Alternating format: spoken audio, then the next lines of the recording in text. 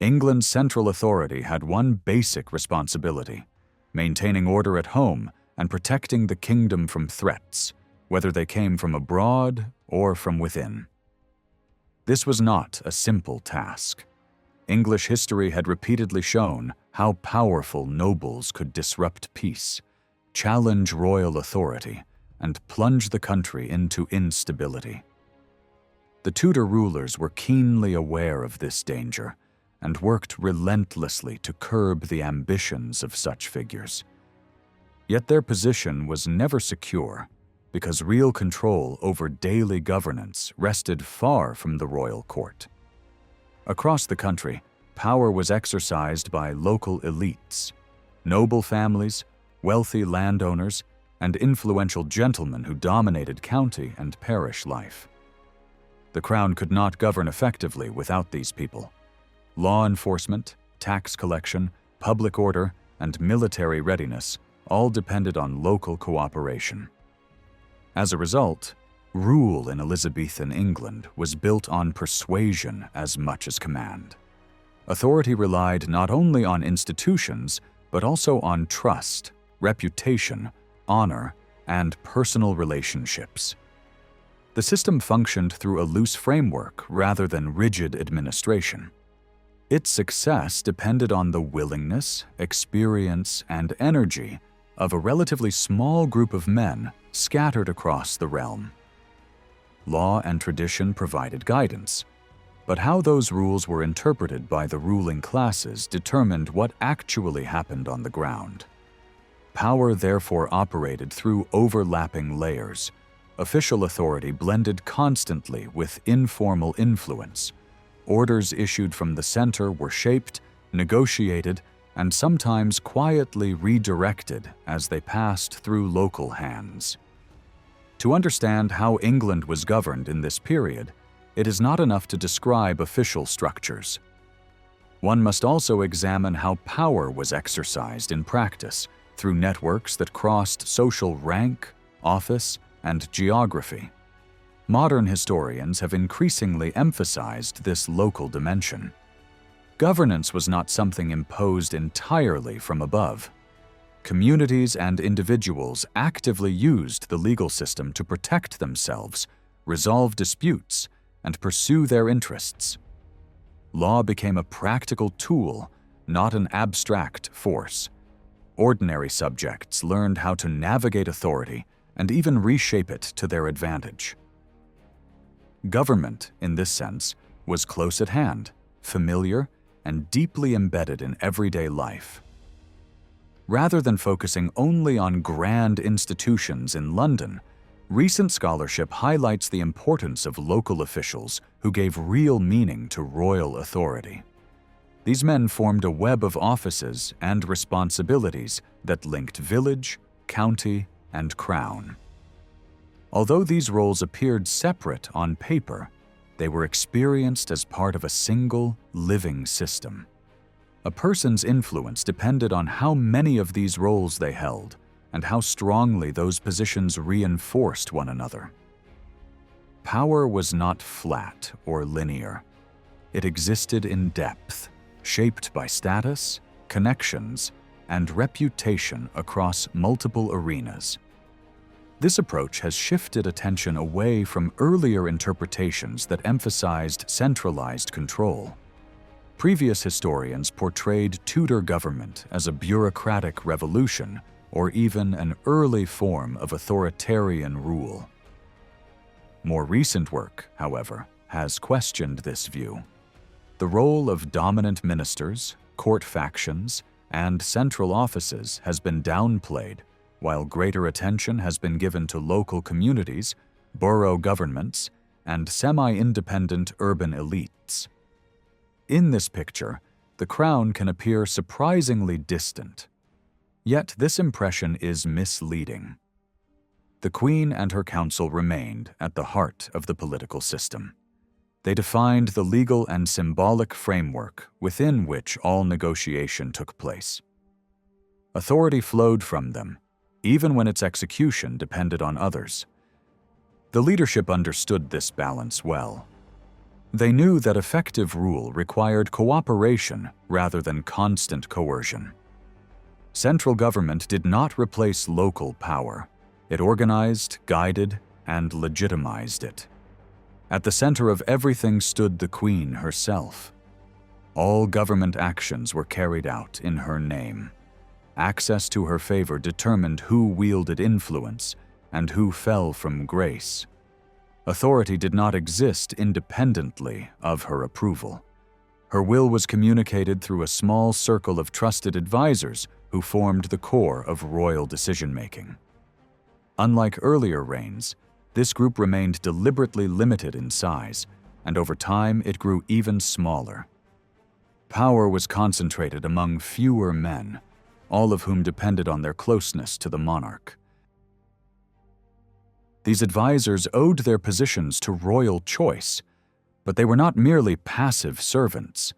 Most were powerful figures in their own right, with wealth, land, and extensive patronage networks. Their strength came from both their personal resources and their relationship with the Queen.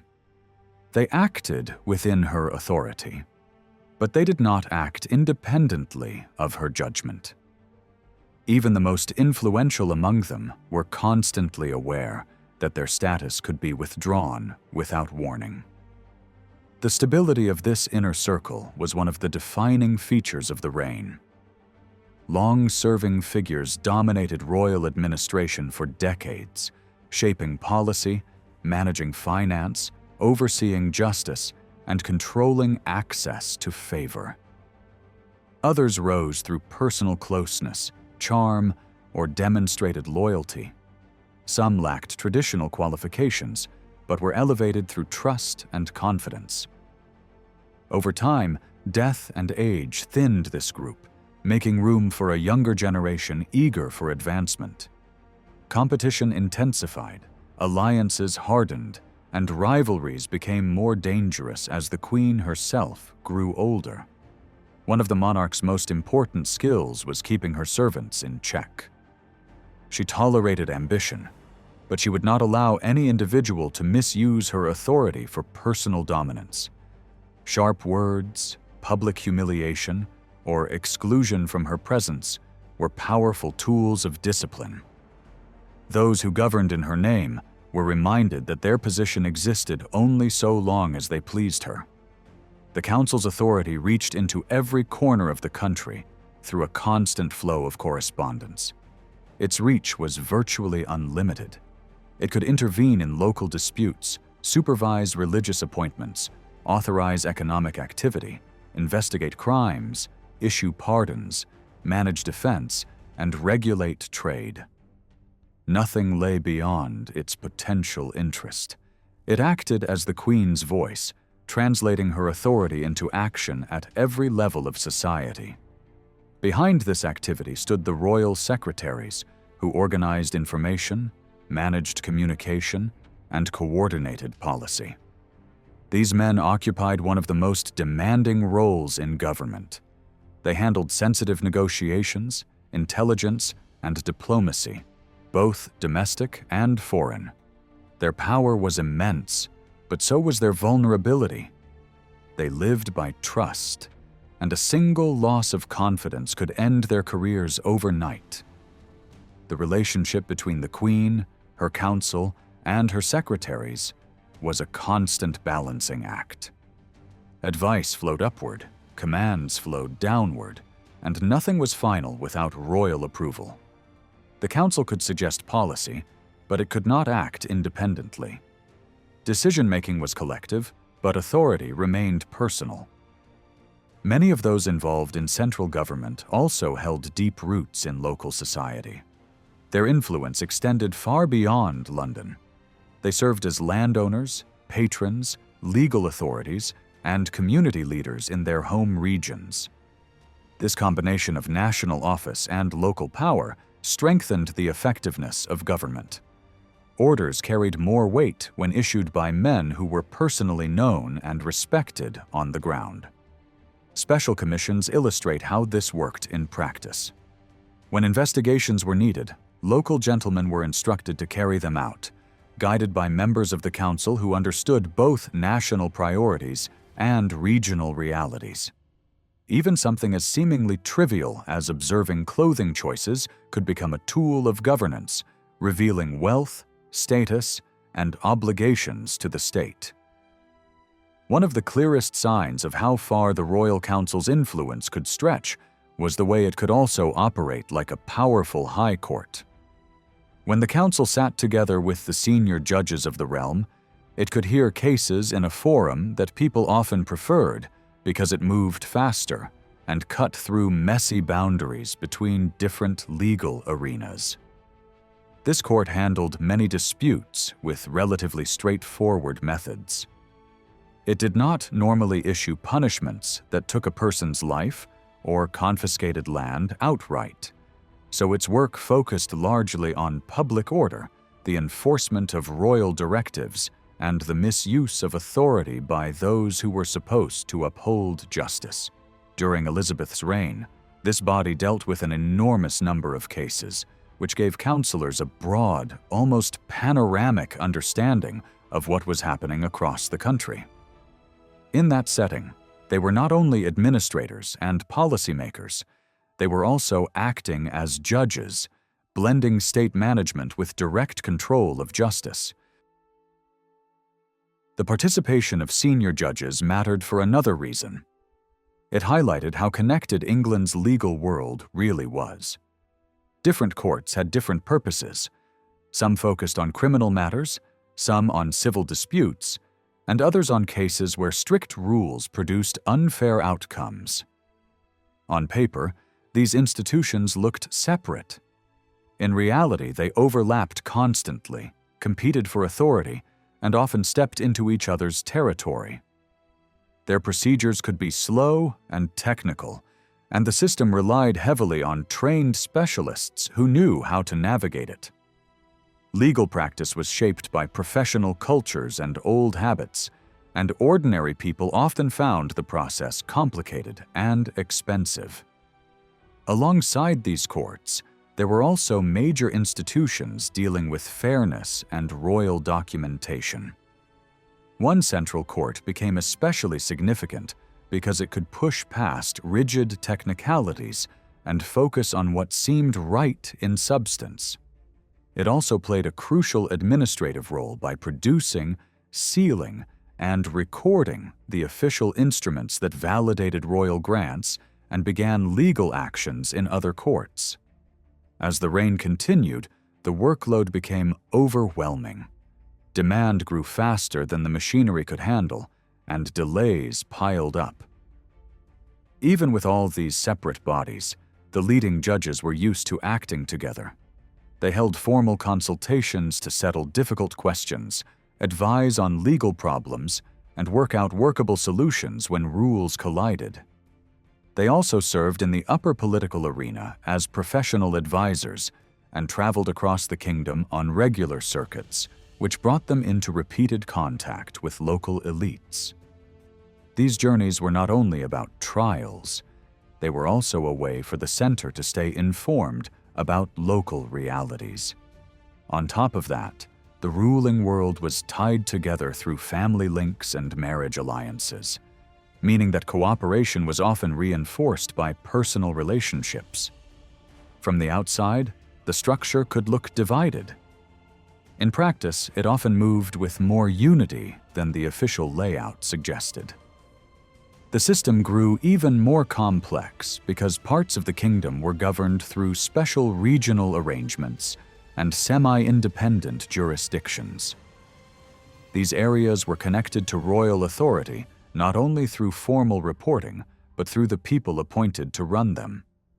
Personnel mattered as much as paperwork. Who held the post often determined how closely these regions aligned with the priorities of the crown. Finance was another sphere where the council's reach was unmistakable. The top financial officer of the realm sat within the council, which linked political decision-making directly to taxation and spending. This office oversaw the collection process and dealt with revenue streams ranging from trade duties to fines owed to the crown. The system they managed was old, heavy, and increasingly strained. In theory, the monarch's income was supposed to come primarily from land revenues, traditional feudal payments, profits from the justice system, and church-related income. Parliament was expected to provide extra taxation only in moments of national emergency. In reality, rising prices and the growing cost of defense made that model unworkable. Taxes and church payments were requested again and again, yet the money still failed to meet the state's needs. The pressure became far worse in the later years of the reign, when prolonged conflict created repeated financial crises. The problem was not only that expenses were rising, the methods of assessment and collection were weak. Many people avoided payment, and even when taxes were collected, the amounts often failed to reflect real wealth because inflation had changed everything. Accounting methods were basic, records could be unreliable, and the machinery of collection was uneven. The leadership understood these flaws, but they often avoided full reassessment, partly because doing so would provoke the very local elites who both paid the taxes and managed their collection.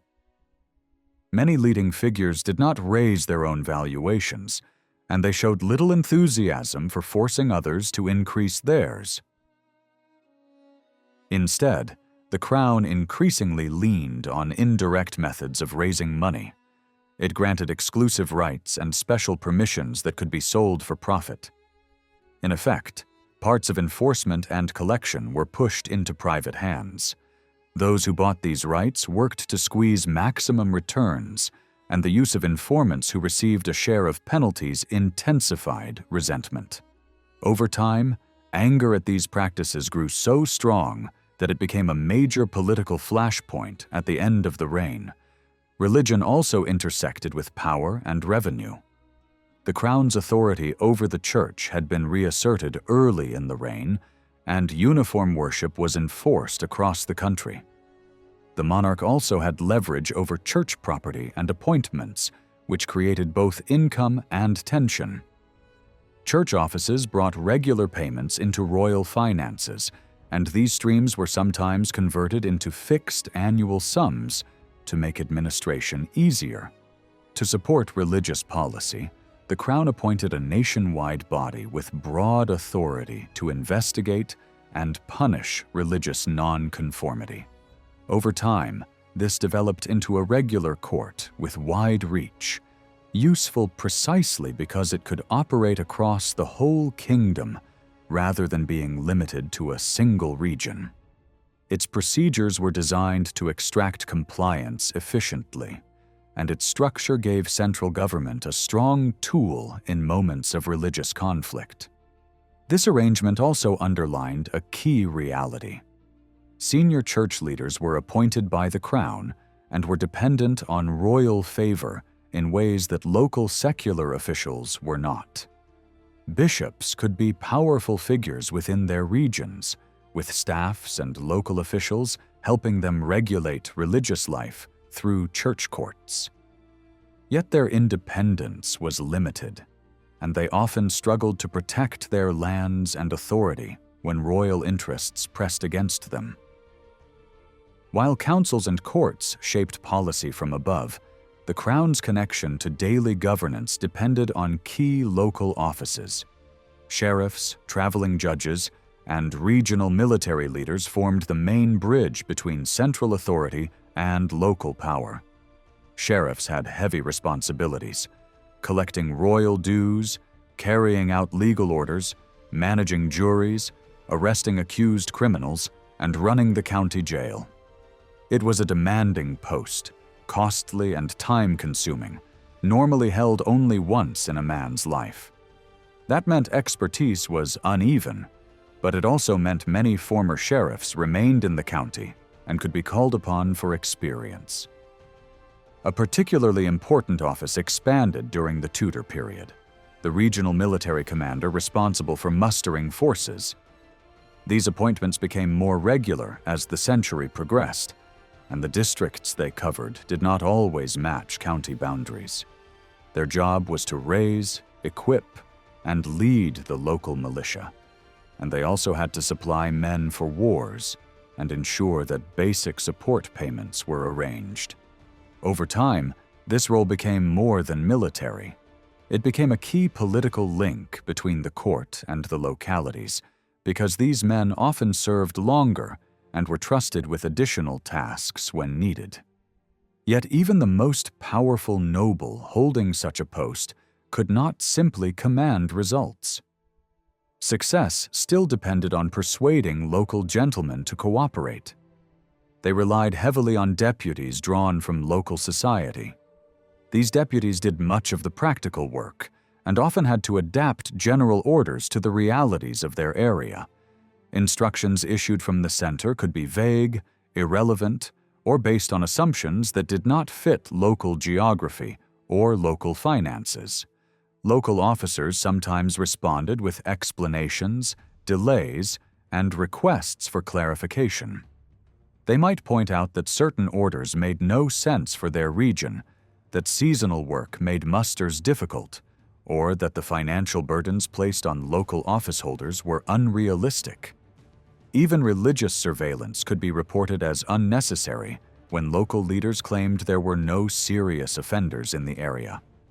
As the reign advanced, the militia itself began to change. Instead of relying on older feudal-style levies, selected groups were trained more systematically. While the population still carried obligations to keep weapons and practice older skills, a smaller portion of men were equipped with newer arms and taught modern methods. By the time of major threats, the kingdom could field a significant force with at least some training. These trained groups were generally drawn from respectable local society and were kept for defense at home, while overseas campaigns often relied on men pressed from the margins of society, including vagrants and prisoners. The key moment when these layers of authority met face to face was the regular judicial sessions held in the counties. Prisoners held after local hearings were tried before royal judges and local juries. At the same time, juries could be tasked with investigating wider problems in the community, producing charges that would shape the next wave of prosecutions. These gatherings also had a public dimension. Sermons were preached, and the crown's priorities could be communicated to local officials. Just as importantly, local concerns could be carried back toward the center. These sessions made governance feel shared because they brought together crown authority, local leadership, and community observation in one place. Senior figures sometimes pushed hard to make local magistrates take their responsibilities seriously. There was a constant fear that many officials used their position for private advantage, helping friends, harming rivals, or doing as little work as possible while enjoying the status of office. Since shame and reputation mattered deeply in elite culture, public criticism and loss of standing could be used as discipline. Being marked as idle or self-serving could damage a gentleman's honor, and that social pressure could be more effective than formal punishment. Even so, local governance was often reactive. Officials tended to act when order was threatened, not to chase every rule on the books. Many laws were intrusive, time-consuming to enforce, and likely to disturb local harmony. As a result, enforcement was uneven and selective, shaped by local relationships and the practical limits of time, money, and willingness. The wider political system also reinforced obedience by giving local elites a sense of participation. Those expected to enforce laws were also connected to the lawmaking process through representation. This helped bind the ruling class to the state because it encouraged the idea that enforcement was not simply submission to orders, but the carrying out of collective decisions. The political world, in this sense, was also theater, a public demonstration of unity that encouraged cooperation across the realm, from the far southwest to the northern borders.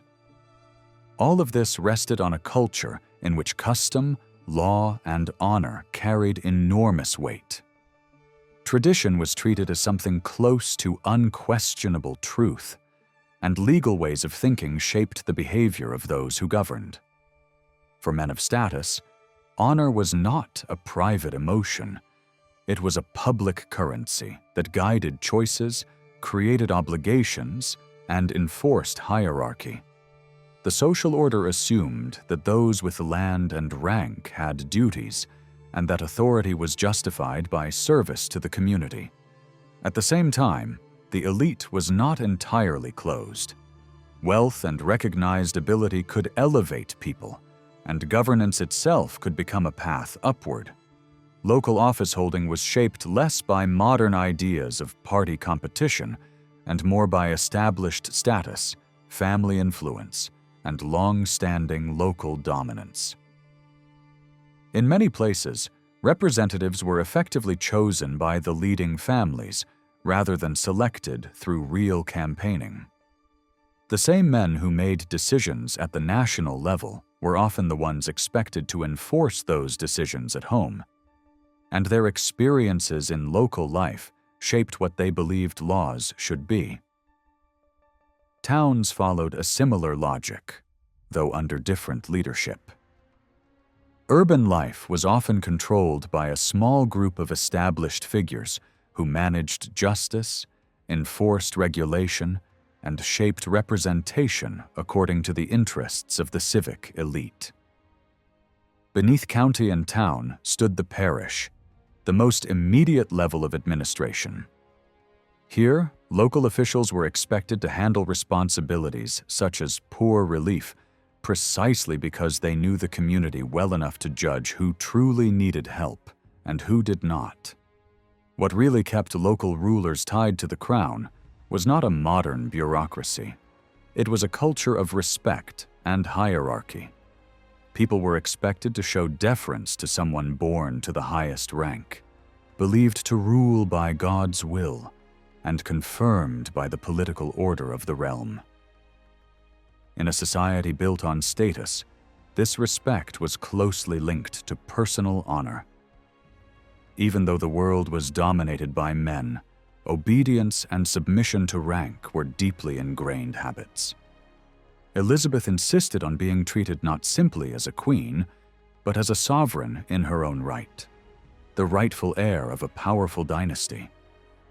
She expected loyalty, and she demanded that people behave as if her authority was unquestionable. But the relationship was never one-sided. The men running counties and towns also lived by strict codes of aristocratic pride. They saw themselves as gentle because of bloodline, reputation, and service. That pride shaped how government worked day to day. Serving the monarch was a duty, but it had to be done in a way that protected a man's standing. If cooperation made him look weak, careless, or dishonored in the eyes of his peers, then cooperation became harder to secure. You can see this in how great lords communicated with their local deputies. When orders came down for military musters, some deputies tried to delay or dodge the work. A senior noble might respond not with open threats, but with careful pressure. He would remind them that he trusted their loyalty, hint that their failure made him look bad, and suggest that good service would please the queen. At the same time, he would warn that their negligence could bring shame, and he would even imply that he would rather conceal their shortcomings than expose them to royal anger. It was a delicate mix of encouragement and humiliation, designed to force action without triggering rebellion or resentment. This reveals something important about honor in Elizabethan government. Honor did not simply flow downward from the monarch, it moved in both directions. A local magistrate owed obedience to those above him, But he also felt obligations to his family, his neighbors, and the power structures of his own region. That meant his decisions were rarely pure loyalty. They were calculations shaped by survival, local advantage, and reputation. People used words like duty, service, and honor, but those words could be flexible. They could be used to justify compliance, and they could also be used to defend refusal. Honor could even push people into actions that the crown did not want. On the northern frontier, for example, retaliation could become almost unavoidable. If one side struck back, the other felt compelled to answer, because failing to respond would look like weakness. That cycle could easily escalate into a wider conflict, even if the queen preferred restraint. In that world, keeping the peace was not simply a matter of issuing orders. It meant managing pride, revenge, and public reputation. So the crown had to operate inside a difficult landscape: sensitive status, rigid social ranking, a male-dominated culture, and the habit of turning legal arguments into excuses. Governing became a craft. The goal was to steer powerful people toward cooperation without humiliating them so deeply that they turned hostile. Elizabeth herself mattered enormously in this balancing act, because her favor was a prize everyone wanted. A cold remark from her could wound a proud man for years. And she controlled the greatest reward system in the realm: patronage. She was known for being cautious with money and sparing with titles, yet she could be generous when she chose. That uncertainty was the point. Hope kept ambitious men performing. People worked hard not only to earn her approval, but also to gain the support of her trusted inner circle, because access to them could become a bridge to her. This reward system rarely worked as a direct bargain in plain words. But everyone understood the unspoken rule: if you accepted a benefit, you owed service. And if you served well, you expected something in return. When a man felt he had done enough, he might petition for a prize. That prize could be land, the income from an office, a pension, a profitable license, or a special right to collect fees and duties. These were especially attractive because they did not always require the crown to pay cash directly. They transferred earning power instead. Some of these grants could be so profitable that they were treated like assets, something a recipient could even borrow against. Yet the world of patronage was full of disappointment. A man could have the right education, the right relatives, and years of service, and still fail repeatedly. Even small refusals could sting, because the real injury was not the loss of money, but the message: you are not as valued as you thought. People often chased favor for years, writing letters, calling in contacts, and trying again after each rejection. The system rewarded persistence, but it also produced bitterness. And reward could be a burden, too. Many offices were expensive to hold. The state expected officials to spend their own money to do the job properly. Repayment might come eventually, or it might never come. Some men sank into debt while serving the crown. That is why it mattered that those chosen for heavy duties were wealthy enough to absorb the cost. In towns, the pressure could be even harsher. Civic office often required public hospitality, ceremonies, feasts, and higher household spending. Some men tried to avoid appointment because it could ruin them financially. Still, many accepted because office brought status, influence, and a stronger future for the family name. This is the key point. The system pushed magistrates toward obedience, but everyone knew their enthusiasm could rise or fall depending on local rivalries, family strategy, and personal ambition. Lineage and patronage were not side details, they were leverage.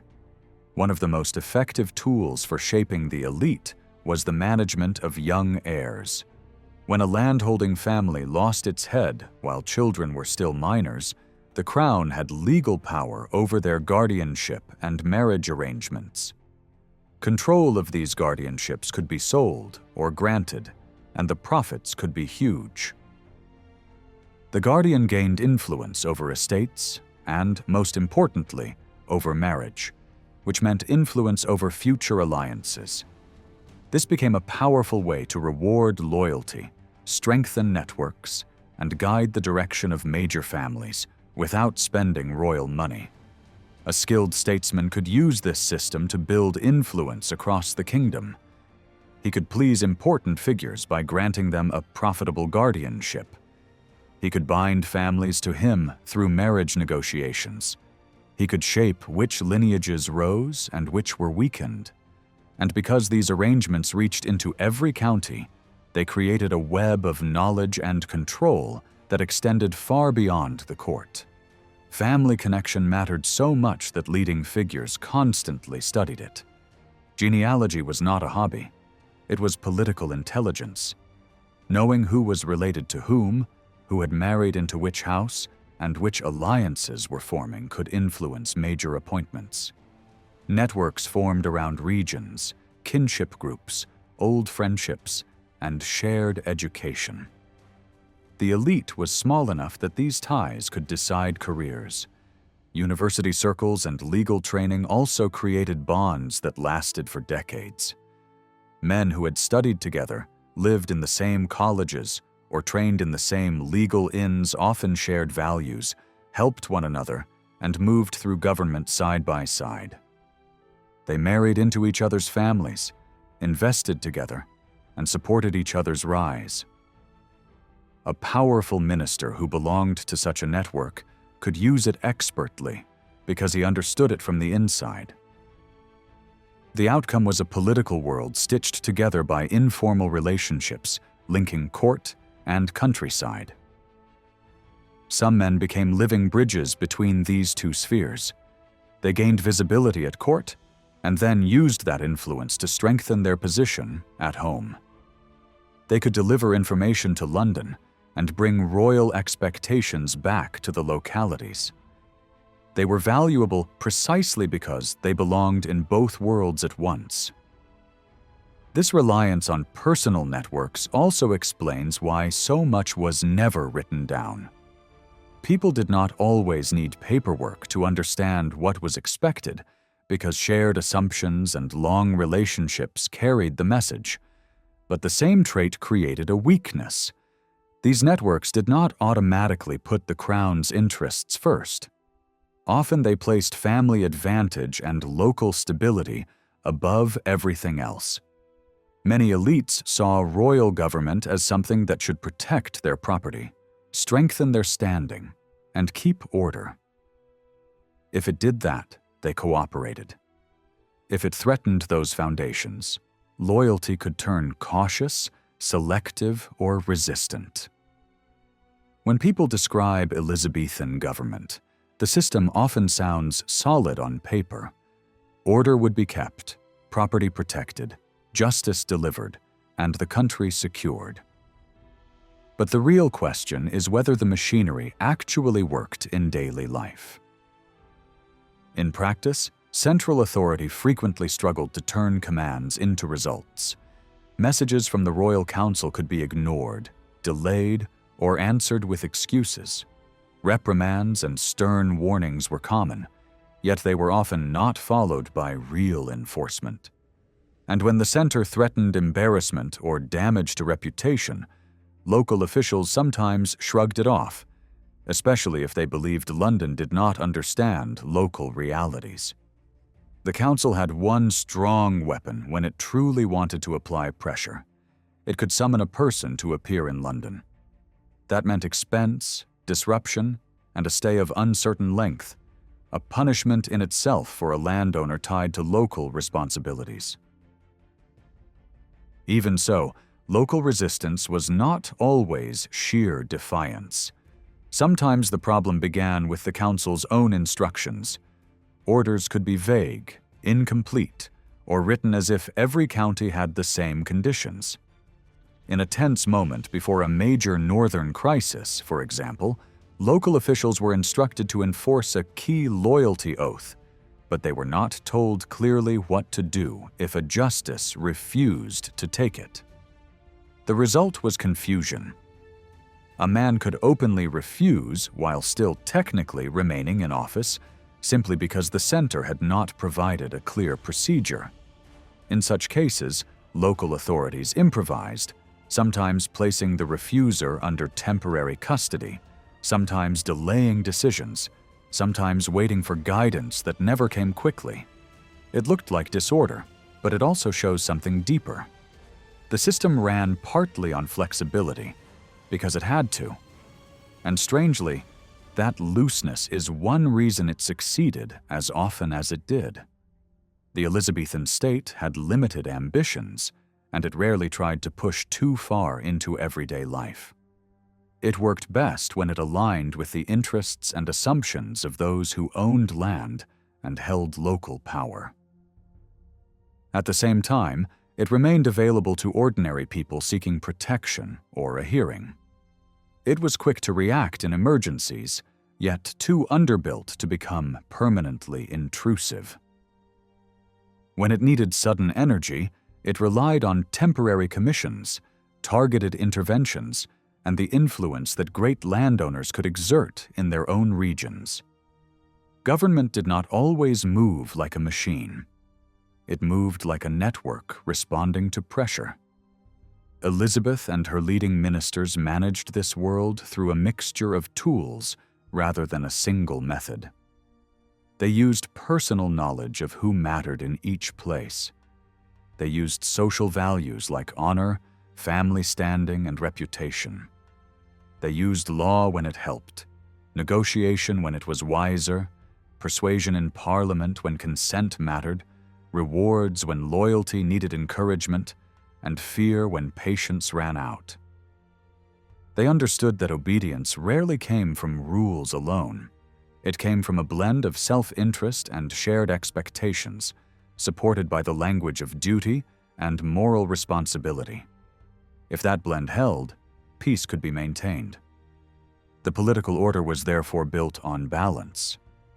The monarch and the central leadership had to accept that local rulers had their own status and their own space to operate.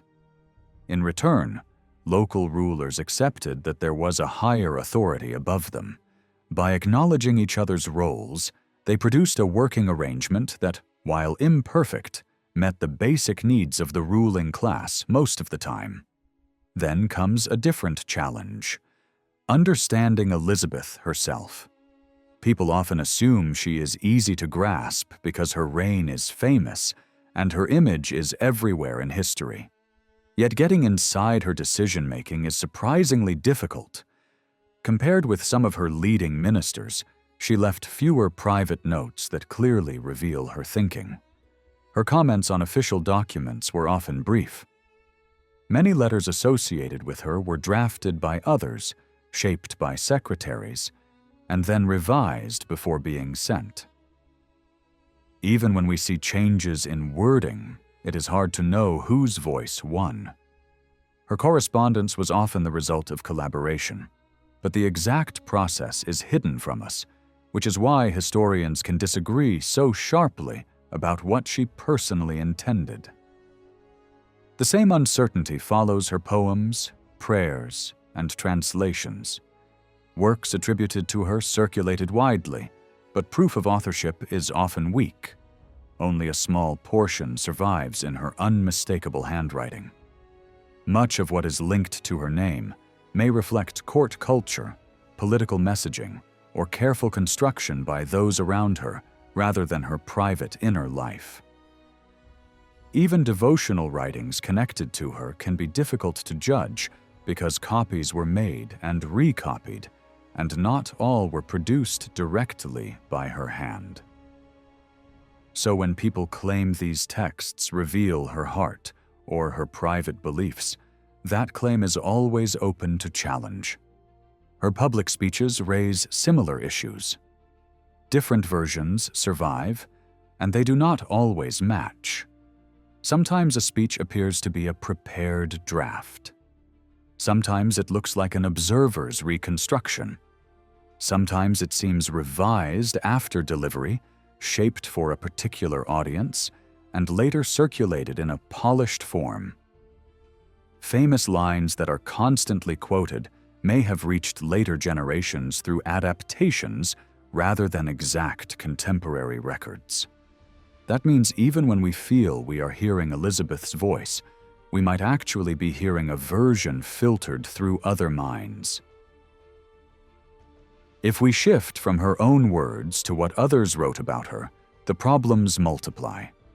Praise was often exaggerated because writers wanted favor, access, or reward. Some accounts were meant to promote a political message. Others were designed as public celebration rather than honest description. Even flattering claims about her learning and languages must be read carefully, because admiration could become propaganda. Writers constructed an ideal sovereign as much as they described a real woman. And beyond texts, there is the issue of performance. Elizabeth knew she was always being watched. She played a role, and she did so deliberately. But the image we inherit is also shaped by those who recorded her behavior. Descriptions of ceremonies, public appearances, and royal processions were written by people with agendas. Some accounts may be close to reality. Others may be carefully designed to create the impression of harmony and legitimacy. That is why historians can interpret the same event in completely opposite ways. One sees authentic public love, another sees staged political theater. Because of these difficulties, many modern studies focus less on the Queen alone and more on the wider governing system around her. Yet even with all the uncertainty, her actions show enough consistency to say meaningful things about her beliefs and style of rule. On religion, for instance, her Protestant identity was clear. Her background gave her strong reasons to reject papal authority. But there is also evidence that she was shaped early by a reforming atmosphere and the habits of evangelical piety. She could conform outwardly when political survival required it, yet she kept signals that mattered to committed Protestants.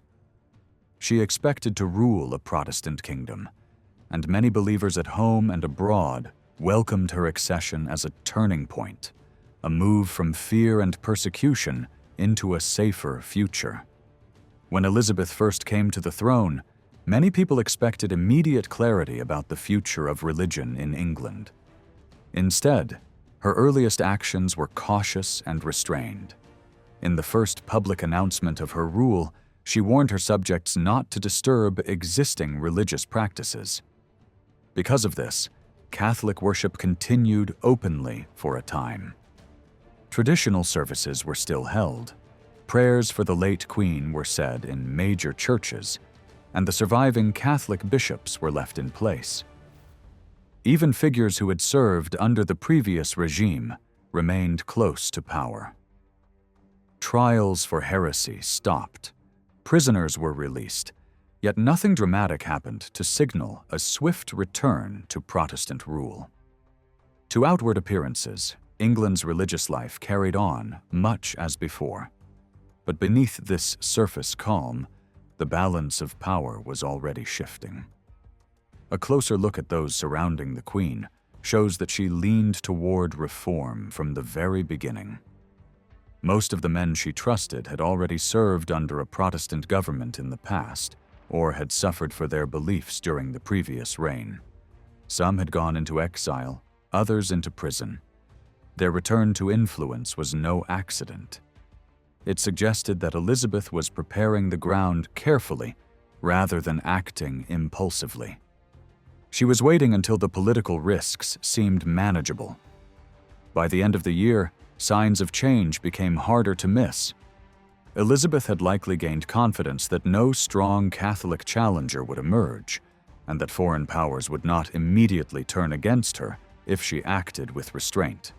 Across Europe, rulers had already been allowed to shape religion within their own territories, and Elizabeth seems to have calculated that England could do the same without provoking disaster.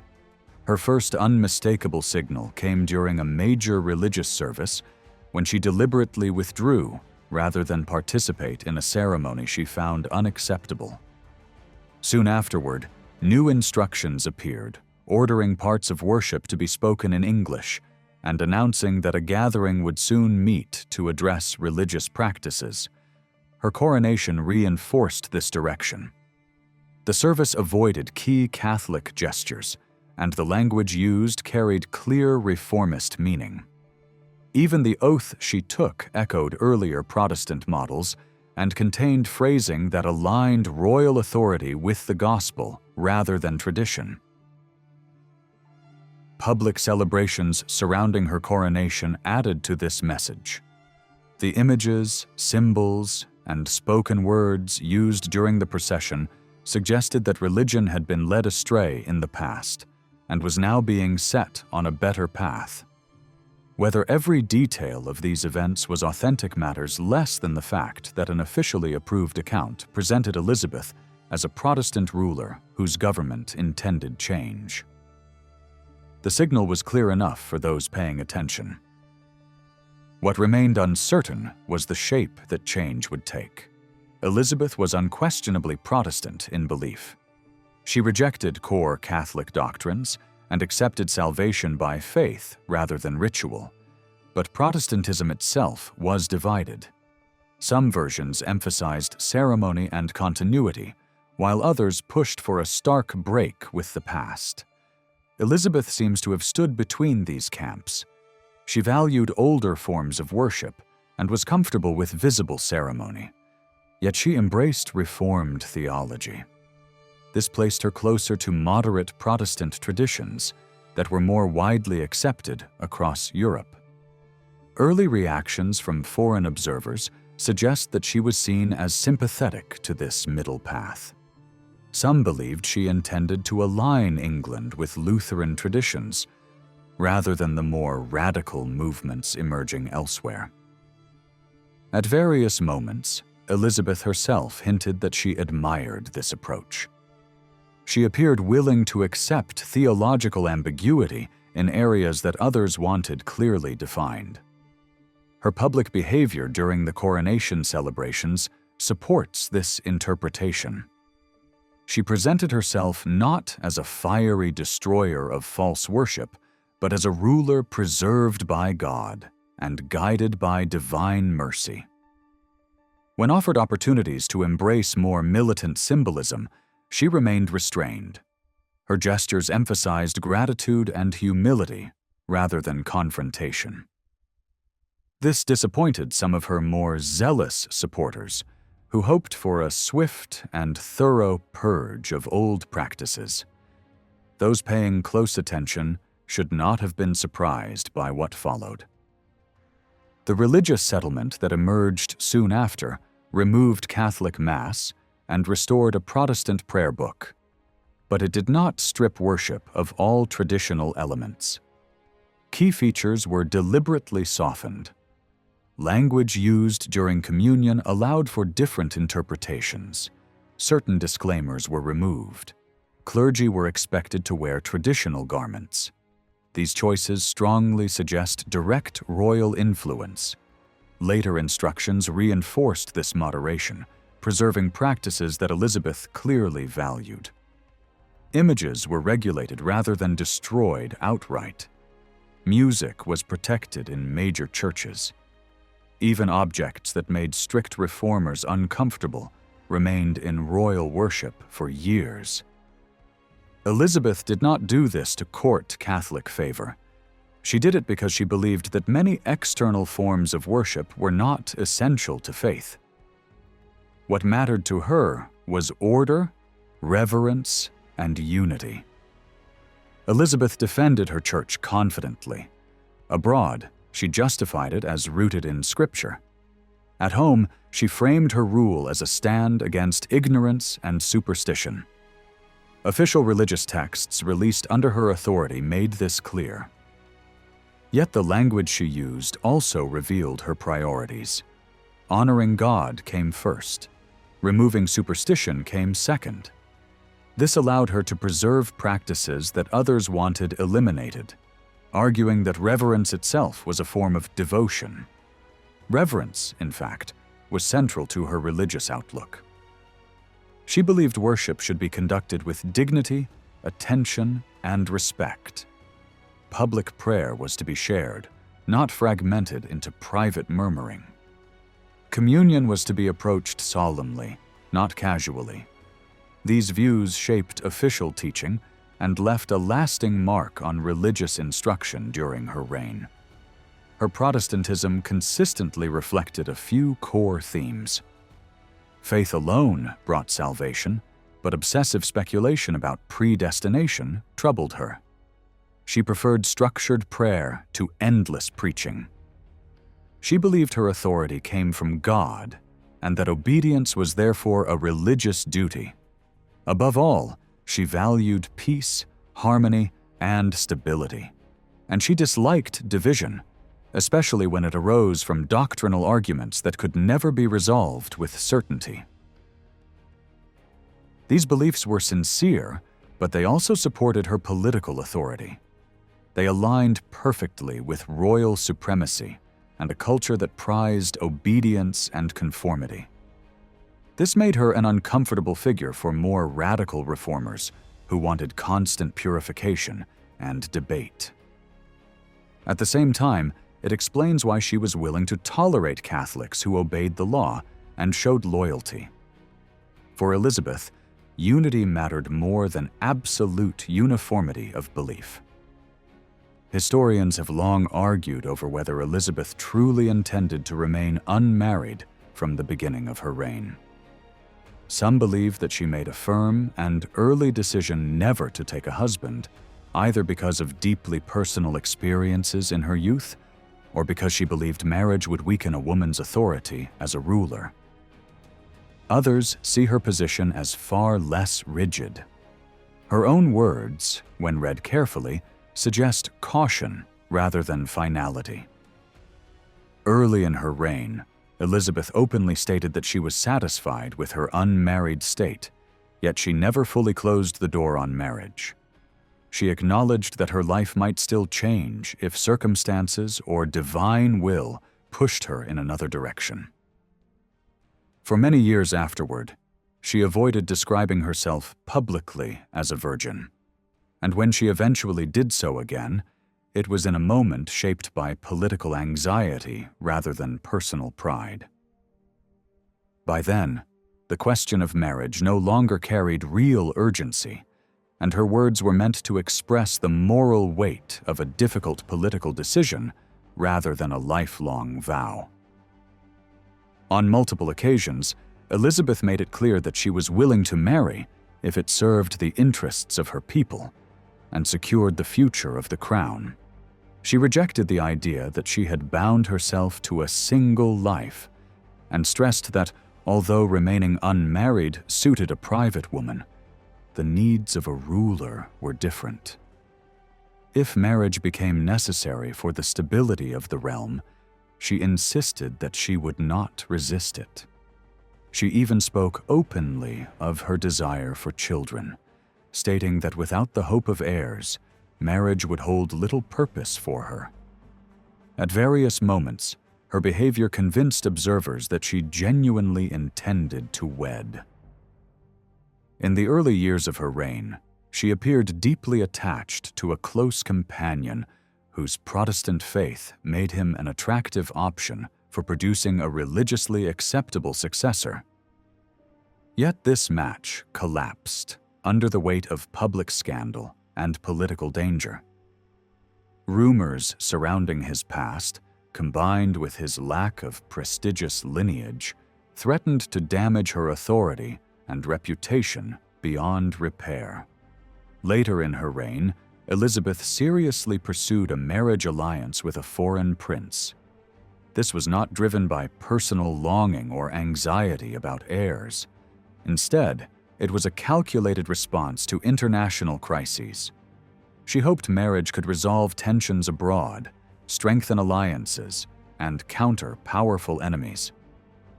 When negotiations resumed years later, the political motivation was even clearer. The idea of pregnancy at her age carried real risk, and this fact alone made the prospect of marriage less attractive from a practical standpoint. Despite these dangers, Elizabeth pushed forward with determination. She liked her prospective husband personally and believed she could manage him. Yet resistance grew steadily at court and across the country. The idea of the Queen marrying a foreign Catholic alarmed many of her subjects, especially since he insisted on practicing his faith privately. Elizabeth eventually recognized that such a union could provoke unrest and place her safety at risk. Past rebellions and the downfall of other rulers had already shown how dangerous an unpopular marriage could be. Throughout her reign, Elizabeth's approach to marriage followed a clear pattern. She dismissed suitors she found unappealing with little delay. Those she considered more seriously were required to meet her in person. This was not simply a stalling tactic. Elizabeth was determined to avoid humiliation or disaster by marrying blindly. Once negotiations advanced, she laid down strict conditions. Any husband would be excluded from political authority, required to support his own household, and denied influence over government. On matters of religion, she was firm.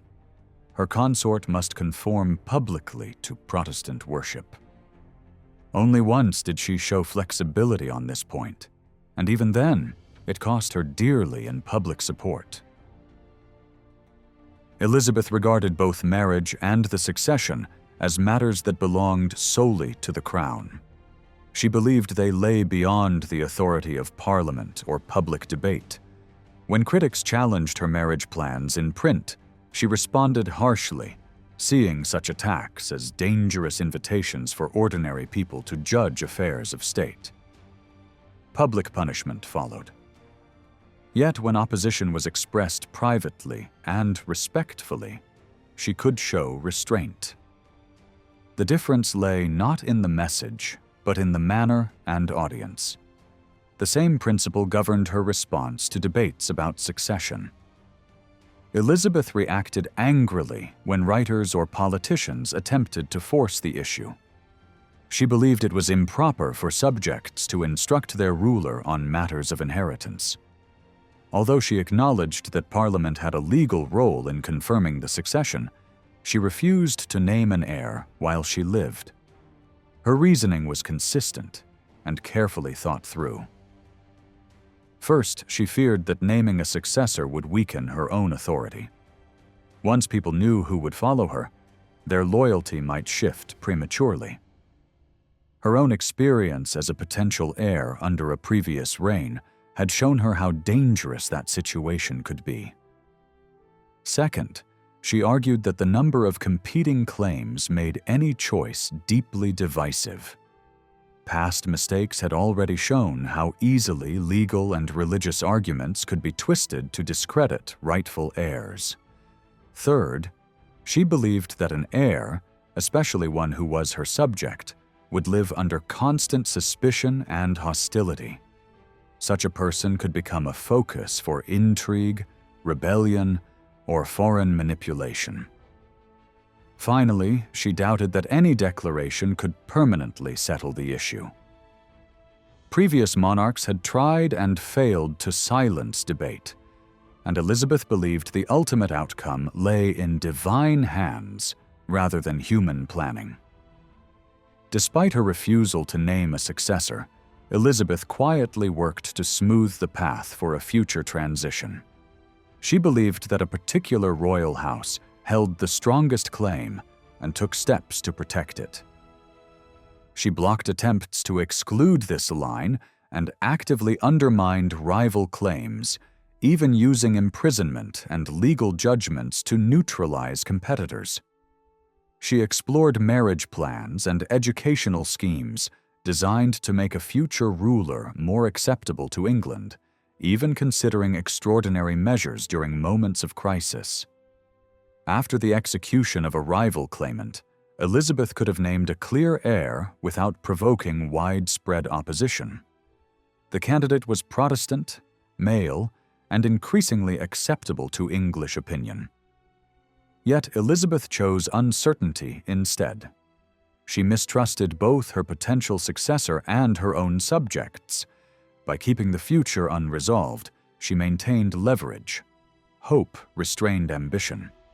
Ambiguity preserved authority. Elizabeth believed deeply in consistency. She valued stability of principle and saw sudden reversals as dangerous to royal dignity. To her, remaining silent on the succession was not indecision, but strategy. It was a way to govern a restless political world without surrendering control.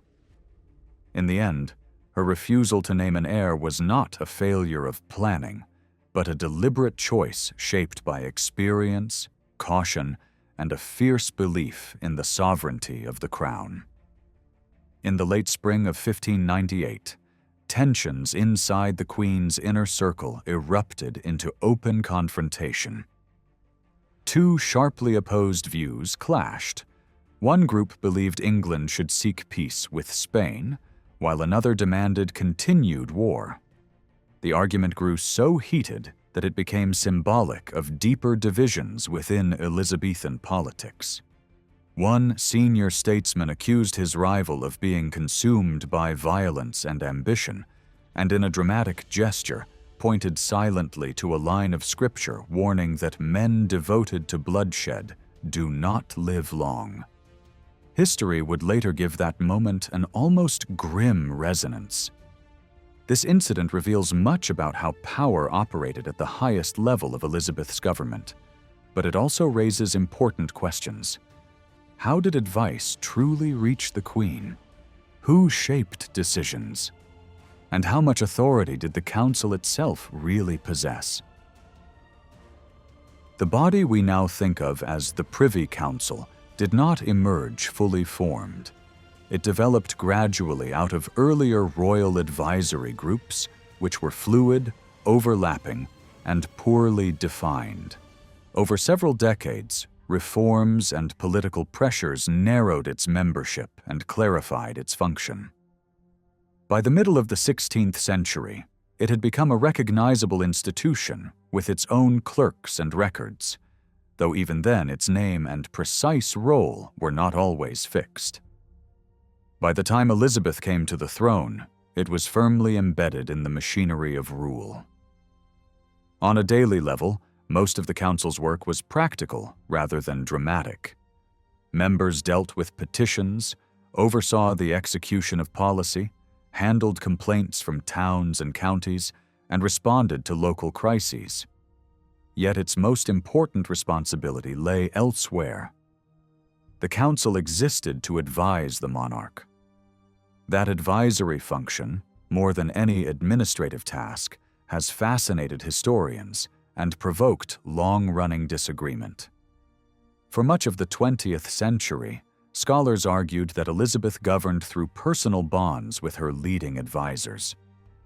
According to this view, the council mattered because it brought powerful individuals together, but it was also shaped by rivalries, ambitions, and disagreements over major issues such as war and peace. Some historians emphasized personal conflict. Others highlighted ideological divides. Later interpretations challenged this approach by focusing instead on the growth of institutions, suggesting that England was moving toward a more bureaucratic form of government, in which formal bodies mattered more than personalities. That institutional model, however influential, did not fully satisfy everyone. Many historians felt it underestimated the continuing importance of trust, background, belief, and personal connection. Over time, attention returned to the social world of politics, to networks of loyalty, shared education, religion, and patronage.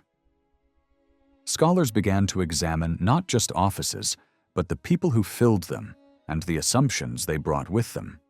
Central to this reassessment was a renewed interest in how advice was supposed to work and how it actually worked in practice. As a result, most historians came to agree on one point. Even if politics revolved around the court, the council still appeared to be the main forum where advice was shaped. Decisions were often associated with a core group of counselors whose authority came not only from their closeness to the queen, but from their standing within this body.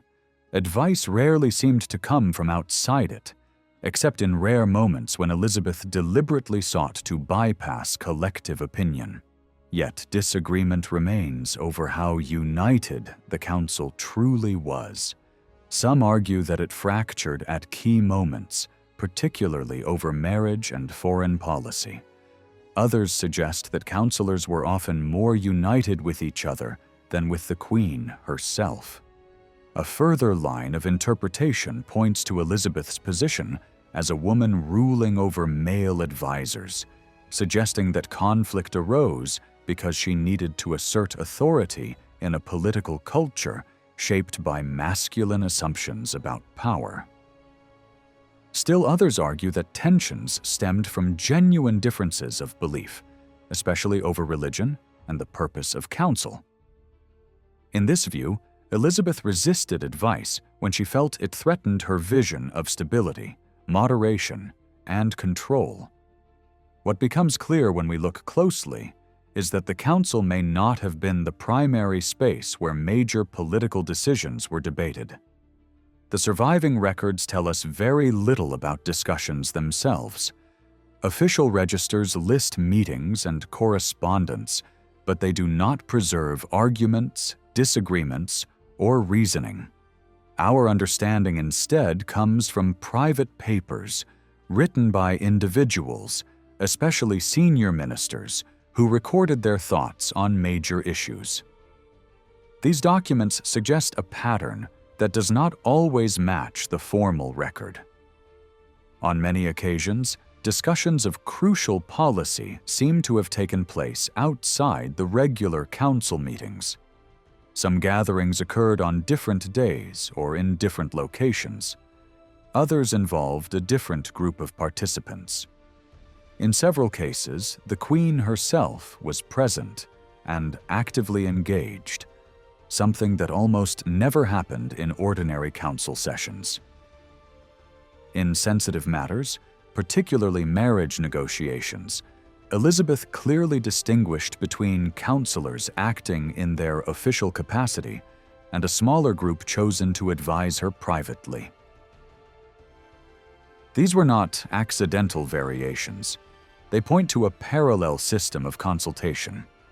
Instead of relying solely on the full council, Elizabeth selected trusted individuals to discuss matters discreetly.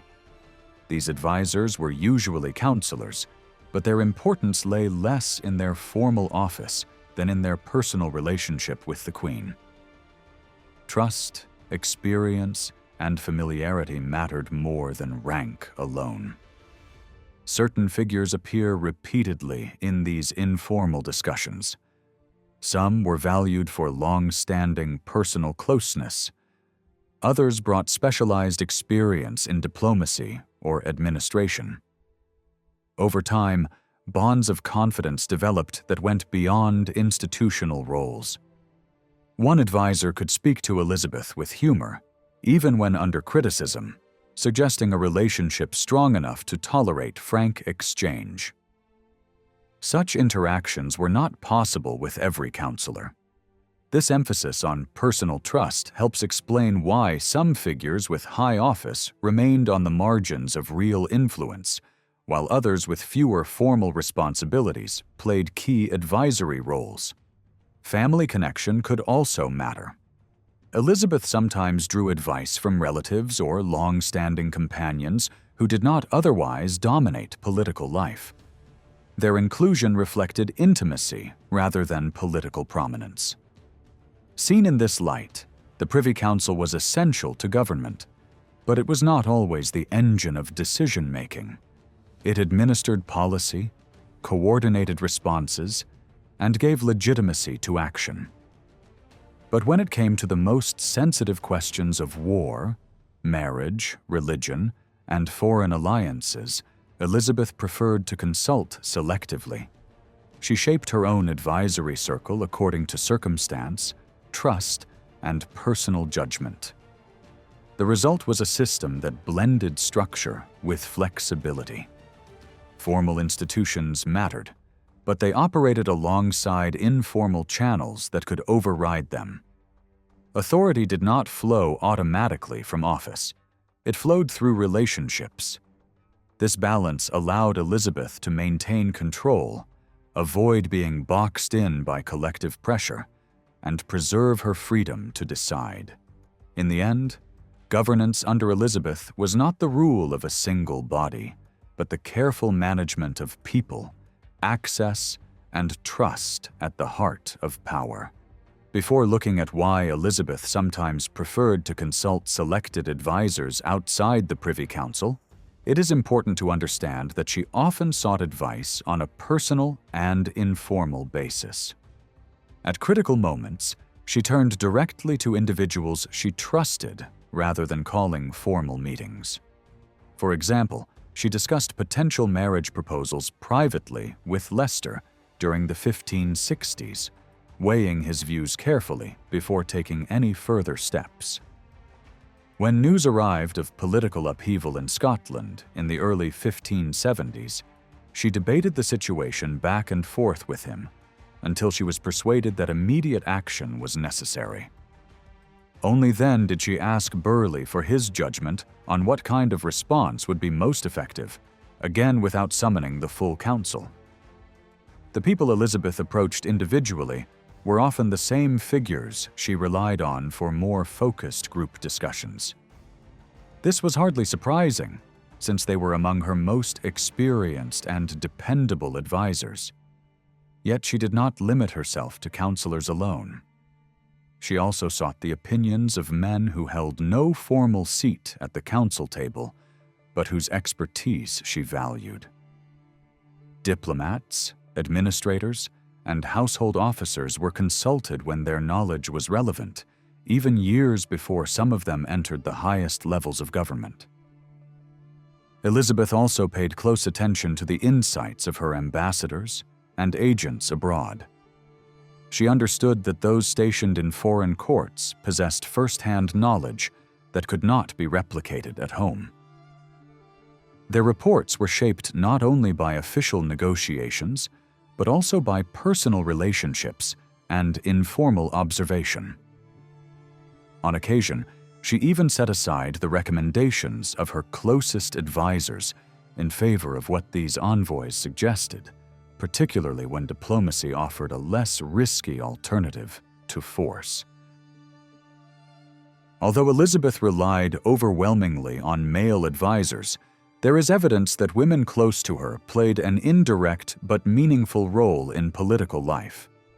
These women were not policymakers, nor were they drawn into strategic debates. Instead, they acted as intermediaries and emotional indicators, helping advisors understand the Queen's mood or conveying messages when direct communication was strained. Some foreign diplomats were explicitly encouraged to cultivate relationships with influential women at court, recognizing their access and influence.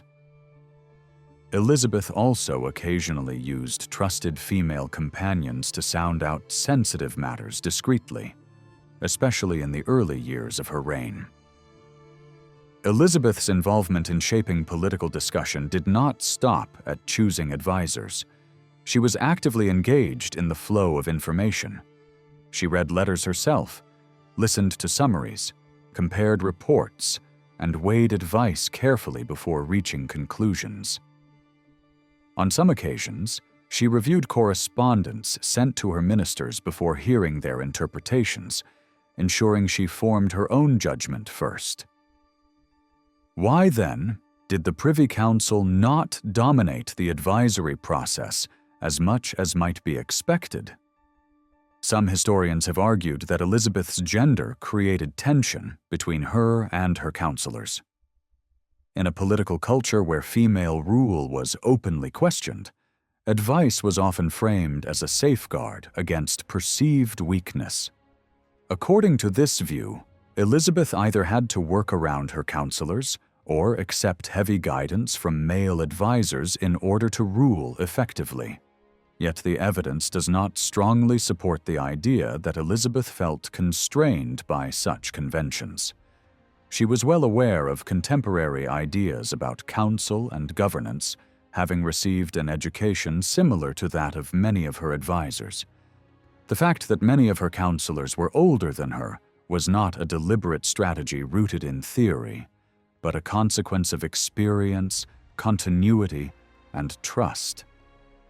These were men she had known for years, sometimes since her youth, or figures whose political weight made them unavoidable. Nor is it convincing to suggest that Elizabeth used court progresses or informal consultations to undermine the council's authority. Progresses served practical and symbolic purposes, allowing the court to escape unhealthy conditions in London and to reinforce royal authority across the realm.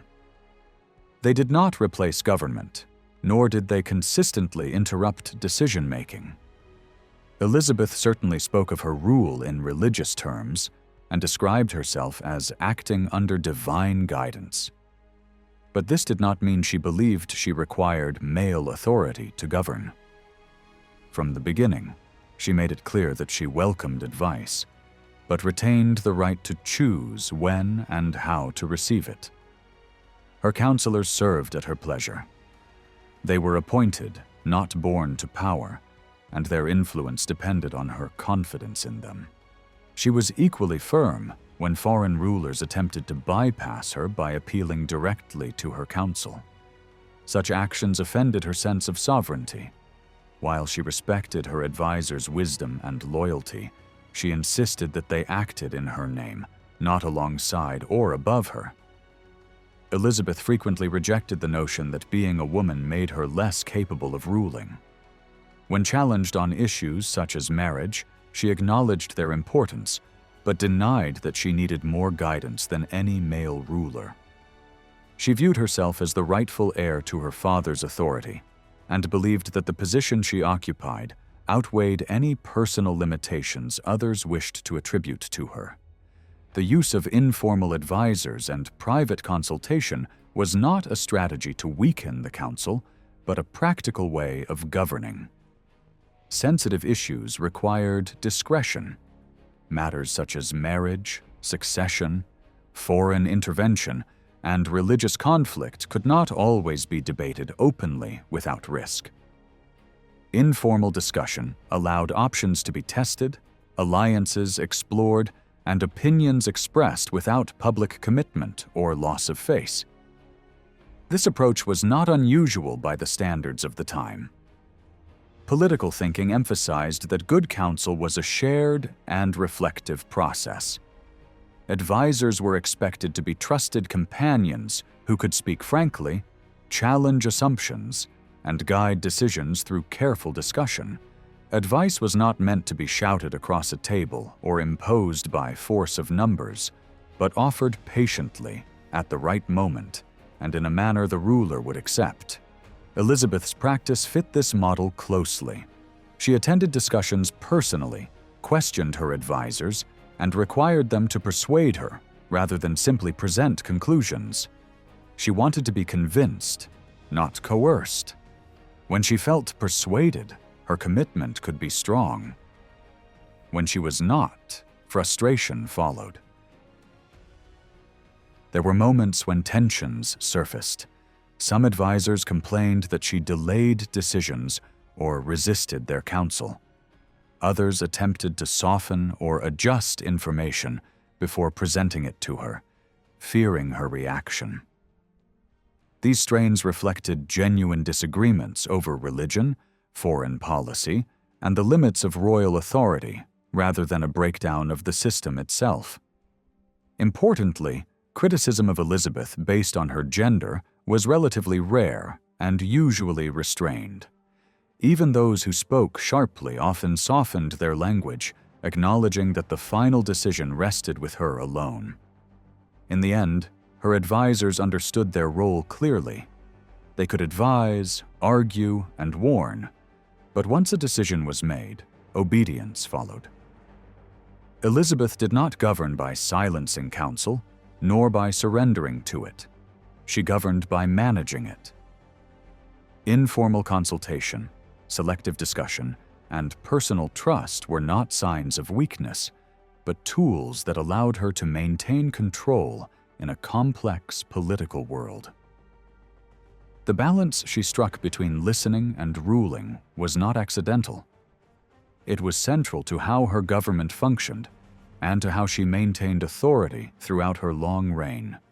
Both Mary and Elizabeth often preferred something quieter and more personal than a full Privy Council meeting when they wanted to shape policy.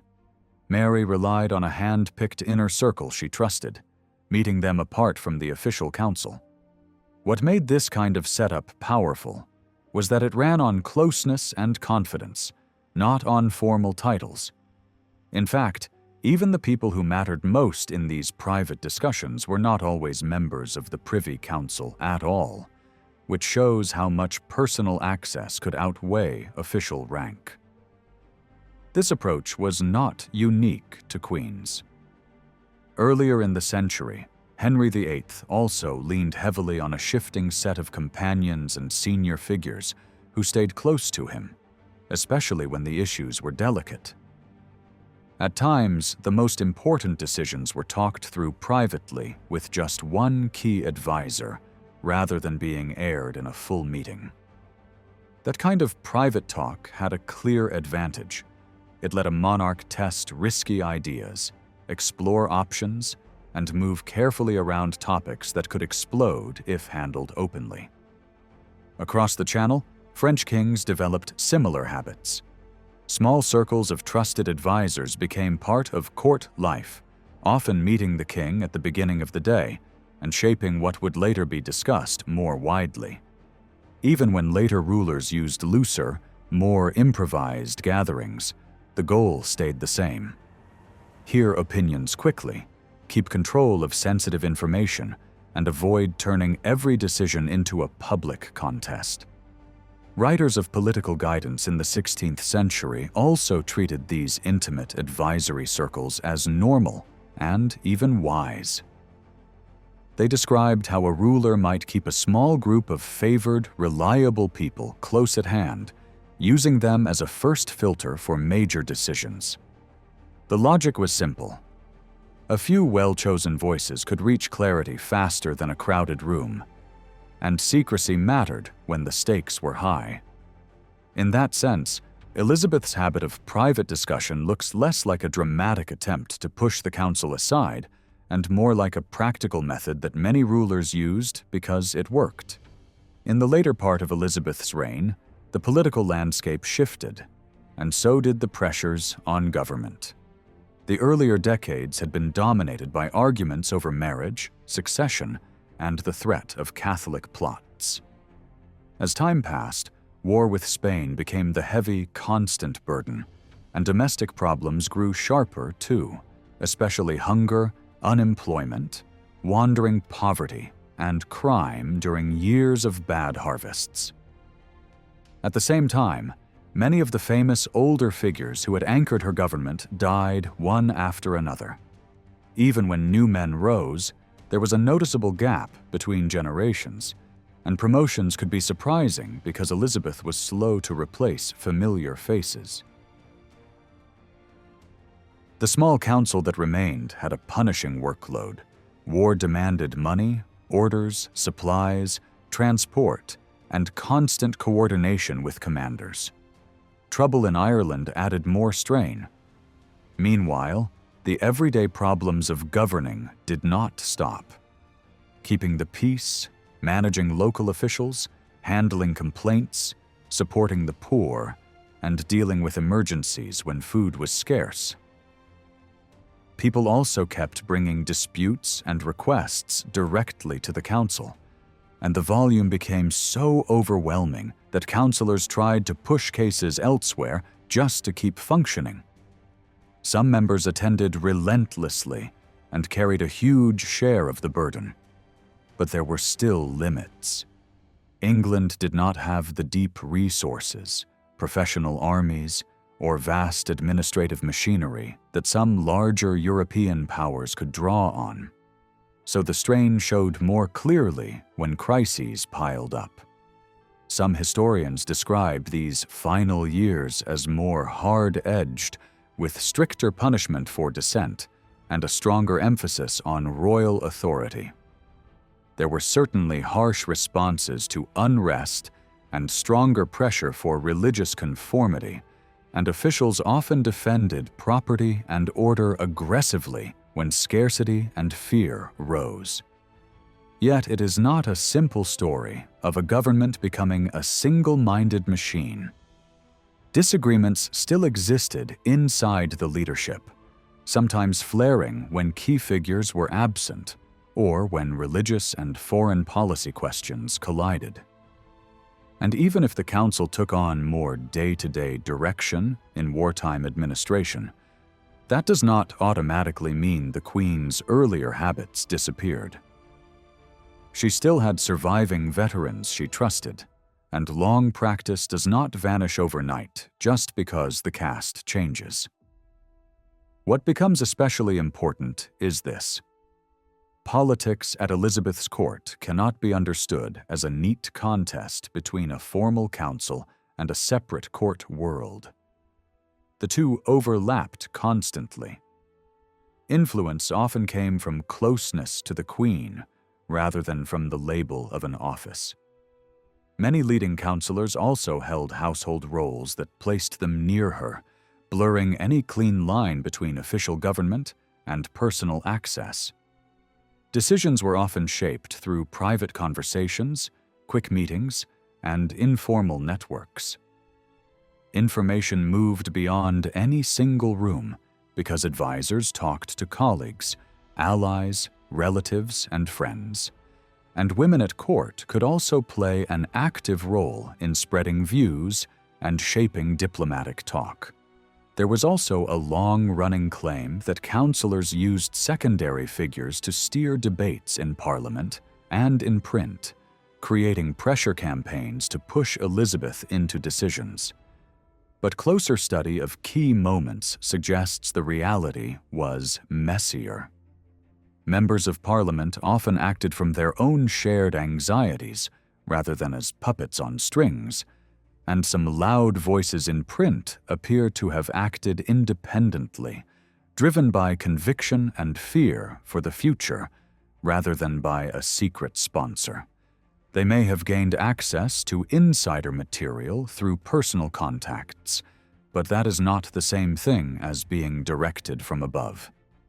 So the big picture is more balanced than the old story that makes the Privy Council the single engine of Tudor government.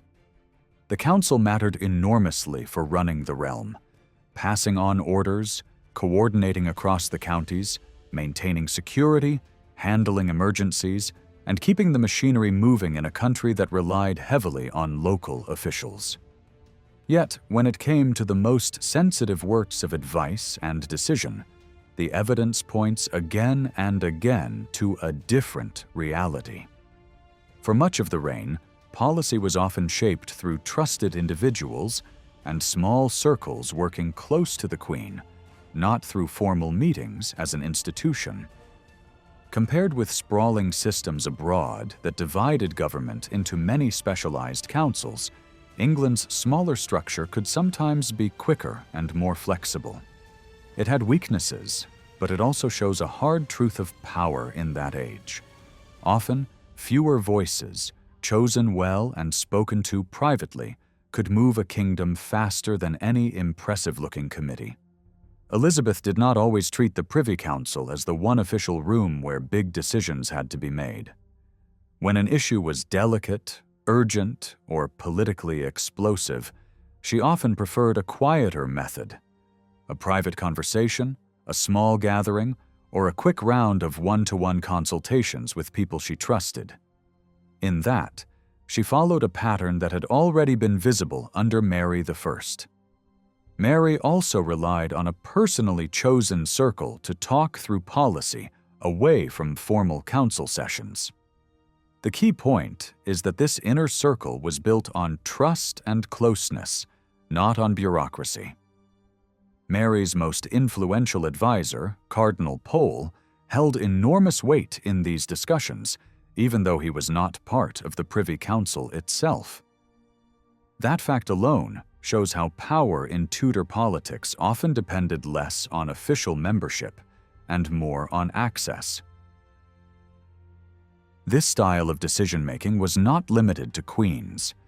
Earlier in the century, Henry VIII used the same kind of flexible arrangement, especially in the years after Thomas Wolsey fell from power and before the Privy Council became a more settled institution. When Henry faced major problems, he frequently turned to a select group of nobles and senior figures who remained close to him in daily life. The names changed, the lineup shifted, and the size of the circle varied. But the habit remained. At times, policy was shaped as much through private talks between the king and a single powerful advisor as through any wider meeting. These intimate discussions were useful for one main reason. They allowed a ruler to test ideas that could not safely be spoken aloud in a crowded forum. A sensitive matter such as a royal divorce demanded secrecy, careful timing, and control of information. Private counseling offered exactly that. France provides another strong comparison. There, a small band of trusted advisors developed into an accepted part of royal government. Diplomatic observers described how the king could discuss affairs with a few intimate figures at the start of the day, and how this inner circle sometimes became more influential than any larger body. The practice did not appear overnight. It grew out of habits formed under earlier French kings and continued across successive reigns. Even when the king relied on more improvised meetings rather than a stable inner circle, the purpose was similar. A handful of carefully chosen voices could help a monarch take soundings, build confidence, and move toward a decision without exposing every uncertainty to the wider political world. Political thinkers of the 16th century did not treat this as suspicious or improper. On the contrary, many writers presented the idea of a small inner council as a sensible tool of rule. They described a ruler surrounding himself with a trusted few, people bound by loyalty and favor who could speak openly in private before an issue was placed before a broader audience. French political writing echoed the same principle. The argument was practical, not theatrical. A small group could reach conclusions faster, argue more freely, and protect secrets more effectively.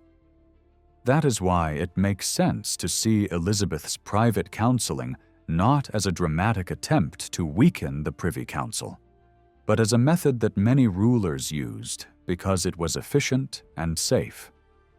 To understand how all of this worked across Elizabeth's reign, it helps to notice that the tone of politics did not stay the same from beginning to end. For much of her rule, the most dangerous questions circled around marriage, succession, and the threat of Catholic plots. As time went on, the stage shifted. War with Spain became the central burden of government, bringing constant demands for money and organization. Domestic hardship worsened too, as years of poor harvests fed hunger, unemployment, roaming poverty, and rising crime. At the same time, Elizabeth's political world changed as key figures died. Well-known names vanished one after another, and the council that remained began to look older, smaller, and more strained. William Cecil, Lord Burghley, was a towering survivor, still active late into the reign. Yet he increasingly passed responsibility to his son, Robert Cecil. When Robert Cecil entered the Privy Council as a young man, the appointment stood out. Elizabeth wasn't known for rushing to promote the younger generation, especially someone without a long public record. Another young figure, the Earl of Essex, entered the scene soon after and quickly gained prominence. These changes contributed to a sense of generational imbalance.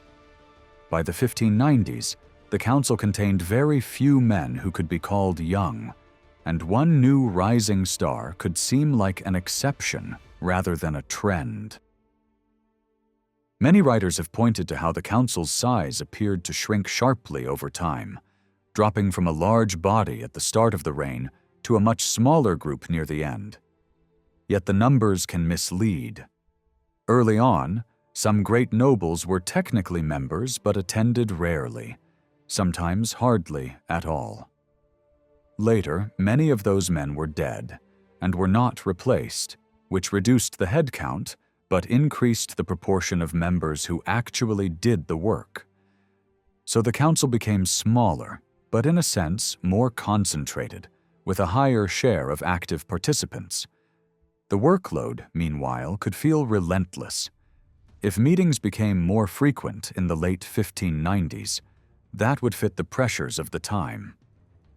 War demanded constant coordination, raising troops, arranging supplies, paying for campaigns, sending instructions, responding to commanders, and coping with Ireland's deepening disorder. When orders met resistance in the counties, local officials often appealed upward, expecting the council to back them and force compliance. Even without war, the council had always been central to the everyday running of the realm. It monitored local governance, dealt with public order, addressed welfare, and tried to keep essential systems functioning. Harvest failures in the 1590s made everything harder. Authorities had to control the movement of grain, prevent panic, and confront the harsh reality that existing support for the poor could not keep pace with need. With prices rising and wages falling, huge numbers of people lived on the edge of survival. The council also acted as a place where difficult disputes could be pushed when they could not be resolved elsewhere. People flooded it with petitions and complaints, hoping the center of power could cut through delays and force action. The volume became so heavy that councillors complained they could not cope and tried to redirect cases to other courts. Their problem was not laziness. Many members worked intensely, showing up regularly and carrying huge burdens, and their authority was strengthened by local networks and county rolls that helped enforce orders. Even so, they were a small group with limited staff. England did not have endless money, and it did not maintain a large, permanent professional army ready to deploy. As fighting moved beyond England's immediate borders, reaching Ireland, the Netherlands, Spain, and the Atlantic routes, planning and transport became harder, and the limits of the system became more visible. Yet despite these constraints, the council managed to keep the state running, and in many ways its performance under pressure is striking. The question of whether the late reign became more authoritarian is complicated. There were severe punishments for unrest, and the government responded hard when it feared disorder during years of hunger and war. Church leadership also pressed for religious conformity, targeting those seen as dangerously non-conforming. Courts and local officials often protected property and enforced order with little sympathy for the poor and unemployed. Legal decisions in the early 1590s strengthened the language of royal authority against ideas that stressed shared governance. Inside the council, debate could sometimes appear more muted, and the greatest figures could act with a confidence that made consultation look less necessary. Yet it is too simple to treat this as a straight line toward tyranny. Fear of rebellion and social collapse during scarcity can produce harsh policies even in a government that is not following a consistent ideological plan. Arguments about shared governance and resistance did not vanish from political thought, and disagreement among leading figures did not disappear either. Tensions remained over religion and foreign policy, and the council did not always speak with one voice. Some disputes were simply hidden from view, especially when major documents have been lost and when private conversations leave fewer records than formal meetings. Because evidence is uneven, historians have debated how far the council began to shape advice and policy more directly in the 1590s. Some argue the council's role expanded as Elizabeth lost close companions and relied more on what remained. Others caution that administrative activity does not automatically prove a change in who truly controlled policy direction. Even in the 1590s, Burghley remained active for much of the decade, and other long-serving figures survived later than is sometimes assumed.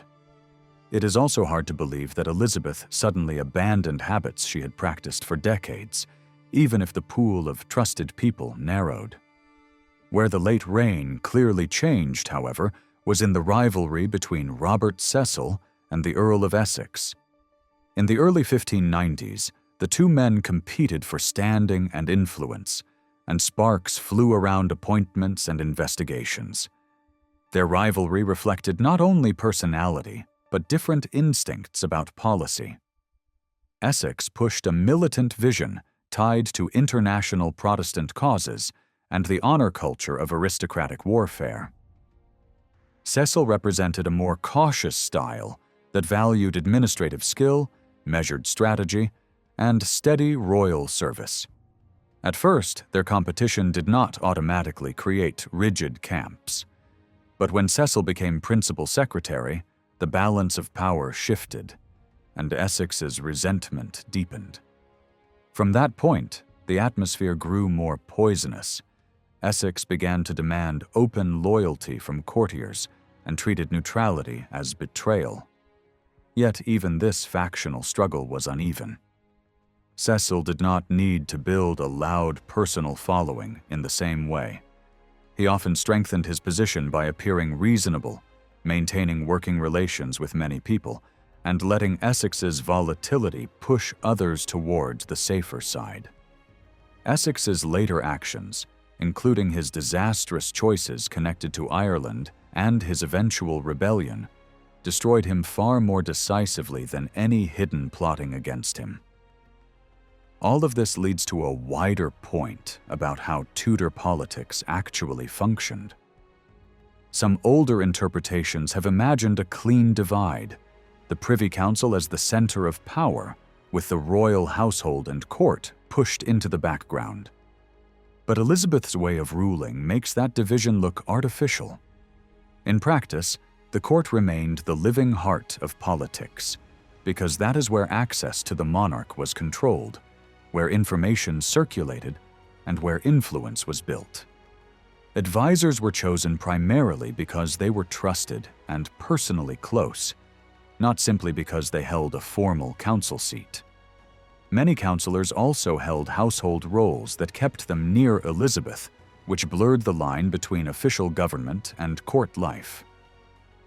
The most important political guidance often happened through private meetings, informal conversations, and quick exchanges rather than through formal council sessions. Even when a ruler tried to keep a subject tightly contained, debate could spread. Courtiers talked, families exchanged news, allies shared papers. Ideas moved through networks that were impossible to seal completely. Political discussion was not limited to men either. Women at the highest levels could be active participants in diplomatic talk and court gossip, helping shape how proposals and marriages were discussed and understood. There is also the question of parliament and printed debate. Some historians have argued that leading councillors used lesser figures to stir argument in the Commons or in pamphlets, pushing public pressure to force Elizabeth into decisions. The claim paints these speakers and writers as tools, carefully placed and directed from above. Yet, detailed research into particular moments has cast doubt on how controlled these episodes really were. Members of Parliament could act from their own shared anxieties, working alongside councillors because they feared the same dangers, not because they were ordered like pieces on a board. Likewise, outspoken pamphleteers may have drawn on insider material through personal contacts, but that does not prove they were acting as hired mouthpieces. In some cases, the evidence suggests they believed they were fulfilling a duty to warn and advise, even at great personal risk. So the final picture is a balance. The Privy Council was essential to Elizabethan government in practical terms. It carried royal commands into the counties, coordinated policy, handled crises, sustained order, and managed defense and security. Given the limited resources of the state, it often performed these tasks impressively. But its greatest importance may not have been as a single institutional brain, making every major decision in a formal setting. For much of the reign, the most sensitive advice and the shaping of policy flowed through trusted individuals and small private circles working close to the Queen. These men could do so because personal access was power, and formal appointment often followed trust rather than creating it. When you compare England with larger continental powers, the contrast becomes clearer. Some kingdoms built sprawling structures of multiple councils with strict divisions of responsibility. Such systems could look more advanced on paper, but they carried their own burdens: slower procedures, enormous workloads, corrosive rivalries, and heavy dependence on secretaries who controlled the channels of information. In a world like that, the monarch often still had to read and decide endlessly, just to keep the machine moving. England's smaller, more flexible system had fewer layers and fewer specialists, which could be a weakness, but it could also be a strength. In many cases, a compact body working at speed, supported by private access to the ruler, could prove more effective than an impressive empire of paperwork. Sometimes, in the realities of power, less really was more. When we look at the women who served close to Elizabeth in the Privy Chamber, the first problem is simply tracking who they were. A surprising number of women of gentle rank held places there without regular pay or official clothing allowances. Because they did not appear on wage rolls or livery records, their names often vanish from the paperwork that historians normally use. A few lists survive from major ceremonies, like the coronation in January 1559 and the funeral in April 1603, and those lists reveal names that do not show up elsewhere. Outside of those moments, the trail is scattered across letters, grants, and passing references in official documents. Even so, it is clear that some of Elizabeth's closest female attendants came from an inner group that had served her since she was young. Two women stand out as early members of that household circle. One was Elizabeth Fitzgerald, remembered in her own time for beauty and high birth. She came from the powerful Fitzgerald family of Ireland, a house shattered by rebellion and brutal punishment in the 1530s. Several male relatives were executed, and only a handful of children survived the family's collapse. Elizabeth Fitzgerald was brought into Elizabeth's service in the 1540s and remained a familiar face at court for decades. She married into the English aristocracy, first to Sir Anthony Browne and later to Lord Clinton, who rose to high office as a leading naval commander. Through those marriages, she moved through the highest circles, but what mattered most was that she stayed within the Queen's personal orbit until her own death in 1590. Another long-serving figure was Mary Hill, later known to everyone at court as Lady Check. She was the daughter of a royal household officer and married the scholar Sir John Check, a man famous for learning and languages. After his death, she married again, this time to Henry MacWilliam, who soon joined the elite guard at court. Lady Check remained a steady presence for the rest of Elizabeth's reign and lived into the next century, likely the last living link to the household Elizabeth had formed around her in the 1540s. Alongside these early companions, there were other women who held places in the Privy Chamber without the usual formal markers. Some were connected to powerful families or to the Queen's inner network through marriage and kinship. Their shared feature was closeness to the court and long familiarity with the social world that surrounded the monarch. One of the most unusual stories among these women belongs to Helena, who became Marchioness of Northampton. She was born in Sweden to a noble family and arrived in England as a teenage attendant to a visiting Swedish princess in the mid-1560s. A much older English nobleman, William Parr, pursued her intensely and wanted to marry her.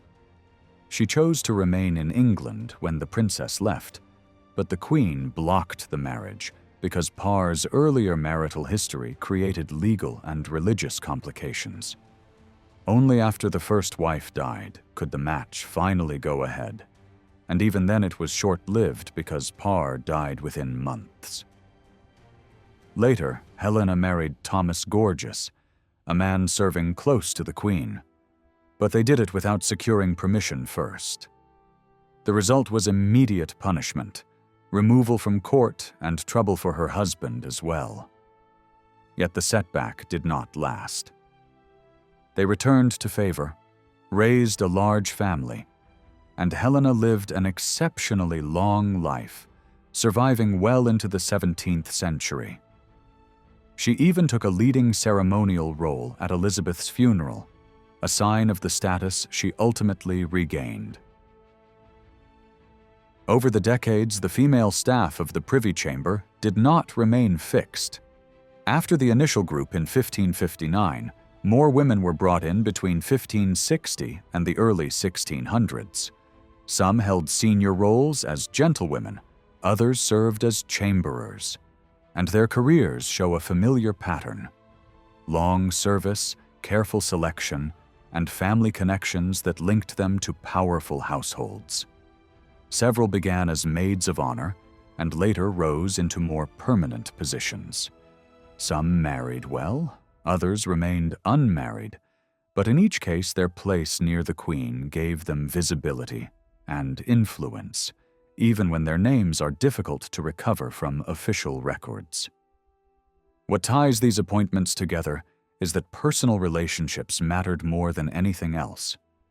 Kinship with the Queen could help, but just as important was kinship with the Queen's long-established inner circle, the people who had served her for years, along with their spouses, children, and wider family networks. Over time, this created an increasingly tight social web around Elizabeth. As the Queen grew older and became more guarded, access to her often depended on whether a person belonged to that web. Outsiders and newly rising figures found it harder to break in, not simply because of policy, but because court life itself had become an enclosed world shaped by long familiarity and interlocking family ties. Influence also existed beyond the Privy Chamber, in posts that sat just outside the innermost rooms. Some of these offices might look minor on the surface, yet they could still offer regular contact with the court's private spaces. A good example comes from the struggle over who would inherit a household post connected with arranging rooms, maintaining fires, and overseeing court gaming. That job could bring a man into the Privy Chamber late at night, carrying cards and dice and moving through spaces that many outsiders never saw. Even if the officer wasn't always in direct contact with the Queen herself, the position allowed him to interact with those who were closest to her, and that alone could be valuable in the politics of favor. In these outer offices, family influence mattered too, but the connections were often more about inherited court service and long-standing claims to particular posts, rather than closeness to the Queen's personal circle. At the top of the outer household offices were major posts with real authority and patronage power, such as Vice Chamberlain, Treasurer of the Chamber, and the command roles linked to the Royal Guard. These positions were sometimes held together by the same powerful figure, concentrating access and control. In several cases, the same man could be both a senior household officer and a commander of elite guards, meaning he held formal authority while also standing close to the monarch's daily life. If we look for a role outside the Privy Chamber that could still rival the access of those within it, the strongest candidate is the esquire for the body. This was an old court office that once carried immense importance, and, although its prestige declined over time, it remained tied to intimate service. Men in this role could be near the monarch during private walks, supervise arrangements connected with the royal bed at night, and exercise authority over household order during the evening hours. They also acted as practical intermediaries, handling nighttime needs for food and drink, and managing urgent situations that required the monarch to be disturbed. The record of who held these esquireships under Elizabeth is incomplete and frustrating. A few names can be gathered from household lists, grants, and incidental references, and it is likely more served than the surviving evidence clearly shows. Some left behind almost no trace of what they did at court, while others are known from private correspondence. The pattern of appointments suggests that these posts often went to sons of well-connected families already favored at court, making the role both a mark of status and a channel into the inner environment of royal service. For many, it may have been a respectable position that carried honor and access without demanding constant heavy labor, and it could serve as a stepping stone into other court roles. Finally, there is the question of what the women around Elizabeth actually did with their closeness. For a long time, people repeated the idea that the Queen's ladies were kept away from serious affairs and limited to small favors. That view no longer holds.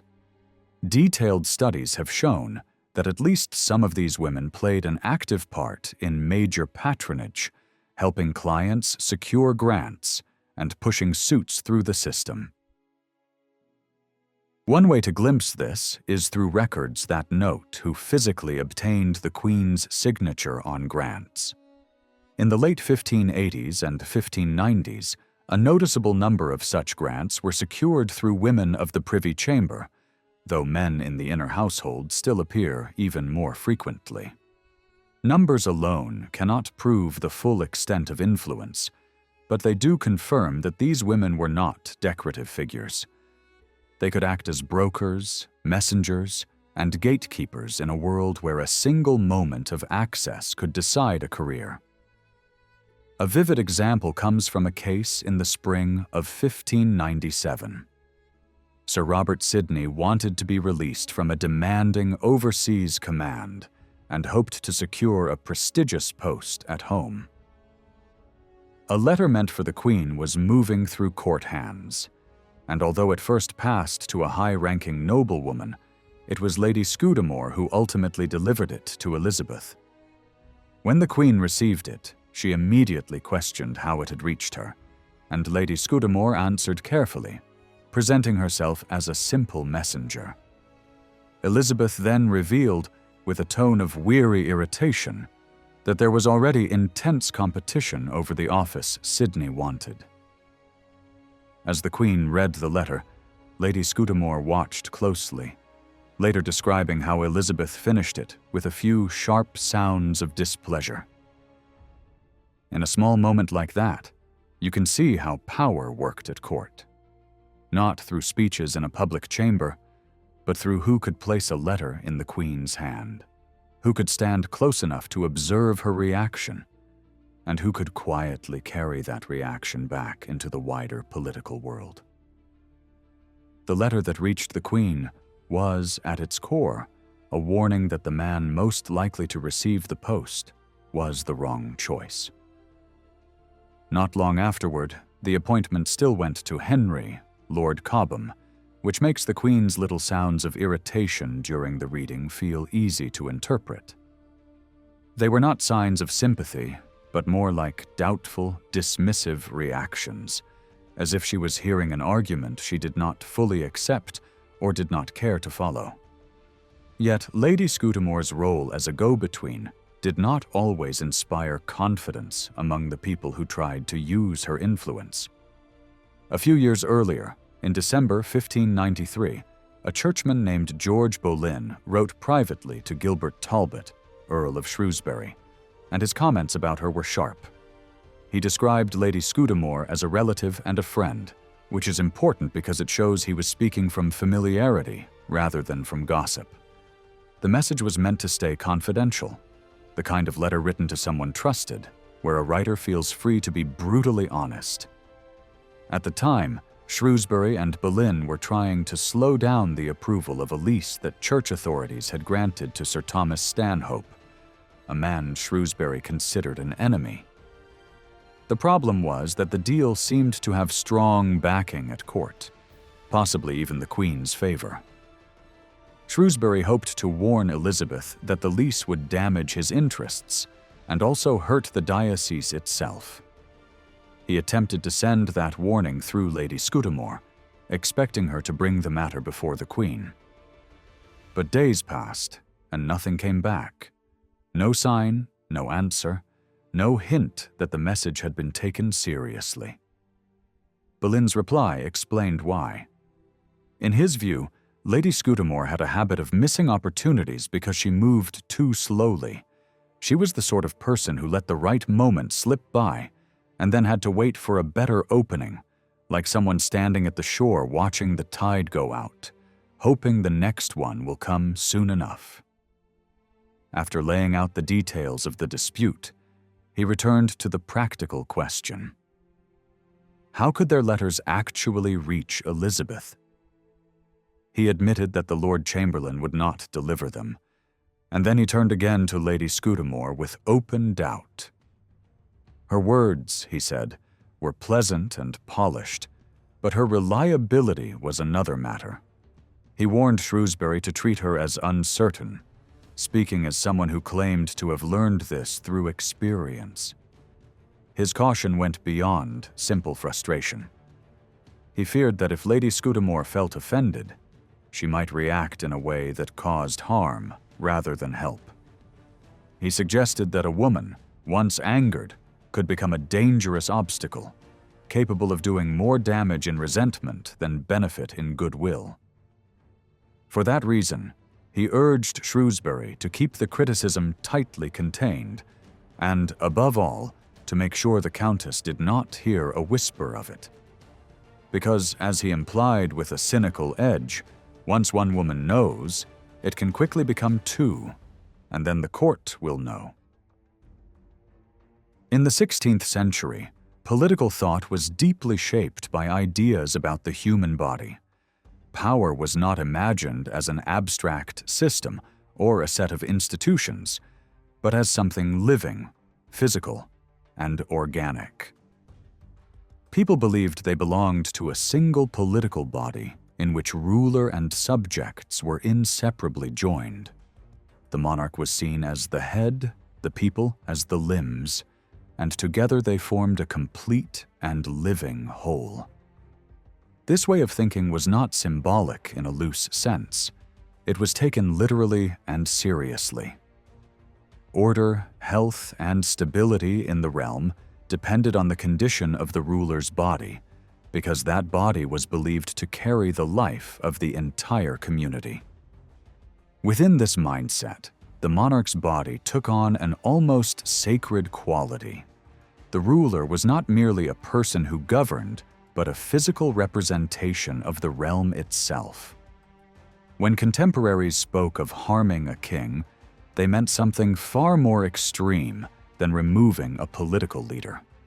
Killing a monarch was understood as destroying the kingdom as a living entity. This belief explains why regicide was regarded as a crime against the entire political order, not simply against an individual. The king's strength, virtue, and vitality were thought to nourish the land and its people, just as a healthy body sustains its members. These ideas became even more intense during the religious divisions of the 16th century. As Europe fractured into Protestant and Catholic camps, rulers were increasingly expected to guarantee not only political order, but also religious unity. In a world that struggled to tolerate confessional diversity, the religion of the monarch was assumed to be the religion of the state. The ruler's body therefore carried both temporal authority and spiritual responsibility. If a monarch failed in religious duty, critics could portray that failure as tyranny, and some argued that such a ruler could justly be removed in order to preserve the integrity of the political body. This context made Elizabeth's reign unusually fraught. England's political and religious survival rested on a queen who did not marry and produced no heirs. Even more troubling, for much of her reign, the most obvious successor was her Catholic cousin, Mary of Scotland. To contemporaries, the danger was stark. If Elizabeth died without naming or producing an heir, the crown might pass to a Catholic ruler, or England might collapse into internal conflict. Memories of earlier civil wars remained vivid, and the fear of renewed chaos was widespread. Because the stakes were so high, anxiety over the succession spread far beyond the court. It entered Parliament, circulated in letters, appeared in pamphlets, and was discussed openly among ordinary people. In moments of crisis, Elizabeth herself was accused of failing in her duty by refusing to resolve the issue. Critics framed her silence as unnatural and dangerous, casting her not as a protective parent of the realm, but as a ruler willing to let the country die with her rather than ensure its future. At the heart of the debate were two competing claims. On one side stood Mary of Scotland, whose bloodline connected her directly to the Tudor dynasty, and whose legitimacy could not easily be challenged.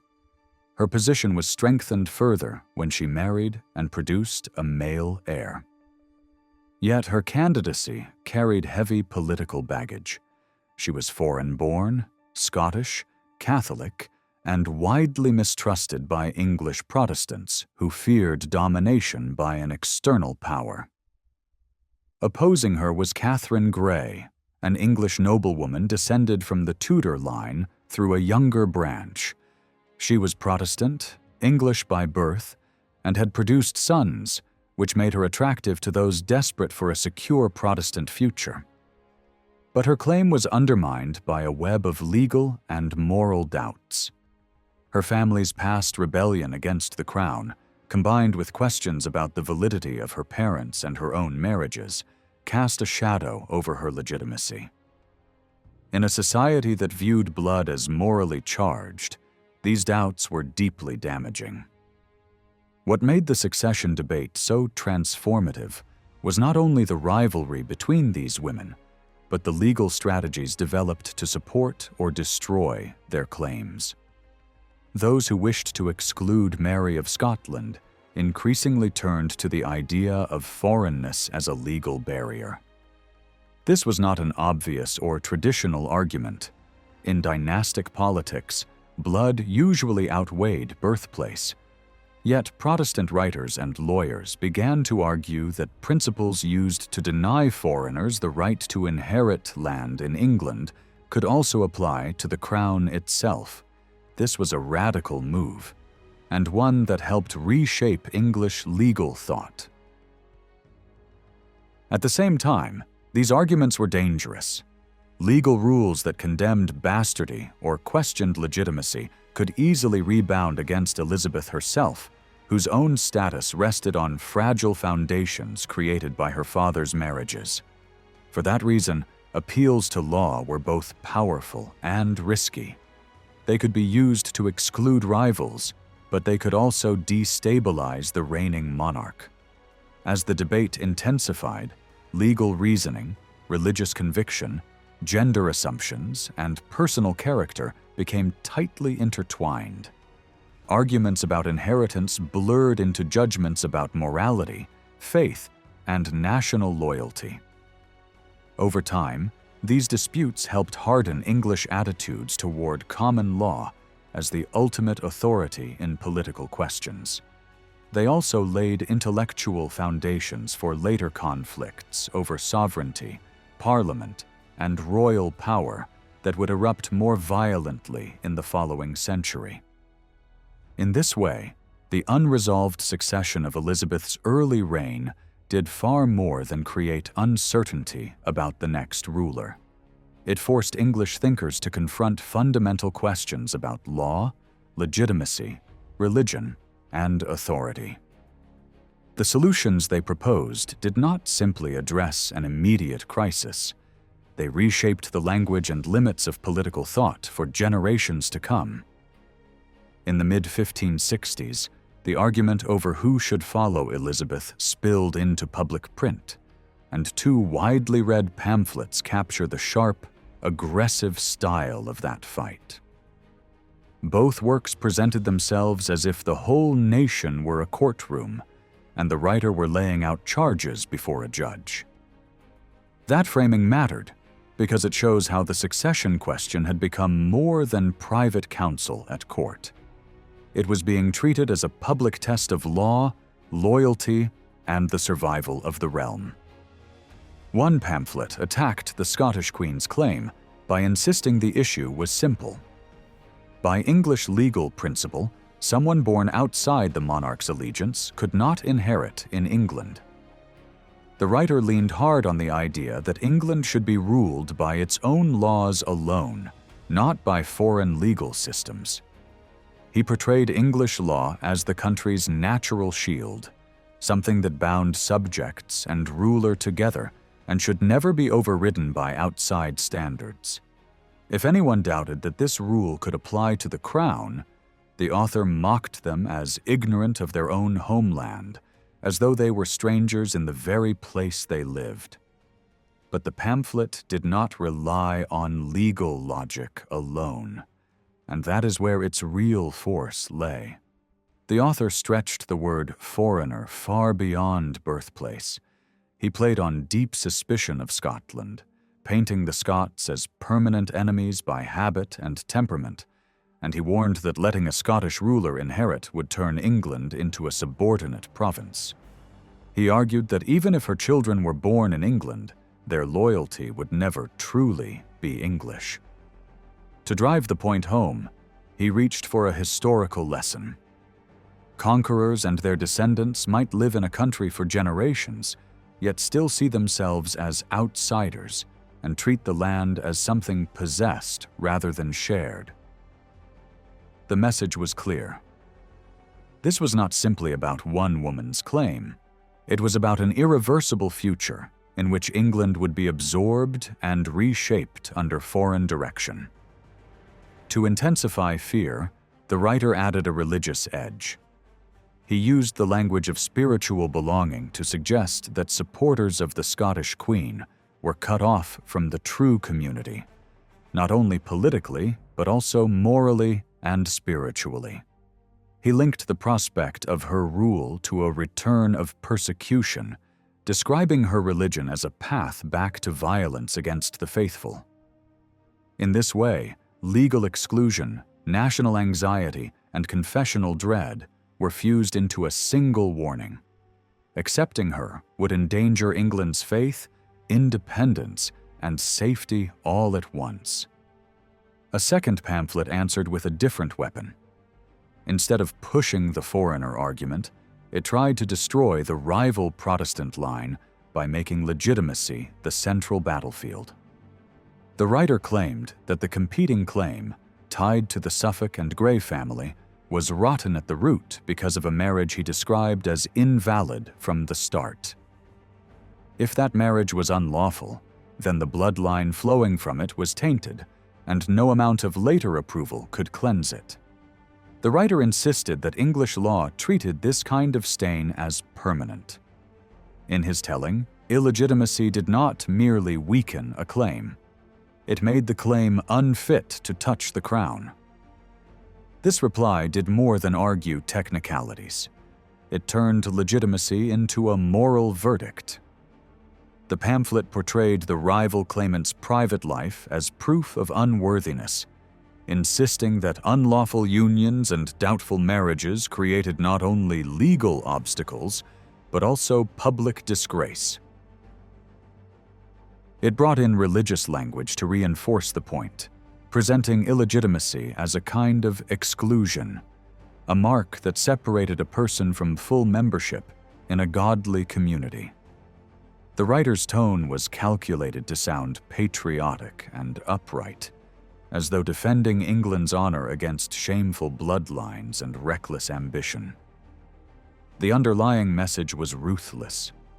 Even if a rival were close in blood, any hint of tainted descent or improper marriage should disqualify them for the throne. What made this counterattack especially explosive was its wider implication. If the strictest rules about invalid marriages and illegitimate children were applied without restraint, they could damage more than one claimant. They threatened to pull the entire Tudor settlement back into question because earlier royal marriages and earlier succession decisions were already controversial. Contemporary readers noticed this danger. Critics accused the pro-Scottish pamphlet of using legal arguments like a blade that would cut through far more than the author admitted, potentially striking at the standing monarch's own security. In other words, the pamphlet war was not just a dispute about rival heirs. It risked undermining the very ground on which obedience to the present ruler rested. Out of this bitter exchange emerged something larger than factional propaganda. The argument forced people to confront a structural problem inside personal monarchy. The realm's safety depended on the fragile body of a single ruler, while the crown was treated as sacred and enduring. If the succession could not be settled cleanly, many feared that the country would slide into armed struggle, like the civil conflicts still remembered from earlier generations. Yet most people could not imagine a world without monarchy. The result was a desperate search for ideas that could keep authority stable, even when the human realities of lineage, marriage, and religion made stability hard to achieve. That search pushed political thinking in new directions. Some writers began to imagine the state as something that could exist beyond the strengths and weaknesses of any single monarch, almost like a constructed body that outlasted the person wearing the crown. Others elevated the role of collective institutions, arguing that the realm's full power did not sit in one individual alone, but in a broader national body that could act in moments of necessity. As these ideas spread, two different visions started to harden. One vision gave extraordinary weight to Parliament as the place where the entire realm was represented and where the highest authority could be expressed through law. In this view, Parliament carried the voice of the whole nation, from ruler to ordinary subject, and what it enacted could define even the most sensitive matters, including succession and legitimacy. The other vision defended the crown by explaining that kingship had a kind of higher, enduring capacity that did not die, weaken, or become defective the way a human body did. This idea helped people claim that the authority of the crown could cleanse or override personal flaws, whether those flaws were youth, age, gender, or disputed lineage. It also supported the belief that succession should follow blood right, because the crown itself transformed the person who received it into the living head of an immortal political body. These competing ways of thinking did not remain confined to one crisis. They shaped later disputes about whether the monarch alone embodied the nation, or whether the nation also existed through collective representation. They influenced arguments about how far royal power could reach, what limits might restrain it, and what should happen if a ruler became destructive to the common good. The pamphlet battle of 1565 was therefore not just a quarrel about two women's claims. It was a turning point in how people learned to argue about law, loyalty, religion, and the nature of the state itself, using the succession crisis as the pressure that forced new political language into life.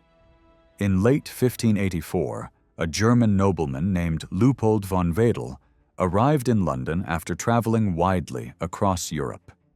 He stayed for months, moving through England and Scotland, and one moment stood out for him above the rest: the day Elizabeth I opened Parliament. What he saw began outside, in the streets near Westminster. The city was turned into a stage for authority. A long procession formed between Whitehall and Westminster, packed with knights, nobles, officials, guards, heralds, trumpeters, and servants, all dressed to be noticed. At the heart of it was the Queen. She appeared in full ceremonial splendor, crowned and wrapped in rich red robes edged with ermine. She traveled in a covered litter decorated with costly fabrics, while royal symbols were carried ahead of her, and guards surrounded her in matching colors. Behind her came a line of elegantly dressed women, riding as part of the spectacle. Wedel also managed to watch the ceremony inside, where the throne stood elevated under a canopy, and the chamber's layout announced hierarchy at a glance. Important officers sat on large padded seats. The leading men of church and nobility took their places around them, and the whole scene communicated a single message. This was the realm gathered in visible form. Wedel noticed something else, too. The Queen appeared for the ceremonial beginning and the ceremonial end, but not for the long stretch of daily business in between. That detail matters, because it captures how Parliament worked in Elizabeth's England. It was not a permanent institution constantly directing government. It met only when the Crown called it. It sat for short periods, and then it vanished again for years. Elizabeth ruled for decades, yet parliaments were relatively few. Sessions were brief, and long gaps were normal, especially earlier in her reign. Most everyday ruling happened through the Crown, the Council, courts, and local officials, not through a legislature in continuous operation. So why summon Parliament at all? The simplest answer is money. War, defense, and crisis demanded funding beyond ordinary income. The Crown had revenue from customs and lands, but extraordinary needs pushed rulers toward parliamentary taxation.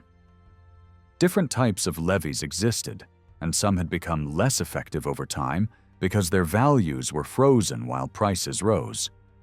Other taxes brought in more, but depended on assessments that could be manipulated, ignored, or deliberately understated by the wealthy. Clergy taxation followed its own track through church assemblies, adding money but never matching what could be raised from the wider population. Parliament was also essential for law. Royal orders could be issued, but a statute carried a different weight. When a measure passed both houses and received royal approval, it became part of the strongest legal framework the realm possessed. Over Elizabeth's reign, hundreds of statutes were enacted, and many more proposals collapsed somewhere along the way. Some died because there was no time. Others failed because one house resisted. A number made it through both houses only to be refused at the end, when the Queen or her ministers judged them unacceptable. That final refusal was a reminder that the Crown remained at the center of the system even when debate was lively. Because Parliament could grant money and shape law, many contemporaries spoke of it as carrying the highest authority in the land. They described it as representing the entire realm, not in a modern democratic sense, but as a gathering where the kingdom's major interests were present. Peers and bishops sat by right, while the Commons was filled through local selection and occasional elections. Members did not operate like modern representatives who must constantly report back to voters. Many saw themselves as chosen men trusted to act for their communities, not as delegates bound by instructions. And these were not detached theorists. The same men who debated in Westminster were also the ones who ran counties and towns at home, serving as magistrates, sheriffs, deputies, churchmen, lawyers, merchants, scholars, and landowners. When Parliament was called, the political class was physically concentrated in one place. That concentration made Parliament useful, but it also made it unpredictable. Once the Crown asked for subsidies, members often used the moment to raise complaints, argue about policy, and warn about consequences. As taxation rose in the later years of the reign, anxiety grew about the pressure on ordinary people. Members spoke about poverty, hardship, and the danger of unrest, and these concerns helped drive efforts to improve relief and regulation. By the last years of Elizabeth's rule, parliaments met more frequently because the international situation had deteriorated and expensive conflicts demanded repeated grants. In those late sessions, multiple subsidies became normal rather than exceptional, and the country entered a period of unusually heavy taxation approved through Parliament. If you want to understand what Parliament actually did day by day, imagine a typical sitting. Bills arrived, were read, and either advanced or stalled. Some were introduced and died quickly. Others were revised, reshaped, and pushed through committees before returning for further readings. Measures moved back and forth between the Lords and the Commons, sometimes changing form as they went. Topics could be huge, like national security or religious rules, but they could also be intensely local. Disputes over land, regulation of trade, treatment of vagrancy, coinage, and dozens of practical problems that affected daily life. The process could look messy, even chaotic. Yet it was one of the few moments when the kingdom's lawmakers were gathered in one place, turning grievances into proposals and proposals into enforceable rules. So Weddell's story is more than travel writing. It gives a snapshot of the Elizabethan state at work. Outside, power was theater, robes, regalia, guards, and ritual. Inside, power became procedure, readings, committees, bargaining, vetoes, and compromise. And between the opening display and the closing ceremony, the real work happened out of the public eye, carried by men who would soon return to their counties and continue governing until the Crown called them back again. Imagine Parliament in Elizabeth's England not as a calm, modern legislature, but as a crowded arena where fear, ambition, faith, and money collided in public view. On one spring day in 1572, the Commons handled its usual flood of legal business, but politics broke through the paperwork.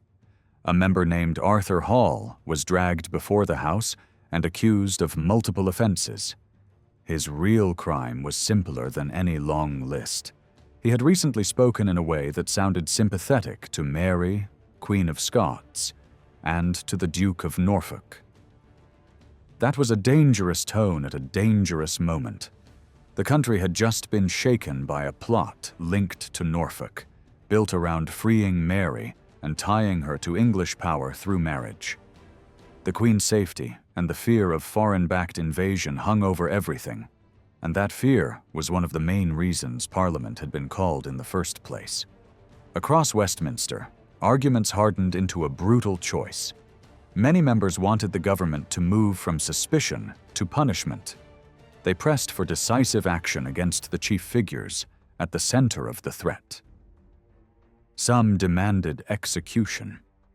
Others framed it as a choice between a blade and a law that would remove Mary permanently from the line of succession. Yet when the moment came, the Queen refused to approve the measure aimed at Mary. The anger inside Parliament was real, and it did not come only from hot-headed backbenchers. Even the Queen's most important ministers felt the frustration, because they had tried to steer Parliament into doing what private persuasion had failed to achieve. In the end, they may have helped push one outcome through, because Norfolk was executed not long after. That episode shows something essential about Elizabeth's parliaments. They were not permanent engines of government, and they did not run the realm day by day. But they could become a pressure chamber when the stakes were high. Ministers sometimes used Parliament to build momentum, to turn a policy demand into a national chorus, and to corner the Queen with the appearance of collective urgency. It did not always work, but the attempt itself reveals that Parliament mattered as a political stage, not only as a law factory. This has been argued about for decades. Some historians have treated moments like 1572 as proof that Parliament could shape the direction of national policy. Others have insisted that the Crown and Council remained dominant, and that Parliament was often pulled into drama only because senior figures wanted it there. A balanced view is simpler. Parliament could be weak in routine governance and still powerful as a forum where the country's leadership class tested arguments, signaled public mood, and forced issues into the open. Even when a bill failed, the debate could shift what people considered acceptable, urgent, or inevitable. You can see that more clearly later in the reign. When threats intensified and plots returned, Parliament became a place where the fate of Mary, Queen of Scots, was discussed again with even more heat. In other years, different flashpoints erupted. One of the biggest was anger over monopolies, the Crown's practice of granting exclusive rights that could raise prices and enrich favorites. The complaints were loud enough that the Queen and her ministers had to manage the backlash, especially near the end of her rule. Religion produced its own storms. In Parliament, you could hear the sharp edge of Puritan criticism, not only aimed at old Catholic traces, but also at bishops and church courts. These reformers did not always win laws, yet they often succeeded in something else. They forced debates that spread beyond Westminster into counties and towns, where local leaders carried the arguments home. For many members, success was not only passing an act. Success could mean putting a grievance on record, rallying allies, and shaping how the political nation talked about church and authority. Personal diaries from members show how emotional and divided this environment could be. Some writers describe fierce loyalty to reformist speakers and open contempt for those defending bishops. They record groans, interruptions, laughter, and the way the House could turn on a man mid-speech. They also reveal a constant anxiety about information leaking. Many members accepted that strangers in London might gossip about what they heard, but they feared something else more. The Queen hearing early rumors about bills before the Commons had even shaped them. Some members believed the House needed space to argue freely because it understood local burdens better than the court ever could. And it all happened inside rooms that shaped behavior as much as rules did. The Commons met in a former chapel that was too small for the swelling number of members. Hundreds of men squeezed onto benches, jostling for space, sometimes told to remove spurs and weapons to prevent injuries in the crush. The layout forced members to face one another, turning every debate into confrontation as much as discussion. The building also created new habits. A doorway could be used to separate voters during a count, while the area outside the chamber became a lively meeting zone where people tried to catch members as they entered or left. Politics did not stop at the door. It spilled into corridors and gathering spaces where persuasion and pressure worked in whispers and hurried conversations. The Lords, by contrast, met in a room that felt less chaotic. Fewer members meant more space, more comfort, and a setting built to display hierarchy. Yet both houses, in different ways, became theaters of power. The opening and closing ceremonies framed everything like a performance: formal speeches, ritual exchanges, and the final moment when bills were read out and either approved or refused. In between, the daily rhythm was noisier and more human. Some speeches entertained and stirred the room. Others bored it into restlessness. Members drew on their education, their careers, their local knowledge, and their personal rivalries. Some spoke to flatter those in command. Others spoke to resist them. Words mattered enormously in Elizabethan Parliament. A well-timed speech could change the direction of a debate, delay a bill, or rescue a cause that seemed lost. Everyone knew this, so much so that powerful groups outside Parliament tried to get close to the speakers before a single word was spoken. Some arranged private dinners. Others offered gifts. A few even tried to slip money into the hands of members who might speak for them. Influence was pursued quietly, persistently, and often expensively. Ideas did not move only through speeches. They traveled on paper. Arguments were written out, copied again and again, and passed from hand to hand. These documents were short-lived and practical, designed to be read quickly and used immediately, which is why so few survive today. Yet when local disputes reached Parliament, the paper trail becomes visible.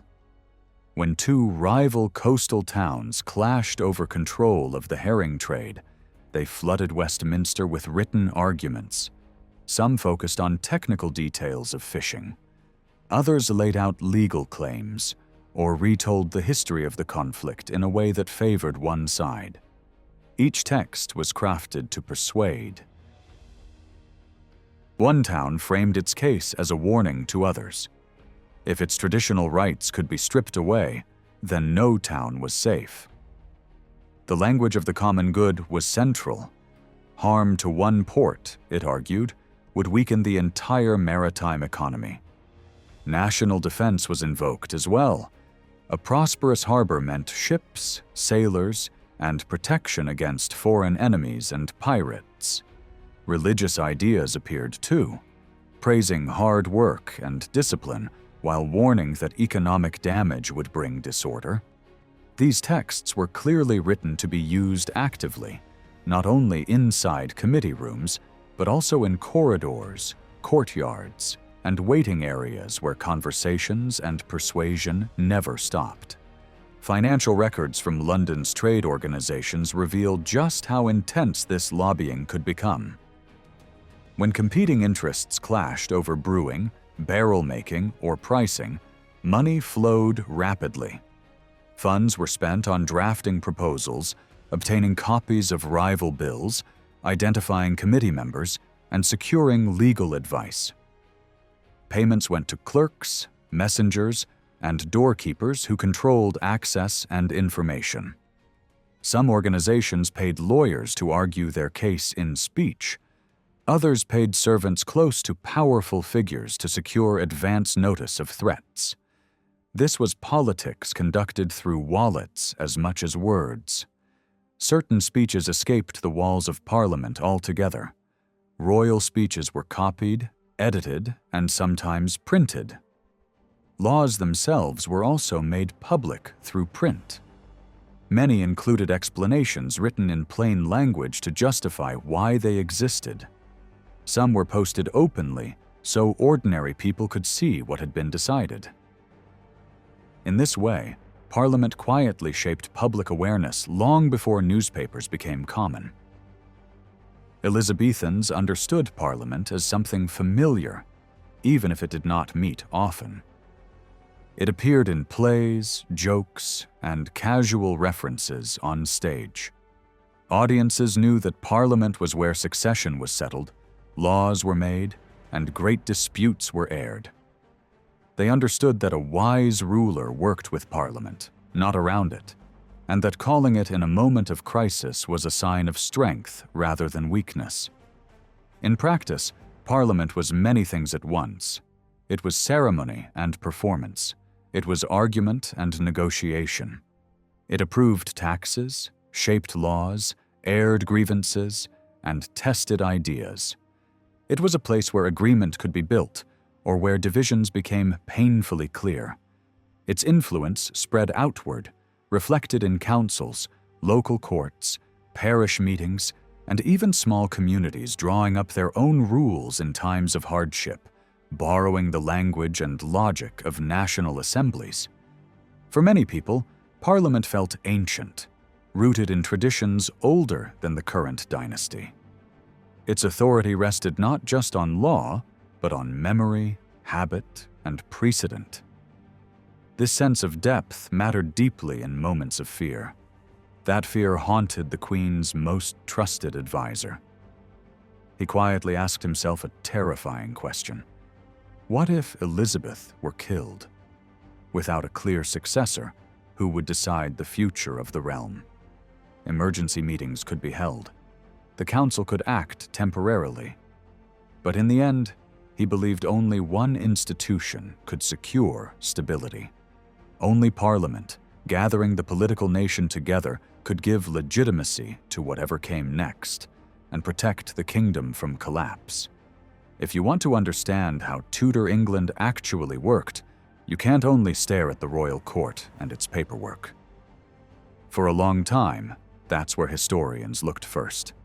A famous mid-20th century approach focused heavily on the machinery at the center: the crown, the council, the secretaries, the seals, the church, and Parliament.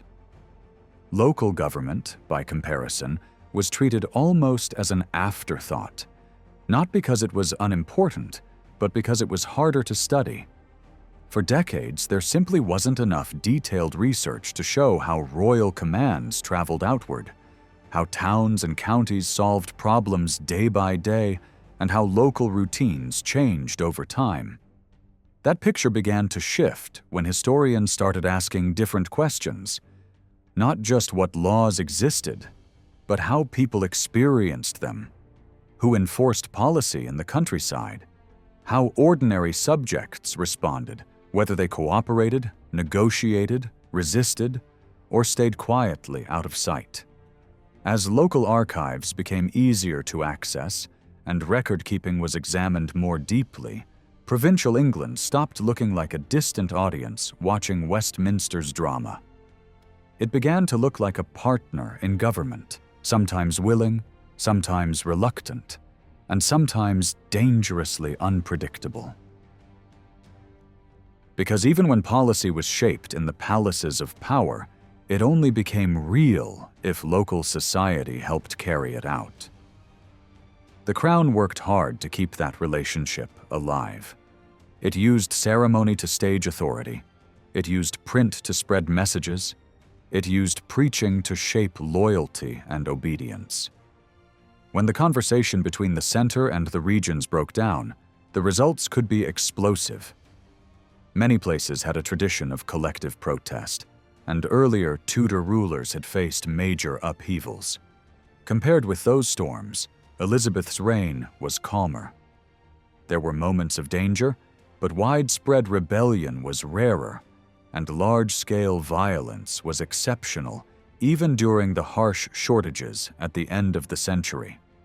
One reason was the role played by local governors who acted like mediators, translating royal demands into local reality.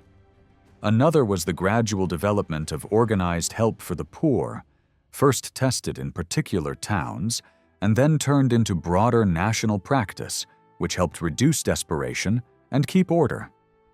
But the story becomes bigger when you stop thinking only about England. From the reign of Henry VIII onward, rulers in London pushed claims over Ireland, while Wales was drawn more tightly into the English state. Elizabeth and her ministers often imagined these territories as parts of a single political body, joined in the person of the monarch. That did not mean governance worked the same everywhere. Similar methods could lead to completely different outcomes. Trying to push Protestant reform into Ireland, for example, provoked deep resistance and often open conflict. Scotland remained separate, but it was never distant. The border, the links to Ulster, and the growing likelihood that a Scottish king might one day inherit the English throne pulled Scotland constantly into English strategy. If you want to understand Tudor state-building properly, you have to see the English regions alongside the wider archipelago that people were increasingly thinking of as Britain. From a European viewpoint, Elizabeth's realm could look unusually unified. England did not have the same kind of regional assemblies that limited royal power elsewhere. It also did not have the same huge resources of money and manpower. Yet inside her own kingdom, the Queen's sovereignty was not in doubt. Most people spoke one language, with accents and local variations, but still broadly understandable. Print helped standardize speech and spread shared assumptions. There was also a powerful sense of historical depth, an old monarchy, ancient roads, old towns, and a strong belief in England's past. After the break with Rome, the drive toward tighter central authority grew stronger, and by the time Elizabeth took the throne, the idea that royal authority should reach everywhere had become a basic expectation. Even so, her dominions were not uniform. Different areas were governed through different arrangements. Some regions relied on special councils and commissions. Great estates and long-standing legal privileges shaped power in certain places. Wales had its own administrative framework and its own cultural life, with Welsh language and customs dominating everyday experience. In parts of Cornwall, a distinct language and identity survived, though under pressure. Offshore, there were territories with their own traditions of law and speech. This variety mattered, because it meant that the Queen's rule did not feel identical everywhere, even if the Crown insisted that all authority ultimately flowed from the monarch.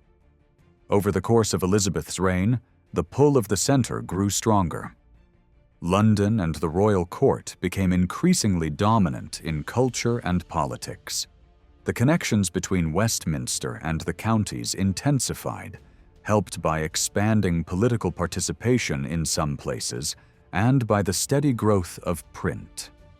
At the same time, foreign threats and religious conflict reshaped identity. As the regime survived conspiracies and invasion scares, Englishness became more tightly fused with Protestantism, and that had serious consequences for the future of the islands. War pushed state power into more visible forms.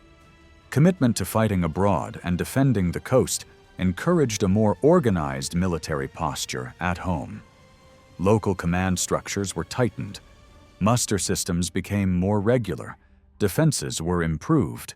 Communication between the center and the shires became more constant, more urgent, and more demanding. Yet all of this had costs. Those who did not fit comfortably inside the emerging religious and political settlement could feel excluded, whether Catholic or radical Protestant.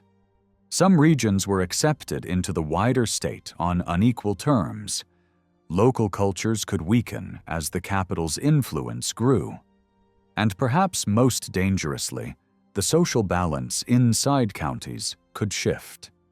When gentry families spent more time chasing opportunity near the court and less time rooted in local society, resentment could grow below them. In the late 1590s, fear of unrest was real. Hunger, poverty, and anger at enclosure and exploitation created a volatile mix. In some places, the targets were no longer royal officials but landlords themselves. So the heart of Tudor government was not just the machinery at the center, it was the relationship between the center and the localities. Royal authority depended on local cooperation, local prestige, local fear, and local trust. When those bonds held, the realm looked stable. When they weakened, even a powerful monarchy could feel exposed. Even late in Elizabeth's reign, parts of the far north felt less like settled counties and more like a rough frontier. In places like Tynedale and Redesdale, everyday security was fragile. Raiding across the English-Scottish boundary never fully stopped. Families on both sides carried out livestock theft, violent reprisals, and quick strikes that vanished back into the hills. Court records show many cases, but they only hint at the real scale because most thefts and assaults were never reported or never reached trial. Border justice was also unusual. Instead of clear-written rules applied consistently, much of it ran on custom, and that gave local officials wide freedom to decide what counted as lawful punishment. By the start of the 17th century, the problem had become so serious that lawmakers felt forced to act. Kidnapping for ransom was spreading in the border counties, draining communities of money, weakening local defenses, and leaving some settlements half abandoned. The language used to describe the crisis was bleak. People were being ruined, the border service was decaying, and whole areas were slipping into emptiness. It was a reminder that England's strong state had limits, and that the far north could resist neat control far longer than the lowlands. Government in these northern regions also looked messy compared with the tighter routines of the south. The border was divided into military zones, each with its own commander. Certain places kept older privileges and special legal identities. Durham, for example, still carried the shape of a separate jurisdiction under its bishop. Lancashire had its own status in more than one sense, tied both to Palatine tradition and to a royal duchy with its own administrative habits. Even the reach of regional authorities could be uneven, depending on the issue and the location. In practice, power was shared, layered, and sometimes competing. To manage the North more cheaply and more effectively, the Crown leaned on a regional council that drew heavily from the local nobility.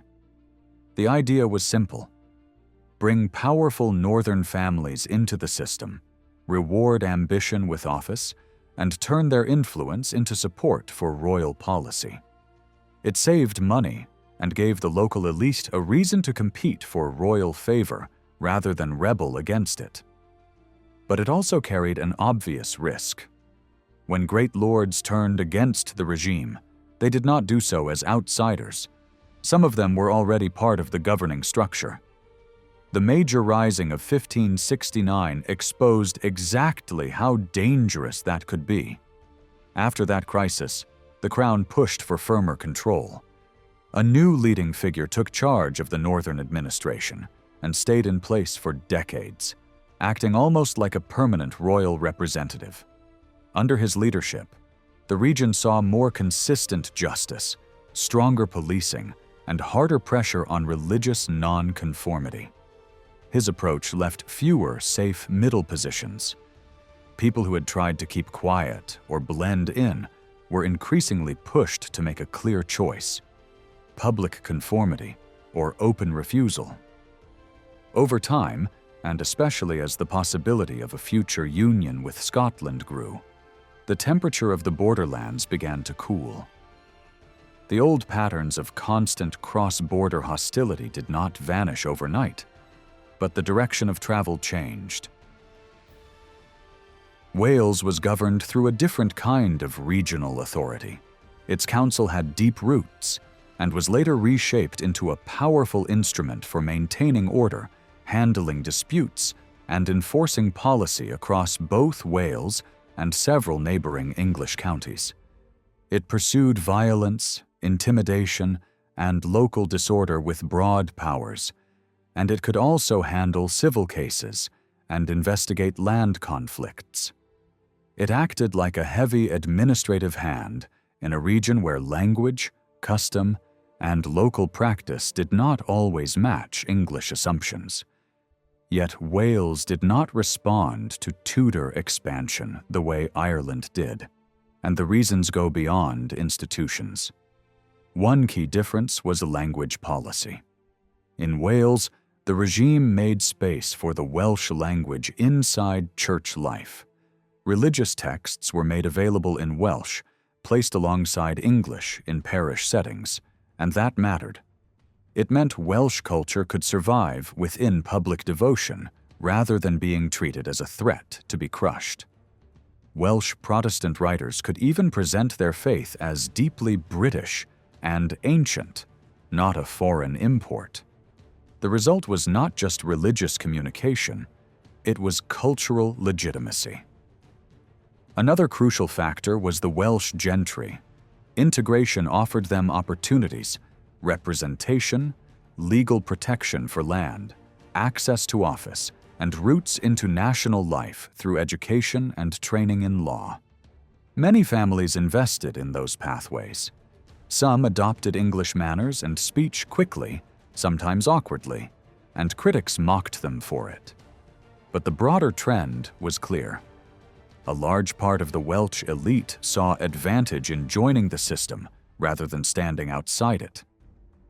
At the same time, England itself was being rediscovered and reimagined through local history, surveys, and the growing habit of documenting the country in detail. The relationship between the center and the regions became easier to study because more evidence survived. Parish accounts, borough spending records, correspondence, court papers, and local reports. This helped historians see not only what the government ordered, but how communities reacted and how power actually moved across the land. Counties mattered more than ever. Justice, taxation, and military organization often ran through county structures.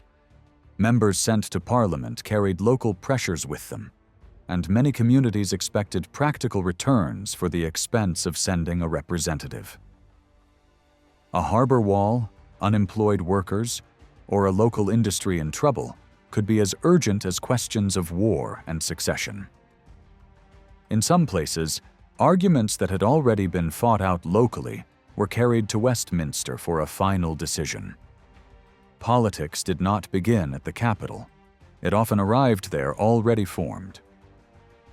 Meanwhile, the language of national identity was hardening. In moments of panic, plots, invasion fears, threats from abroad, leaders increasingly blended the nation with the Protestant cause. Those messages traveled back into the counties through sermons, print, and the stories carried home by those who had been at Westminster. Public celebrations grew around that identity, with bonfires, feasts, and bells turning loyalty into a visible ritual repeated year after year. The Theatre of London also echoed these themes, staging stories about monarchy, legitimacy, and patriotism that audiences could connect to their own anxieties. This was also the age when England became more knowable on paper. Map-making and surveying surged. County maps, regional descriptions, and detailed local studies created a new mental picture of the realm, its roads, towns, borders, and resources. Powerful ministers collected maps not as decorations, but as tools to think about defense, administration, and religious reliability in different districts. Even art absorbed this way of seeing. Images of the Queen could place her above the landscape itself, presenting her rule as something that literally covered the country. And there was another method of binding the center to the provinces: the royal progress. Elizabeth traveled repeatedly, visiting towns, noble houses, and major institutions, turning her presence into a moving display of power. These journeys were expensive and sometimes irritated her ministers, who worried about wasted time and spiraling costs. But they mattered politically. They allowed subjects to see their ruler, they allowed the ruler to be seen, and they turned loyalty into a public performance. They also created space for quiet negotiation and practical business behind the pageantry. By encouraging shared worship and outward unity, Elizabeth's religious policy helped calm many of the tensions that had been pulling communities apart. Parish life settled into a steady routine again. Church services followed familiar patterns, and the parish church returned to being a predictable center of local life rather than a battleground of belief. For much of her reign, England was also spared the heavy burden of large-scale war. This mattered more than it might seem. Without constant military emergencies, the Crown did not need to squeeze the population with repeated demands for money or compulsory loans. This breathing space allowed the government to refocus on ideas about social responsibility and public welfare that had been discussed earlier in the century but never fully developed. The emphasis shifted toward stability, order, and cooperation rather than constant crisis management. At the same time, political participation widened. The National Assembly grew larger, and local administration became more organized and professional. More landowners and local leaders were drawn into official roles, acting as magistrates, administrators, and intermediaries between the Crown and ordinary people. This steady expansion tied the interests of the governing class more closely to the survival of the monarchy and the well-being of the country as a whole. Public loyalty became something visible and shared. Every year, Elizabeth's accession was marked by celebration across England and Wales. Town centers and village greens filled with crowds. Church bells rang. Special prayers were offered for the Queen. Royal symbols appeared in churches, carved into wood or set into colored glass. These rituals turned allegiance into a communal experience, repeated year after year until it felt natural and unquestioned. Even as economic pressure and social anxiety began to rise again toward the end of the reign, the old Tudor bond between the Crown and the local elite remained strong. Government still depended on cooperation rather than force, and for most people, that system seemed to work. When Elizabeth died and her successor was proclaimed in 1603, the crowds that gathered to celebrate the new king did so with confidence rather than fear.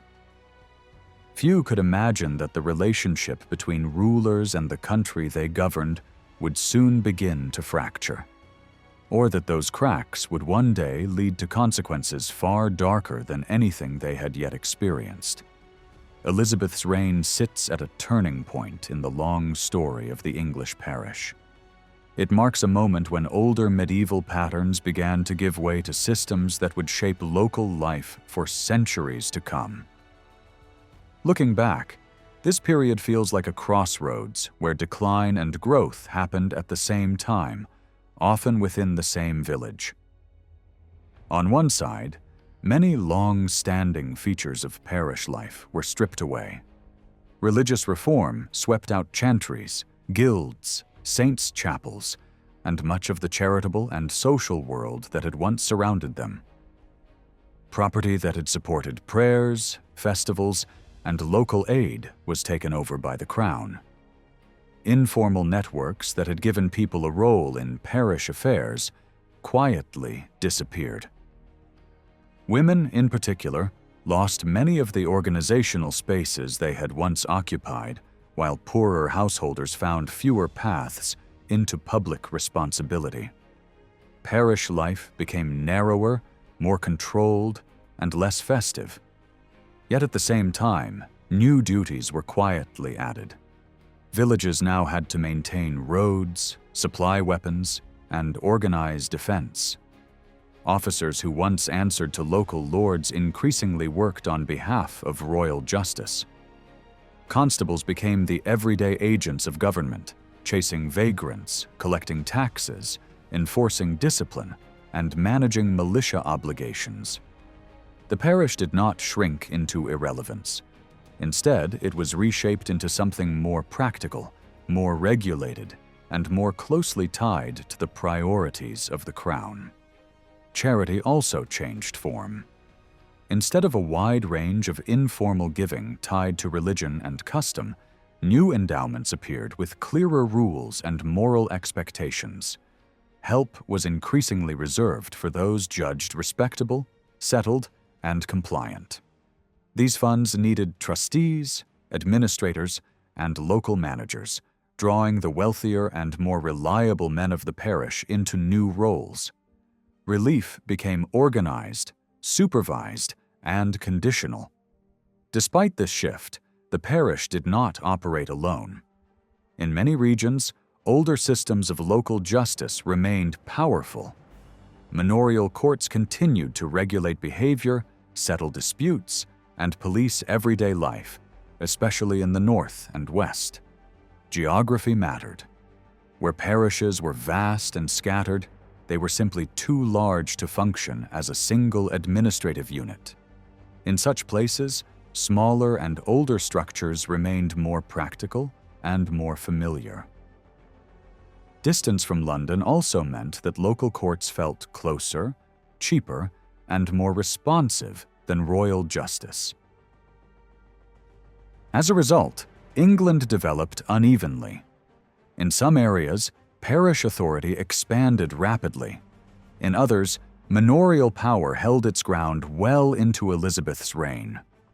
Local governance became a patchwork shaped by landholding, population density, and long-standing custom.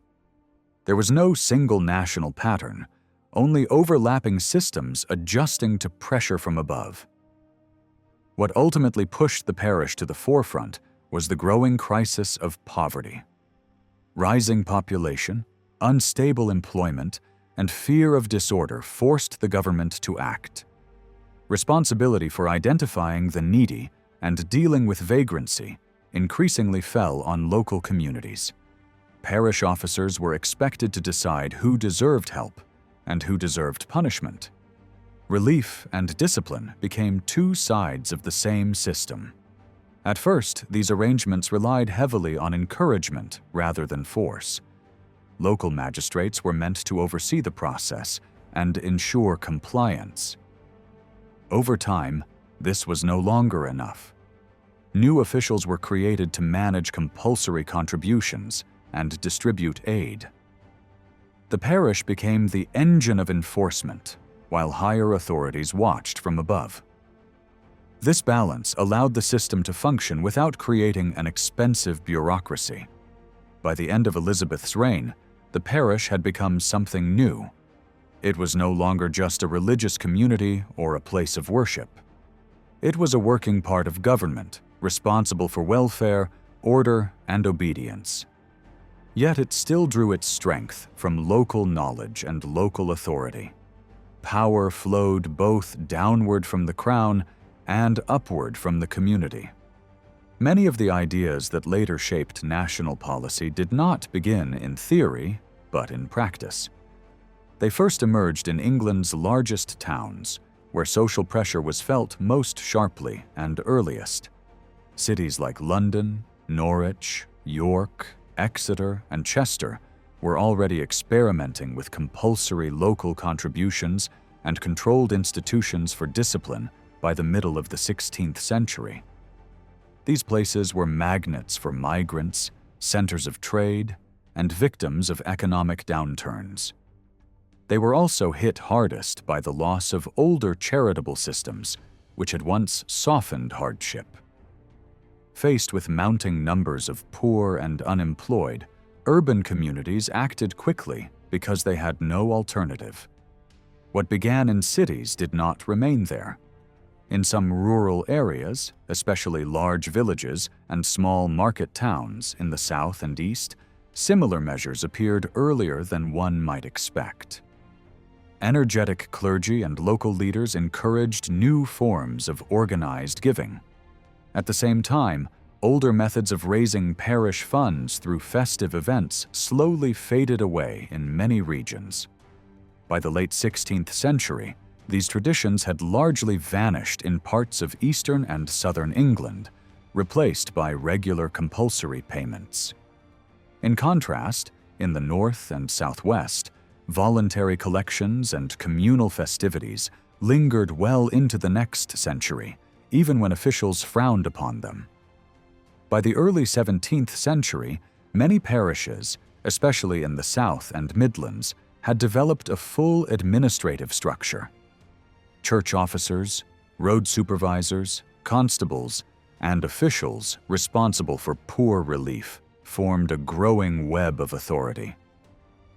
In some places, this structure was modest, with a few individuals holding multiple posts year after year.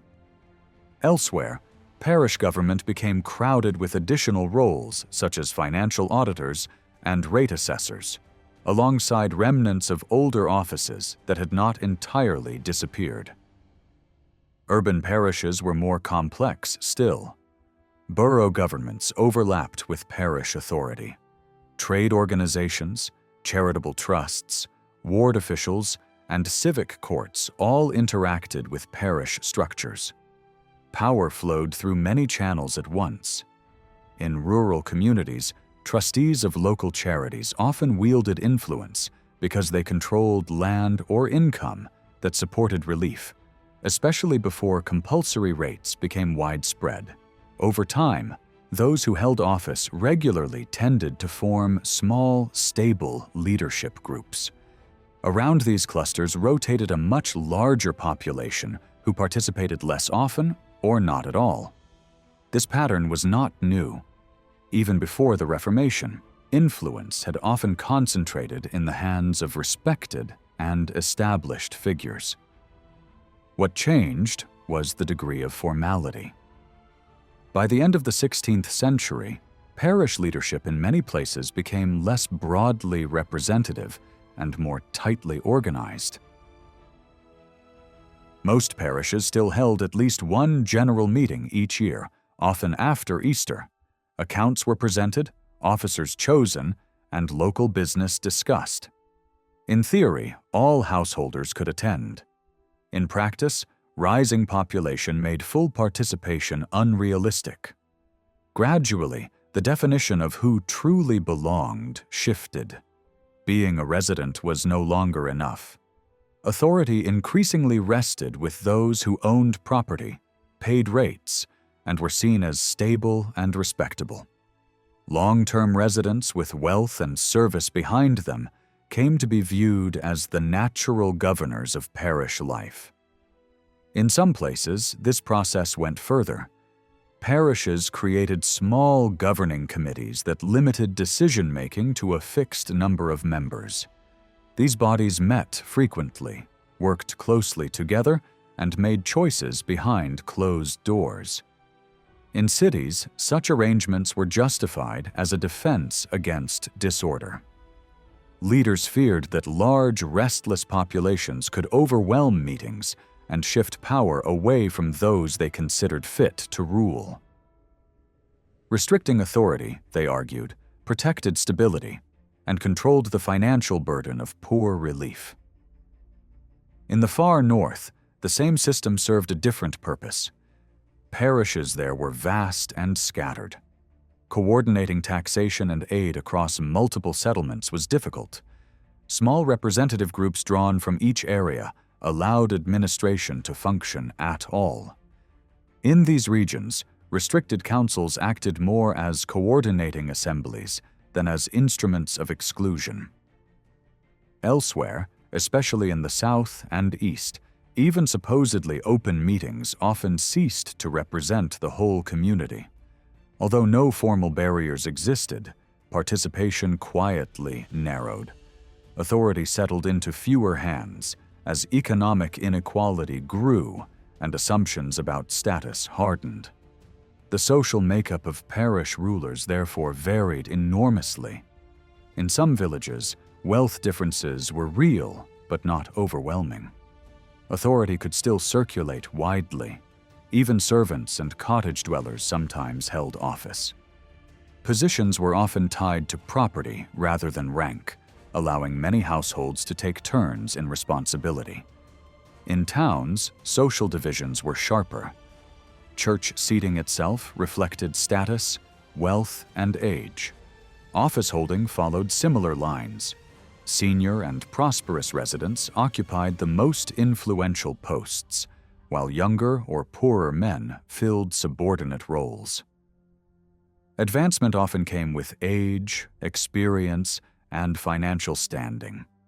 Yet even in these structured environments, parish government offered more access to authority than borough government alone, which was usually reserved for a narrow elite. London magnified every trend. Opportunity existed at many levels, from street oversight to parish roles, guild offices, ward administration, and city governance. But the hierarchy was steep. Most residents never rose far. Office holding was closely tied to wealth, particularly the ability to pay royal taxes. Lower offices were filled by modest householders, while higher positions were dominated by those with substantial means. Those at the top were often described as elders or leading men of the parish, their authority resting as much on economic power as on service. Across England, parish government by the end of Elizabeth's reign reflected a balance between inclusion and control. Access to authority remained possible for many, but it was unequal. Leadership was increasingly shaped by wealth, stability, and reputation. The parish had become a key arena where social order was maintained, resources were distributed, and local power was negotiated, not openly by all, but increasingly by those deemed fit to rule. In many English towns and crowded suburbs, local power did not belong to everyone equally. Decisions about who would run parish and ward duties were usually made by a small inner circle. Even when meetings sounded inclusive on paper, in practice only a fraction of household heads took part. And the bigger the parish, the more dramatic the gap became between the population and the people who actually held authority. In some places, influence was effectively reserved for those who met high financial thresholds, and that same wealthy minority often controlled several connected institutions at once, such as local schooling, drainage and sanitation oversight, and other civic responsibilities. Their strength came not only from money, but from tight networks of family ties, business partnerships, and shared religious energy, all of which helped them remain powerful even in communities where people moved frequently and newcomers arrived constantly. This raises a hard question. When the leaders were richer than most of their neighbors, what did governing for the parish really mean? Many historians have argued that late Elizabethan England saw sharper divides grow between those who ruled local life and those who lived under their decisions. One reason was the pressure of rapid population growth. More people meant more competition for food, work, and housing, and the poorest felt the strain first. When harvests failed and prices rose, the gap widened. Some households gained from higher prices, while others saw wages buy less and less. In that climate, local officials became more cautious and more controlling because poverty relief was expensive and every increase in need threatened local budgets. Out of this fear came closer monitoring of everyday behavior. Parish leaders watched alehouses, street disorder, sexual disputes, and any sign that public spending might rise. Sometimes this was driven by intense religious preaching that demanded stricter living and visible discipline. But even where that kind of preaching was weaker, communities still tightened the rules simply because they felt squeezed. In other words, moral regulation often functioned like financial regulation. If leaders believed certain behaviors created instability, they tried to stop them. And if they believed instability would increase the number of people needing help, they became even more determined. Over time, two big forces pushed in the same direction. One was religion, especially the drive for a more disciplined, visibly reformed community. The other was the growing reach of government, because laws about poverty, mobility, and order increasingly depended on local officers to enforce them. Parish authority became the place where national policy and local interest met. The people collecting money and distributing aid were also the people deciding who deserved support and who should be punished, excluded, or forced into work. That mixture gave local leadership enormous power, and it could pull them away from the broader population.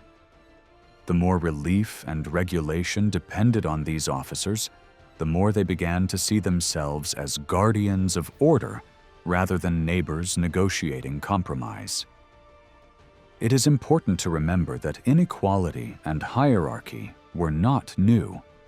English communities had long been divided by wealth, status, and influence. But the late 16th century made those divisions sharper. As more people hovered near the edge of poverty, fewer could realistically enter local office. Those paying rates had stronger reasons to control who received help and under what conditions. Some reforming ministers aimed their message at the leading men of the parish on purpose, hoping to reshape the entire community from the top down. Where local elites embraced that mission, the parish could turn into a battlefield between two competing ideals. One ideal valued peace, charity, and flexible neighborly compromise. The other demanded strict behavior as the foundation of harmony. When these collided, communities could split, and daily life could become bitter and tense. Another layer of conflict often hid beneath the religious language: age. Many behaviors targeted as disorder were common among younger people, especially young laborers and servants. They were more likely to gather in alehouses, form relationships outside marriage, argue with elders, and move from place to place looking for work. In many cases, the same person did not appear in local trouble records twice because they had already moved on. So what looks like moral conflict can also be read as a struggle between settled households and a mobile younger population, between established authority and insecure youth. By the end of Elizabeth's reign, England had laid down the framework for a national system of poor relief. Local officers were expected to collect funds and distribute help, with oversight from higher authorities. On paper, it looks like the state reaching deep into everyday life. In reality, practice was uneven. England did not have the machinery to force every parish to behave the same way quickly and efficiently. Local traditions survived. In some regions, relief was still given as food or informal support rather than cash payments. In others, old fundraising customs continued despite complaints from stricter voices. Even where compulsory systems existed, they sat alongside private charities, local endowments, and institutions that shaped how aid was actually experienced. And the system contained a built-in tension. Relief was tied to belonging. Parishes were pushed to care for their own, and that encouraged suspicion toward outsiders. Disputes between communities over who counted as a legitimate local responsibility could become fierce, and this strengthened local self-interest rather than national unity. So even as policy became more national, local identity often became more defensive. All of this happened while population kept rising and hardship peaked in the worst years of shortage. The burden grew heaviest at the bottom of society, among people with no property, unstable work, and weak local ties. Their presence increased fear, intensified regulation, and helped justify tighter control by those paying rates. In some places, the response was formal. Closed governing groups and strict decision-making. In others, it was informal. Meetings that were supposedly open but effectively dominated by the settled and prosperous. Language changed too. When leaders said they acted for the parish, they often meant ratepayers and household heads, not everyone who lived there. For a long time, it has almost become a habit to say that the Tudor rulers were masters of propaganda, using it as a key political weapon. What people disagree about is not whether it existed, but what it was meant to achieve. Older historians once treated Tudor government as a model of effective rule and pointed to big historical narratives like Edward Hall's Chronicle as proof. In that view, the message was simple and practical. Rebellion and internal conflict lead to ruin, so society must accept order, rank, and obedience. Later writers shifted focus toward the dazzling world of royal display. Under Elizabeth, portraits, ceremonies, and public performance seemed to create an emotional bond between crown and people, and some argued that the Queen's carefully crafted image became a kind of national devotion built through political art. By the late 20th century, the tone darkened again. Instead of seeing brilliance, many began to see manipulation, claiming the Tudors used propaganda and strict control of speech to hide weakness and failure. A major problem runs underneath all these arguments. We often judge the 16th century through modern assumptions. We treat propaganda as if it automatically means lying, and we treat censorship as if it must be a total system designed to control every thought.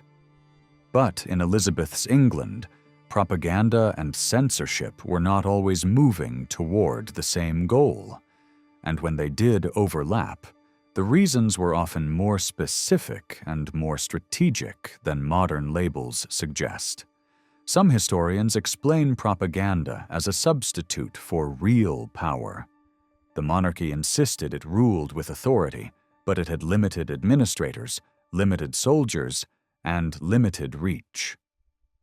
In that situation, persuasion mattered, because the government could not simply force its will everywhere at once. Others go further and argue that Elizabeth's rule depended on illusion, that the glittering images around her distracted both contemporaries and later historians from the messy reality of decision-making, weakness, and compromise.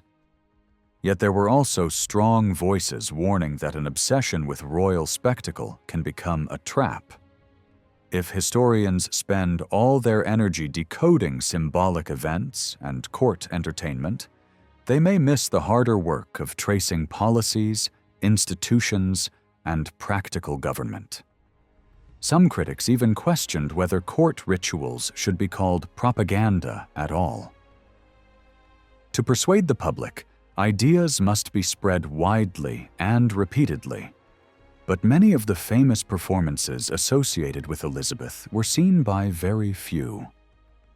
When the Queen traveled, only a small fraction of the population witnessed her, and much of the elaborate praise was aimed upward, designed to flatter the ruler and compete for favor, rather than aimed outward to win over skeptical subjects.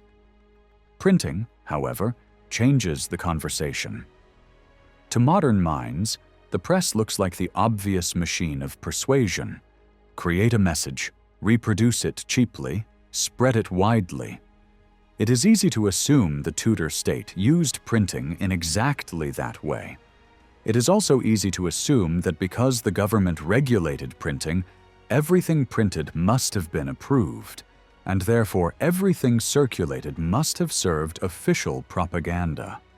But those assumptions mix together separate things. There was a difference between encouraging arguments that supported royal policy and running an all-controlling system that allowed only one story to exist. In practice, the world of Tudor print involved privileges, trade rights, local professional rules, and only sometimes direct ideological supervision. When we merge censorship and propaganda into one single mechanism, we are often projecting backward a 20th century fear shaped by dictatorships that tried to dominate every channel of communication. That mental model can distort what Elizabethan ministers were actually doing and why.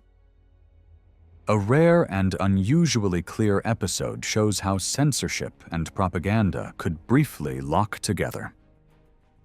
In early 1587, the Privy Council intervened in the second edition of a huge national history known as Holinshed's Chronicles. Many later readers assumed that because the book carried the phrase, meaning it was printed with a privilege, it must have been officially blessed as the government's chosen version of history. Yet that phrase often pointed to something more commercial than political. It signaled an exclusive right to print a certain category of books. Privileges could be passed from one printer to another, and they were often treated as property within the book trade. Elizabeth's government granted privileges for whole classes of publications, and histories were among them. So the presence of that phrase did not prove that the Queen had personally sponsored the book, or that her ministers were treating it as a deliberate campaign of persuasion. The confusion deepens when people assume that privilege automatically meant official approval of the text. In Elizabeth's England, the word license often referred to a proprietary right in the trade, controlled by the stationer's company, not a moral or political stamp from the state. Approval by an official examiner existed too, but it was not identical to the trade license, and it was not applied with the same intensity to every type of writing. Religious works, translations, and sensitive political material were more likely to be checked, but the practice could be uneven and flexible. Even major works could slip through without the neat paper trail that modern readers expect. Holinshed's Chronicles is a perfect example of how messy this could be. The publishing arrangements behind both editions were complicated, involving partnerships and inherited rights. Under normal trade practice, once a title was entered and licensed, later editions usually did not go through the same process again, even if they contained substantial new material. This was not necessarily secrecy or conspiracy. It was simply how the business worked. Yet despite the absence of clear evidence that the government planned or sponsored the book, the state still reacted to it once it was out in the world. In the late 1570s, officials temporarily stopped sales because certain passages were seen as politically damaging, and after changes were made, the book was allowed back into circulation. The second edition became an even more dramatic case.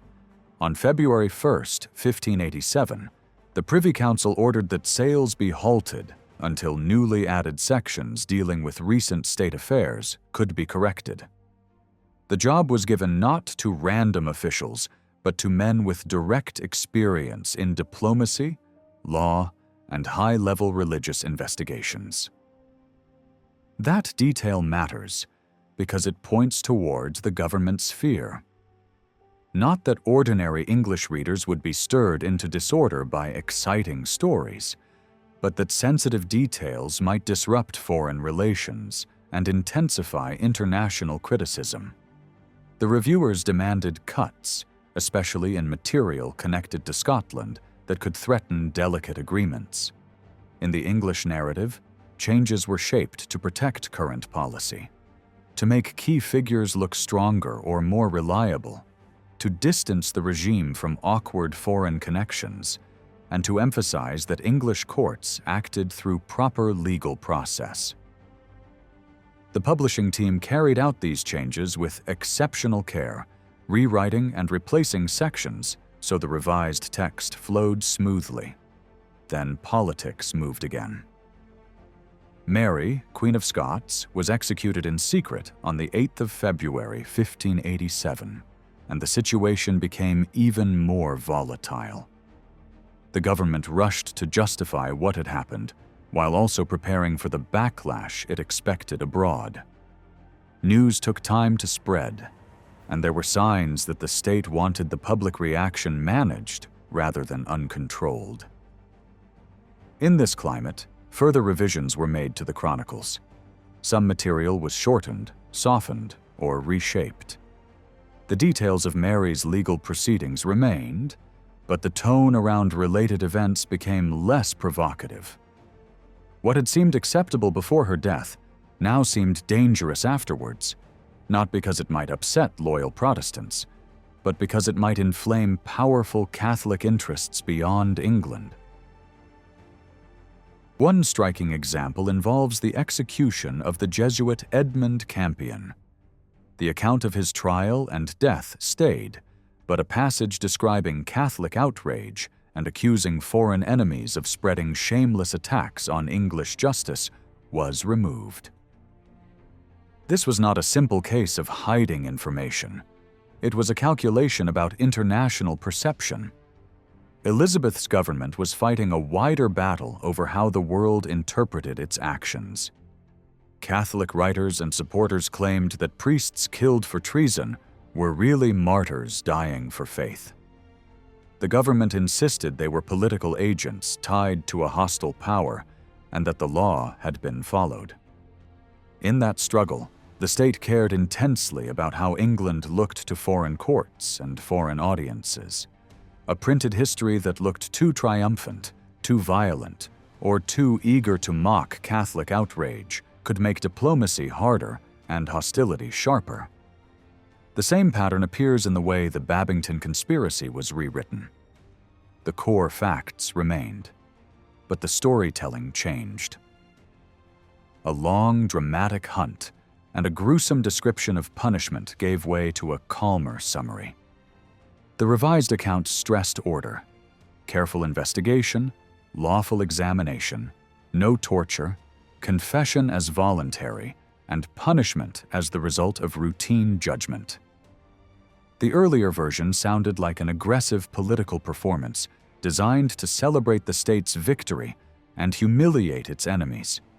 The softened version sounds like damage control, an effort to avoid feeding the story that England's justice was savage or vengeful, especially at a moment when the execution of Mary threatened to turn foreign opinion into active opposition. This is why the Holinshed episode is so valuable. It shows censorship and propaganda briefly working side by side, but not in the simple way modern stereotypes suggest. The state did not treat the Chronicles as a sacred official text from the start. It intervened after publication because the timing was dangerous and the international stakes were high.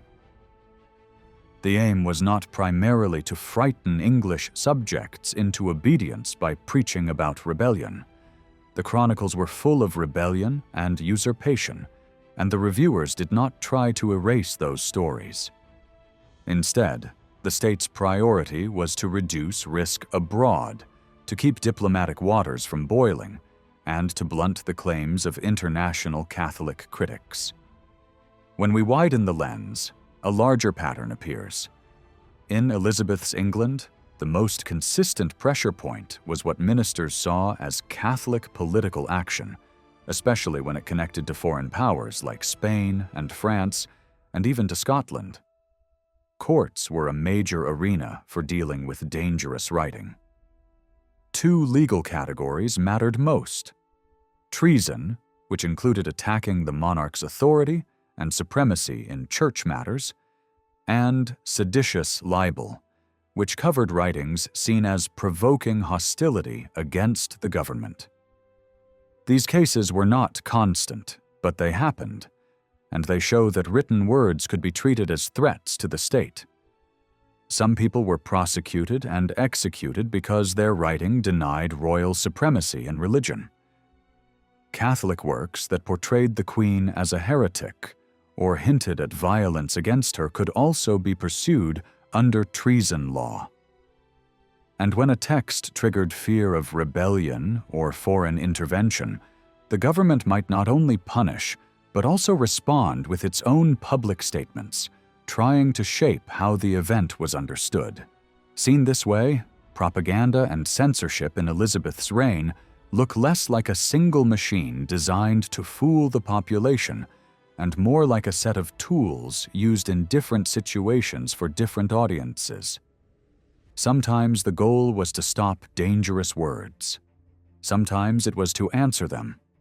Sometimes it was to adjust the public record so England would appear stable, lawful, and restrained at exactly the moment when enemies wanted to paint it as cruel, illegitimate, or tyrannical. The key is to drop the assumption that every act of control equals ideological total domination.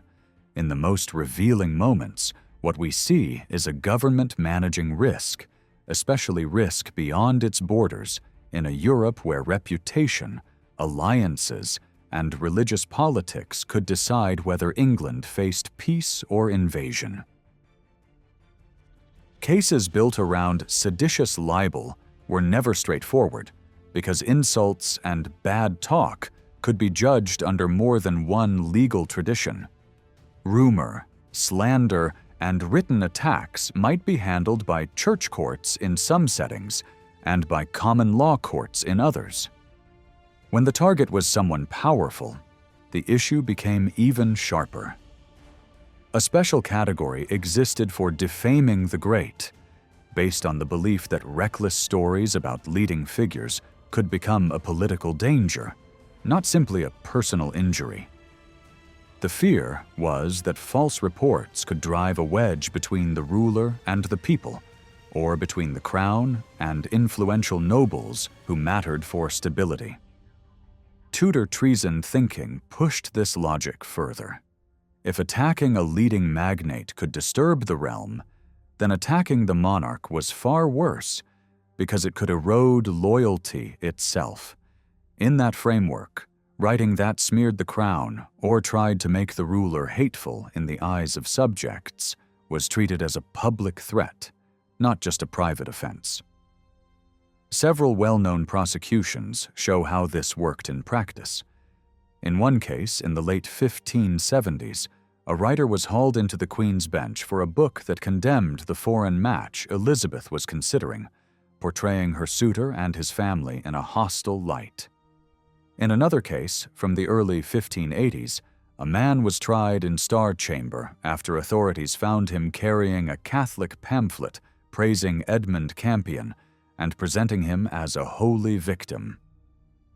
The accused admitted he had contributed one of the sharp, mocking poems inside it, the kind of verse that turned a state execution into a public accusation against the regime.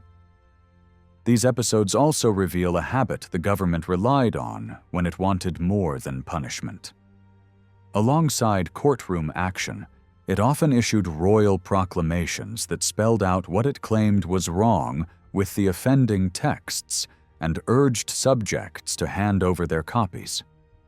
That combination matters.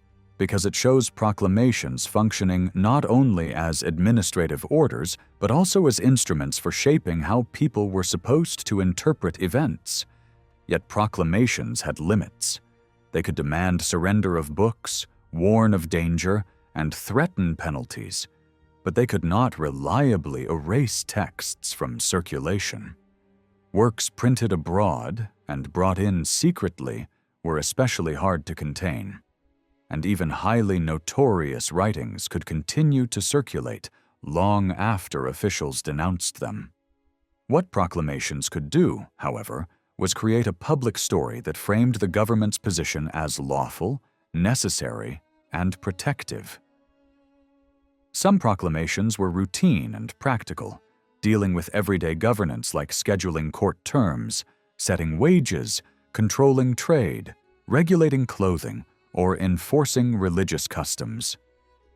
Those documents might project a certain image of the Queen as careful, informed, and responsible, but they were rarely crafted as psychological persuasion aimed at winning hearts. The tone changed when the government responded to emergencies. In moments of crisis, proclamations could become tightly argued statements, or they could turn into blunt, one-sided narratives that divided the world into loyal subjects and dangerous enemies. Most of the truly hard-edged proclamations were triggered by the Catholic political struggle as Elizabeth's ministers understood it. Over the reign, censorship proclamations targeted different kinds of writing, many against Catholic works, several against radical Protestant material, and one aimed at a major political attack on the Queen's marriage policy. The proclamations against fringe Protestant groups often condemned them firmly, but did not always rely on intense theatrical language. Even the official response to some early Puritan texts could focus less on dramatic demonization and more on royal displeasure and insistence on uniform worship. When the government confronted the Marprelate tracts, it did strike a sharper tone, describing them as reckless and destabilizing, but it still tried to sound calmer than its opponents by stressing law, continuity, and the social costs of violent innovation. That restraint was not accidental. It was a way of claiming the reasonable center while pushing extremists to the margins, and it sat alongside a much larger counter-campaign that included hired writers and popular entertainment. Proclamations aimed at Catholic publications were different in temperature and design. Their language was often deliberately polarizing. Instead of describing a dispute within one nation, they constructed a moral battlefield. England appeared as a harmonious community of obedient subjects, living in peace under a God-blessed government. Opposing that ideal stood a hostile camp defined by disloyalty and subversion. Traitors at home, missionaries trained abroad, and foreign forces said to be working together under papal direction. These proclamations rarely bothered to cite book titles one by one. They preferred broad categories, portraying Catholic writers as hardened enemies whose words were not mere criticism, but calculated attacks meant to undermine the Queen, destabilize the realm, and clear the way for the return of Catholic power through regime change. In effect, the state answered Catholic claims with its own master narrative. Unrest and rebellion did not come from legitimate grievance, but from an external network using religion as a cover for political conquest.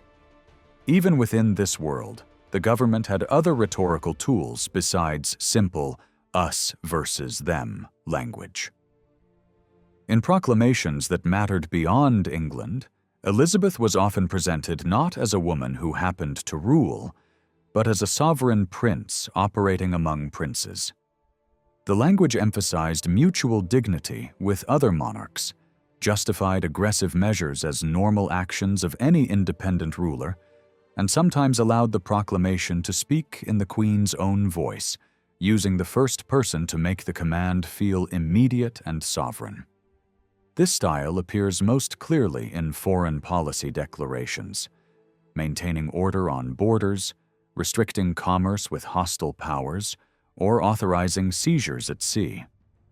In these cases, the objective was not only to instruct English subjects, but also to broadcast legitimacy outward, so that England's actions looked like the standard conduct of a lawful monarchy rather than the desperate behavior of an isolated regime.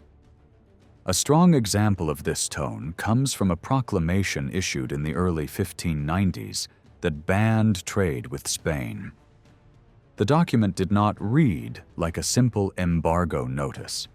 It framed England's position as part of a providential story in which God had protected the realm for years, preserved true religion, and repeatedly thwarted enemies. It portrayed the Queen as carrying a divine responsibility to defend her people and her lands, using every lawful means to prevent enemies from gaining strength. The argument turned practical policy into moral and strategic messaging. England was secure and well supplied. Spain was needy for provisions and war materials.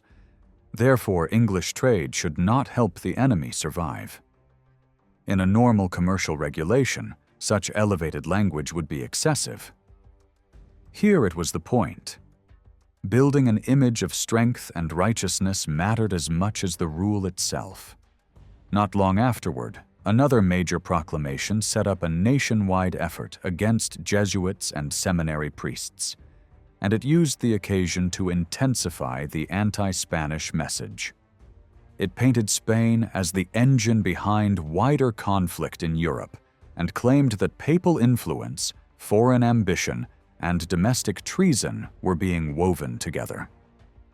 The proclamation insisted that the government's punishments were for treason, not belief, and it urged collective national mobilization, prayers, money, labor, vigilance against invasion and internal betrayal.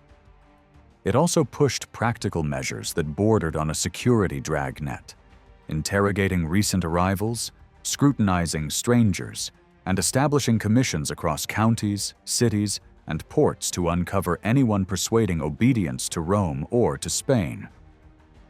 The enemy was described as hidden, mobile, and deceptive, making broad suspicion seem like common sense. A second proclamation even laid out specific questions to be asked of suspects. Together, these documents show how the state combined administration with persuasion, aiming to make vigilance feel like patriotism. In the Mary, Queen of Scots crisis, however, the government sometimes shifted away from that harsh, dividing style. A proclamation issued in December 1586 announcing Mary's treason sentence stands out for its restraint. It still explained the danger and relied on legal procedure, but it carefully framed Elizabeth as reluctant. The text emphasized grief and hesitation. Mary was a fellow princess, of the same sex and blood, and someone whose life and honor Elizabeth claimed she had protected more than once. The proclamation presented the decision as forced by necessity, not chosen from cruelty.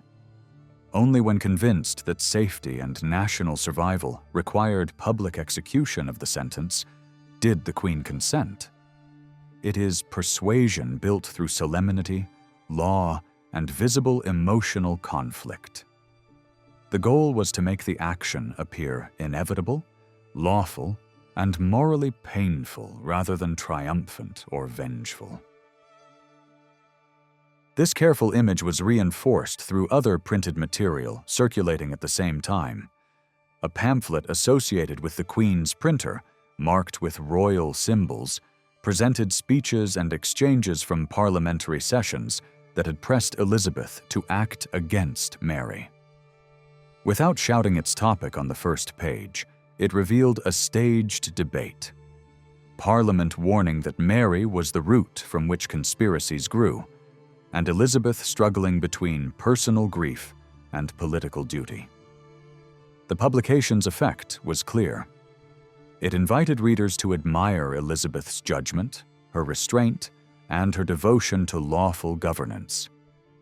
Later, literary treatments echoed this portrayal, showing a merciful ruler who recognizes the legal verdict yet mourns what must be done. The fact that the story of Elizabeth's reluctance continued to influence how people argued about Mary long afterward suggests that this softer form of propaganda could be deeply effective. Stepping back, the pattern becomes clearer. When official messaging was tied to censorship and high political danger, it often aimed beyond the English public. Much of the energy was directed outward, toward foreign courts, foreign critics, and international Catholic networks that could turn opinion into action. The state wanted Europe to see England as lawful, stable, and sovereign, and it wanted its measures, book suppression, arrests, trade bans, even aggressive actions at sea, to look like legitimate defenses against subversion rather than panic or persecution. At the same time, not every act of censorship triggered a matching public explanation. Some books were suppressed without a major official narrative attached, and certain bans were carried out quietly.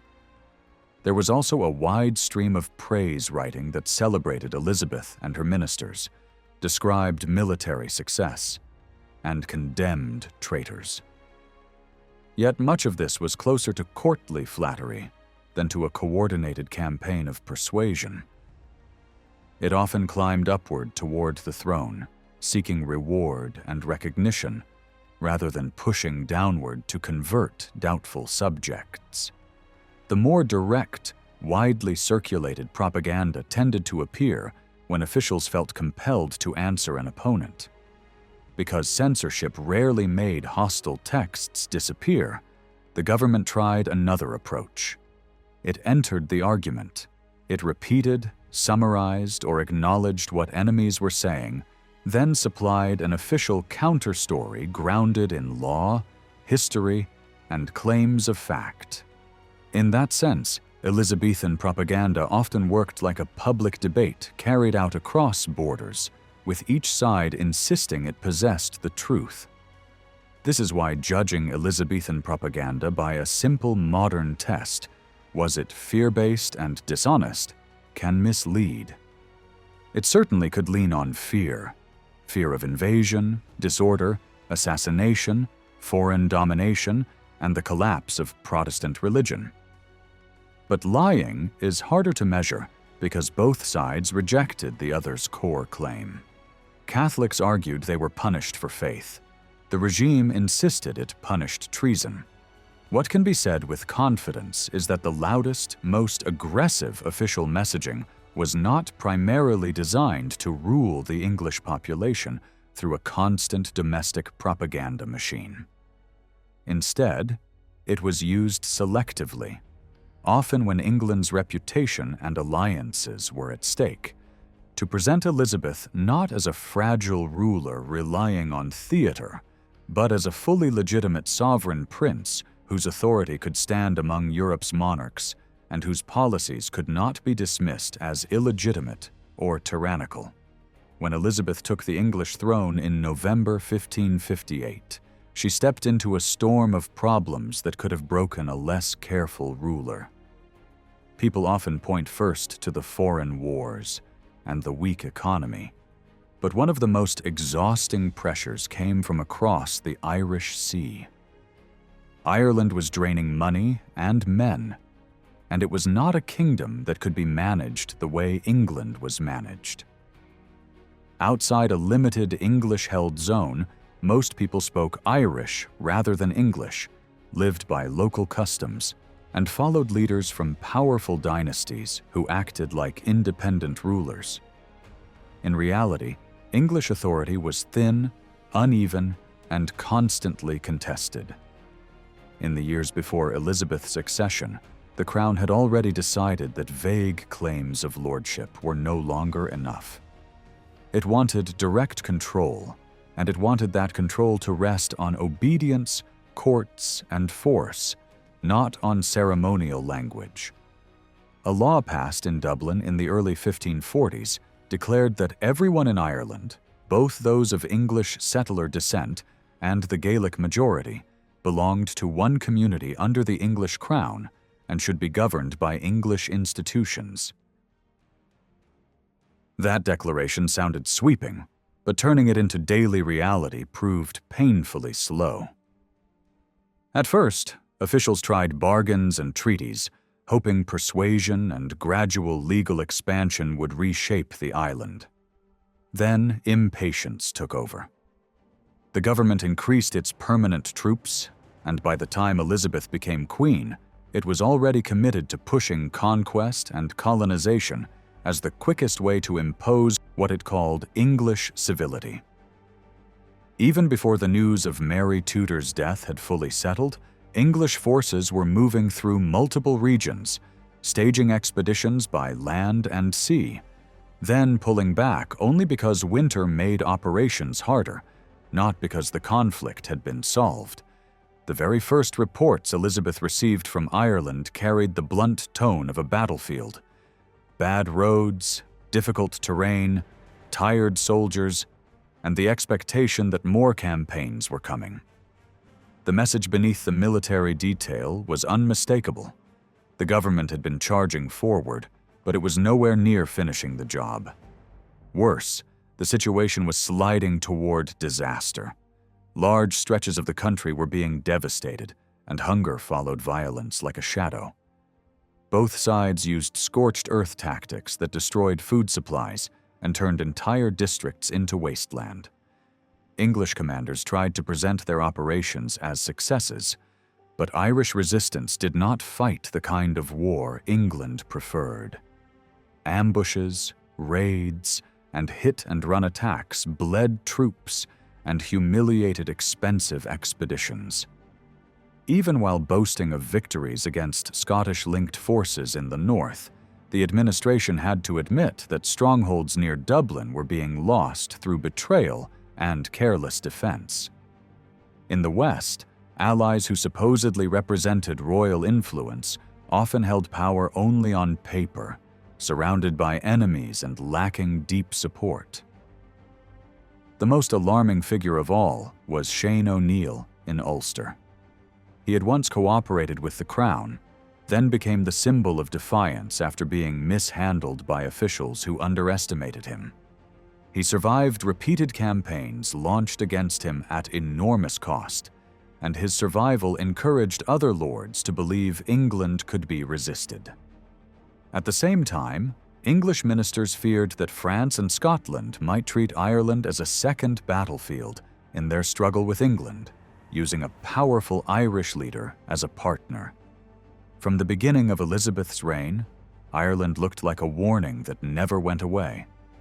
Parts of the island could erupt into resistance, the expense would climb, and the international consequences could be severe. This does not mean the Crown faced a blank map. Some regions were relatively dependable and even enthusiastic about stronger royal power. The English-held district around Dublin and the East Coast was the richest and most settled area, populated largely by descendants of medieval settlers who, despite cultural mixing, still leaned toward English political habits and often welcomed direct rule from London. Many of the local elite had benefited from earlier reforms, and they were willing to supply manpower for campaigns. Some hoped the expansion of royal authority would open opportunities for land, profit, and influence, and they expected a larger role in governing the country, rather than being sidelined by officials sent from England. Beyond this core, there were other pockets of support, including parts of the southeast and several important port towns on the southern and western coasts. Even among Gaelic dynasties, there were leaders who saw advantage in cooperating with the Crown if it helped them dominate their rivals. Yet despite these footholds, the prevailing mood in government when Elizabeth became queen was uncertainty. The questions were blunt and urgent. Should conquest continue or be slowed? And should the existing governor, the Earl of Sussex, be kept in power? Sussex had enemies. Complaints about his leadership had been spreading, pushed by powerful figures who felt insulted, disadvantaged, or abused by his policies and his officers. He was accused of harshness, bias, and misrule, and there were stories of theft, oppression, and killings that harmed even those who claimed loyalty to the crown. Yet the striking detail is that many critics did not reject conquest itself. They wanted conquest better managed.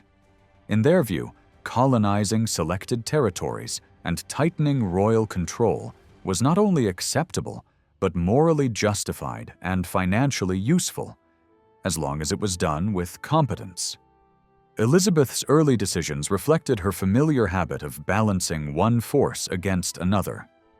She kept Sussex, even promoted him and raised his pay, but also encouraged rival noble power to limit his freedom of action. Above all, her first instinct was economy. She wanted to cut military spending, reduce troop numbers, and seek temporary peace with the most dangerous northern forces. This has led some to imagine she opposed conquest.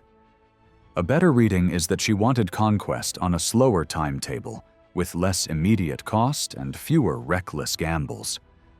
She focused on regions that seemed easier to reshape and cheaper to hold, while treating deeper northern ambitions as something to be postponed until success looked more certain. At the same time, she tried to keep the Anglo-Irish elite invested by increasing their presence in government and handing major offices to key figures, even when those appointments offended rival factions. Yet the pressure of security kept breaking through Elizabeth's desire to spend less. A year later, troop numbers rose again and campaigns resumed because commanders argued that Ireland was not just a messy province, but a strategic threat. Sussex, who famously hated the place, still insisted it could not be neglected. If a major foreign power ever landed there, it could use Ireland as a platform against England, aided by hostile local lords. That fear did not disappear, even when France became consumed by its own internal conflict. After England's Protestant settlement, ministers worried about isolation in Europe and imagined Ireland, largely Catholic and never fully obedient, as the most vulnerable point in the Queen's defenses. Sussex failed to deliver the stability he promised and was eventually replaced, but the framework he helped build endured. Ireland was increasingly treated as a security problem first and a normal kingdom second, and Sussex carried that viewpoint back into the inner circle of government. Over time, senior ministers in London came to agree that Irish affairs demanded constant attention, and official machinery was shaped around military priorities. As a result, the men sent to govern Ireland were expected to be soldier administrators. Some were professional fighters by temperament, others were civil servants with military experience, but all were chosen because the post required coercion as well as paperwork. This created a permanent contradiction that Elizabeth never resolved. She wanted cheaper government, but she also wanted control, and control kept demanding men, forts, supplies, and campaigns. Viceroys repeatedly complained they lacked the resources they needed, and that shortage helps explain why conquest moved slowly and why some regions remained beyond firm control even at the end of Elizabeth's reign. Still, the Crown maintained a sizable garrison for most of the period, large enough to fight, punish, and slowly expand royal power. Every time Elizabeth tried to cut the army, new rebellions and fresh rumors of foreign intrigue forced her to raise troops again. Even before the Great Emergency of the 1590s, Ireland consumed a steady flow of soldiers year after year. and the cost climbed relentlessly. Spending rose decade by decade, and the Queen argued bitterly with officials who insisted they could not keep the bill at earlier levels. Then came the late crisis. From the mid-1590s, the scale of conflict exploded, and the Crown poured staggering sums into Ireland because England itself seemed threatened. To prevent Ireland becoming the launch point for a Spanish strike, Elizabeth abandoned gradual pressure and moved into an all-out war that strained the monarchy to the edge. Even so, it would be a mistake to treat the earlier decades as mild. The fact that the later war was bigger does not mean the earlier policy was harmless or half-hearted. A government does not casually raise taxes at home simply to dominate Ireland more thoroughly, and it usually had many competing demands for revenue. Only when national survival seemed at stake did the Crown accept the vast military machine of the final years. The more revealing question is why the earlier approach produced the conditions that later demanded something so extreme. How did a long, piecemeal strategy, backed by constant force, fail to eliminate resistance and foreign opportunity, and instead lead to a crisis where rebels and foreign invaders nearly combined into a decisive threat? From the perspective of those living under it, English rule between 1558 and the mid-1590s already felt aggressive and coercive. Tight budgets did not make occupation gentler. They often made it harsher. English ministers did not imagine their task as purely military. In private, leading councillors argued that Ireland should be reshaped through justice and institutions, as well as through arms. Governors planned regional councils, provincial administrations, new counties, and expanded courts as ways to integrate local elites and spread English law. Some reforms were introduced, new administrative divisions appeared, new offices were established, and a special court modeled on English practice began handling public order issues and petitions. On paper, this looked like the construction of a functioning kingdom. In reality, the dominance of soldiers inside the administration gave the state a martial character that pulled Ireland further away from English norms. Military officers entered the Executive Council in growing numbers, and even supposedly civil officials chased military posts because they brought income and patronage. The line between civilian governance and military command blurred until it barely existed. Independent voices complained that decisions simply followed the governor's will, and legal expansion lagged behind the promises made in official reports. Courts did not travel regularly, new counties did not always function as real counties, and even in the most English districts, the machinery of justice could be thin. By the middle of Elizabeth's reign, Ireland increasingly resembled an emergency regime. English law was often proclaimed, but martial power set the rhythm of daily life. The most dangerous tool in this system was the widening use of martial law before open rebellion even began. Under Sussex, commissions were granted that allowed lethal force not only against armed rebels in the field, but against suspected opponents in advance, with broad discretion. This practice expanded under later governors until it became normal across the island. The logic was brutal and self-reinforcing. Martial authority helped compensate for limited funding because it could reward officials through confiscated goods and local extraction. It also allowed the government to replace soldiers with locally empowered enforcers when troop numbers were cut. Oversight was weak, accounting was minimal, and those accused of abuses were often shielded rather than punished. Over time, the system encouraged an entrepreneurial kind of violence. People treated their jurisdictions like private franchises, squeezing communities for protection money or profit. and killing could become not only a weapon, but a business. When provoked populations struck back, officials could label the reaction a rebellion and use the rebellion as proof that harsher measures were necessary. It was a circle that produced fear, resentment, and instability while pretending to create order. Elizabeth eventually tried to reduce and then abolish these practices, but the damage to trust was already deep. Gaelic communities increasingly saw the Queen not as a distant lawful monarch, but as a tyrannical figure. Yet the anger was not limited to Gaelic Ireland.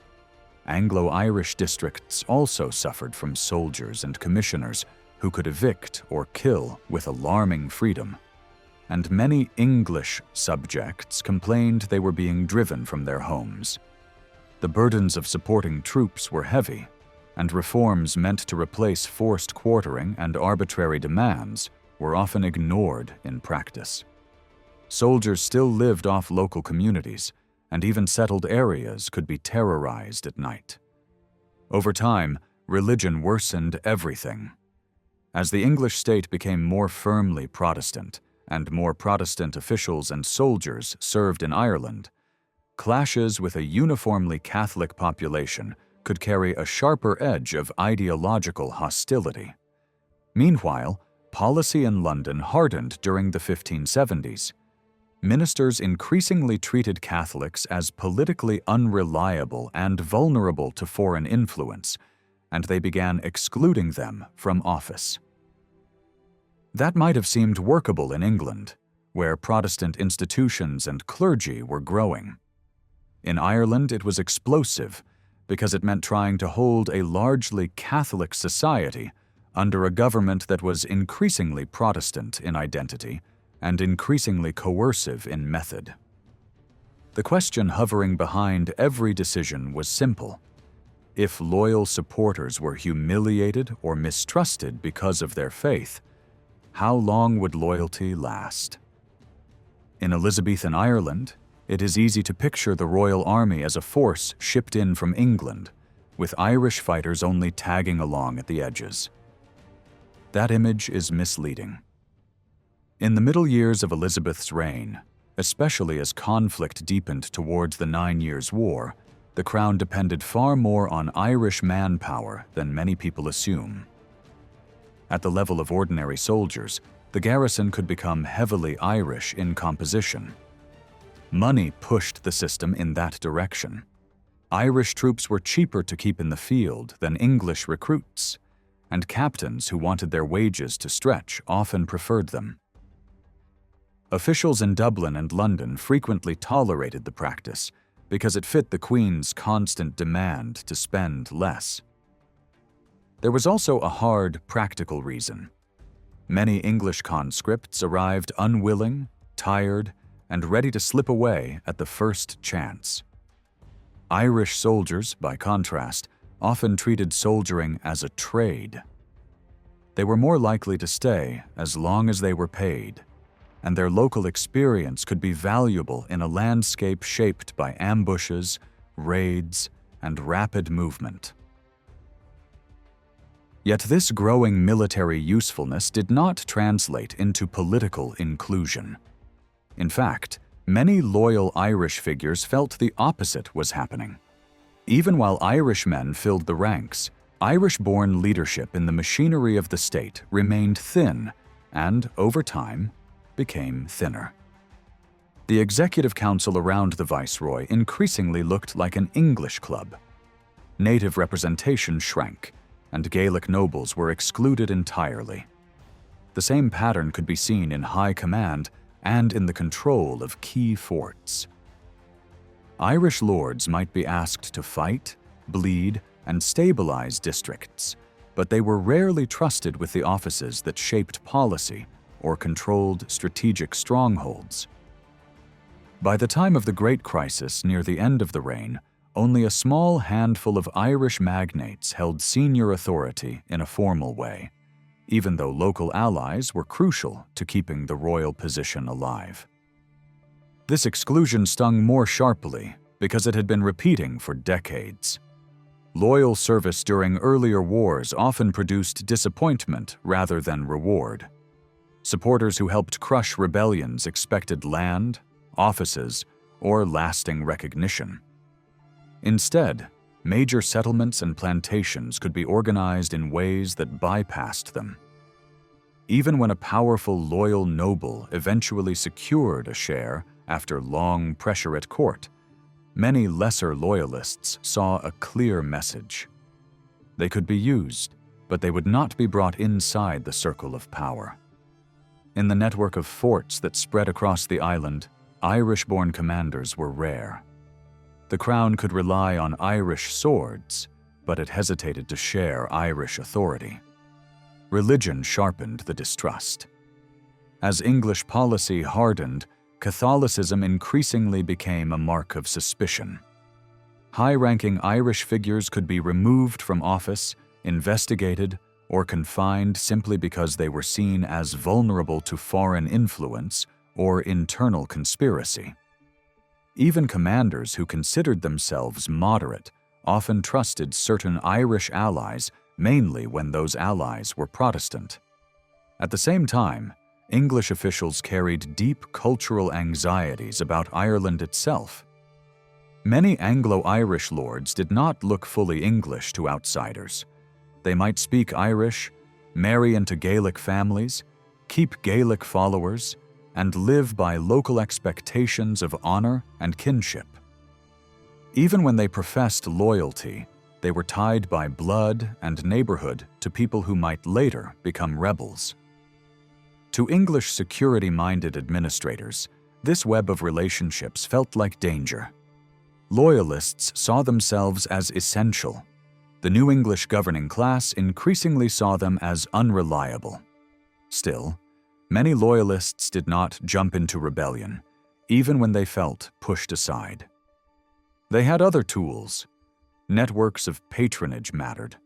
Irish lords and gentry often attached themselves to powerful figures at the English court, seeking protection, favors, and a way to soften hostile decisions in Dublin. Great ministers and royal favorites could intervene, calm disputes, or secure pardons. Some Irish magnates built reputations at court strong enough to shield them, and they could then extend that shield to clients at home. Many Catholic loyalists also hoped the harsh religious mood would fade, or that the succession would change the tone of government. They expected that a new monarch might be less aggressive toward Catholicism, and that time could solve what policy had made intolerable. Even so, the widening gap between English officialdom and the loyalist community had a dangerous consequence. A striking number of rebellions were led by men who had once tried cooperation. The story of Elizabethan Ireland is not a simple line of permanent rebels versus permanent loyalists. Again and again, leaders who had negotiated, served in expeditions, or sought recognition from the crown later turned against it. Some were Anglo-Irish nobles with long histories of royal service. Others were Gaelic lords who had visited court, accepted titles, or offered military help. The most famous case is the great northern leader who had been raised in an English environment, fought alongside crown forces more than once, and even acted ruthlessly against foreign intruders when it suited him. The path to rebellion was often not destiny. It was a reaction to specific pressures. What pushed these men over the edge was frequently policy on the ground rather than ideology in the abstract. Promises were made and then withdrawn. A leader might be led to believe he would be recognized in his inheritance, only to see officials reverse course under pressure from rivals. Others entered agreements for land or protection, then felt those deals collapse, leaving them exposed to enemies or to assassination.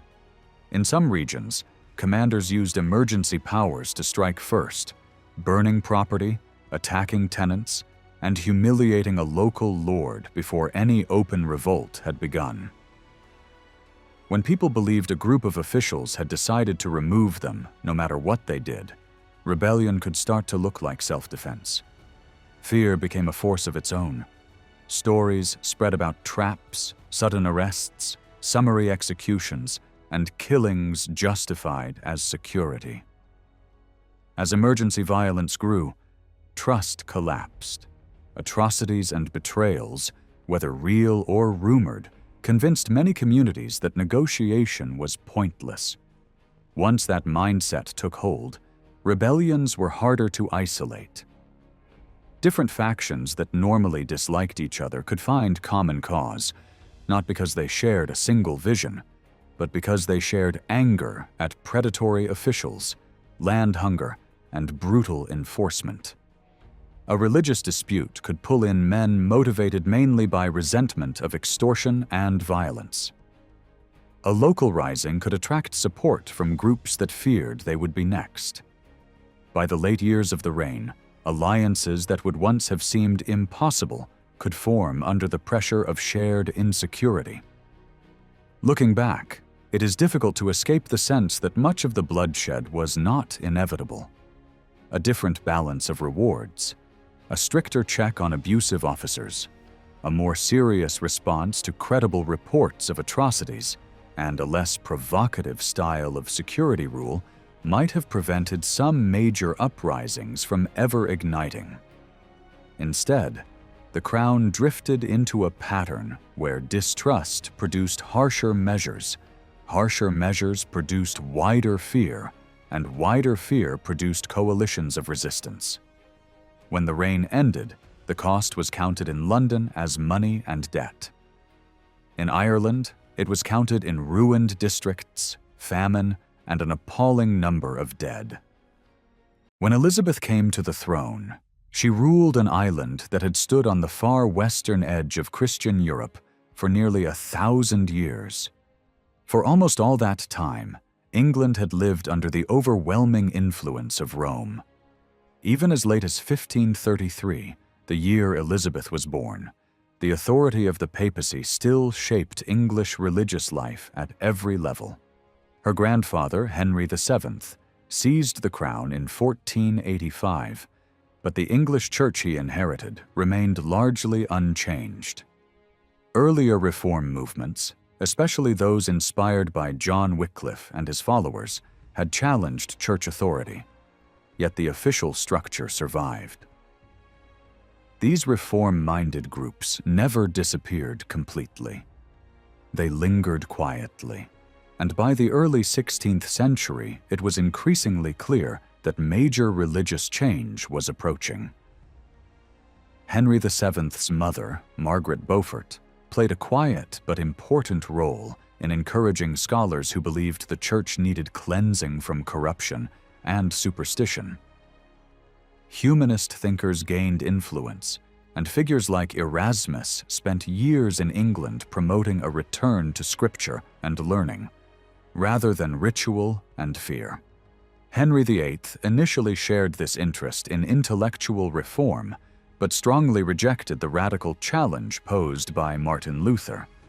When Luther attacked Catholic teaching and papal power in 1517, Henry responded forcefully, defending traditional doctrine and earning praise from the Pope himself. Ironically, the royal title he received for this defense is still used by English monarchs today. The dramatic break with Rome that followed had nothing to do with theology. It was driven entirely by Henry's determination to end his marriage to Catherine of Aragon and secure a male heir. The Pope, constrained by political pressure from powerful European rulers, refused to grant the annulment Henry wanted. In response, Parliament gradually stripped away papal authority in England, step by step.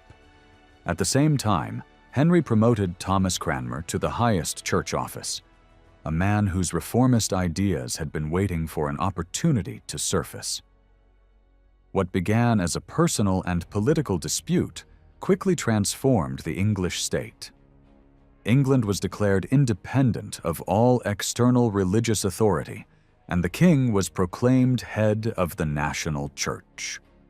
Although this shift relied on growing resentment toward Rome across Europe, Henry himself remained deeply conservative in belief. His reign saw constant changes in religious direction, with moments of reform followed by sharp reversals. Even with English scripture introduced and new forms of worship approved, Henry died holding views that were, in most respects, still Catholic. His revolution was about power, not belief. Only after his death did true reform take hold. Under the young Edward VI, church leaders finally pushed England toward full Protestantism. New forms of worship replaced older practices, and by the early 1550s, England stood firmly within the Protestant world. Had Edward lived longer, the changes would likely have gone even further. Everything changed again when Mary took the throne. England was returned to papal authority, and Protestant reformers faced exile, imprisonment, or death. Church leaders were executed, and hundreds of ordinary people were burned for refusing to abandon their beliefs. These brutal years left deep scars. Fear grew that England might become politically dominated by foreign powers through Mary's marriage, and when England lost its last foothold on the European continent, the sense of national humiliation was overwhelming. By the time Mary died, her rule had alienated much of the country. Elizabeth's accession was greeted with relief and celebration. She was accepted without resistance, and foreign influence over English affairs quickly faded. From the very beginning, expectations were high. As the daughter of Anne Boleyn, Elizabeth embodied her father's break with Rome, and reformers across Europe watched her closely. Yet Elizabeth did not share the fiery religious passion of either Edward or Mary. Though personally Protestant, she avoided extremes. Her goal was not to impose rigid doctrine, but to create stability. The religious system she established was deliberately flexible. It was not what later generations would call Anglicanism, a concept that did not yet exist. Instead, it was a carefully balanced structure that allowed room for differing interpretations while holding the nation together. The strength of Elizabeth's settlement lay in what it left undefined. It emphasized unity over precision, shared worship over theological argument. People could agree on core beliefs without being forced to explain every detail of how salvation worked. This ambiguity allowed England to avoid the endless religious conflicts tearing Europe apart. Rather than following the harsh tone of Lutheran theology, which emphasized human weakness and total dependence on divine grace, English reformers were influenced by thinkers who believed reason had a place in human life. Reformers from the Swiss tradition argued for scripture, moral discipline, and clerical reform, but also insisted that human judgment and responsibility mattered. Through exile communities and written works, these ideas quietly shaped English religious culture, leaving a lasting mark on the church Elizabeth would govern. What emerged by the end of her reign was not a rigid system, but a uniquely English compromise. It was a church shaped as much by political necessity as by belief, designed to endure rather than to provoke. And in that careful balance, Elizabeth achieved what few rulers of her age managed to secure: religious continuity without constant violence. A number of different reform traditions were already taking shape long before Elizabeth's reign began. While Henry VIII was still alive, Archbishop Cranmer quietly built connections with reform-minded thinkers across Europe. Through these contacts, ideas about religious images, the meaning of communion, and many other issues slowly pulled England's state-led religious changes toward closer contact with the wider Protestant world. When Edward VI came to the throne, Cranmer was finally free to act openly. he actively recruited foreign reformers, bringing influential figures from the continent into England's universities and churches. Leading theologians from Strasbourg, Italy, Poland, and elsewhere taught, preached, and experimented with new church models.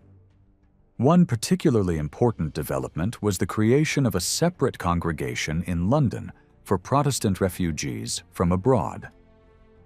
This small community later became a quiet source of inspiration for English Protestants during the harsh years of persecution under Mary, when secret gatherings continued almost unnoticed by the authorities. When Mary became queen, most of these foreign reformers fled England to save their lives. Although hopes were later raised that some might return under Elizabeth, the Queen showed little interest in inviting them back. This disappointed many English churchmen who had learned directly from them during earlier years or in exile. Instead, English Protestant thought developed along a more cautious path, shaped less by living foreign leaders and more by selective reading of Scripture and early Christian writings. For several decades, English reformers avoided taking firm positions on the increasingly sharp theological disputes dividing Protestants on the continent. Rather than aligning clearly with one camp or another, influential English writers argued that the true church should be judged by its faithfulness to Scripture and the earliest Christian traditions, not by the fine distinctions that separated different Protestant schools. This deliberate restraint helped sustain a uniquely English approach to religious reform. Despite this, ideas from across Europe continued to flow into England. By the middle of the 16th century, the teachings associated with Geneva had become especially influential across large parts of Northern Europe. English exiles living abroad had played a major role in spreading these ideas, producing influential translations of the Bible and theological works that circulated widely after their return. Yet Elizabeth herself viewed this movement with suspicion. She associated it with hostility toward female rulers and with demands for religious change that threatened royal authority. She also recognized that its emphasis on divine control challenged her vision of a church governed firmly by the crown. Even so, by the final decades of her reign, many English clergy broadly shared key assumptions drawn from this school of thought, especially ideas about salvation and faith. At the same time, these ideas were already being questioned by theologians who rejected the harsh logic of predestination and argued for a more inclusive understanding of Christ's sacrifice. As a result, no single doctrine ever became the official belief system of the English Church. Instead, several competing interpretations coexisted, sometimes uneasily. The clergy who served during Elizabeth's early years were anything but uniform. Many had been ordained under the old Catholic system and simply adapted as best they could to yet another reversal of official policy. Some remained deeply attached to traditional beliefs, but continued their duties out of loyalty or necessity. Others had embraced Protestant ideas earlier, under Henry or Edward, while a significant number had been shaped by exile, secret resistance, or reformist education abroad. Many had married during Edward's reign, lost their positions under Mary, and now returned hoping for stability. While marriage was not an absolute marker of religious commitment, it often signaled support for the new settlement. Elizabeth's religious policy rested firmly on parliamentary authority. Clergy were required to swear loyalty to the Queen as the highest governor of the Church, a title carefully chosen to avoid controversy. Those who refused lost their offices and were barred from performing religious duties. Traditional Catholic rites were set aside, and worship was conducted in English using officially approved texts. These measures largely restored the Church to the position it had occupied shortly before Edward's death, though Elizabeth moved more cautiously than her brother had. To make these changes effective at the local level, the Crown ordered a nationwide inspection of parishes. Officials were sent across England and Wales to ensure that royal authority was recognized, that worship followed the new forms, and that older practices were removed. Preaching was strongly encouraged, and where trained preachers were lacking, approved sermons were to be read aloud so that basic beliefs could be learned by repetition. Parishes were required to obtain English Bibles and other approved religious texts, making them available for public reading and study. Clergy were also expected to demonstrate their own learning by owning and comparing different scriptural texts. These inspections established the long-term character of English religious life. Bishops used them as a framework for governing their dioceses, quietly adjusting certain details to make the system workable in practice. One result was a gradual retreat from enforcing traditional clerical dress, narrowing disputes to a few specific garments rather than full ceremonial uniformity. This compromise prevented conflict from escalating while preserving a sense of order. The intellectual foundations of the new church were strengthened through a steady stream of official publications. Clear explanations of belief, instructional sermons, and summaries of doctrine were produced to guide both clergy and laity.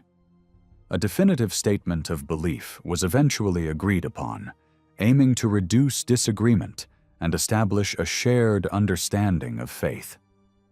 These principles rejected key Catholic teachings, limited the number of sacraments, affirmed worship in both bread and wine, and confirmed the authority of the Crown over church affairs. At the same time, they allowed enough flexibility to avoid locking the Church into one rigid theological system.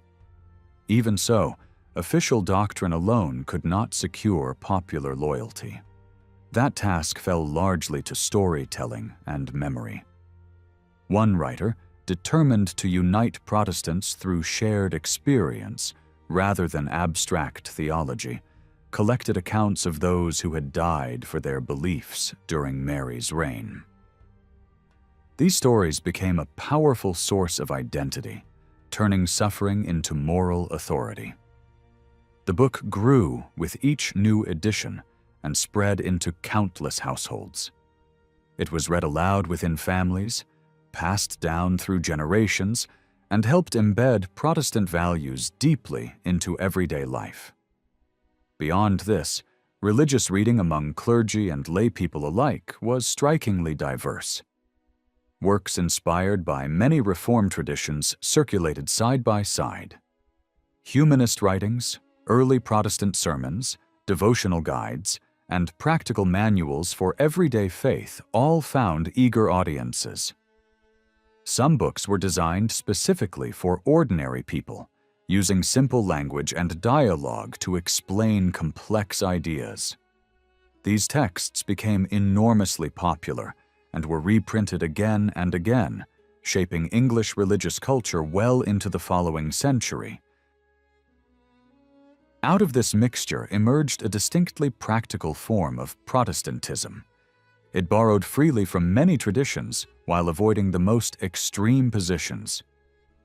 Elizabeth herself likely approved of this cautious blending, combined with a retained hierarchy of bishops and clergy that echoed older structures.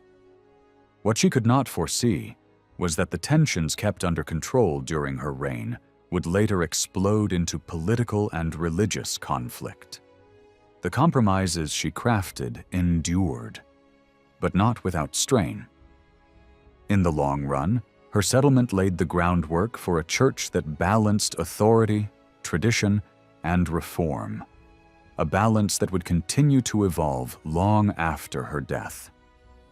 What truly set Elizabeth's religious settlement apart from most Protestant churches on the continent was its deep sense of continuity with the earliest centuries of Christianity. Rather than presenting itself as something radically new, the English Church claimed to be restoring an older, purer form of faith that existed before the rise of medieval corruption. For this reason, it retained bishops. These men, often drawn from modest backgrounds, could be transformed overnight by royal appointment. With the Queen's approval, a private individual became a national figure, a landholder for life, a member of the upper chamber of government, and a central authority in the moral, legal, financial, and even military affairs of his region. For centuries, Western Christianity had operated through a layered system of authority. Large territories were overseen by senior church leaders who in turn supervised smaller districts, each responsible for the daily religious life of local communities. England had long been divided into two major church regions, one centered in the south and one in the north. By Elizabeth's time, it was universally accepted that the southern leader held senior rank, while the northern counterpart possessed more limited authority. This imbalance mattered greatly when the southern office was left effectively leaderless for several years. During that period, the bishop based in London quietly carried responsibilities far beyond his formal role, shaping church policy at a critical moment in the reign. When Elizabeth's father inherited the throne early in the 16th century, the church map of England and Wales had barely changed for generations. That stability did not last. Once royal authority over the church was asserted, the crown moved quickly in directions that were more political than theological. The most dramatic change came with the destruction of the monasteries. Vast amounts of land passed from religious institutions into royal hands. This single act reshaped English society, redistributing wealth on a scale unseen for centuries. With this sudden fortune, the crown was able to strengthen its grip on the country. Loyal servants, local landowners, and rising families were rewarded with property and status. Some were elevated into the ranks of the nobility. Older noble families who had proven reliable were also accommodated. In this way, royal authority in the countryside was reinforced, and potential rivals were neutralized. At the same time, the power of senior church figures was deliberately reduced. While bishops continued to hold estates and titles, they were increasingly treated as servants of the state rather than independent lords with foreign loyalties. The memory of churchmen who had once defied kings in the name of Rome was systematically erased. Shrines associated with resistance to royal authority were dismantled and their symbolic power destroyed. There was also a practical problem. Many church districts were simply too large to manage effectively. Plans were drawn up to divide them and to convert former abbey churches into new administrative centers. A handful of new districts were created, but they were poorly funded and never fully realized. After this brief burst of reform, church boundaries remained unchanged for centuries. By the time Elizabeth became queen, the English church consisted of just under 30 districts. Most fell under the authority of the southern archbishop, while the northern region contained only a small cluster. One remote island jurisdiction stood apart, operating under unusual arrangements, and one powerful northern district retained ancient privileges that made it almost a state within a state. When the government attempted to absorb some of its lands, it was forced to retreat, settling instead for a financial compromise that preserved old rights while securing royal income.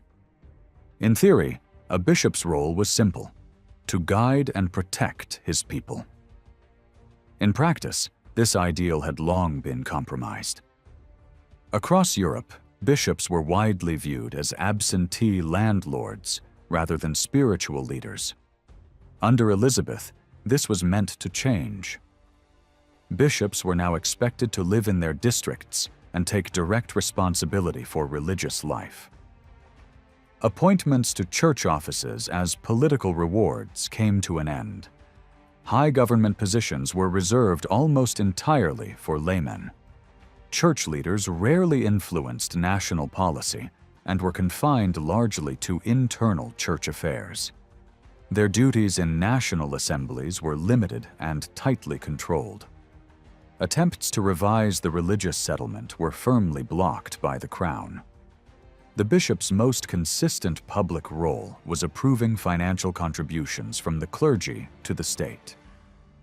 Before they could focus on pastoral care, newly appointed bishops had to settle their financial obligations to the Crown. They were required to hand over a substantial portion of their income, often equivalent to a full year's revenue, paid in installments. Over time, these arrangements became less burdensome, and enforcement was generally flexible. Despite the scale of the sums involved, no bishop was ever removed for failing to pay. At the local level, parish clergy fell into several categories. Some held full rights to their parishes and drew income directly from local agricultural production. Others served communities where those revenues belonged elsewhere and were instead paid a fixed salary. A third group worked in parishes that had once belonged to monasteries and were now controlled by lay landowners. These men received modest wages and lacked the legal protections enjoyed by their counterparts. Tax obligations varied accordingly, with the poorest positions exempt from payment. Day-to-day parish life depended heavily on lay officials elected each year. These men, drawn from the most capable members of the community, handled finances, maintenance, and record-keeping. The role was demanding and often unpopular. It required literacy, numeracy, and a willingness to account for every expense, no matter how small. More awkward still was the duty to report on the behavior of clergy, teachers, neighbors, and even friends. Through this system, the Crown extended its oversight deep into everyday religious life. When Elizabeth took control of the English Church, almost every bishop who had served under Mary refused to swear loyalty to the new order and was removed from office. Only one held on.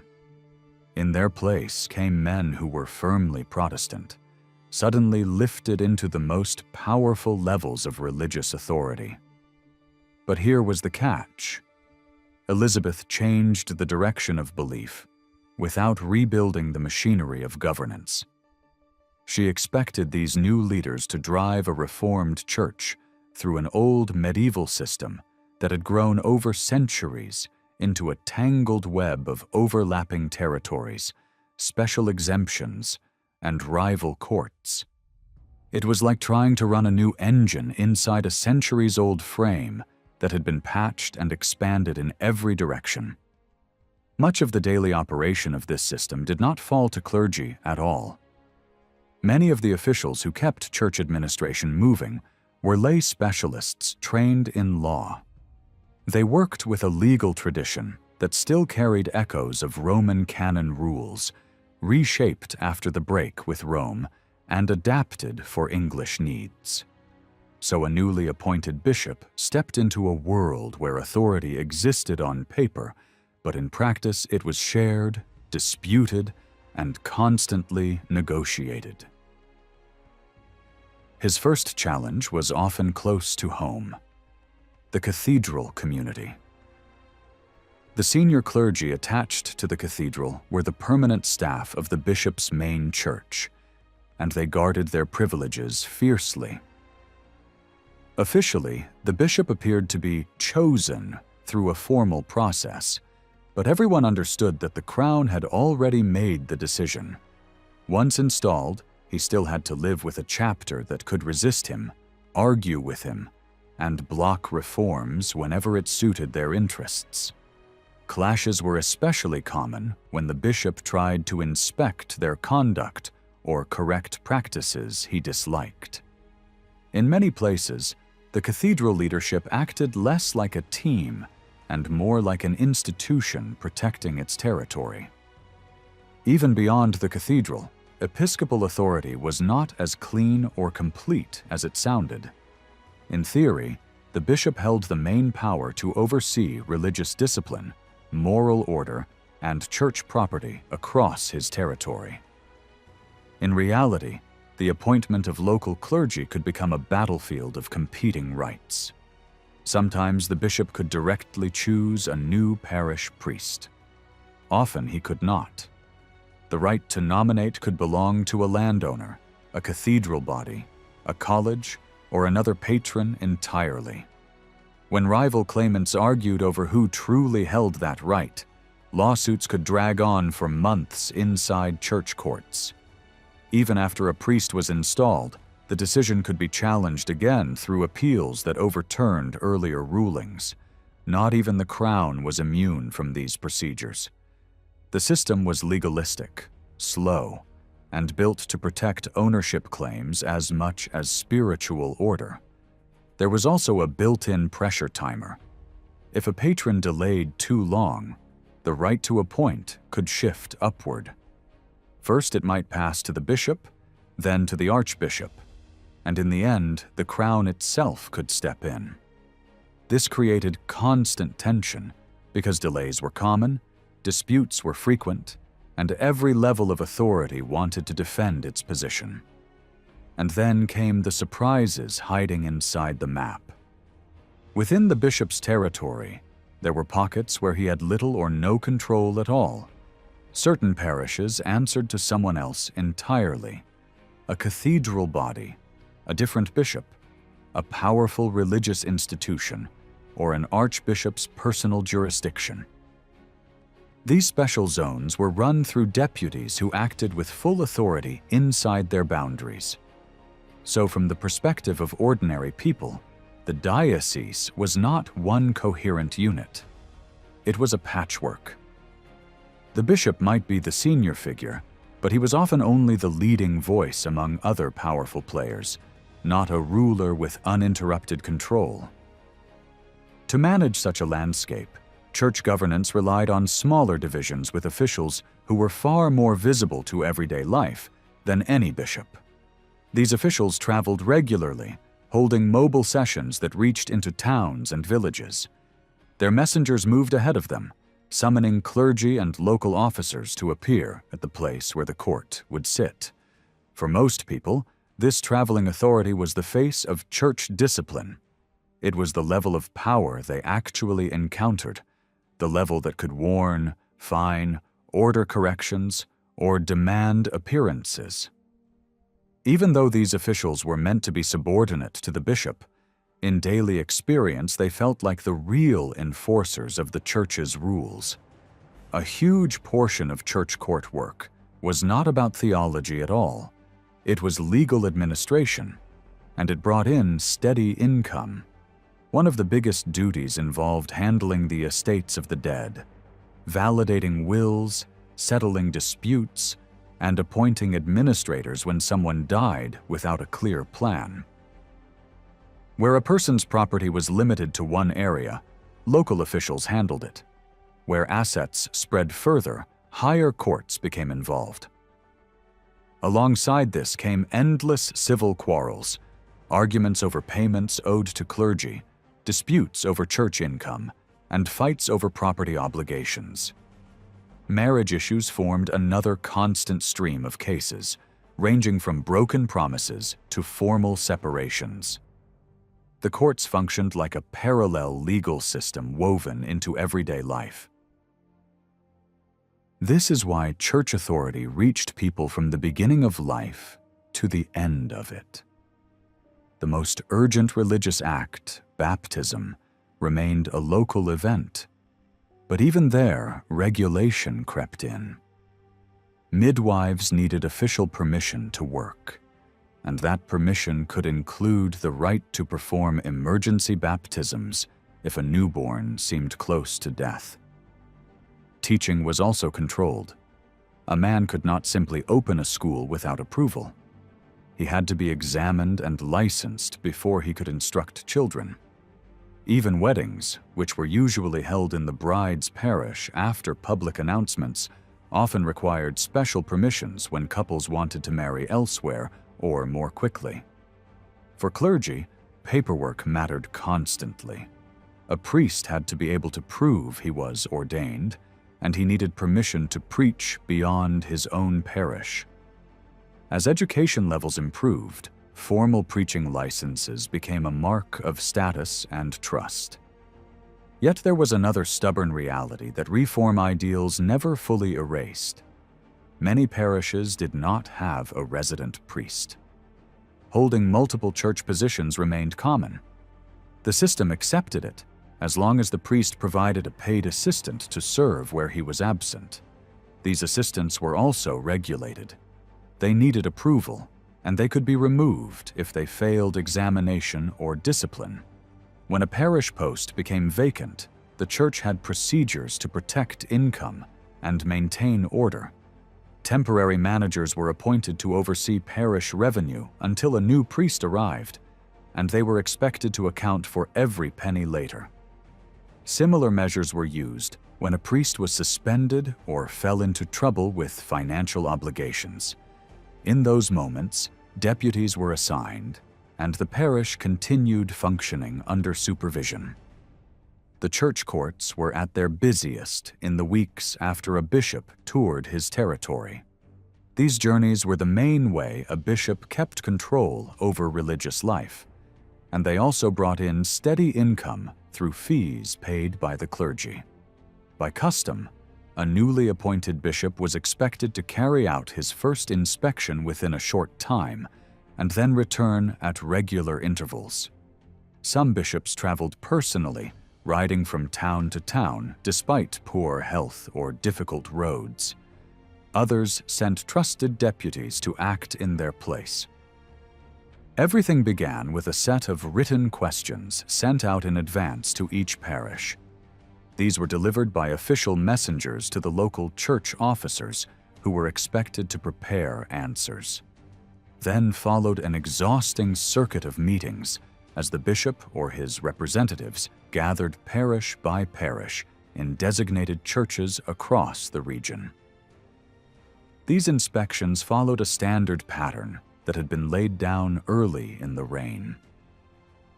The focus was always on Protestant worship and discipline. Clergy were reminded that a share of parish income should go to helping the poor. Wealthier ministers were expected to support the education of promising students who could not otherwise afford university. Money that had once gone to religious practices now rejected by the church was redirected toward charity instead. Giving to the needy was praised as a far better expression of faith than older devotional customs. Parishes were required to keep careful written records of baptisms, marriages, and burials, stored securely and jointly guarded by clergy and lay officers. Long-standing customs that reinforced a parish's sense of place were maintained, while older ritual processions were suppressed. Seasonal prayers were still read aloud, but only in forms approved for Protestant worship.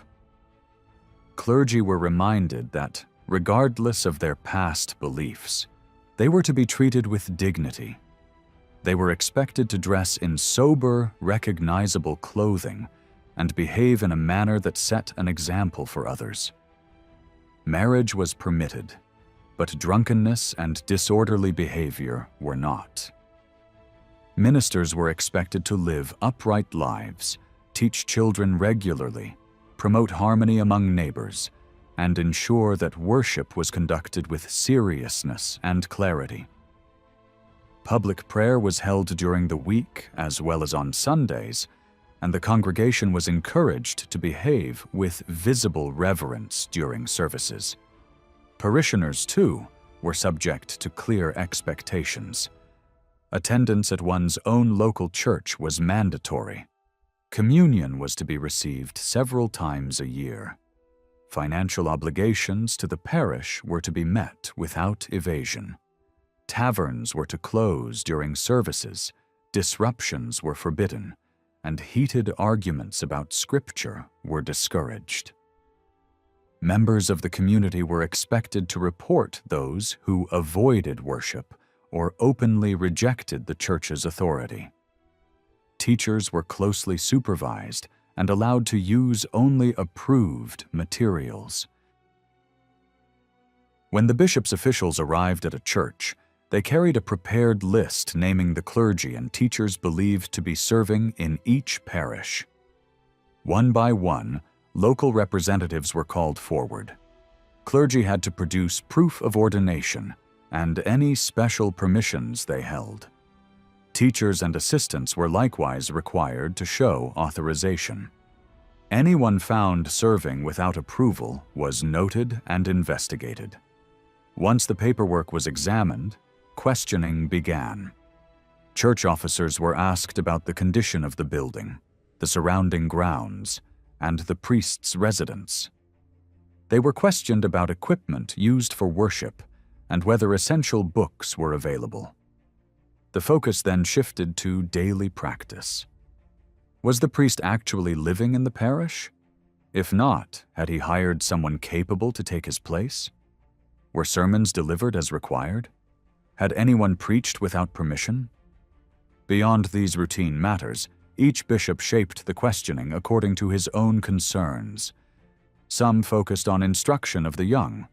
Others were more interested in moral discipline or local customs. As the years passed, stricter attention was paid to uniformity in worship. By the later decades of the reign, even small deviations in ceremony could draw official notice. Some bishops insisted on exact compliance. Others allowed limited flexibility, enabling more hesitant clergy to conform outwardly while easing their consciences. Once clerical matters were addressed, attention turned to the community. This was often where tensions surfaced. Local officers sometimes protected friends or relatives, while at other times they used the court to punish rivals or outsiders. Absence from church raised suspicions and could escalate into serious trouble. Disorder during services, arguments over seating, and unauthorized religious gatherings were all treated as threats to stability. The greatest fear was division, groups breaking away entirely from the established church. Moral behavior was also scrutinized. Reports of sexual misconduct were common, though many were based on rumor rather than proof. As a result, the courts gained an unsavory reputation. Most cases involved pregnancy outside marriage or adultery. Other offenses appeared far less often. Many concerns were practical rather than moral. Unmarried mothers and broken households could strain parish resources and create unrest. After the inspection tour ended, the officials compiled their notes into formal records. Those cases selected for further action were then pursued in the central church court. Here, individuals were questioned directly, and their words were often recorded exactly as spoken. These records provide rare insight into everyday speech and attitudes of the time. Some cases dragged on endlessly. Others faded away without resolution, often because the parties stopped appearing. The church courts, however, had serious limits. They could not arrest or imprison. Punishments were usually symbolic: public confession, temporary exclusion from worship, or formal exclusion from the community. This last measure was used so frequently that it lost much of its moral force and generated resentment. In some cases, defendants were allowed to clear themselves by bringing forward neighbors willing to swear to their good character, a system easily abused. Faced with these weaknesses, the government eventually turned to harsher methods. A new body with real powers of arrest and imprisonment was created to deal with defiance and resistance. Its procedures bypassed many traditional safeguards and forced the accused to answer before knowing the charges.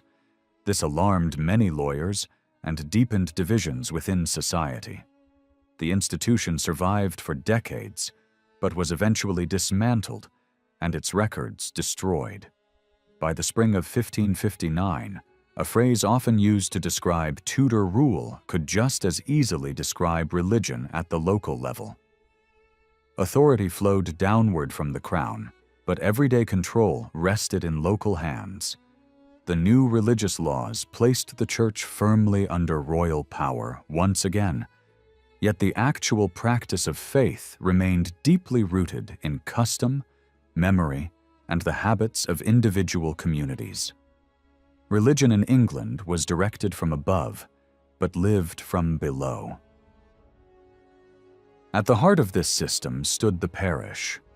It was the smallest unit of church life, but also one of the most important. Though the word itself entered common use relatively late, the idea behind it was much older. By Elizabeth's reign, the parish had become a remarkably rich concept. Across the country there were thousands of them, each with its own church, boundaries, officers, customs, and shared identity. The parish shaped language as much as it shaped daily life. It defined land, work, charity, celebration, and even humor. Above all, it represented a space where religious and civic life merged into one. Over the course of the 16th century, the parish took on an increasing number of responsibilities that went far beyond worship. It became a key instrument of local government. Laws concerning poverty, order, and welfare placed new demands on parish officers, transforming them into administrators of both moral and material life. Even so, the limits of parish religion were never neat or uniform.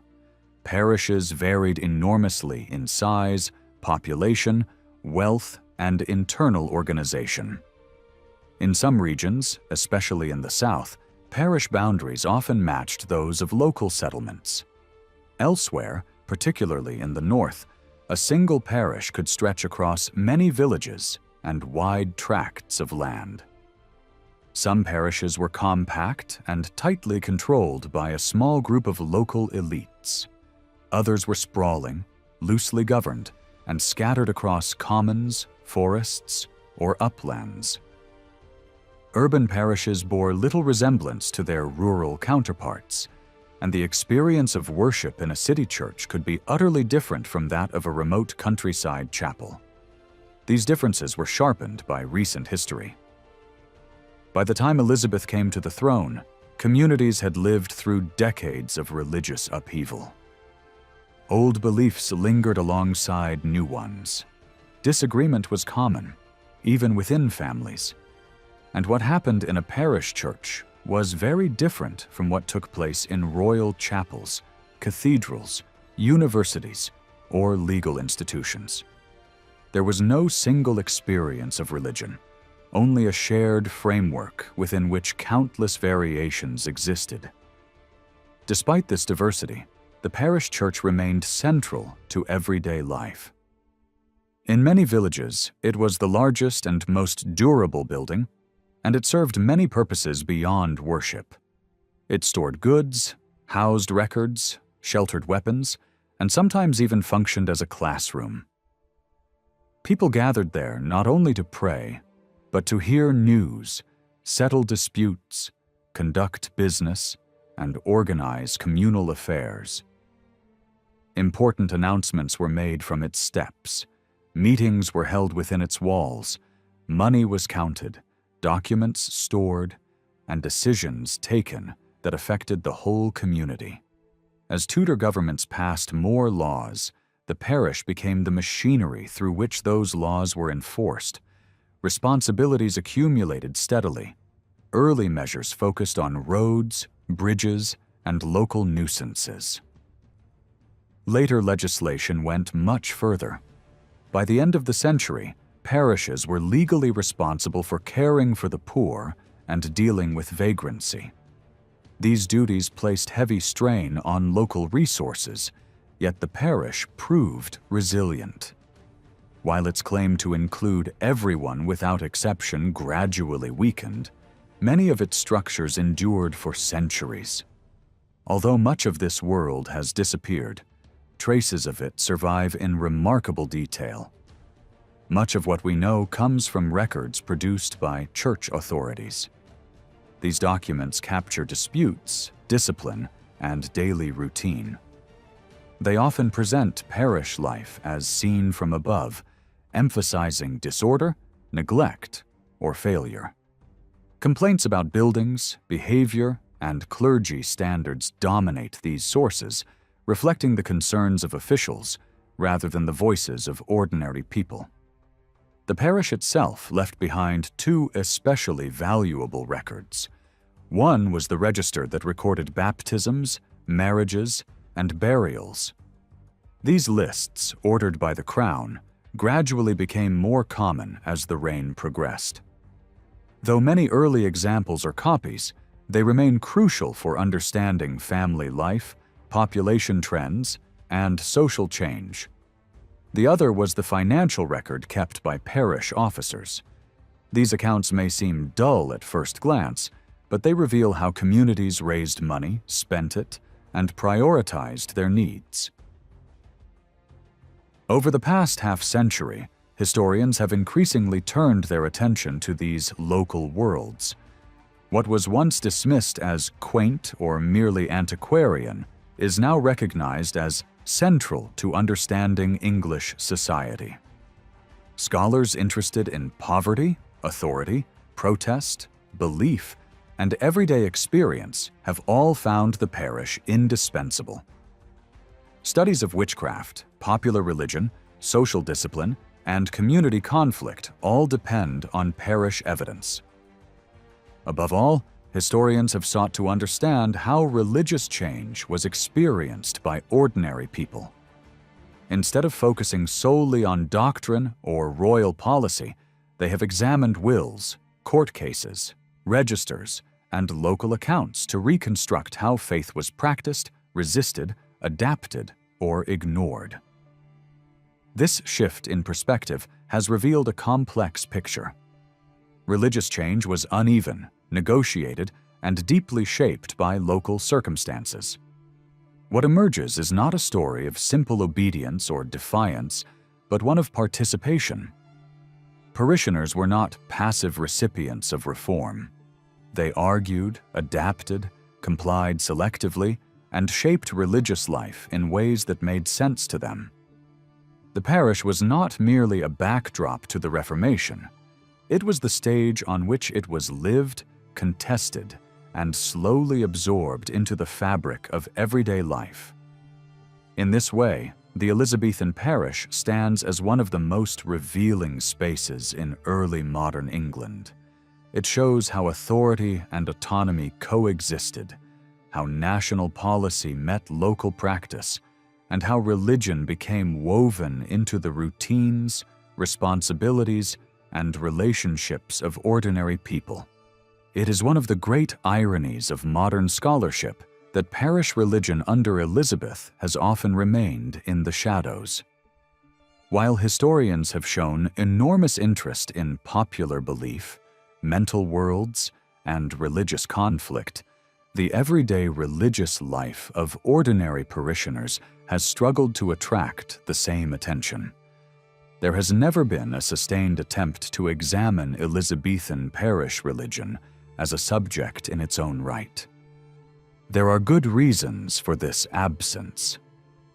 Much recent work on early modern communities is less concerned with the specific challenges of Elizabeth's church than with broader questions of social and cultural change. Instead of focusing on one reign or one settlement, historians have explored long-term transformations in power, authority, and local life. This approach has produced important insights, but it has also pulled attention away from the distinctive experience of parish religion during Elizabeth's rule. Another difficulty lies in how conformity has been understood. Modern research has emphasized the persistence of traditional habits and the slow pace of religious change. Many scholars now argue that most parishes only became recognizably Protestant well into Elizabeth's reign. At the same time, some of the most detailed studies of local religious response focus on the turbulent years before her accession. The unintended result has been to push the Elizabethan parish further to the margins. The dominant story of the period still tends to revolve around conflict. Attention gravitates toward the official religious settlement on one side and open resistance on the other. Catholics who refused to comply and radical Protestants who demanded more reform dominate the narrative. What often disappears in between are the countless men and women who neither resisted nor agitated, but quietly adjusted their lives to the new religious order. Their experience rarely fits into dramatic categories, and so it has often been overlooked. This imbalance is not new. Arguments about parish religion began during the 16th century itself and were shaped by polemic. Catholic critics claimed that worship in English confused ordinary people and divided communities. Protestant preachers, for their part, complained bitterly about ignorance and spiritual blindness, arguing that most people failed to grasp even the basics of Christian belief. These claims were not neutral observations. They were rhetorical weapons used to promote particular visions of reform. Over time, these polemical judgments hardened into historical assumptions. Early 20th century writers, approaching the subject from strong confessional positions, painted parish life as bleak and directionless. In their view, royal control had drained religious life of meaning, bishops were ambitious and ineffective, clergy uninspiring, and ordinary people confused and spiritually adrift. According to this interpretation, true religious strength lay only with those who openly refused to conform. Although few historians today would endorse such stark conclusions, the legacy of this thinking has proved stubborn. Later studies, even when stripped of overt confessional bias, often continue to portray conforming parishioners as passive, indifferent, or resistant to religious change. Once again, the focus falls on extremes, while the middle ground remains poorly understood. Yet there is little doubt about the larger outcome. Over the course of Elizabeth's reign, England became a Protestant country, not only in law but in practice. This transformation did not occur despite parish conformists, but because of them. The gradual acceptance of new forms of worship, belief, and discipline took place within parish churches, week by week and generation by generation.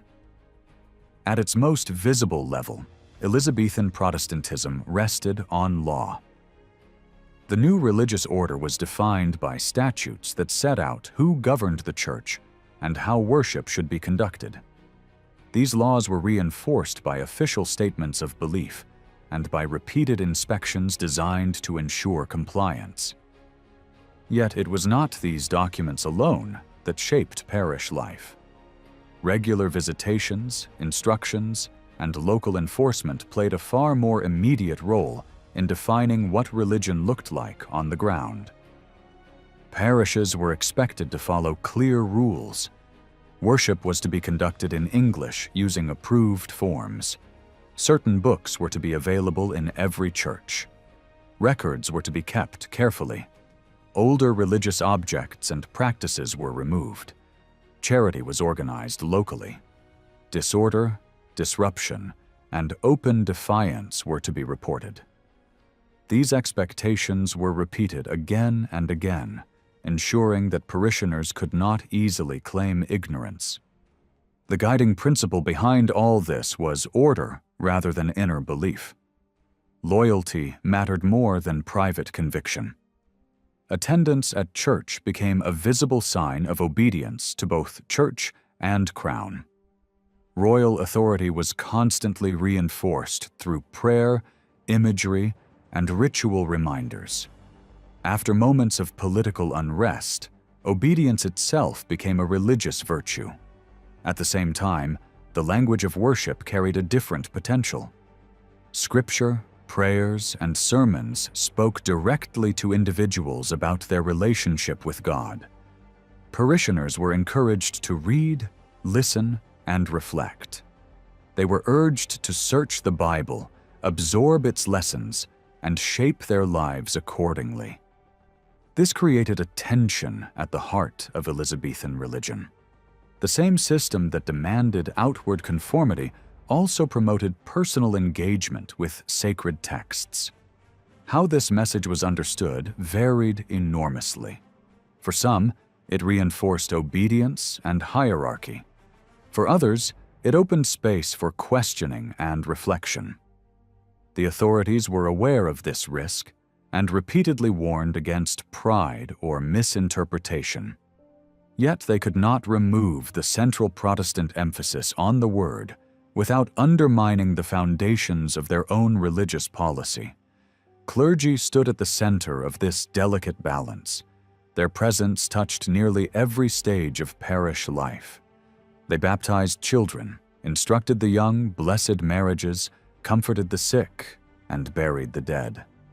They led prayers, explained scripture, and enforced discipline.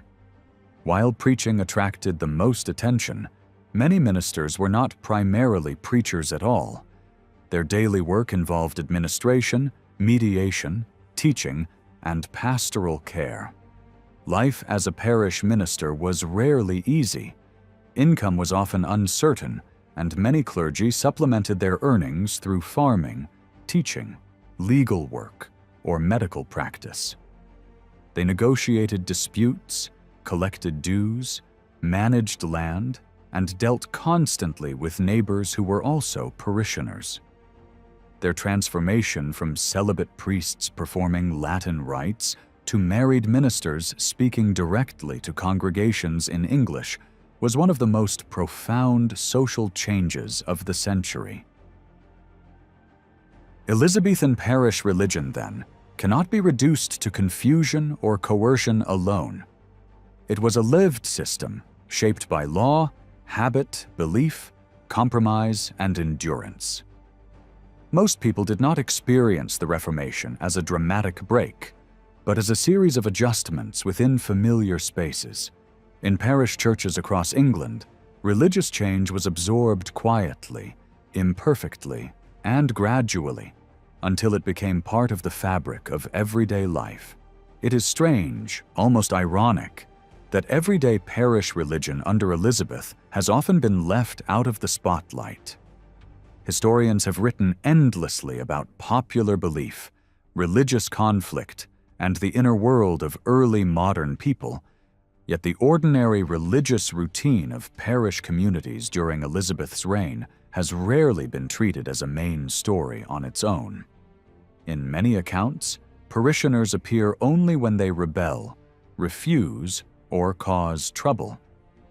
The quiet majority who complied, adapted, and kept the parish running are often treated like background scenery. One reason is that much modern research is not especially interested in the specific details of Elizabeth's church. Instead, scholars tend to ask wider questions about how society changed over time, how communities worked, and how authority operated at the local level. That approach has produced brilliant work, but it often steps over the Elizabethan decades without pausing to ask what parish religion actually felt like for ordinary people living through them. Another reason is that conformity is a hard subject to make dramatic. If a community mostly attends church, follows the rules, and avoids open conflict, It can look uninteresting compared to the loud stories of resistance. Yet that very quiet compliance is exactly what helped Protestantism become normal. The problem is that the period is still often described through a simple lens: official religion in the middle and enemies on both sides. Catholics who refused to attend and strict Protestants who wanted a deeper reform become the main characters. Meanwhile, millions of people who neither fought nor preached simply lived inside the system and made it work. This bias is not new. Even in Elizabeth's own time, writers argued about what parish religion meant, and they did so with sharp agendas.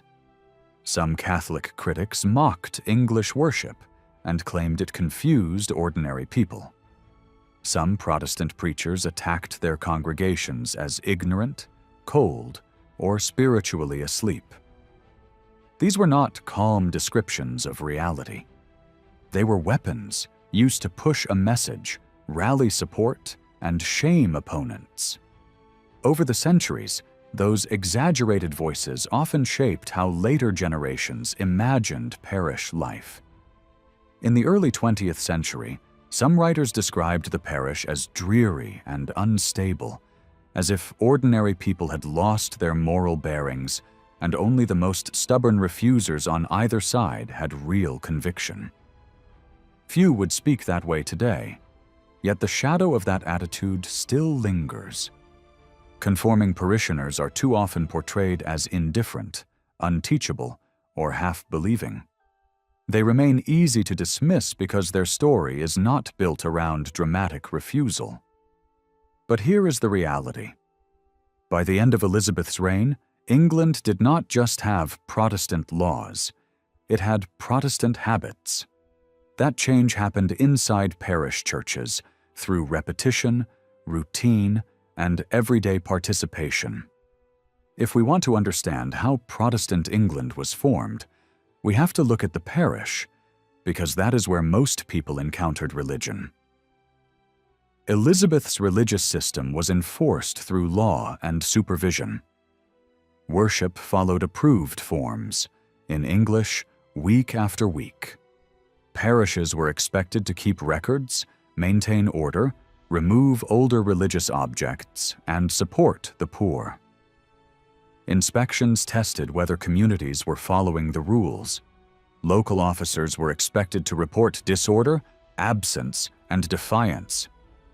The message was clear. Attendance and obedience were not only religious duties, but signs of loyalty. Yet it would be a mistake to imagine that this was only about political control.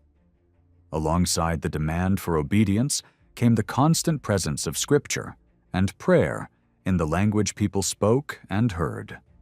People were encouraged to listen, read, memorize, and absorb the words of worship. Authorities warned against arrogance and reckless interpretation, but they could not avoid the central Protestant idea that the word mattered and should be understood. This created a tension. Religion was enforced from above, yet it also spoke directly to the conscience and inner life of ordinary people. How that tension played out varied from place to place. Clergy were central to this world, but their authority looked different than it had before. Older religious life had wrapped the priesthood in mystery and sacred distance. The Reformation stripped much of that away. Worship in English, new teaching, and new expectations brought clergy closer to the people. At the same time, a new kind of power rose in its place. Preaching, learning, literacy, and visible godliness created reputations that could be as commanding as any older sacred aura. Famous preachers became local legends, but that raised a question. How did university-trained ministers relate to ordinary parishioners, especially when spiritual guidance collided with money, dues, and disputes? And that is where parish religion becomes impossible to understand without the people who kept it running. Parish life did not operate on sermons alone. It depended on thousands of men and women who accepted roles that were unpaid, demanding, and often thankless. Local officers managed church funds, kept order, maintained buildings, watched behavior, gathered information, and stood as the link between the parish and higher authority. In many communities, these officers were not the richest elite, but stable householders of moderate means, tradesmen, craftsmen, farmers, and shopkeepers. They carried the system on their shoulders. Some roles were so practical that they sound almost comic today, yet they mattered. Bells had to be rung, doors had to be unlocked, keys had to be found, books had to be brought out. The church had to function in real time, in real weather, with real human problems. Even the absence of a helper could turn worship into chaos, forcing the minister to do everything alone, rushing from house to house, handling small tasks that could easily become humiliating and exhausting. Parish religion was not only theology, it was logistics. So what did worship feel like? Some contemporaries described it with confidence and pride. They insisted that Scripture filled the service, that the congregation understood what they heard, and that repeated exposure to English prayers and psalms had taught even the unlearned to participate. They imagined a people steadily shaped by habit, listening, responding, memorizing, and joining together in common words. Later, historians have sometimes painted a darker picture. Long services, repetitive routines, crowded buildings, boredom, misbehavior, arguments over seating, even shouting and scuffling. And yes, those things happened. People sometimes slept through sermons. Neighbors sometimes fought over status and space. But we must be careful with this evidence, because we usually hear about bad behavior precisely because it was condemned. The fact that it was recorded shows that many people agreed it was wrong. A community does not complain about something it considers normal. What mattered most was the slow power of repetition. The same prayers, the same patterns, the same scriptural language returned again and again until they became familiar. Over years, those words sank in. People carried them into private speech, into letters, into wills, into the way they described faith and death. Even mocking or irreverent jokes could reveal deep familiarity with the service, because the speaker had clearly absorbed its language. The parish church was also a communication hub. Worship was wrapped around a steady flow of local news, marriages, deaths, baptisms, public notices, warnings, collections, and appeals for charity. Special days brought special prayers tied to national events, disasters, plots, victories, and moments of public celebration. Congregations were told what was happening beyond their streets, and they were asked to respond with thanksgiving, fear, loyalty, or generosity. Collections for the wounded, the poor, and the desperate turned worship into action. A person in need was not just a name.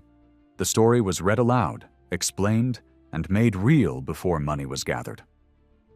Over time, church interiors changed to match this style of religion. Spaces were reshaped to emphasize listening and understanding. Seating spread across the nave. Walls were made plain and bright. Scripture was displayed. Books were placed where people could use them. The goal was clear: fewer distractions, more focus on the Word. Yet the success of this system also depended on flexibility. Local communities found practical solutions to practical problems. They created ways to keep order, handle noise, and manage the unexpected realities of large gatherings. One of the most powerful developments came from the people themselves: the rise of simple congregational psalm singing. It spread quickly, driven by demand rather than command. It brought voices together, including women and children, and turned worship into something more participatory and emotionally gripping. In many places, this shared singing became one of the most persuasive everyday forces shaping Protestant identity. To see how parish religion worked in practice, it helps to imagine two very different worlds.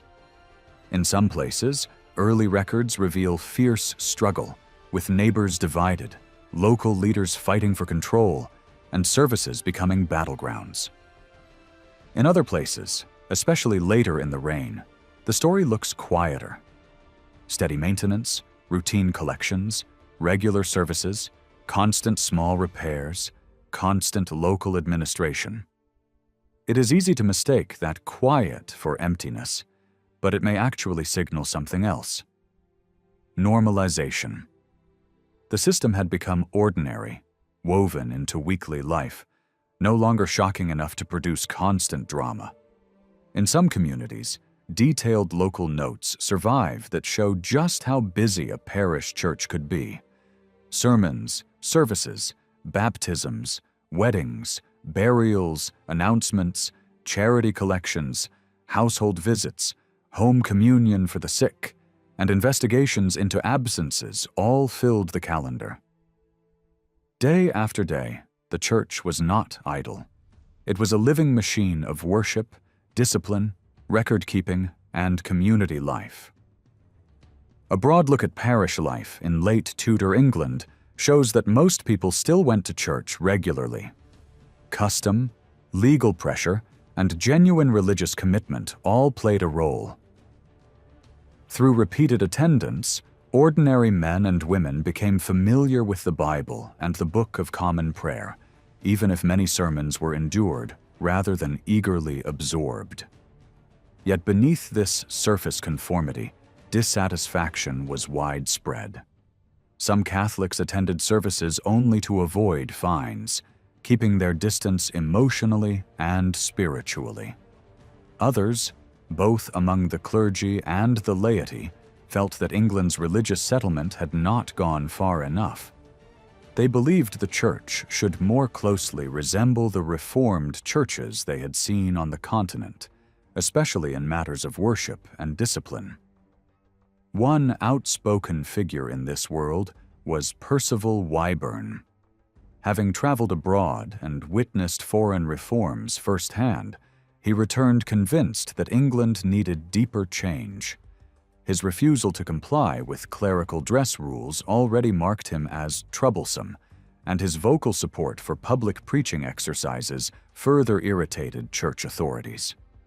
Even so, he described England as a land where the gospel flourished and insisted that he was grateful to live and preach there. From his perspective, the laws compelling church attendance were not oppressive but necessary, designed to uproot superstition and strengthen true religion.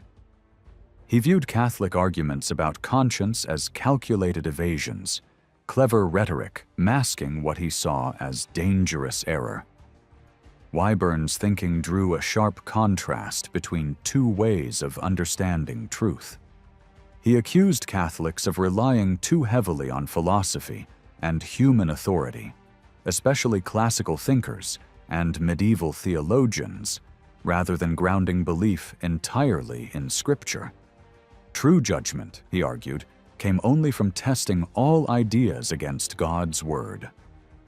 Philosophers themselves, he noted, often admitted the limits of human reason, yet Catholic defenders claimed certainty while avoiding direct exposure to Reformed preaching. In doing so, they implied that their rituals and hierarchy were superior, a claim Wyburn found both arrogant and spiritually perilous. Ironically, despite his loyalty to the Reformed state, Wyburn repeatedly clashed with church leaders and was eventually barred from preaching. His career highlights an important tension.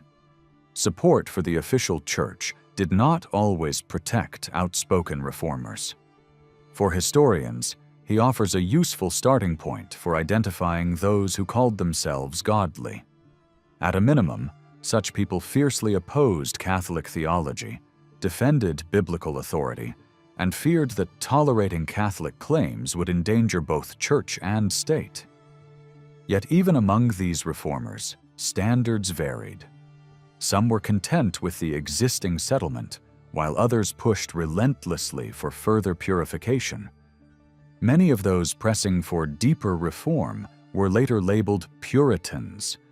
They accepted the national church, but disliked what they saw as lingering Catholic elements, such as prescribed vestments, fixed prayers, and the power of bishops.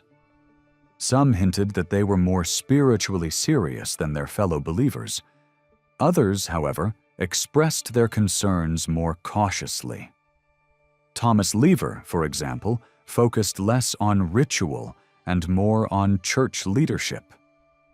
He worried that powerful lay patrons controlled clerical appointments, often promoting favorites rather than capable preachers. His solution was radical for its time, allowing committed parishioners to help judge and approve ministers, ensuring that those who taught were genuinely fit for the task.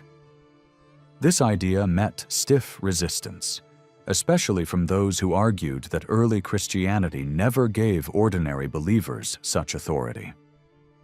By the later decades of Elizabeth's reign, reform-minded clergy increasingly tried to educate and discipline parishioners, hoping to shape a more informed and self-controlled religious public.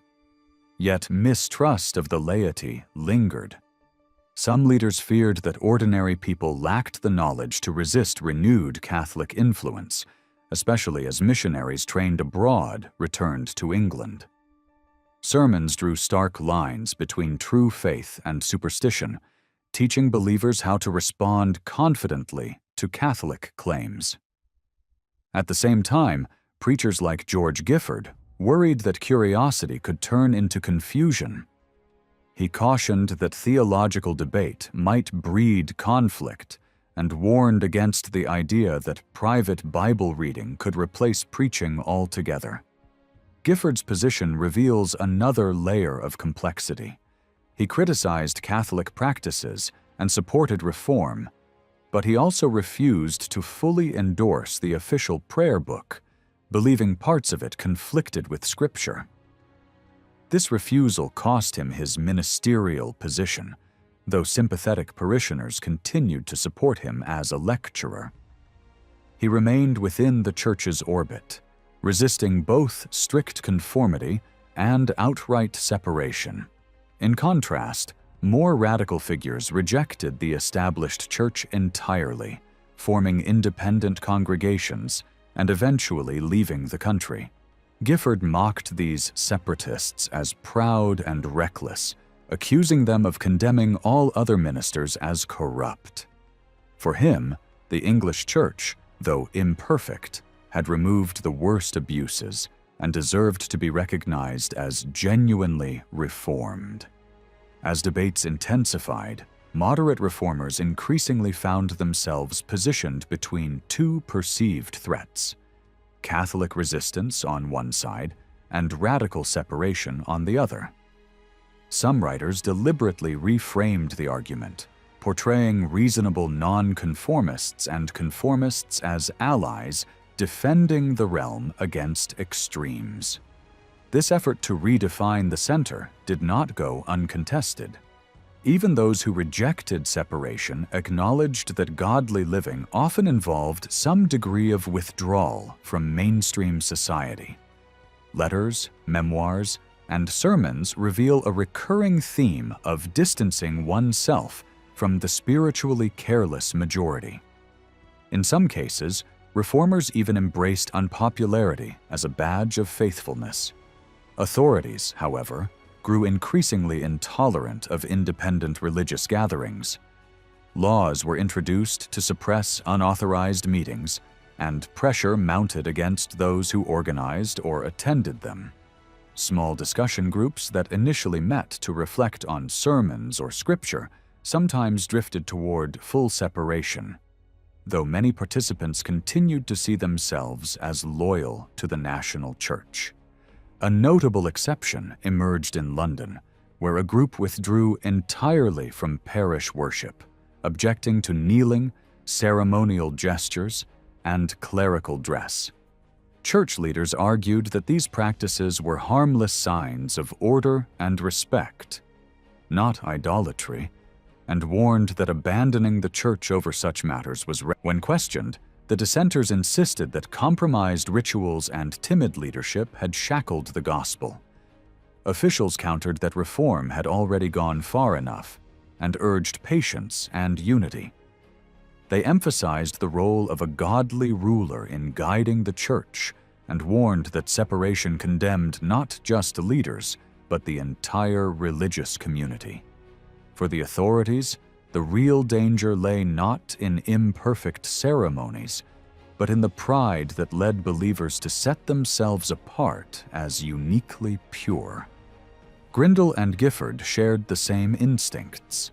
Both wanted the English Reformation to move faster in certain areas, with stronger preaching and clearer reform on the ground. But they also drew a hard line against the kind of sweeping, disruptive experiments that separatists pushed.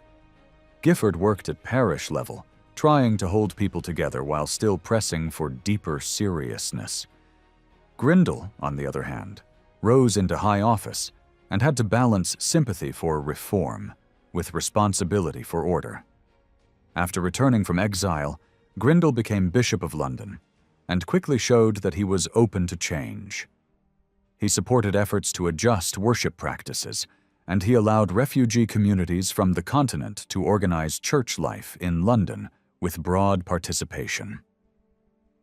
Yet when a group in the city began holding independent services outside the normal parish framework, he reacted sharply. He questioned them, scolded them, and, as far as we can tell, brought them back into the fold, because the movement seems to have faded without leaving a trail of punishment or further activity. Grindal later moved to York, and then became Archbishop of Canterbury at a critical moment, just as the government decided to crush the weekday preaching sessions that had become popular.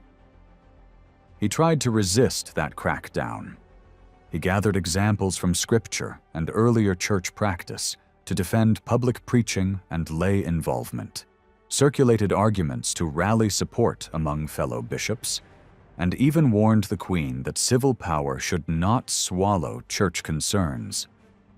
The result was humiliation and isolation. For the rest of his tenure, he was kept on the margins. When Grindal died, the tone at the top changed immediately. John Whitgift took control and made it clear he would not tolerate what he saw as the restless, combative spirit of the Puritan wing. Early in his career, Whitgift had flirted with the reformers who protested clerical dress, but he later dropped that cause and aligned himself with strict conformity. He built his reputation by answering leading critics who argued that the English church still carried too many unhealthy leftovers and that its rules did not go far enough. To Whitgift, complaints about the prayer book were never just small objections. They revealed hostility toward the entire structure of the church. In his view, the critics were not fixing details. They were trying to pull the foundations out from under the system. Whitgift's first major sermons as Archbishop set the pattern. He compared English Puritans to radical reform movements on the continent, accusing them of acting like righteous victims while treating reformed rulers as if they were enemies of the faith. He insisted they trained themselves to interpret everything in the darkest way, calling ordinary practices corrupt and branding them as secret Catholicism. To him, their supposed reform was really a recipe for conflict, because they were willing to rupture church peace over issues he considered minor. Not everyone accepted Whitgift's framing. Dudley Fenner, one of the sharper critics, argued that faithful Christians had a duty to speak up when included structures were wrong, especially the idea of bishops holding superior power. Fenner insisted that this hierarchy did not belong to the earliest Christian pattern and should be removed rather than polished. Whitgift answered such voices with force. He and his allies used commissioners to search out persistent critics, especially those they believed were poorly suited for ministry, yet loudly disruptive. When powerful patrons complained that this looked like the tactics of foreign religious terror, Whitgift rejected the accusation and argued that the real danger came from the persuasive energy of the agitators, not from the discipline used to restrain them. Whitgift kept the Queen's confidence. He even joined her council, and by the later 1580s, he was present as the last major push for further reform through Parliament ran out of steam.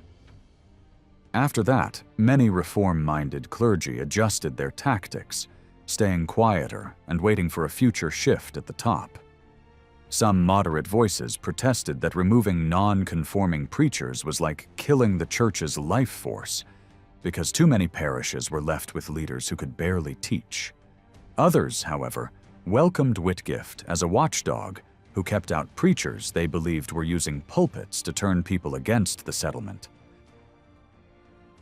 Whitgift argued that his critics were driven more by envy than by holiness, dressing up resentment as piety while portraying bishops as tyrants, and refusing to see the problems church leaders faced. The deeper conflict was not only about sermons or vestments. It was about whether a hierarchy could exist in a church that called itself Reformed. In the early years of Elizabeth's reign, many bishoprics were empty, and some famous exiles refused high office because they preferred other roles. Others accepted bishoprics and initially seemed to promise rapid transformation. That hope collapsed quickly. Disappointed reformers began treating episcopal power as the core obstacle, and as the decades passed, even respected bishops from the exile generation were increasingly blamed simply for showing that a hierarchy could survive inside a reformed church. High office, critics said, tended to cool reforming fire. What began as zeal became comfort, and spiritual urgency was replaced by status and display. A useful example of how persuasive the anti-bishop arguments could be appears in the story of George Downham. Though he came from a bishop's household, as a student he leaned toward the critics. Their emphasis on preaching appealed to him, and their attacks on bishops sounded convincing. He even supported calls for tolerance toward separatists. Later, however, practical experience in ministry changed his outlook. He found that centralized oversight could actually solve local disputes, and that without firm discipline, some ministers drifted into strange doctrines and theatrical innovations that unsettled ordinary people. Bishops, he concluded, were not merely political ornaments, but a stabilizing force for building a consistent religious life. Still, he did not settle the matter for himself until he returned to Scripture and early Christian precedent. Guided by an influential pastor, he tested competing models of church government against what he believed the apostles had established and what the earliest centuries had practiced. In the end, he became convinced that episcopal oversight had deep roots, and that many critics were mistaking long-standing patterns for later Catholic corruption. Friends and public defenders of bishops also strengthened this position by building arguments that bishops were not only useful, but legitimate by divine warrant, and that early church communities generally acted under senior oversight rather than full congregational control. The opposition did not disappear. Critics continued to protest, arguing that removing their preachers robbed the country of its best evangelists. Defenders replied that these sermons often spread discontent rather than faith, and that quieter clergy could still guide people through teaching and private instruction, even if they lacked fiery pulpit skill. By the end of Elizabeth's reign, the struggle had largely exhausted itself. Many non-conforming voices were silenced or sidelined, and when a new king arrived, he openly accepted bishops and their authority as fitting. Those who refused the settlement entirely rejected that stance outright, while more moderate reformers often swallowed their objections and stayed within the system, even if grudgingly. With structural reform blocked, a large share of energetic preachers poured their effort into reshaping ordinary religious life. They pushed for more sermons, more instruction, and stronger personal discipline. They believed the country needed convincing on two fronts. Catholics had to be won over, and many Protestants were too lukewarm. Yet ordinary people could be skilled at slipping past the demands of intense preaching. Some argued that basic prayers and a short grasp of doctrine were enough, and questioned whether constant sermon-going was truly necessary. Preachers answered that steady exposure to Scripture stored up in the heart could change a life, producing repentance and a deeper seriousness. This is where the message became psychologically heavy. Many preachers insisted that real faith involved confronting sin so sharply that it felt like being pierced and wounded inside. Some listeners dodged this experience deliberately, admitting that they feared such self-knowledge might push them into despair. Preachers replied that this fear did not prove health. It proved distance. Those who felt the weight of sin, even painfully, were at least on the road toward change.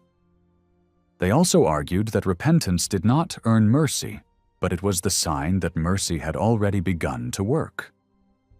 In practice, this created a demanding cycle: assurance, new guilt, renewed self-examination, and repeated returns to repentance. Leaders taught that enduring this cycle without giving up was itself evidence of grace. Training people into this mindset required more than preaching. Devotional reading, personal spiritual exercises, careful self-scrutiny, and guided prayer all played a role. Believers were urged to list their weaknesses, feel their spiritual poverty, and learn to be dissatisfied with complacency. Some sermons warned harshly about judgment, then offered the promise that sorrow could be reshaped into a new identity marked by gratitude and reform. The goal was not to crush people permanently, but to create a personality that could be broken down and rebuilt in a godly form. Yet this program had a public cost. Critics of the Puritans argued that relentless moral pressure produced meddling, gloom, and social disorder. They mocked the idea that ordinary craftsmen should speak as if they were authorities on church reform and personal salvation. A sensational episode in London, where a self-appointed prophet and his followers roamed the streets shouting calls to repent, became a cautionary tale. Conformist writers treated it as proof that intense discipline could slide into fanatic performance, and they refused to accept Puritan claims that this extremism was an unfair caricature. Underneath all of this was one constant nerve: discipline. Reform-minded believers were often most distressed by the lack of serious moral correction in everyday parish life. Some conformists trusted that bishops and church courts were enough to keep order. Many Puritans believed real discipline should be closer to the congregation, enforced locally by elders and godly communities, not controlled from above. The most radical were tired of waiting and wanted to start fresh entirely, building separate congregations rather than endlessly struggling inside a structure they believed was broken. So the landscape divided into overlapping camps.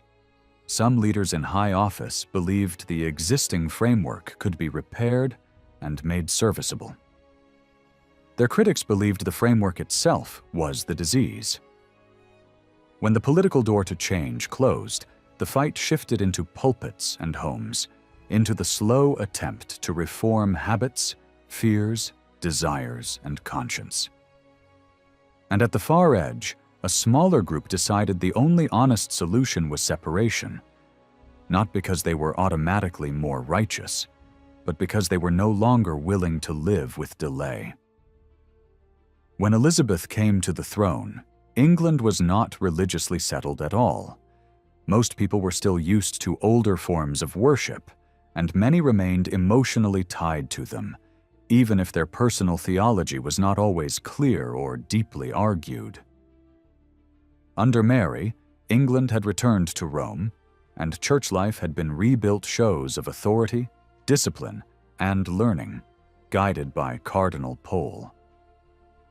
Catholicism was not simply a fading countryside tradition. It had capable leaders, strong voices in the universities, and real backing among important families and political figures. At the same time, the Protestant cause also had educated supporters and powerful friends, strengthened by the reforms of Edward VI and by the experience of exile, where many English Protestants had absorbed sharper Reformed ideas from continental churches. Elizabeth did not fully belong to that more rigid Reformed style. Her faith was Protestant, but it was shaped by an evangelical focus on Christ, a respect for older symbols such as the cross, and sacramental ideas that sat closer to Lutheran thinking than to strict Calvinist patterns. Because she had outwardly complied during Mary's reign, she looked for advisors who had also learned to navigate that difficult period. So, at the start, both sides had room to hope and room to worry. The first major turning point came in 1559, when Parliament restored royal control over the Church and introduced a Protestant form of worship based largely on the earlier Edwardian prayer book. Even this was not a smooth victory. The vote in the Lords was tight, and the opposition included not only bishops, but also a number of prominent political figures. Note well what followed. Most of Mary's bishops stepped down, and so did a sizable group of cathedral clergy and a couple of hundred parish priests. Many of those parish priests stayed in England and continued to serve Catholic communities quietly, moving from place to place, celebrating Mass where they could, often protected by sympathetic gentry networks, especially in regions where traditional religion remained strong. Meanwhile, a more visible stream of Catholic scholars and clerics left for the continent, gathering in places such as Louvain, where they began producing printed arguments aimed back at England, challenging the newborn Protestant establishment on scholarly and historical grounds. For a while, the lines stayed blurry. In the early 1560s, politics and belief were still in motion, and many ordinary people did not feel forced to declare themselves firmly for one side or the other. Elizabeth's relatively cautious style of Protestantism made this easier because it offered a compromise tone that could calm uneasy consciences. In many parishes, conservative priests continued working under the new rules while keeping an older understanding of sacraments and priestly role. Some communities experienced change gradually, and in certain places it looked less like a break and more like a slow reshaping.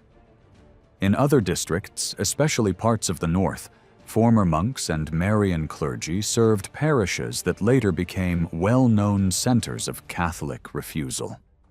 In a few places, older sacramental practices survived far longer than anyone might expect, with priests still offering rites in ways that looked remarkably pre-Reformation, even into the later 1570s. Yet, as the decade moved on, it became harder to live in this gray zone. On the Protestant side, doctrine was defined more firmly in a Reformed direction. On the Catholic side, the post-Trent Church in Europe sharpened its identity and demanded clearer boundaries. Rome increasingly treated attendance at Protestant worship as unacceptable, and in 1570 the papacy openly broke, included by declaring Elizabeth excommunicate and releasing her subjects, in theory, from their duty to obey her. From this moment, the political meaning of religion became far more dangerous. Long before that dramatic rupture, Catholic exiles had already entered public combat through books and pamphlets. A famous clash unfolded between leading Elizabethan churchmen and exiled scholars, but the argument spread wider than one debate. Catholic writers challenged the Protestant story of England's past, defended older claims of continuity, and built a learned counter-narrative designed to show that the new church was an innovation without solid roots. They also preserved and promoted major figures linked with Catholic identity, presenting them as models and symbols for those who hoped England might still change course. By the late 1560s, even if many Catholics inside England tried to adapt quietly, the intellectual and political frontier between the English Church and the Catholic world across Europe had become unmistakable. Events soon made that frontier feel like a battlefield. A major uprising in the north in 1569 sought to restore Catholicism and ended with executions and exile for many involved. Soon after, a plot tied to foreign support and dynastic ambition increased government suspicion, and it ended with the execution of the Duke of Norfolk, the most prominent Catholic noble in the country. From the early 1570s onward, the state began moving from general enforcement of religious uniformity toward more specifically anti-Catholic laws. Even then, Elizabeth herself often preferred caution and delay, resisting some of the harsher proposals that Parliament and her councillors wanted. The Crown's internal strategy seems to have assumed that traditional religion would fade as older clergy died out and new generations grew up under Protestant worship. But this calculation underestimated the energy of Catholic organization abroad. From the mid-1570s, a new stream of trained priests began arriving from seminaries on the continent. Their goal was to sustain Catholic households, strengthen wavering communities, and win converts back. The first of these missionaries to be executed became a symbol of what was coming. Catholic pastoral work was now being treated as a political threat, even when it looked like private ministry. The pressure increased sharply after 1580, when Jesuits began to work in England and publicly challenged the legitimacy of the national church. Parliament answered by tightening the noose. A new law made it treason to bring someone back into communion with Rome, and the fines for missing parish church grew to a level that could ruin a family over time. Later, the state ordered priests trained abroad to leave the country quickly or face death, and it declared those who sheltered them guilty of treason as well. These measures were shaped not only by religion, but also by fear of foreign invasion and the unstable presence of Mary, Queen of Scots, whose claim and personality became a magnet for discontent. In the 1580s, a chain of conspiracies, the execution of Mary in 1587, and the crisis of the Spanish Armada in 1588 intensified the sense that Catholicism was tied to international hostility and domestic danger. By drawing such hard legal boundaries, the regime tried to separate Catholics from their neighbors and also to expose divisions inside the Catholic community itself, between quiet accommodation and open defiance. Yet even with official Protestant worship in place, the 1560s church in England still carried many outward traces of older religion. The royal chapel kept traditional visual symbols, and at parish level the picture was often even more mixed. Architectural screens remained in many places, bells continued to mark death and mourning, and large communal religious traditions sometimes survived in altered form. In some parishes, families stored older vestments and sacred objects rather than destroying them, quietly waiting for the day when they might be used again.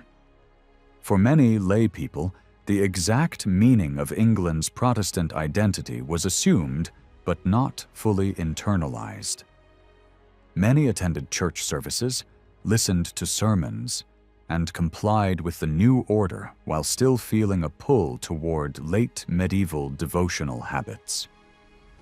Even among the clergy, many were trained in the older church and struggled to adjust to the new expectation of preaching, an issue that bishops and radical reformers alike complained about. This atmosphere of uncertainty also explains how Catholic practice survived on the ground.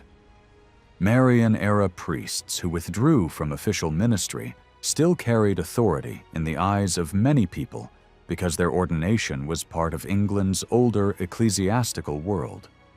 They offered sacraments to those who could not accept the parish church or who attended it with discomfort. Often they relied on gentry households for protection, resources, and locations. In the eyes of committed Protestant reformers, these men were dangerous precisely because they remained close to the people, living quietly, valued by local communities, and kept safe in influential homes. In practical terms, they were the living bridge between the old and the new, proof that traditional religion had not vanished but had retreated into sheltered spaces. The Catholic idea of continuity became a weapon as well as a memory. For people raised under the Mass, remaining Catholic could be framed as simply staying loyal to what they had always known, not embracing novelty. Writers abroad also used the language of continuity to argue that England's troubles came from the rise of factional Protestant councillors and the sidelining of the natural governing elite, the old Catholic nobility and gentry. On the ground, the endurance of Catholic gentry families in many counties gave this argument substance. In some regions, especially parts of Lancashire and other northern and western areas, Catholic households were so numerous that the government sometimes felt it had to bypass local administration and supervise directly. Even in places not famous for Catholicism, local gentry could slow reform and frustrate new bishops. Over time, certain well-defined districts remained strongholds for centuries, not because everyone there was equally committed, but because social networks, patronage, and memory reinforced survival. Still, survival did not mean strength. The overall trend was contraction. Traditional religion moved from being the default faith of the realm to being a minority identity that depended on protection, secrecy, and tight community bonds. This is where historians disagree in emphasis. One interpretation stresses decline and endurance, with older priests and gentry households keeping a sacramental life alive against increasing pressure. Another stresses renewal, arguing that the real transformation of English Catholicism came from the missionary clergy trained in new seminaries and energized by the Catholic Reformation on the continent. Those institutions produced disciplined priests with a clear program, a sharper theology, and a sense of purpose they described as a mission to their homeland. The seminary at Douai became the main engine for sending priests back to England, and the later foundation of an English college in Rome, supported by Jesuit resources and organizing skill, represented a new level of confidence and coordination. In short, Elizabeth inherited a religiously divided kingdom, and what began as uncertainty hardened into confrontation, with laws, plots, education, preaching, and foreign pressure all reshaping what it meant to be Catholic or Protestant in England. People still argue about what English Catholic life under Elizabeth really looked like. Was it mainly the survival of older habits, carried forward by memory and local loyalty? Or was it reshaped into something new by the fresh wave of priests arriving from the continent? To answer that, you have to ask a few basic questions. How much of late medieval devotion stayed alive after 1558? Did the Marian Restoration leave behind enough trained clergy to keep Catholic worship strong in the next reign? Who truly set the tone in Catholic circles, the priests or the gentry families who protected them? And most crucially, how did Catholics decide to live under a government that increasingly expected them to blend into the national church? In the first years of Elizabeth, there was still real affection for the old ways. Many people held on to familiar prayers, rhythms, and sacramental instincts, and Marian-era priests mattered a great deal in keeping that world from collapsing overnight. But there is a problem if you rely only on those two supports. By the later 1580s, much of that older devotional culture was fading fast. Without the new seminary priests who began arriving in steady numbers from the mid-1570s onward, Catholic life would likely have been pushed into a far weaker, more fragmented condition. That raises telling question. Did the arrival of these priests simply reinforce an existing tradition, or did it redirect it into a different shape? Catholicism was sacramental, which meant priests were central. But priests could not survive on theology alone. They needed money for education abroad, safe houses to move through, protection from arrest, and loyal networks to connect them with believers.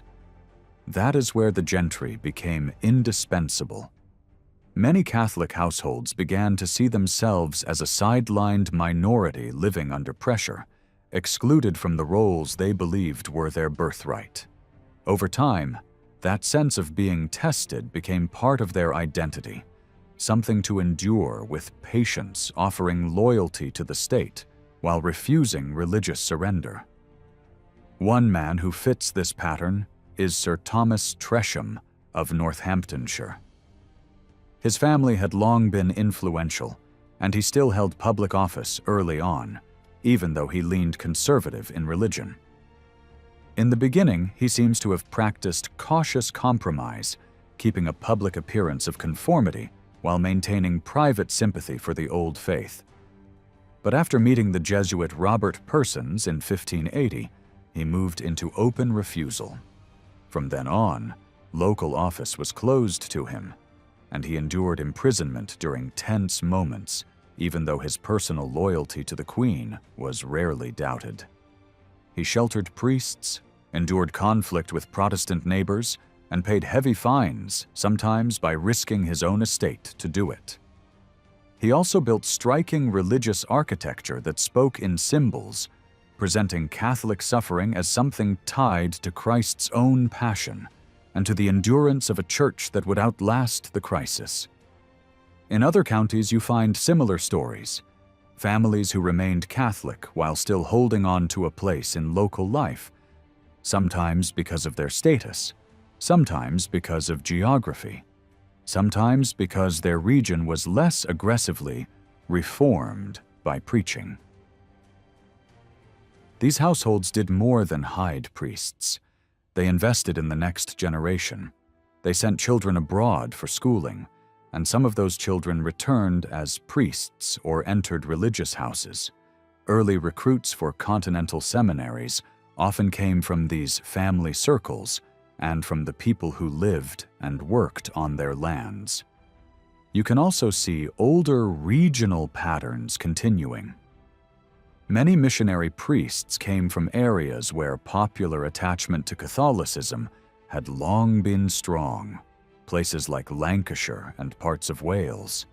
Some historians argue the mission failed because priests did not focus enough on those popular strongholds and instead spent too much time working inside gentry homes in the South and the Midlands.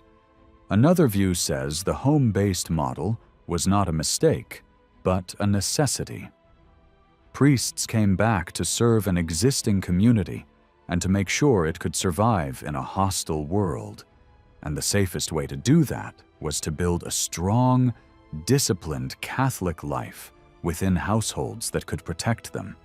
This is where the character of devotion begins to change. Instead of public ritual shaping the community, spiritual life increasingly turned inward and domestic. Catholic faith still centered on the sacraments, but priests began to emphasize a more reflective style of prayer and moral formation, shaped by the new Catholic discipline of post-Trent Europe. A major sign of this shift was the kind of devotional guidance being written and circulated. The message was simple but demanding. Sacraments were not magic objects that automatically changed you. If a person did not choose them with serious thought and digest them through meditation, they would help no more than medicine carried around but never taken. This kind of language pointed toward a new style of Catholic spirituality, more interior, more disciplined, and more dependent on household life than on parish-wide public tradition. Politically, the household strategy made sense. Gentry families financed training, supported neighbors, and turned their houses into centers where Mass could be heard quietly in the countryside and in London. Missionary priests also tried to draw a hard line against the earlier compromise of attending the national church just enough to avoid punishment. They warned that this habit was spiritually dangerous, that it weakened loyalty, and could lead a person into slow surrender. Yet, for many gentry families, open refusal carried enormous costs, fines that could destroy estates and end political careers. So compromises spread. In some homes, a man might attend the parish service to keep the family safe, while his wife refused and quietly preserved Catholic practice inside the household. This pattern helped pass the faith to children, and it also gave Catholic women a central role in keeping religious identity alive when public structures were closed. So, Catholic England did not divide neatly into two boxes. A smaller group lived openly separated from the established church and stayed in frequent contact with priests. They were the most committed and most visible, but they were not the whole story. A larger population shared Catholic instincts and loyalties, yet continued to attend parish worship to one degree or another. These people ranged from nervous conformists who felt trapped, to households that hid a priest while still appearing obedient, to families that would eventually drift into the established church over the next century. The result was a layered Catholic world, a core of strict recusants inside a much wider circle of Catholics by sympathy and practice. After 1570, the political question became sharper. How should Catholics treat a regime that increasingly tied religious loyalty to national security? Many Catholics concluded that survival depended on quiet loyalism and withdrawal from risky public action.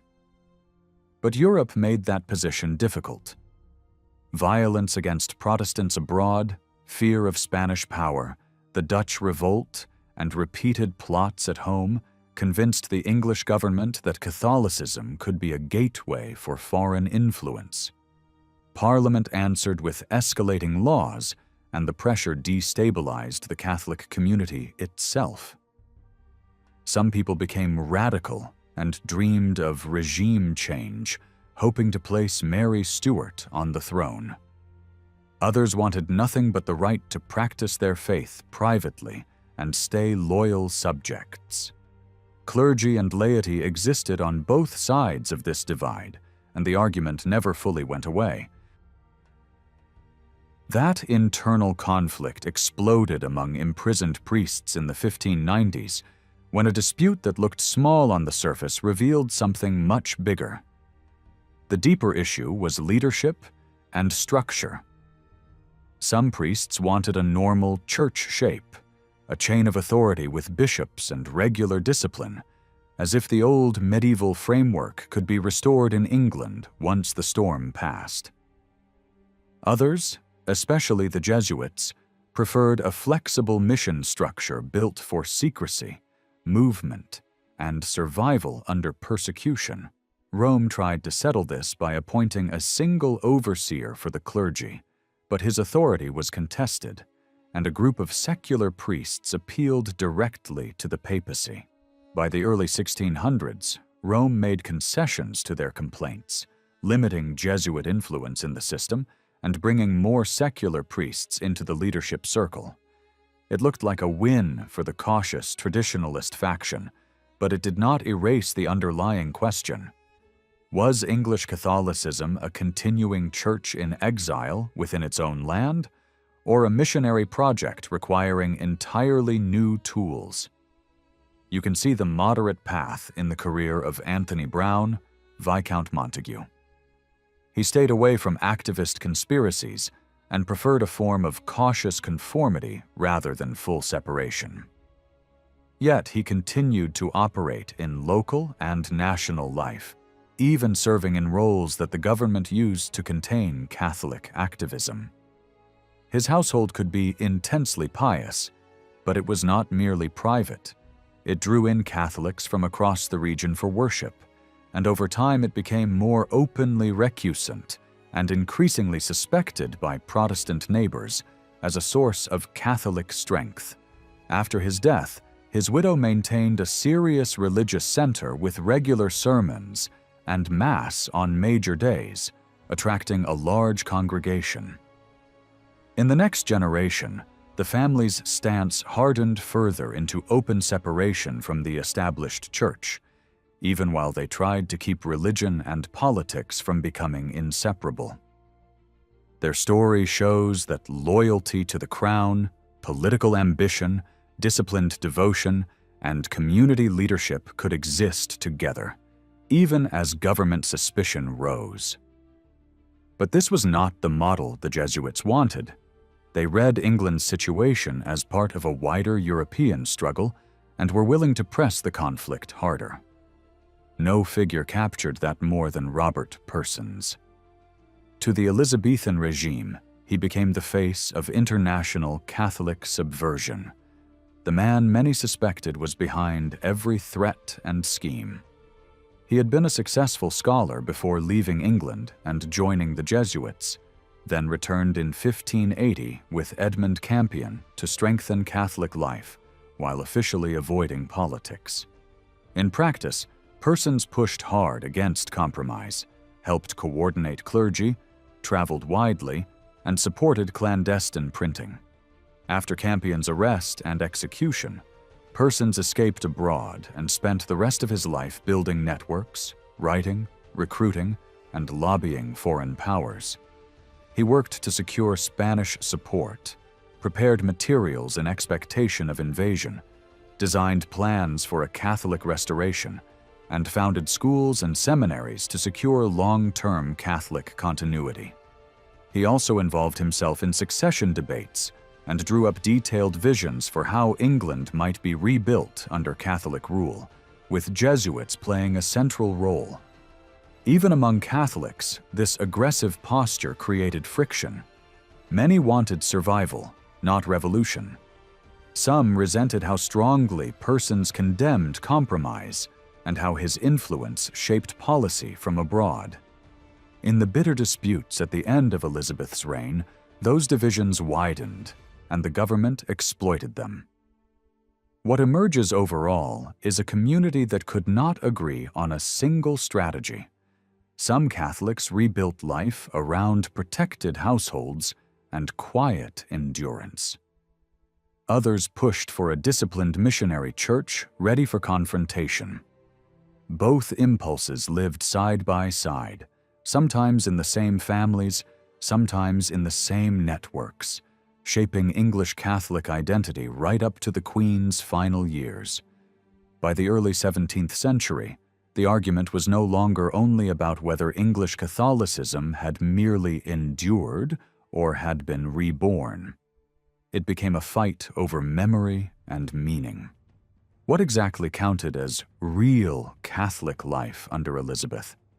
How much of it still carried the habits of older devotion, and how much had been reshaped by new priests, new training, and new pressures?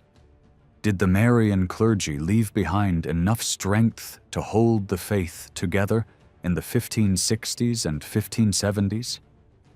Who truly set the direction? The priests moving in secret, or the gentry households that paid for everything and took the risks?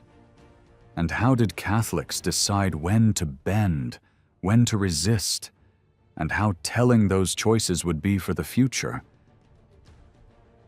One sign of how seriously the battle over identity had become was the way Robert Persons tried to rewrite the story itself.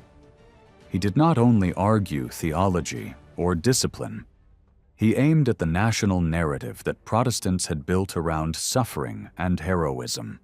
After Elizabeth died, he published a sweeping account that anchored English Catholic identity in a far older past, tying the faith to early Roman-linked origins and to the idea that England's true religious roots were not a recent Protestant discovery, but an inherited tradition reaching back to the first centuries. Then he turned to Protestant martyr stories and challenged them at the core, arguing that these deaths should not be treated as holy witness in the same way as the early Church's martyrs, because the beliefs involved were not the same. In other words, he tried to move the moral spotlight away from Protestant suffering and back onto Catholic claims of continuity and legitimacy. But martyrdom was not a safe subject to touch, because real blood had been spilled on the Catholic side as well. By the later decades of the reign, priests were being executed not necessarily for plotting, but because their very presence as ordained Catholic clergy was treated as a form of treason. Some had nothing to do with political conspiracies, yet they were still hunted down and killed. Lay people also paid the price. One of the most famous cases was Margaret Clitheroe of York, a butcher's wife who was killed brutally because she refused to enter a formal plea after being convicted of sheltering priests. Her story matters not only because of its horror, but because it reveals how far Catholic support extended beyond noble houses. It shows urban Catholic life among artisans and tradespeople, and it shows how prisons could become strange religious hubs where Catholics found sacraments, companionship, and encouragement under confinement. Her death became a powerful symbol. Accounts of her life spread privately among English Catholics as a lesson in steadfastness, while writers abroad used her image and fate to attack the legitimacy of Elizabeth's government. For young men training overseas to return as missionaries, the message was clear. This path might end at the scaffold, and that suffering would link them to older saints and heroes in the Church's memory. Over time, pain and persecution became woven into Catholic identity, but it was never the whole identity. Catholic experience in Elizabeth's England was too varied for a single portrait. Some households leaned toward careful accommodation, others toward total refusal, and many moved between those positions as circumstances changed. Politics never stopped shifting either. Foreign tensions, fear of Spain, and violent news from continental religious wars could harden English suspicion overnight. Ireland also hovered in the background as a constant anxiety, since rebellion and slow religious change, there encouraged English officials to view Catholicism as a security problem even when English Catholics insisted they wanted peace. And as Elizabeth aged, the approaching succession altered every calculation. The likely rise of James, Mary Stuart's son, changed the hopes and fears on all sides and encouraged some Catholics to wait, endure, and reposition. Catholics were not limited to a few famous northern pockets. They existed almost everywhere, even if the concentrations were stronger in certain regions, and some areas were almost impossible to supervise closely. It is true that many Catholic networks revolved around the countryside manor, the protected house, the patron family. Yet Catholic life was not purely rural. In isolated upland districts, priests had to travel constantly because settlements were scattered, and the mission depended less on grand households and more on minor landholders and farming communities. Towns mattered too, both as points of movement and as clusters of support. Northern ports and market towns could serve as gateways for priests entering the country and as bases that connected them with rural believers.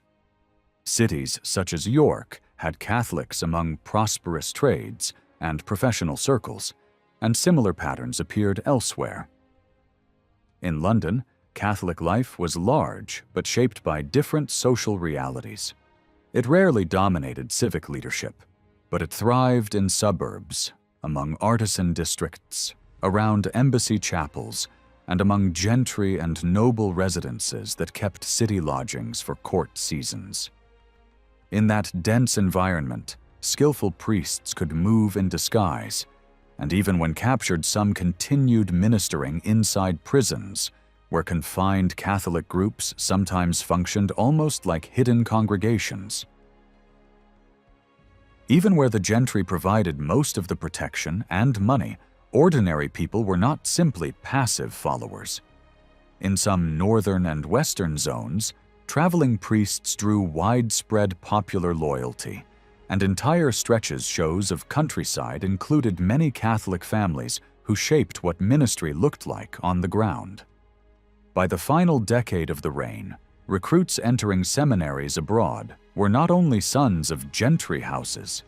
Commoners appeared in significant numbers too, especially from towns.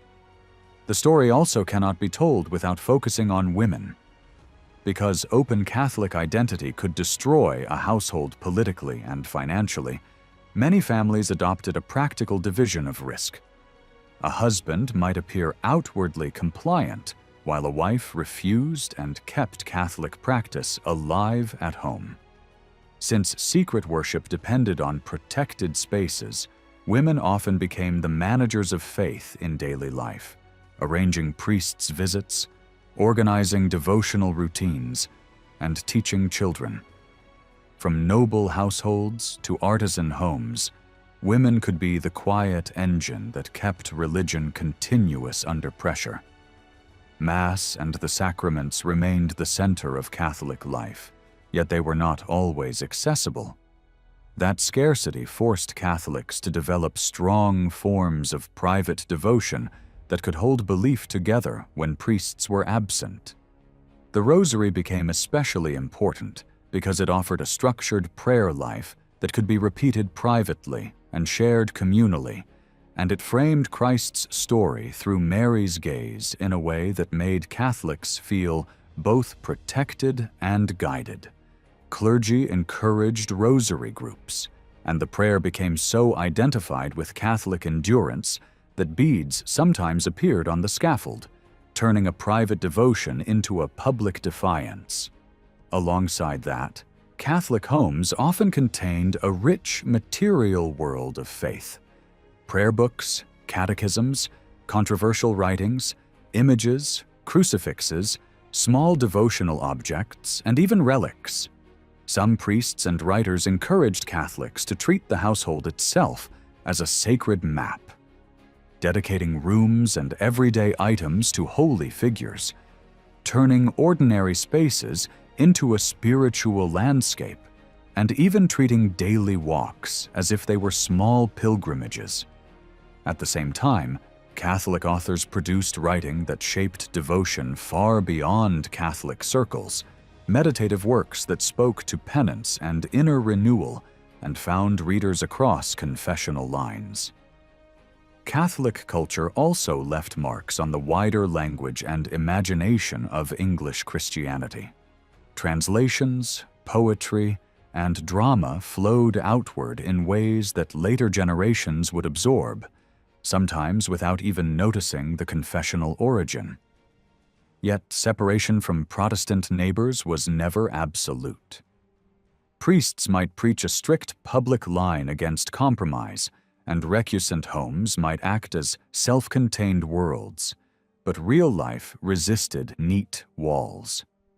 Families often included close relatives on both sides of the divide. Political and religious extremes could exist within the same extended network. In villages, survival often depended on maintaining decent relations with neighbors who did not share the same faith. Individual lives could also cross boundaries in unpredictable ways. Some people changed sides, wrote against their former allies, or drifted back and forth under pressure, ambition, conviction, or fear. These were not the majority, but their stories underline a basic truth. The boundary lines were more porous in practice than the loud pamphlets and sermons of the time wanted to admit. So Elizabethan Catholicism was distinctive, but it was not uniform. It contained strict recusants and quiet conformists, militant activists and cautious loyalists, gentry patrons and artisan believers, rural networks and urban clusters, household chapels and prison congregations, heroic martyr stories and ordinary compromises made to keep children fed and families intact. It functioned less like a single united bloc and more like a shifting web of loyalties, strategies, and devotional habits. And because it was woven into the nation's kinship, culture, and local life, it mattered more to England's story than either its enemies or its defenders were fully ready to acknowledge.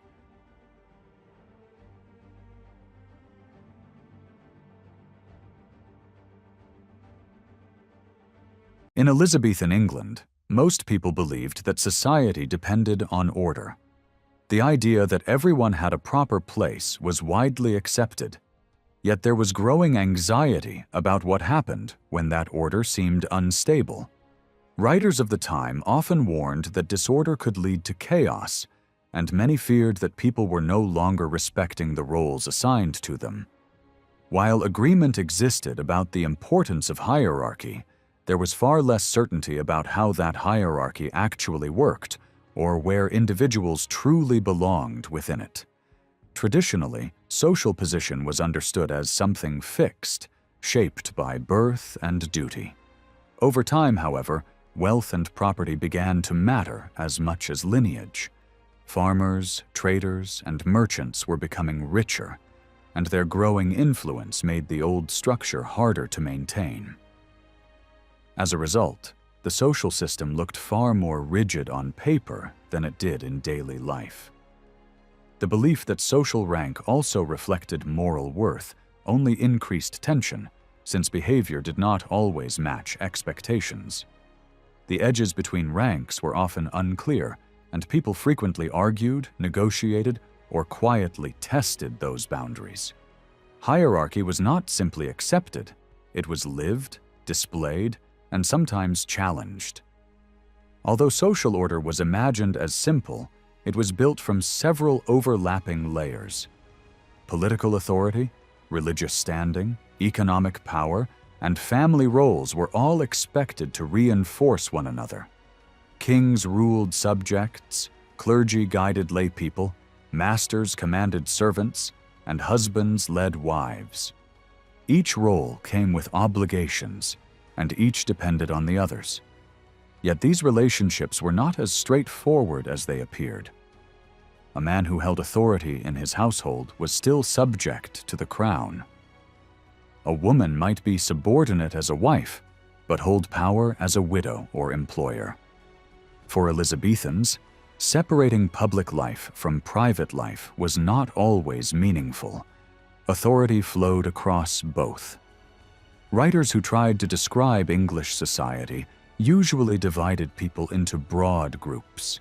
At the top stood the nobility and gentry, followed by town citizens, prosperous farmers, and finally, the laboring population. Those at the highest level were themselves ranked, from great lords down to lesser gentlemen. Titles, ancestry, and royal favor mattered, but not all status was inherited.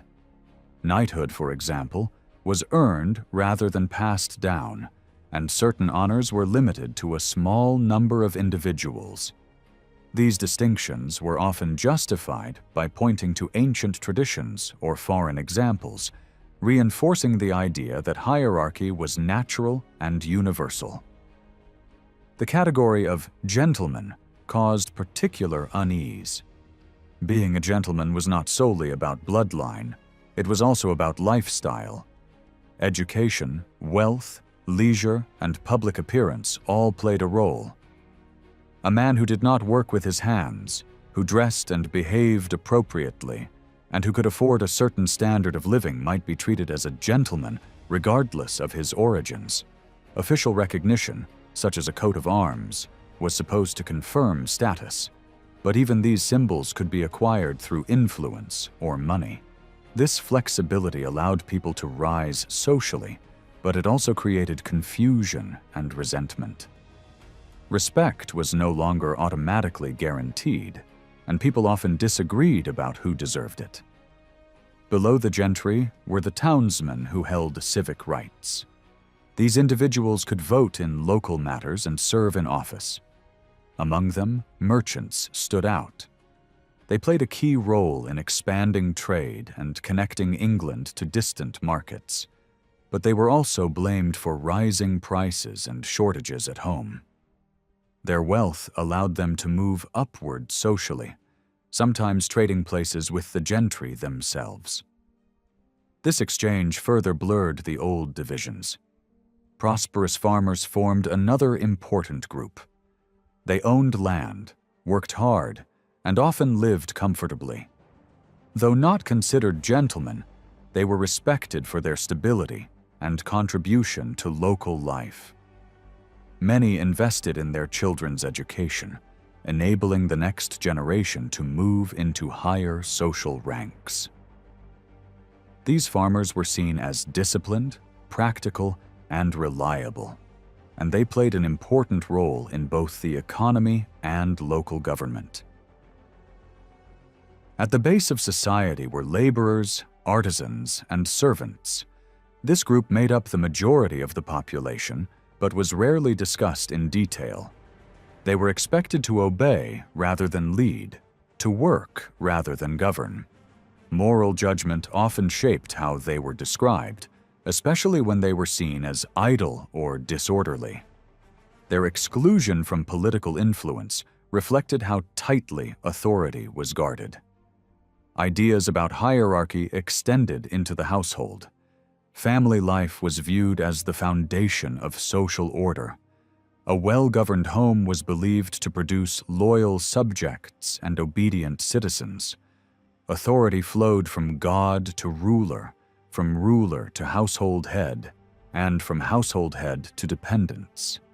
This chain of command reinforced the idea that hierarchy was essential at every level of life. Hierarchy was not only an idea, it was something people could see. Everyday gestures such as bowing, removing a hat, or choosing the correct form of address signaled relative status. Titles mattered, but so did subtle differences in speech and behavior.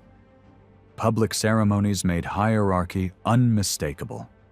Coronations, royal processions, and official gatherings placed individuals in carefully arranged positions, reminding everyone of their rank. The royal court offered the most dramatic display. Every movement of the monarch was surrounded by ritual. Who walked closest, who spoke, who stood, and who knelt all conveyed power and privilege. These performances were not accidental. They were carefully designed to make authority visible and unquestionable. Cities and towns had their own versions of these displays. Civic processions celebrated local government, wealth, and loyalty to the crown. In major cities, such events grew increasingly elaborate, filled with symbolism, spectacle, and public feasting. Even smaller towns used festivals and communal celebrations to reinforce leadership and unity. Church was another space where hierarchy became visible. Seating arrangements reflected social distinctions. Men and women were separated, servants were placed apart, and individuals were ranked by a mix of wealth, reputation, age, and behavior. These decisions were not always simple and often caused disputes. A person's moral conduct could affect where they sat, showing that status came with expectations. Authority was not permanent. It could be lost. Clothing also played a powerful role. Laws attempted to regulate who could wear certain fabrics, colors, and decorations. Luxury materials were reserved for those of high rank or significant income. Yet these rules were filled with exceptions. Wealth, office, and service to the crown could all grant permission to display status visually. Repeated attempts to enforce clothing laws suggest that people regularly ignored them. The desire to look important was strong, and the boundaries were difficult to police. When you read old writings about hierarchy in Elizabethan England, everything looks tidy and predictable. On paper, people seem to fit into clear categories, and respect appears automatic. But the moment hierarchy had to be lived in real spaces, it became messy. Everyday life exposed the weak points. Most of the time, people did not openly fight the system, yet the moments when they did push back reveal how the system truly operated. Those disputes show where society felt pressure, how status was argued over, and who had the power to decide what rank looked like in public. One easy example was clothing. Rules existed about who could wear certain fabrics and styles, but many ignored them. People dressed above their station anyway, sometimes even ruining themselves financially just to look important. Observers noticed how common it was to see expensive street clothing on people who could barely afford to eat properly at home. That gap between what was expected and what people actually did mattered, because it shows how strong the desire for visible status could be, and how difficult it was to control it. A bigger and more constant source of conflict appeared in churches. Sunday worship was not only religious, it was one of the main public stages where local hierarchy was displayed. Where you sat signaled who you were. That made seating a serious matter, and it caused arguments again and again. These disputes were rarely about whether hierarchy should exist. They were usually about placement, who deserved a better seat, who had been wronged, and whose claim carried more weight. Some villages struggled because there simply were not enough good seats for the people who felt entitled to them. When several wealthy households lived in the same parish, it was no longer simple to keep everyone satisfied. Old families believed long presence in the community should earn them honor. Newer families argued that property and household size demanded recognition. Church space did not expand fast enough to match population growth, and the pressure turned seating into a battlefield of symbols. Local communities often tried to balance past and present, tradition and money, reputation and power. Even when a seat was connected to a house, people still judged the worth of the family inside it. A name rooted in the village for generations could carry weight that a newcomer could not easily buy, even if the newcomer owned the grandest home. Disputes did not happen only among the very rich. People lower down also fought over seating because church arrangements were one of the few public measurements of rank available to ordinary householders. Sometimes a person claimed a place that others thought belonged to a different gender section or a different level of status. Sometimes a man objected to being displaced by someone viewed as poorer or less respectable. In these arguments, witnesses often described one person as solid, established, and well-regarded, while dismissing the other as insignificant, unstable, or socially beneath him. The words people used mattered because reputation was not just pride. It had real consequences. In a world where money was often scarce, trust and standing could determine whether you got credit, whether neighbors helped you, and how officials treated you. Church authorities, especially church wardens, were deeply involved in these decisions, and that power created resentment. When they moved someone to a worse seat, it felt like public humiliation. The reasons could vary. Wealth might matter, but so could property arrangements, household independence, moral behavior, or the way someone contributed to the community. A person who gave money to poor relief might feel insulted if moved to a place associated with poverty. Others might argue that if a family was living as lodgers rather than independent householders, they should not sit among people considered their superiors. These disagreements showed that status was judged by many competing standards, not one clear rule. Sometimes the conflict went beyond seating and became a direct refusal to show respect. Early modern communities were highly sensitive to insults because a public slight could damage a person's standing. Courts were filled with quarrels where people sued over defamation, and what made many insults worse was the idea that they came from someone supposedly inferior. When a common person spoke harshly to a gentleman, or when someone shouted abuse at a minister, it was treated as more than rude language. It was seen as an attack on the local order itself, because it questioned who was allowed to speak to whom in certain ways. Occasionally, people crossed an even sharper line by claiming equality with someone above them. Instead of simply insulting a superior, they declared they were just as good as him. That kind of statement mattered because it directly challenged the assumption that rank demanded automatic deference.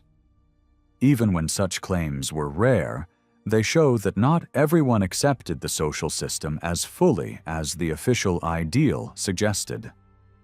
Clergy were often at the center of these tensions because their position was complicated.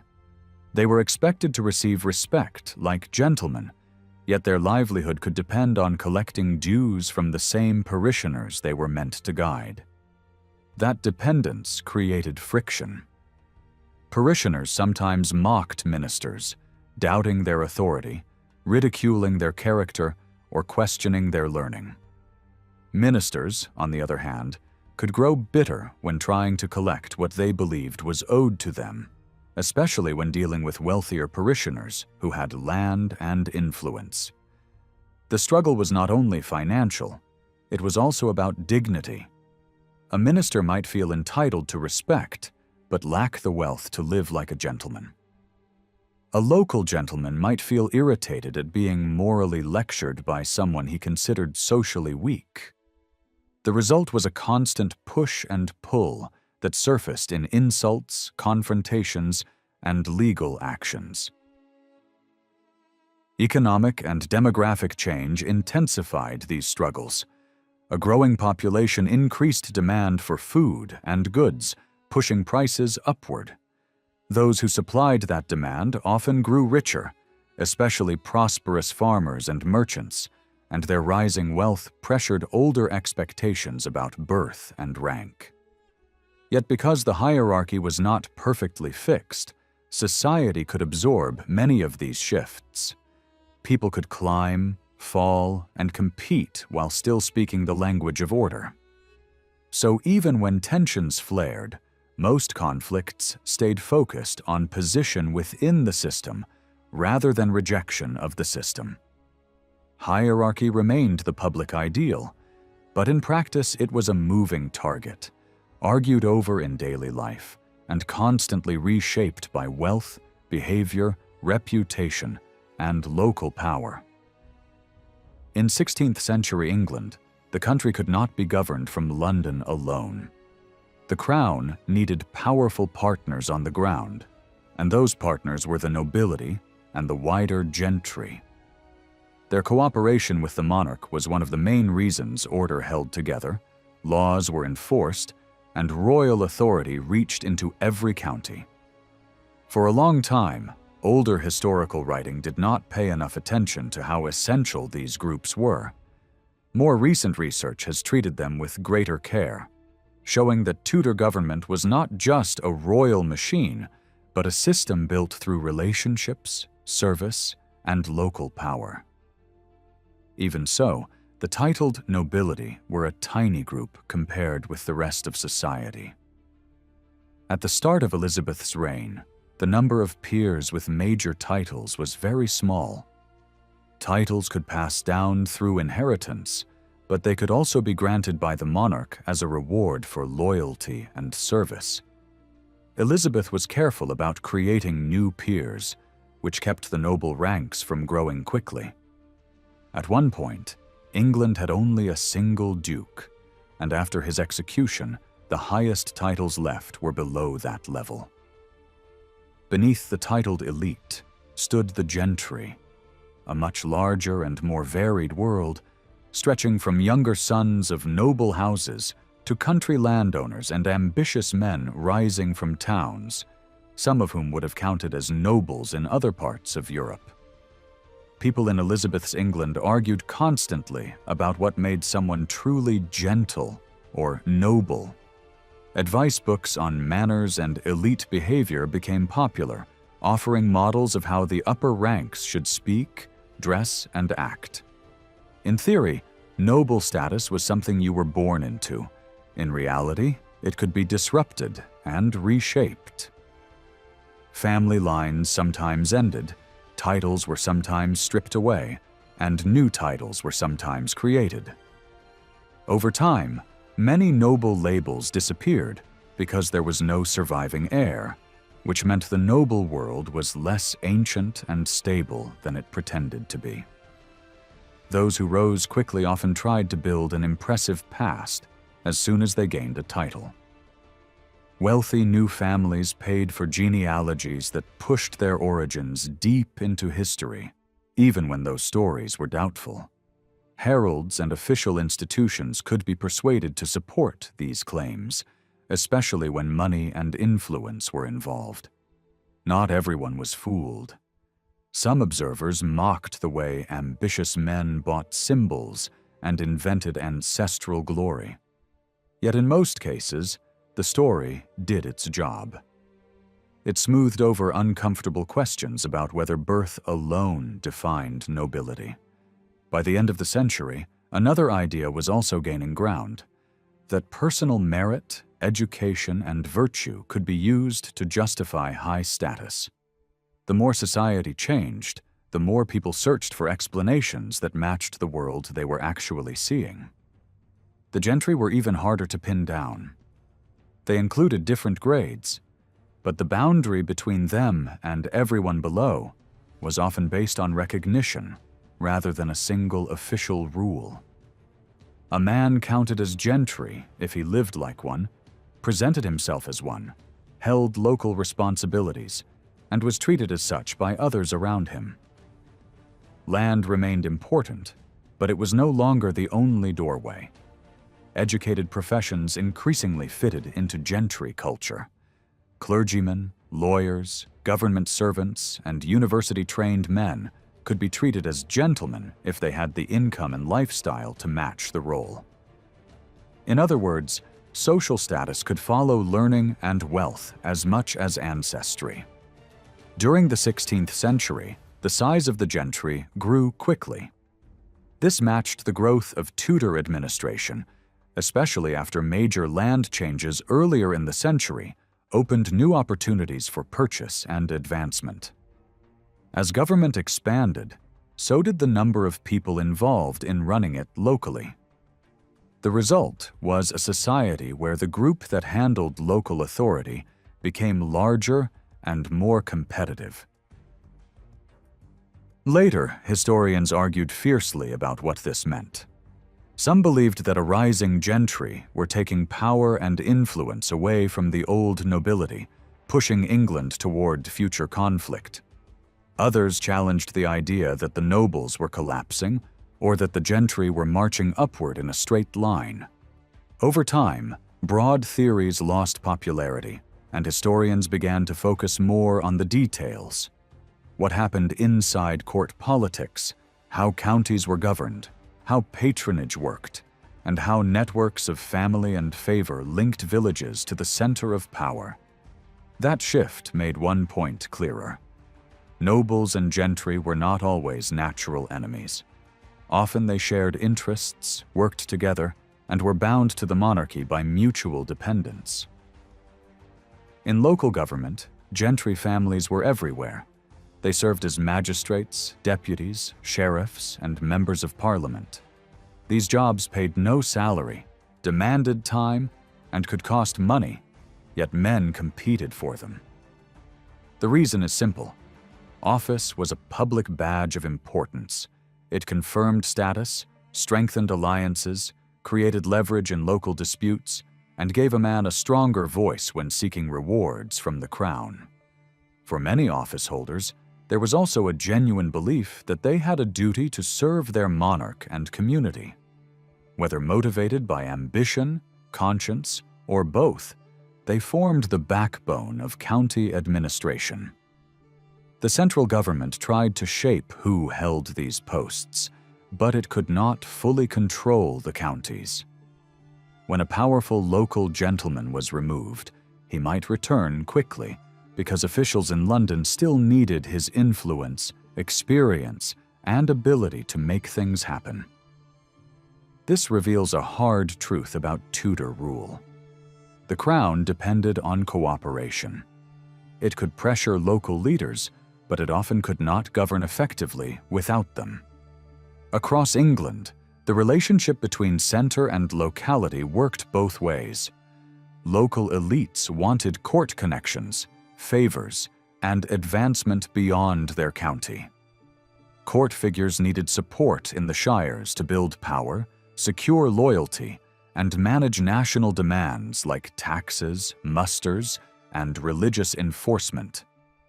Patronage networks and family alliances acted like a bridge, carrying local requests toward the center and bringing royal authority back down into everyday administration. A local gentleman might write to a major minister to protect a neighbor or soften a legal problem, and such messages show how personal and relational government could be. At the heart of government, the top councils were dominated by great lords and leading figures, especially early in Elizabeth's reign. Over time, as older nobles died and vacancies were not always filled quickly, the composition changed. By the later years, being high-born and wealthy was not enough on its own. Loyalty, long service, and the monarch's trust mattered more. Still, this was not a system that opened the doors to ordinary men. Power remained concentrated among a narrow circle, often tied together by blood, service, and shared interests. Certain families became especially influential because they held the Queen's confidence and mastered the machinery of administration. Royal favor was the oxygen of this world. A great career could rise on access to the monarch and collapse when that access vanished. Some men found themselves pushed away from court for personal scandals or political missteps, and their influence faded fast. Others, admired by many, never fully gained the Queen's trust, and therefore never reached the heights their supporters expected. This dependence on favor was not a side detail. It shaped the entire political landscape. In some regions, earlier Tudor policies had already weakened the old magnate houses. In the north, several great families lost ground as the crown placed trusted outsiders, and loyal local figures into key positions. Over time, exclusion created bitterness, and rebellion was one consequence. The decline of major northern houses did not automatically bring peace. Instead, it often left a vacuum that had to be managed by carefully selected royal servants. Even so, it would be wrong to imagine a simple story in which nobles disappeared and gentry took over everywhere. In many counties, the gentry only rose into dominant roles when the leading noble family was weakened, absent, or removed. Where a great lord remained strong, his presence could keep local politics steadier by acting as a central patron and referee. When that stabilizing figure vanished, rivalry could explode. One county showed this problem clearly. After the fall of a powerful noble, local government became a struggle among competing gentry groups. Without a dominant patron to keep order, ambitious men fought for influence, allies, and access to the court. Some tried to act like the missing noble, claiming superior authority, and their rivals resisted fiercely. The result could be public quarrels, bitter lawsuits, and even violence, all playing out alongside official county business. Elsewhere, the same kind of noble fall produced less turmoil because county society had stronger habits of cooperation and a broader base of influential families. Where multiple powerful gentry networks already existed and where leaders valued local unity, conflict was contained. Even when tempers rose, respected figures pushed for compromise, warning that private disputes should not damage the county's reputation for harmony. What emerges from all this is a picture of Tudor government as a partnership. The monarchy needed nobles and gentry to maintain stability and enforce policy. Nobles and gentry needed royal support to strengthen their authority and reward their service. The system worked because it was flexible, personal, and deeply tied to networks of loyalty and influence. It could produce impressive stability, but it could also fracture when trust broke down, when patronage shifted, or when the balance of power in a county was suddenly removed. In many parts of England, local life stayed calmer when one great family clearly sat at the top. Where their authority was widely accepted, county politics had a natural center of gravity. Powerful households could connect lesser gentry to influence, settle disputes before they turned dangerous, and turn rivalry into cooperation by rewarding loyalty. In the Northwest, for example, the leading earls of the region held their position not only because they owned land, but because they controlled the web of relationships that mattered most. Families who aligned themselves with that dominant house could expect practical advantages, such as help in gaining office, protection in conflicts, and a stronger voice at court. Yet it was more than a bargain for profit. Many people simply believed this was how society was meant to function, with a great lord as the visible anchor of order. Public ceremony made that structure feel real. A major noble funeral could become a moving display of hierarchy, with every group placed carefully to show rank and loyalty. The procession might begin with the lord's personal gentlemen, then mounted knights and esquires, then key household officers, and finally a broad mass of servants and prosperous farmers. Close to the coffin and the heir would ride men from the leading gentry families, a clear signal that the old bonds continued and that the new head of the house still commanded respect. These rituals did not just honor the dead. They reminded everyone who mattered, who followed whom, and which families were expected to hold the chief offices in the shire. Not every branch of the elite kept its footing in Elizabeth's reign. The group that steadily lost influence was the Catholic nobility and gentry. From early on, The government treated religious conformity as a basic requirement for service. Officials began gathering reports on local magistrates and gentlemen, sorting them into those who supported the Protestant settlement, those who stood aside, and those who resisted it. Even so, removing Catholics from county leadership could not be done overnight, because some counties lacked enough experienced Protestant officials to replace them. In places where Catholic lords were dominant, the crown sometimes relied on them at first, then shifted away when political danger grew or loyalty seemed uncertain. As the years passed, religion became a sharper test. Plans connected to Mary, Queen of Scots, and later open unrest in the north convinced the regime that private belief could become public threat. After that, service and reward increasingly followed outward conformity. Catholics who stayed loyal still found doors closing. Major offices went to Protestants, and trusted positions were handed to men whose religious alignment reassured the court. Even when a Catholic landowner had a long record of obedience, the climate of suspicion made continued promotion difficult. Pressure increased again when the Pope declared Elizabeth's rule illegitimate and encouraged Catholics to withdraw loyalty from her government. After that point, the state treated refusal to attend Protestant worship as both a religious and political issue. Heavy fines were imposed on those who stayed away, and for some families, the financial damage was severe. Years of payments could swallow whole incomes, pushing landowners into debt and weakening the economic base that normally supported their local authority. At the same time, Catholics were blocked from the very offices that might have helped them recover. Laws and orders targeted recusants for removal from key local posts. New tests of loyalty were applied to magistrates, forcing anyone who refused to comply to step aside. Over the decades, this steadily changed the composition of county leadership, reducing Catholic presence among the families who held the most significant responsibilities.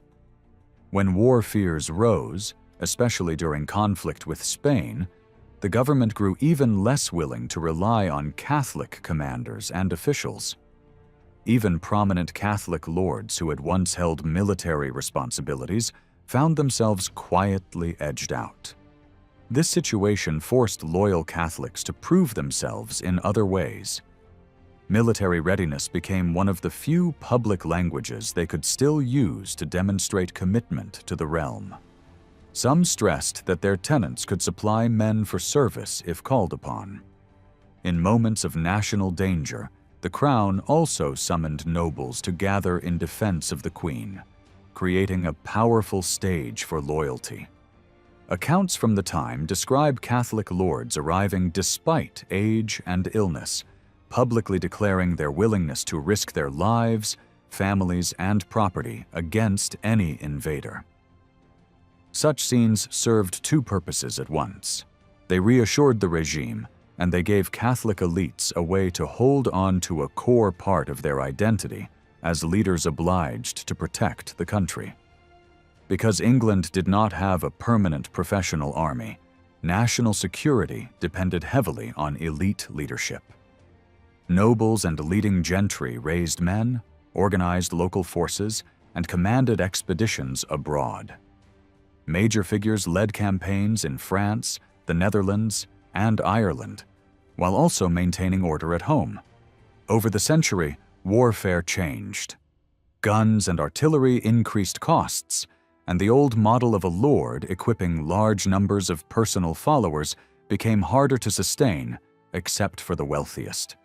The crown also tightened control over private retainers. Meanwhile, government expanded other methods of raising troops, especially through county levies and militia organization. Offices connected to local military command became more established over time, though they were often treated as honors rather than jobs with financial reward. Even with these shifts, it was still widely believed that only gentlemen could effectively lead ordinary people into war. Local commanders understood that social authority mattered as much as tactics. A captain from a respected family could draw out men and money in a way that outsiders could not. So while the state strengthened its administrative tools, it continued to rely on elite status to make those tools work in practice. The culture of service ran deep in the ruling classes. Gentry and nobles were repeatedly reminded that their responsibilities extended beyond their own estates. Officials urged them to see local office as a duty owed to God, monarch, and community. Education and literacy helped spread these ideals, but the values were older than the Tudor age.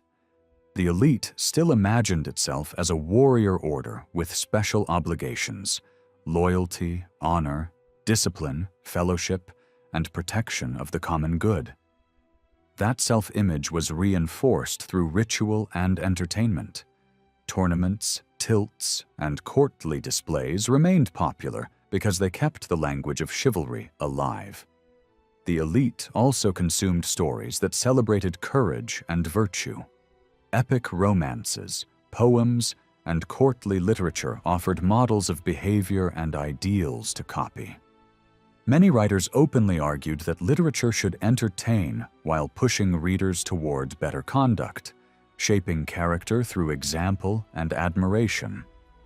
Certain figures became symbols of the perfect gentleman. A celebrated courtier soldier who fought abroad and died from his wounds could be transformed into a national icon. His death would be framed as proof of courage, loyalty, faith, and care for country. Public mourning and written tributes turned his life into a lesson. This is what honor looks like. This is how service should be lived. And this is what the elite claims to stand for. Yet this culture also had a hard edge. Membership in the community of honor depended on loyalty to the monarch. When an elite figure crossed the line into treason, the punishment was not only death or imprisonment, but symbolic expulsion. Titles and honors could be stripped away publicly, as if the person had been erased from the moral world of the ruling class. By Elizabeth's reign, open rebellion by nobles was unusual, and when it happened, rebels often tried to justify themselves by claiming they opposed bad advisors rather than the queen herself. Even in revolt, they often used the language of obedience, trying to present their actions as a forced correction rather than a challenge to monarchy. The most serious noble rising of the reign came from the northern earls. It carried religious undertones and was linked to wider plots involving Mary, Queen of Scots. Yet it also followed an older pattern. Powerful regional lords felt excluded from offices and influence they believed were theirs by right, and they feared being crushed by a court they no longer trusted. They hesitated, argued among themselves, and repeatedly insisted they were loyal, even as events pushed them into open defiance. When the movement failed to gain strong popular energy and money ran short, the threat faded. Royal forces drove the rebels into flight, and the regime responded with severe punishment. The brutality of the aftermath was meant to send a message that such challenges, especially when mixed with religious danger, would be treated as a direct threat to the state. By contrast, a later upheaval led by a famous noble favorite looked less like a genuine attempt to overturn the crown and more like a desperate attempt to regain access and influence. The state still called it rebellion, but the scale of punishment was much smaller. The difference in outcomes shows what the regime feared most. Not mere protest, but any movement that might pull the realm into a wider crisis of loyalty, religion, and authority. In Elizabethan politics, everything began with one prize: getting close to the queen. Access was not a luxury or a social extra, it was the fuel of power. Elizabeth was not a distant figure who simply signed papers placed in front of her. She listened, questioned, judged, and chose. Decisions were shaped around her personality, her trust, and her sense of who deserved attention. That is why the court, and the city that surrounded it, became the main arena where politics truly happened. For most of the gentry, meeting the Queen face to face was rare. They might serve their county faithfully for years and still never speak to her directly. Yet the court did not remain fixed in London at all times. Practical realities pushed it to move. Summers brought travel, partly because London could be unhealthy, and partly because a mobile court made it possible for the monarch to be seen beyond the capital. These journeys carried the Queen across the country in carefully planned stages, stopping at major estates where government business could still continue, just in a different location. The people most likely to host her were not random choices. They were usually her trusted advisors and long-standing allies, many of them at the heart of her council. In that sense, the royal journey was not a holiday. It was government on the move. When the Queen arrived at an estate, the visit turned into a public test. The host had to prove wealth, control, and refinement through hospitality on a grand scale. Feeding and housing the royal household was expensive, but the expense itself could become a statement.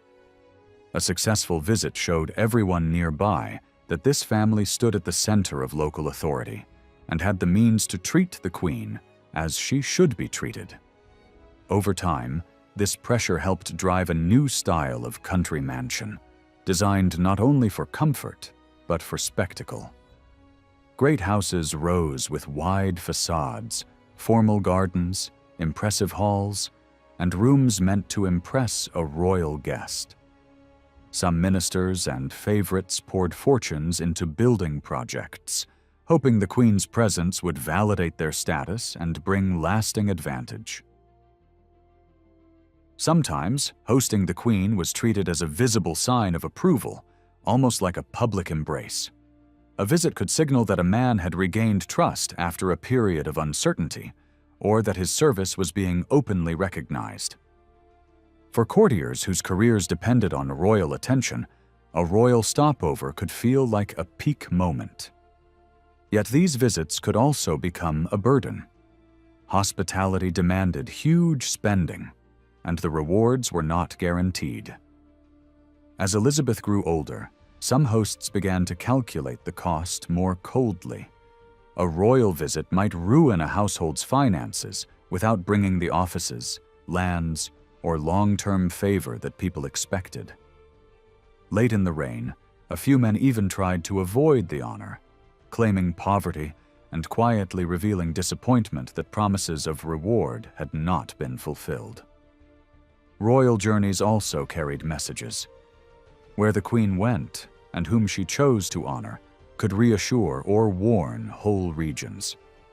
After the crisis of the Armada, for example, the Crown had reasons to emphasize unity and loyalty. In one summer tour, Elizabeth visited an unusually high number of households linked to Catholic circles. That was not accidental. It was a political signal that obedience could still be recognized, even among families whose beliefs made the regime uneasy. In one famous case, a loyal Catholic lord welcomed her for several days and surrounded the visit with carefully staged declarations of devotion. Symbols of county leadership were displayed in dramatic fashion, as if to say, "These are the men of this region, and they stand ready to protect their sovereign with everything they have." The performances mattered because they turned loyalty into a public spectacle, binding host, neighbors, and monarch into the same story of service. Looking at the bigger picture, England's ruling class in Elizabeth's time had a distinctive character compared with many parts of Europe. the upper ranks in England were relatively unified in culture and expectations, and their interests often aligned with the monarchy rather than colliding against it. Elizabeth also cultivated unusually personal relationships with leading families, mixing political dependence with carefully managed intimacy. In some neighboring kingdoms, great noble houses were more openly ambitious, more independent, and sometimes more dangerous to the crown. In those places, monarchs were pushed to distance themselves from powerful aristocrats and to use a more deliberate system of state-controlled honors to keep them in line. Elsewhere in the British Isles, the situation looked different again. Wales was drawn into Tudor structures with some success, though local identity remained strong. Ireland presented the hardest challenge. English rulers could not simply ignore the great Irish magnates because governing the island required cooperation with them. Yet those same magnates often held power in ways that resisted English reforms and English expectations. Tudor policy tried to balance restraint with partnership, attempting to channel noble authority rather than smash it outright. Over time, tensions deepened. Efforts to reshape Irish local government, combined with harsh methods used by some officials, pushed many elites into alienation. The result was a long, grinding conflict that turned into major rebellion and war, showing what could happen when the bond between crown and nobility failed. That contrast throws England into sharper focus.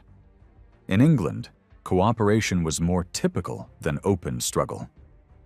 Rivalries certainly existed, and local politics could become vicious, but the gentry and nobility were not locked into a permanent war against each other. The idea that England followed a continental pattern where older nobles were pushed aside and replaced by a new class buying office does not fit the evidence very well. The gentry did grow in number during the 16th century, but this did not usually happen by wiping out noble power. Outside special cases, such as religious exclusion or families dying out without heirs, the nobility remained deeply present in both national and local government. Elizabeth's rule depended on a chain of service. At the top, great nobles and leading counselors shaped policy and commanded the Queen's confidence. Below them, gentry leaders enforced law, managed local administration, and supplied the practical muscle of government. In war, the same elite provided leadership, raising men, organizing defense, and carrying campaigns abroad when required. The crown leaned on this social order because it had no easy substitute. In return, nobles and gentry gained honor, authority, and a sense of identity built around loyalty and public duty. That exchange created a political stability strong enough to survive external threats, economic stress, and even moments of internal rebellion. For generations, people in England had repeated the comforting idea that poverty would never disappear. By Elizabeth's time, that old saying no longer felt comforting. The poor were everywhere, and many communities began to treat them as a growing danger rather than a familiar part of life. What made the situation feel new was not only the size of the problem, but the way it looked. Earlier thinking had relied on a simple moral map. On one side stood those who could not work because they were too old, sick, injured, or very young, people who were seen as rightful targets of help. On the other side stood the healthy wanderer who refused work, the person blamed for choosing idleness and living off begging or petty crime. That tidy division started to collapse as towns and villages encountered a different figure in large numbers. Men and women who wanted to work, and often did work, yet still could not secure steady wages enough to keep a household alive. Irregular employment, low pay, and sudden economic shocks created a new kind of hardship that did not fit the old labels. Officials were forced to admit that misery could come from the structure of the economy as much as from personal vice, even if they still described everything in moral language. Urban leaders tried to measure the problem with lists and counts, expecting to uncover swarms of tricksters who had drifted in from elsewhere to prey on charitable towns. Popular stories encouraged this suspicion, painting beggars as actors skilled in disguise and deception. But the record-keeping often revealed something more unsettling. Many of the struggling people were not strangers at all. They were local workers, especially in places tied to cloth-making and related trades, who found that jobs vanished, wages fell, or work appeared only in short bursts. Population growth pushed up demand for food, prices climbed, and households that once balanced their budgets suddenly could not. Bad harvests hit hardest because bread took priority over everything else, and when food ate up most income, spending on other goods dropped. That cycle damaged trades and reduced employment further. In this climate, poverty stopped being merely a stage that families passed through during childhood, early marriage, sickness, or old age. It began to look permanent for many wage earners. Children could be born into want, grow up in it, and never escape it. The poor were becoming an identifiable social layer rather than a temporary condition that might visit almost anyone. The response that took shape over decades aimed to manage three groups at once. Those who truly could not work were to be supported, usually by small regular payments or basic supplies organized locally. This was not framed as generous comfort, but as a last safety net, used only after checking whether close relatives could help first. At the same time, roaming beggars and people branded as habitual troublemakers were treated as threats to order. They were driven out, punished, and pushed from one boundary to the next. In practice, communities often preferred to move such people along rather than argue about where they truly belonged. But the whole system was built to make wandering costly and humiliating. The hardest puzzle remained the working poor. Families who hovered near collapse because employment was unreliable or wages too thin.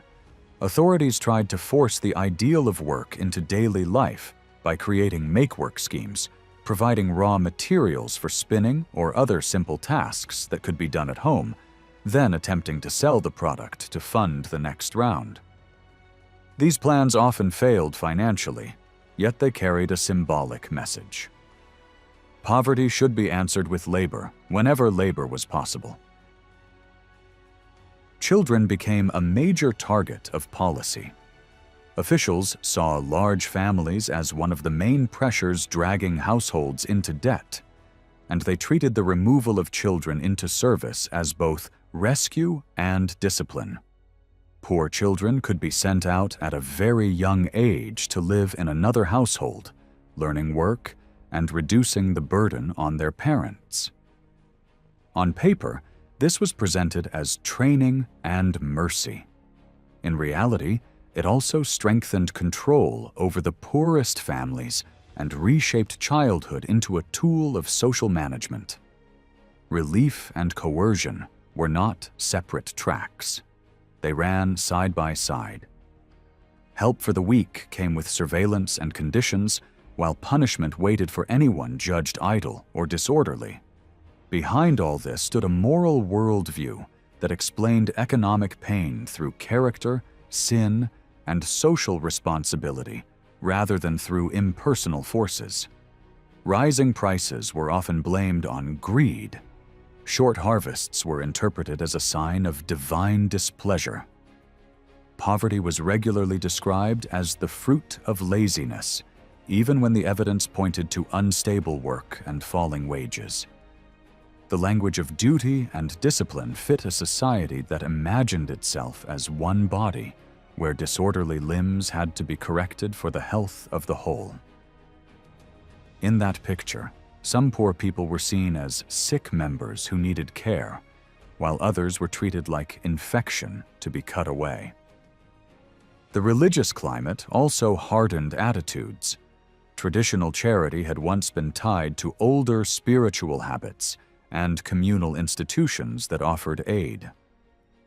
After those supports weakened or disappeared, local civil structures stepped into the gap. At the same time, a stricter reading of work and worth helped justify refusing aid to those labeled idle. Helping the poor became more selective, more controlled, and more tied to the idea that assistance must reshape behavior. By the 1590s, pressure reached a peak. A run of bad harvests, war costs, and fear of unrest created panic at the center and desperation at the bottom. Authorities pushed local leaders to enforce rules aggressively, keep order, and prevent hunger from turning into revolt. Religious leaders promoted fasting and giving, urging households to share what they could by cutting their own meals and handing food to known neighbors in need.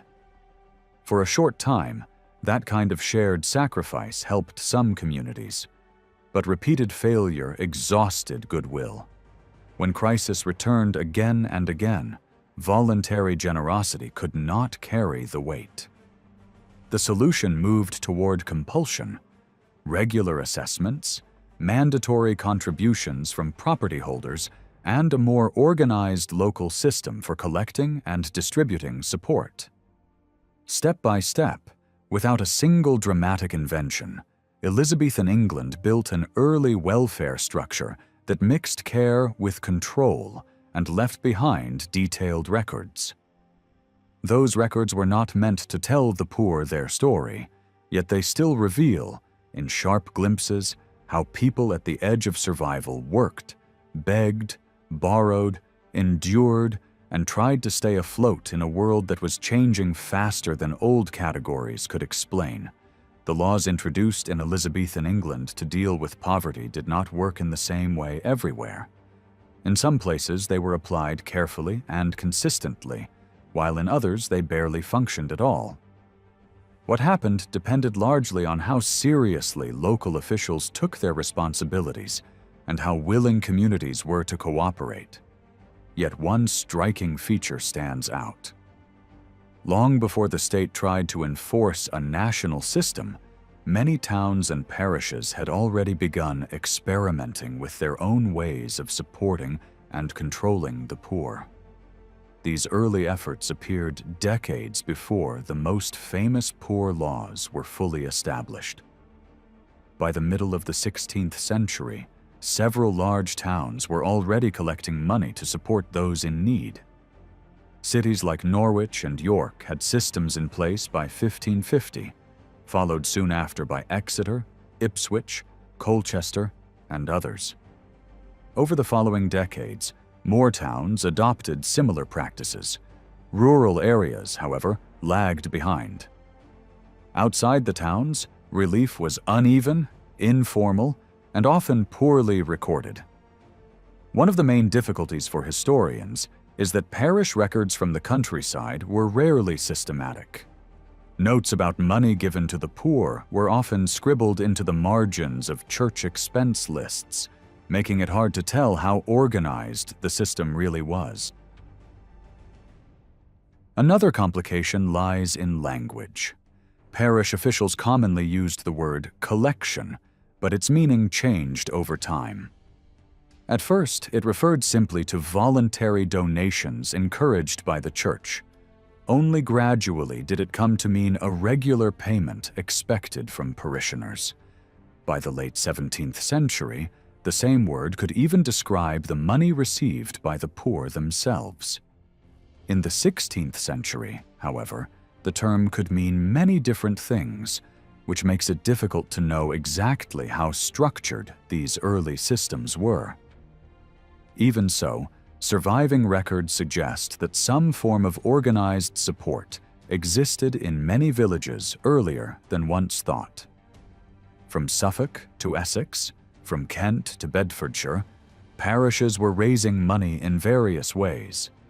Sometimes contributions were voluntary, sometimes pressured, and sometimes clearly enforced. Churchwardens and collectors often blurred the line between money raised at church services and funds gathered through assessments. This confusion was hardly accidental. Churches had long maintained poor boxes where donations were placed and distributed at the discretion of local officials. These older practices continued well into Elizabeth's reign, even after laws introduced compulsory contributions. What this reveals is not a single system, but many. In some places, money was gathered weekly, in others quarterly or annually. Some parishes relied on semi-voluntary giving, while others moved early toward fixed rates. The most convincing evidence for early organized relief comes from areas where active magistrates pushed the system forward. In parts of southern and eastern England, detailed lists survive showing who paid into the system and who received support. Elsewhere, silence in the records suggests either poor administration or the loss of documents. Overall, it appears that regular, rate-based relief spread slowly and unevenly, reaching much of the Midlands and the North only in the early 17th century. Other parts of the poor law system worked far less well. Dealing with vagrants was especially difficult. Officials struggled to define who counted as a vagrant and where such people should be sent. Many of those targeted by the law were not criminals at all, but workers moving from place to place in search of employment.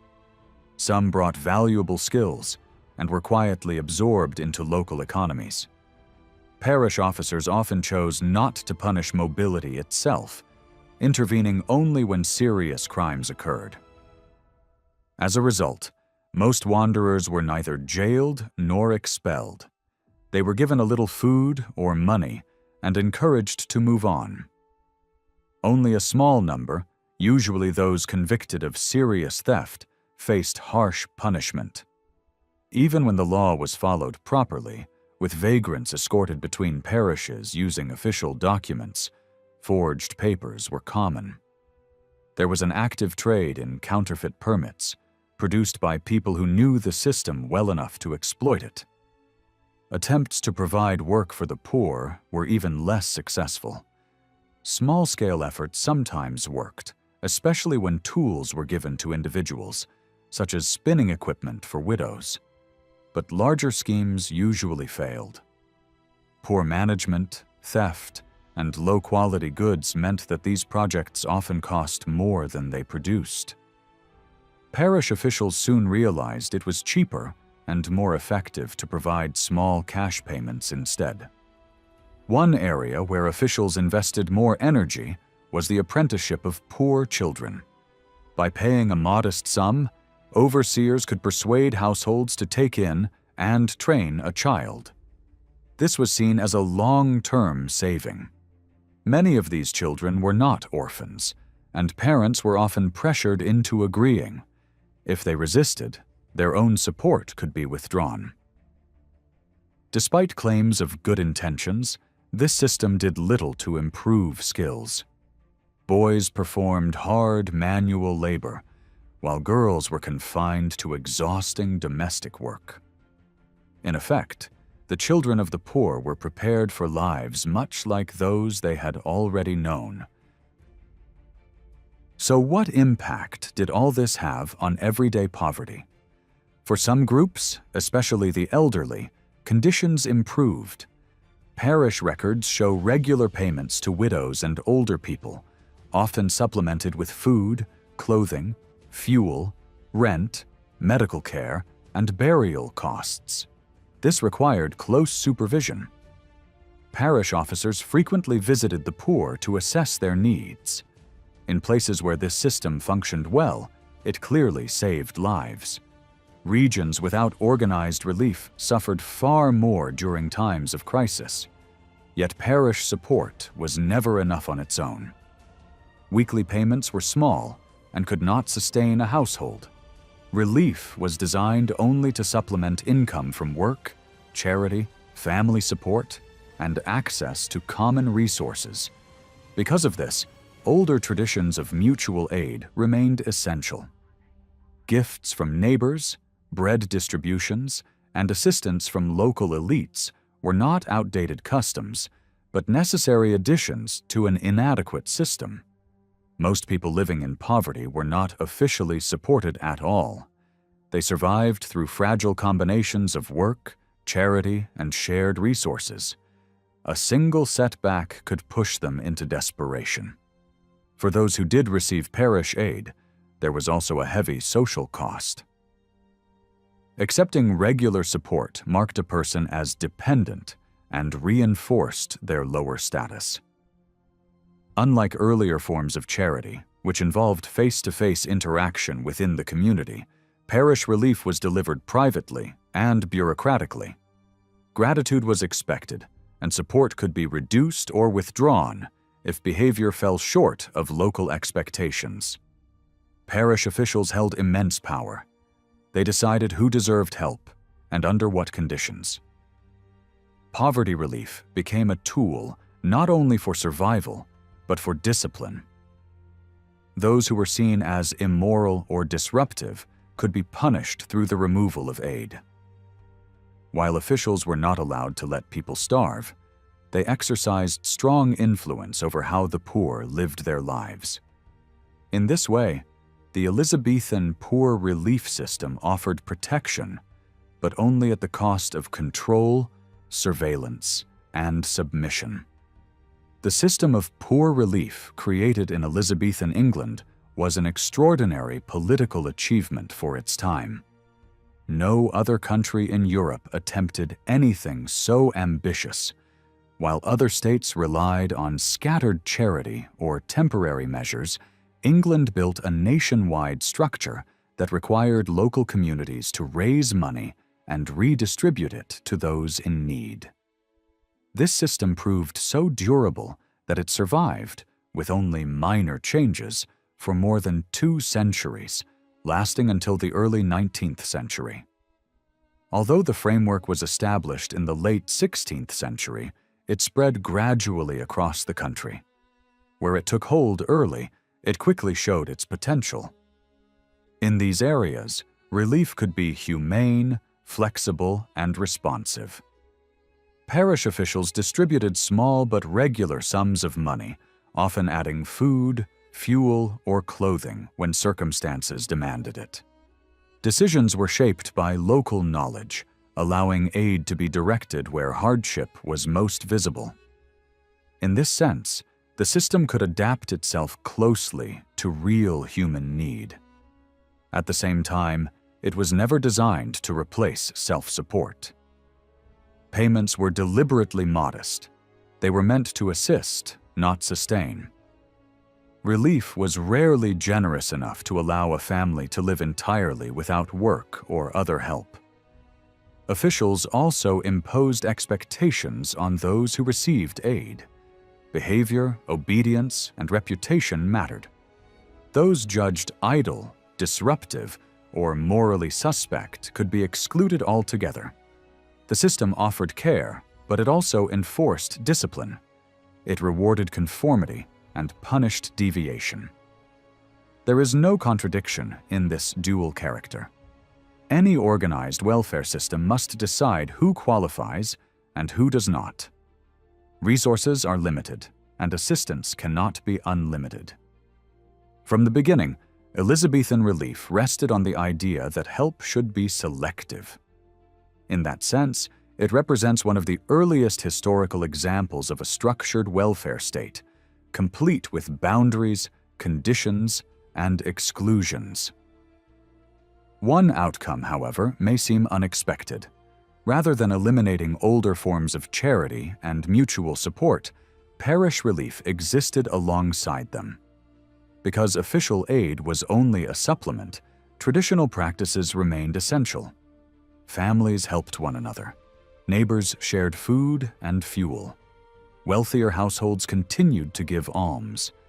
Parish relief did not replace these networks, but became woven into them. Only a small number of people ever received regular parish support. Those on relief formed a narrow inner group, surrounded by a much larger population living permanently on the edge of poverty. These people survived through fragile combinations of work, borrowing, favors, and informal charity. For them, official relief was often a last resort rather than a normal condition. As a result, the everyday experience of poverty is only partially visible in parish records. The neat lists of payments conceal lives shaped by uncertainty and improvisation. Small coins accumulated into weekly allowances. Occasional payments covered fuel, care, or illness. Eventually, the records ended with funeral expenses. Only rarely do individual lives break through this accounting language, usually when someone appealed directly to a local authority. When they did speak, the poor described lives marked by effort and endurance. They explained how they had delayed dependence for as long as possible. They spoke of borrowing household goods, negotiating unpaid rent, gathering wood, and relying on the goodwill of others. These accounts reveal the many ways people survived without formal support. Without the existence of parish relief and the paperwork it produced, these stories would likely have vanished entirely. In explaining their struggles, these individuals gave voice not only to themselves, but to countless others. They represented those who worked until age or illness made independence impossible, as well as generations who lived and died before any formal system existed. Ironically, the very machinery designed to manage poverty ended up preserving the memory of older traditions of mutual aid. By administering relief, parish officials unintentionally recorded the social practices that had sustained the poor long before the state stepped in. In the late 16th century, many adults in England were convinced that something had gone deeply wrong with the young.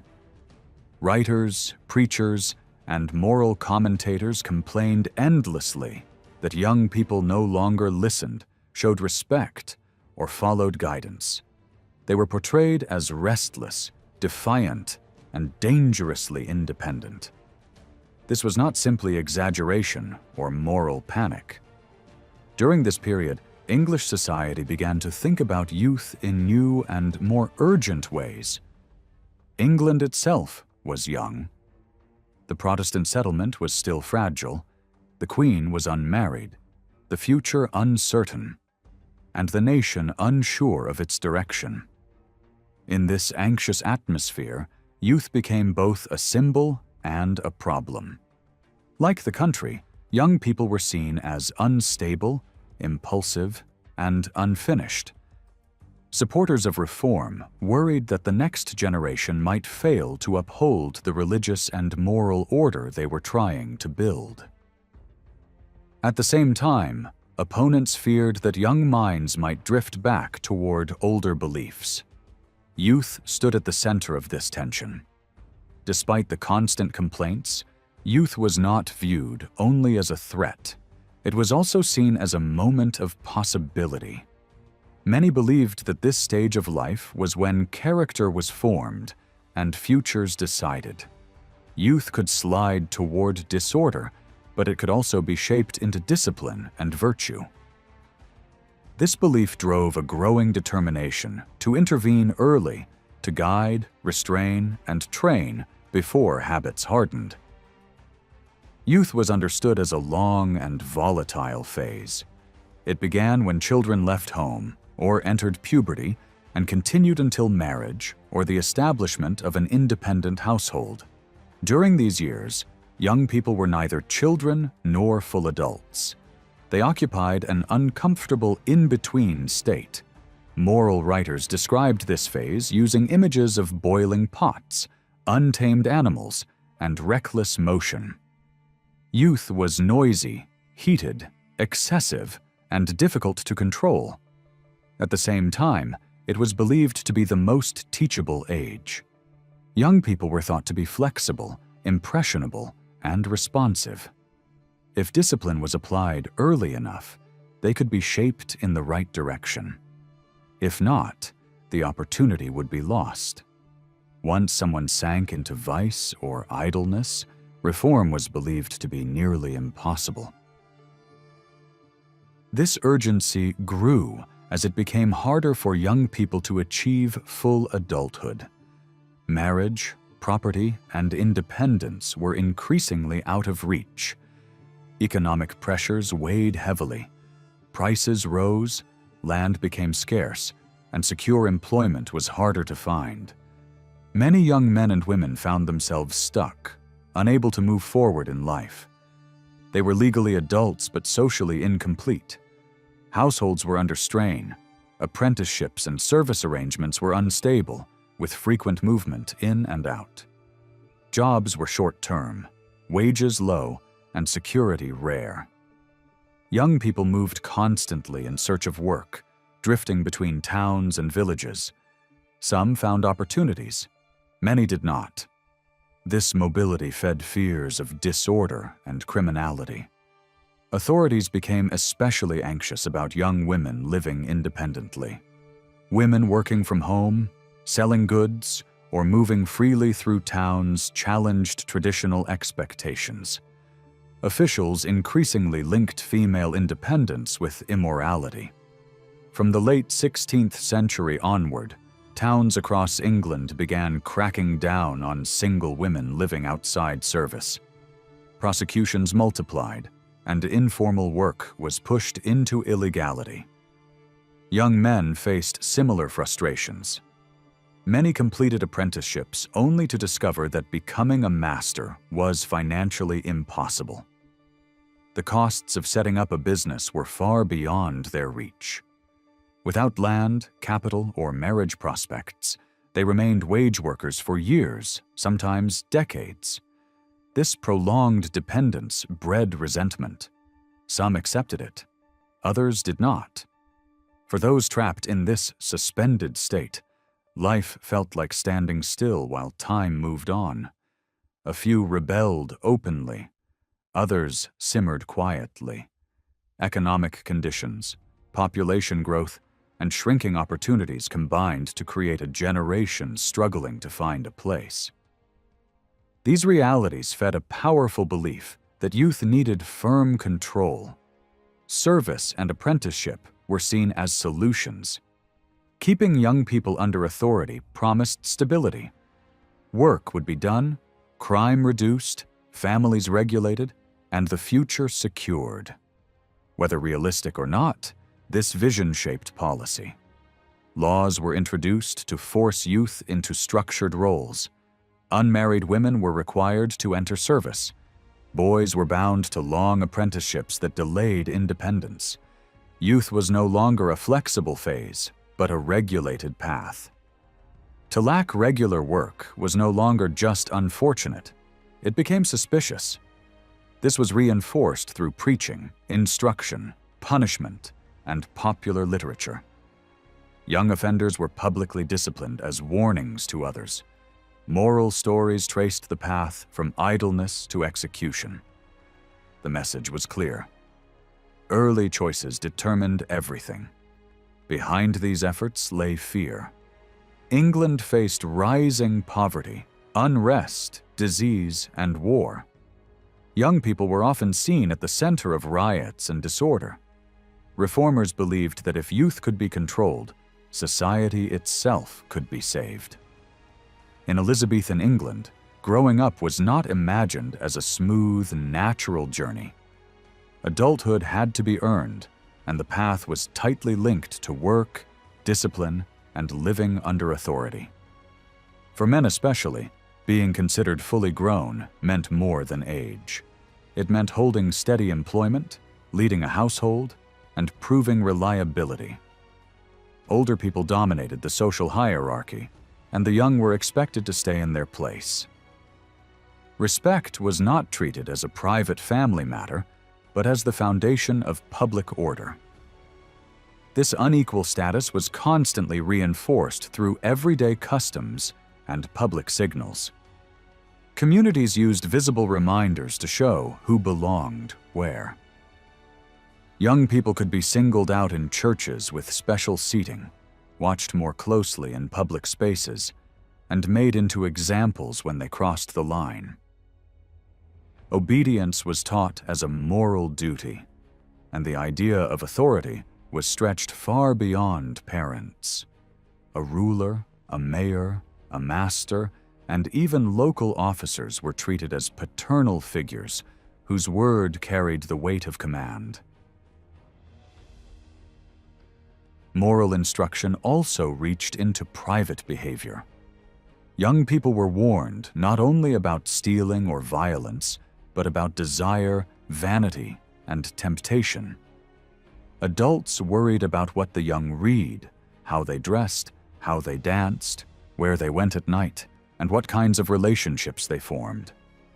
Sermons and lessons constantly repeated the same themes: self-control, modesty, and submission. Yet real life was never as tidy as the ideal. Some youths mocked sermons, argued back during religious instruction, and treated moral lectures as a joke. The gap between what society demanded and what young people actually did was large, and everyone could feel it. In this world, social training was not automatic. Becoming respectable required effort, and reputation mattered. A person who was still called a boy was being pushed downward in status, regardless of age. People understood the rules, even when the rules were hard to follow. Girls were expected to learn the skills of household management and prepare for marriage. Boys were expected to learn a trade and build a future through structured work. For most, the decisive years began in the mid-teens, when they entered service or apprenticeship. For poorer children, it could start earlier, sometimes pushed by economic necessity and parish pressure. Apprenticeship and service were the main engines of this system. They were not just ways to learn work. They were tools for shaping character and controlling behavior. In towns, large numbers of boys were placed with masters, often close to home, but sometimes far away, especially in London. A major city drew young migrants from across the country. Smaller towns took fewer apprentices, but the pattern was similar everywhere. Youth was meant to be contained inside a household where authority could supervise daily life.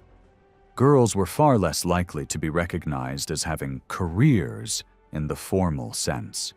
Most apprentices were male, and in many places almost no girls appear in the official registers of skilled trades.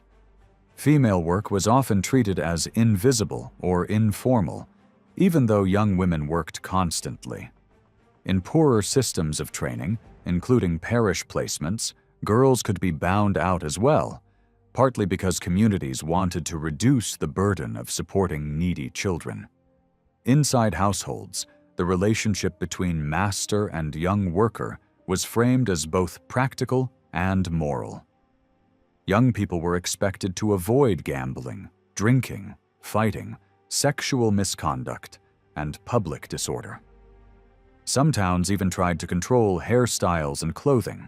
In return, masters were expected to provide food, shelter, basic care, and reasonable correction when rules were broken.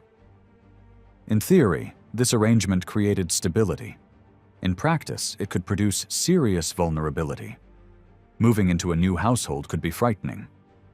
Many young people entered unfamiliar environments, sometimes in crowded towns full of disease, fire, accidents, crime, and sudden economic downturns. A busy city could offer excitement, but it also carried risks that were hard for a teenager to manage alone. Living spaces were often cramped. Servants and apprentices might sleep in crowded rooms with little privacy. That lack of space created constant tension and also created opportunities for abuse that could be difficult to prove or even to speak about. Some young women faced coercion or harassment from men who held power over them. Others found themselves blamed when pregnancies occurred, even when pressure or force played a role. Young men could also be targeted by predatory behavior from older figures in the household. Alongside sexual exploitation, physical cruelty appeared in many disputes. Some masters punished with extreme violence, far beyond what was considered acceptable. Others neglected young people, kept them in filthy conditions, withheld wages, or failed to provide proper food and care. These cases reached courts because someone outside the household stepped in. Neighbors spoke up, families intervened, or local officials investigated. The very existence of such records shows that households were not sealed worlds. They were watched, discussed, and sometimes challenged. Yet it would be misleading to portray household life only as abuse and misery. Many relationships were functional and even affectionate.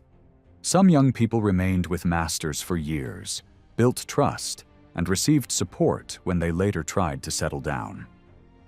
Gifts in wills and long-term loyalty sometimes reveal bonds that court records rarely show. Everyday life likely sat somewhere between harmony and conflict, filled with ordinary friction, jealousy, gossip, rivalries among young workers, resentment about unfair chores, and disputes over status inside the household itself. When conflict exploded, it could become dramatic. Some apprentices threatened masters, insulted them publicly, or turned household secrets into weapons. Running away was a persistent problem.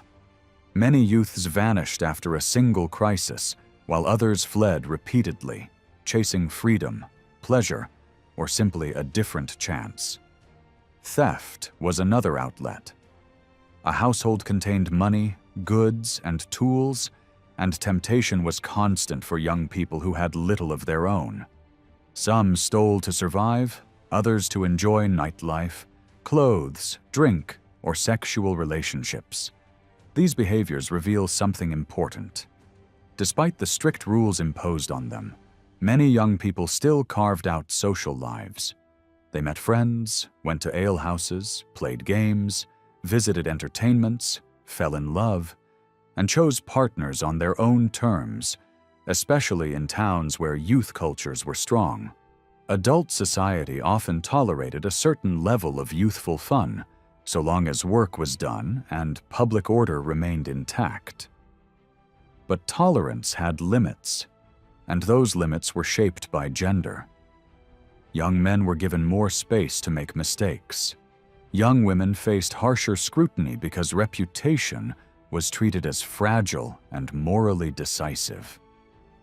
Authorities cracked down hardest when they believed independent behavior threatened the household system itself. Another key point is that the ideal path to adulthood often failed. A large share of apprentices did not complete their terms. Some left early after learning basic skills. Some switched trades. Some were drawn into war, crime, or city opportunities that promised quicker money. Some died young. Others returned home rather than endure years of controlled labor.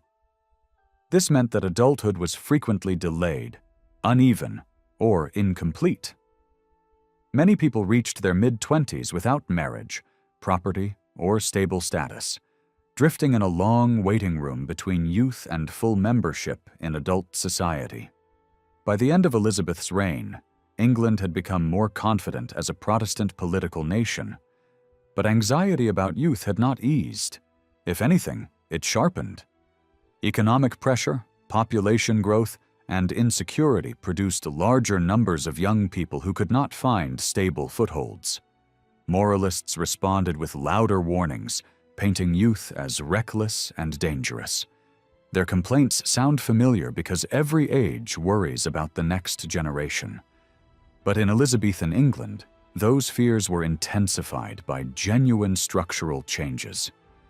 The social system was demanding tighter discipline at the very moment when economic reality made the standard route to adulthood harder to achieve. In that tension, the story of youth becomes a window into the wider age.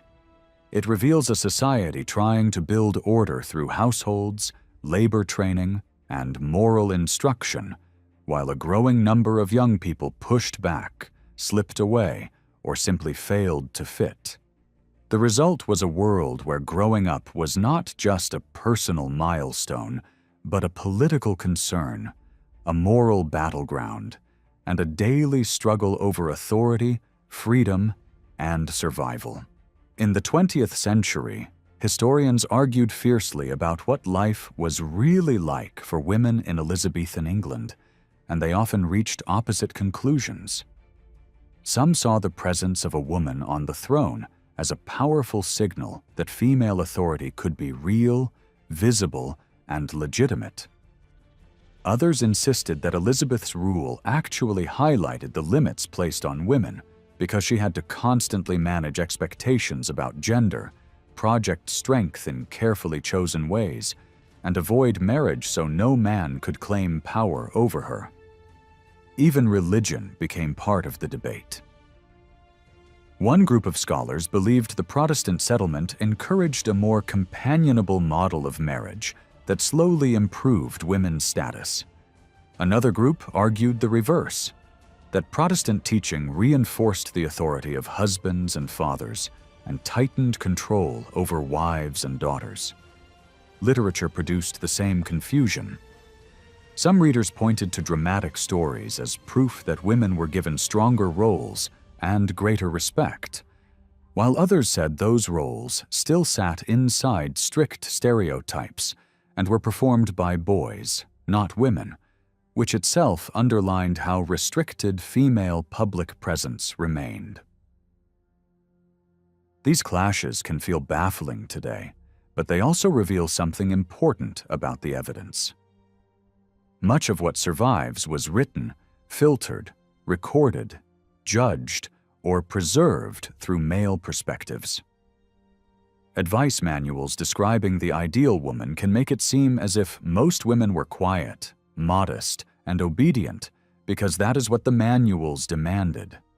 Court records, on the other hand, can create the opposite impression because courts mostly captured conflict, accusations of sexual misconduct, arguments, disobedience, scandal, and disorder.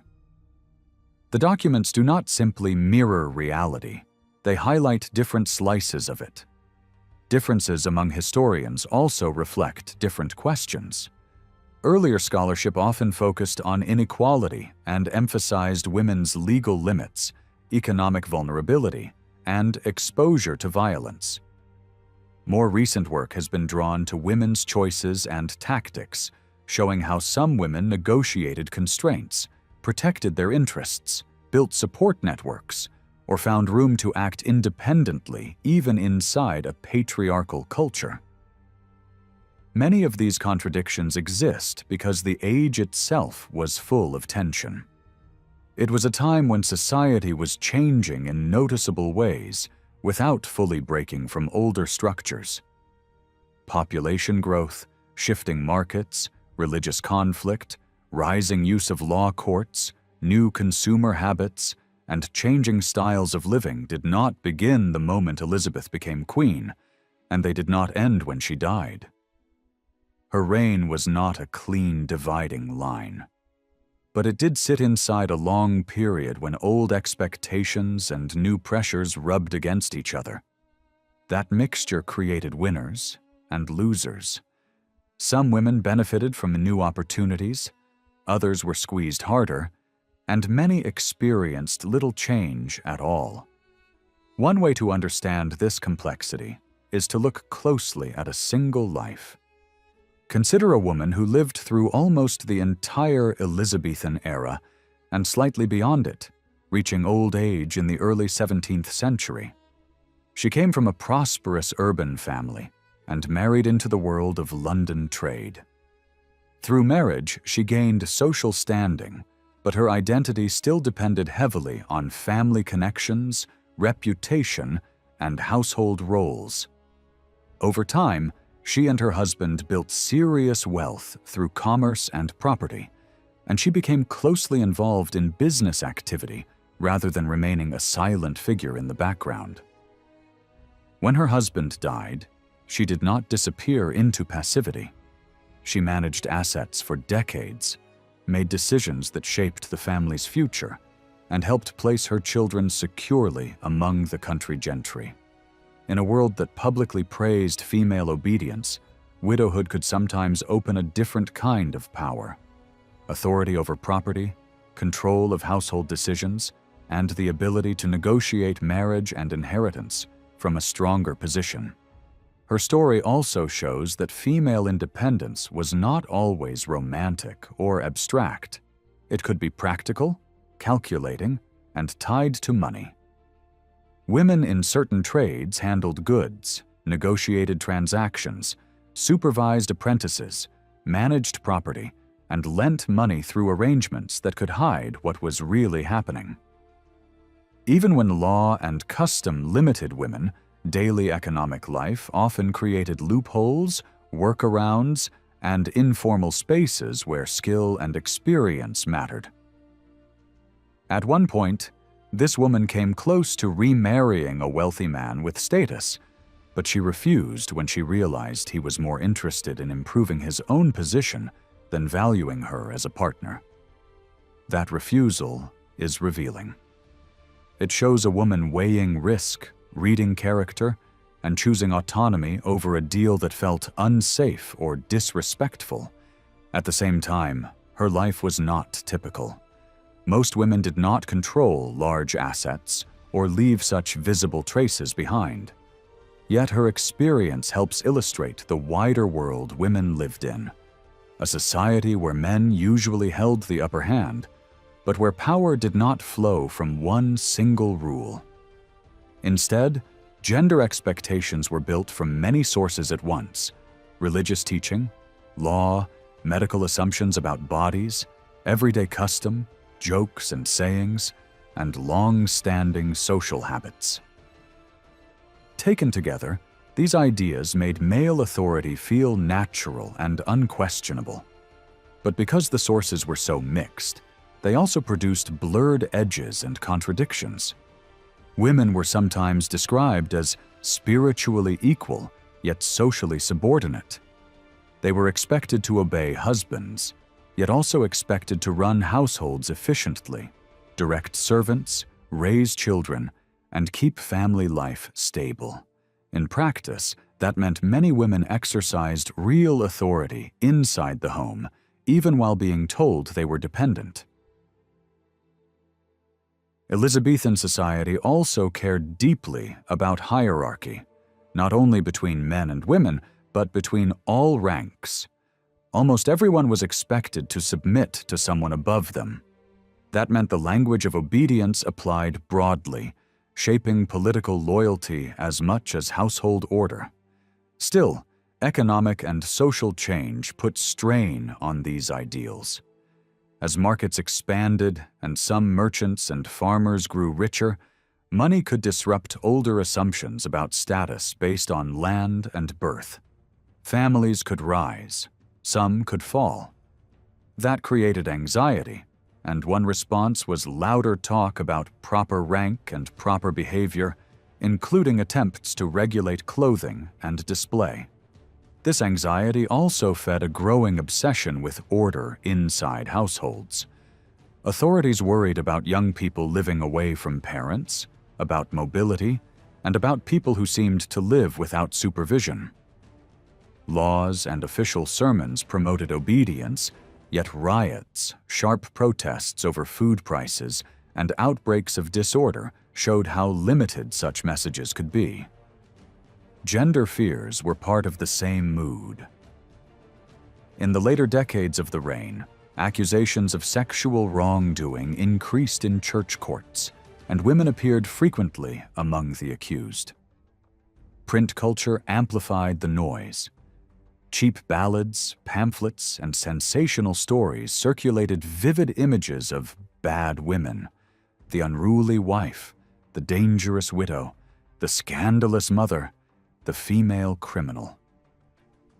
Often the real target was not only women, but also men, because a man's honor depended on controlling his household. Public humor repeatedly punished the husband who failed to govern his wife, as if household disorder threatened society itself. Some historians have described this as a crisis in gender relations. That may be too dramatic as a label, because arguments over female behavior and male authority were ongoing and long-lived.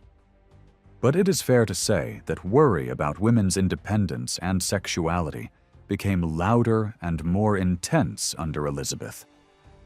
It appeared not only in talk and writing, but in rules designed to place single and widowed women under someone's authority, especially among the poorer classes. Officials feared the woman who lived on her own terms, worked independently, or moved without supervision. The ideal, in their eyes, was a woman governed by a husband, and if there was no husband, then a master. At the same time, women were not merely the objects of these debates. They participated in the culture that carried them. Some women wrote and translated. More learned to read and write, especially in cities. Women listened to public reading, heard sermons, attended performances, and discussed what they heard. The spread of print did not just reflect society. It helped shape it, carrying ideas farther, keeping them alive longer, and making them part of everyday conversation in homes, churches, and alehouses. So the Elizabethan world offers no single, simple verdict on women's lives. It was an age of strong constraints and real opportunities, depending on class, location, marital status, and personal circumstance. Many women lived under firm male authority. Some negotiated that authority skillfully. A few, through wealth, widowhood, or trade, gained striking control over their own decisions. The evidence can point in opposite directions because the reality itself was uneven, shifting, and full of contradictions, and that is exactly why the period still fuels debate. In Elizabethan England, patriarchal power was not only an attitude or a sermon topic. It was built into the legal system and into everyday expectations about who mattered, who decided, and who owned what. Stories and plays can be read in different ways, but law leaves a colder footprint. The rules of marriage, property, inheritance, and public authority pushed women into dependence as a default setting, even when real life often forced people to bend those rules in practice. Marriage was the clearest legal turning point. A single woman could hold property, make agreements, and take action to protect her interests. But once she married, her identity was largely folded into her husband's. Land, savings, household goods, and the income produced by property were treated as if they belonged to him, or at least were under his control.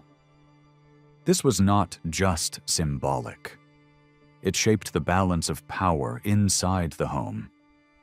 It also shaped what happened when a marriage turned sour because the husband's authority was backed by custom and by the assumption that he stood above his wife in the household hierarchy.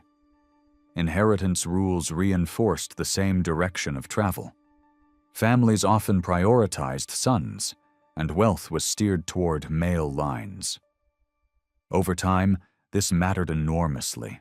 If money and land repeatedly flowed away from women at marriage and at death, then widowhood could become a dangerous cliff edge. Some widows had a legal claim to support from their late husband's estate, but the quality of that protection varied, and many women still faced insecurity once the household's main male owner was gone. In that sense, law did not merely describe patriarchy. It helped manufacture it, generation after generation. At the same time, it would be a mistake to imagine women as legally erased. The system limited them, but it did not turn them into ghosts. Widows and single women could and did use the law, and even married women found ways to act through family agreements, trusted intermediaries, and everyday assumptions that a wife could manage tasks as part of her husband's household enterprise. In major towns, certain customs even allowed some working wives to operate in business as if they were independent, especially when their trade was well established and socially accepted. One of the most striking features of late 16th century England was how intensely litigious society became. Courts grew busy, and disputes over debts, property, inheritance, insults, promises, and broken obligations multiplied. In that crowded legal world, women appear in surprising numbers. They sued for financial security after a husband's death, fought over family property, defended themselves in debt actions, and brought reputational conflicts into formal settings. In church courts, where marital legal covering mattered less, women show up even more, especially in quarrels that turned on honor and public speech. Whatever the moral language of the age claimed, many women were not silent figures. They were active participants in conflict, negotiation, and public assertion. This legal energy did not necessarily create social harmony. When many people are suing each other, it can signal a society that feels unstable, pressured, and anxious about boundaries. Yet it also created opportunities. If you knew how to navigate the system, or had kin who could help, you could defend yourself, push back, and sometimes even win against someone with higher status. For some women, courtrooms became one of the few public arenas where speech and argument could carry weight. Work and the economy tell a similar story of limits mixed with necessity. Ideals often claimed that men belonged out in the world, while women belonged at home. In reality, most households could not function on ideals. Women worked constantly in fields and gardens, in dairies and kitchens, in brewing and baking, in spinning and sewing, in nursing and childcare, in lodging and retail, and in countless forms of casual exchange that kept families afloat. Still, recognition and pay were usually unequal. Men were more likely to be named by a trade in records, while women were often defined by marital status, as if their main identity was relational rather than professional. Women also faced sharper barriers to formal training. Apprenticeship structures and guild protections leaned heavily male, especially in high-status or highly specialized crafts. Even when women became skilled, they could be pushed aside as trades professionalized and scaled up. Fields that began as home-centered or female-dominated could shift toward male control once profits rose, regulation tightened, and organized interests took over. In that sense, economic growth could cut both ways. It opened markets and credit networks, but it also rewarded specialization and institutional power, which tended to favor men. Religion added another layer of complexity. Faith was a pillar of patriarchal teaching, constantly repeating themes of obedience, modesty, and order.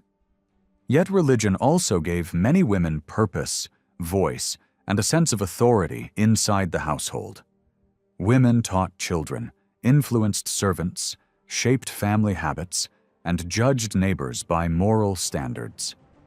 Piety could be a kind of social power, and spiritual seriousness could grant respect even to those without wealth. Reform also introduced sharper choices, and choice creates friction. When family members did not share the same beliefs, the household could become a battleground of loyalty, conformity, and conscience. For authorities, women's religious choices could be especially hard to police. A married woman's legal dependency could become a shield as well as a cage. If she owned nothing in law, how could fines be collected from her? If her husband was forced to pay, was he being punished for another person's conscience? If prison was used, was that fair when the legal structure itself made payment impossible? These puzzles reveal something important.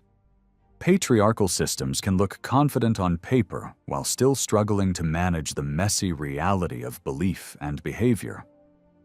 Politics followed a similar pattern. Women were excluded from formal offices and voting. But power is not only what happens in parliaments and courts. Power also lives in access, influence, persuasion, and social networks. Elite women could shape decisions through patronage, gatekeeping, information flow, marriage arrangements, hospitality, and relationship building. In towns and villages, women influenced local life through reputation, community surveillance, moral enforcement, and mutual support networks. They joined food protests, reacted to enclosure pressures, and defended family standing in public disputes. They were not outside society's power struggles. They were embedded in them, even if the official system insisted they were merely peripheral. None of this turns Elizabethan England into a story of straightforward progress. Patriarchal ideology remained strong, and most women's power was conditional. It was often temporary, borrowed, tied to widowhood, dependent on kin, or limited to specific spaces like household management and local community life. A woman might act boldly, argue fiercely, and run complex affairs, yet still be treated as an exception rather than proof that the rules should change. That tension is the heart of the period. The law could be harsh in principle, flexible in practice, and unforgiving when relationships broke down. Economic change could widen the world while narrowing women's formal opportunities. Religion could enforce obedience while offering meaning and moral standing. Social life could demand female submission while relying on female labor, judgment, and resilience. So the most honest conclusion is not that women were powerless, and not that they were free, but that the system was designed to keep authority male while everyday life repeatedly forced women to act, adapt, and sometimes push beyond the lines drawn for them. The result was a society where women's agency was real, often visible, sometimes impressive, yet rarely allowed to become the foundation for a new order. In late Tudor England, people did not imagine society as a collection of isolated individuals. They pictured it as a chain of households. If you wanted to understand how the realm worked, you began at the hearth, not at the parliament bench. The household was treated as the first training ground for order, the place where authority was learned, tested, and enforced long before it appeared in the wider world. To a modern eye, family sounds private and emotional. In Elizabethan thinking, it was public, structural, and deeply political. The household was expected to run like a small state. It had ranks, rules, duties, and punishments. Harmony inside the home was not just a personal goal, it was presented as the foundation of peace outside it. If homes collapsed into quarrels and disobedience, many believed the kingdom would follow. That is also why a household was defined broadly. It was not simply husband, wife, and children. It included servants and apprentices, and it was tied to property, tools, and livestock. The home was a workplace as much as a living space, a unit that produced goods, earned income, stored resources, and consumed supplies. Daily life was economics, managing food, fuel, clothing, wages, debts, and the labor of everyone under one roof. In that setting, relationships were shaped not only by affection, but by responsibility and survival. Because life expectancy was fragile, many homes were rebuilt more than once. Death could rearrange a family faster than choice ever could. Remarriage was common, step relations multiplied, and children often grew up under a mix of parents, step-parents, and substitute guardians. The ideal image was stable, but the real experience could be fluid and unpredictable. That constant rebuilding did not make family bonds weak, but it did make them complex. When historians argue over whether early modern families were warm or harsh, part of the problem is evidence. People rarely wrote down their feelings the way modern diaries and letters might suggest. What survives often comes from the well-off, and it is easier to find rules and disputes than quiet affection. If you look at advice literature, you find stern instruction about obedience. If you look at courts, you find conflict and scandal. Neither source alone describes everyday life. What they show is the pressure people felt to keep households functioning and the anxiety that disorder could spread. At the center of the household stood hierarchy. The common ideal placed the husband as head, the wife as deputy, children as learners, and servants as subordinates. Yet this hierarchy was never just brute command. Moral teaching repeatedly insisted that authority carried obligations. The head of household was expected to provide, to guide, to correct without turning into a tyrant, and to maintain a stable peace that kept work and reputation intact. If he ruled with uncontrolled anger, he was said to invite rebellion rather than loyalty. Marriage, in this world, was imagined as both unequal and cooperative. A wife was expected to obey, yet she was also expected to manage. She ran the interior economy: food, clothing, cleanliness, storage, preparation, care of the young, supervision of servants, and the rhythm of daily labor. Many homes could not function without that authority. So while the language of the time stressed female submission, practice often required female command, especially over younger people and servants. Parenthood was also shared, but divided by custom. Mothers were associated with early childhood care and the intimate work of nurturing. Fathers were associated with later training, discipline, and decisions about schooling, placements, and work. Both roles were framed as moral duties, not private preferences. A child was not simply to be loved, but to be shaped. The household was expected to form character, teach manners, and prepare the young for adult roles. This emphasis on training becomes even clearer when you look at service and apprenticeship.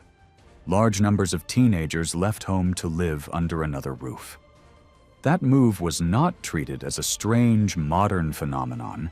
It was a normal stage of growing up. Service placed young people under discipline and put them into a routine of labor, prayer, and supervision. Masters and mistresses were expected to act as substitute parents, teaching skills and controlling behavior at the same time. Youth, in the imagination of the period, was risky. Many believed the young were naturally drawn toward disorder and temptation. Some explained this through religion. The heart was inclined toward wrongdoing and needed correction. Others explained it through medicine. Young bodies were thought to be hot, restless, and impulsive, and therefore more likely to chase pleasure and ignore limits.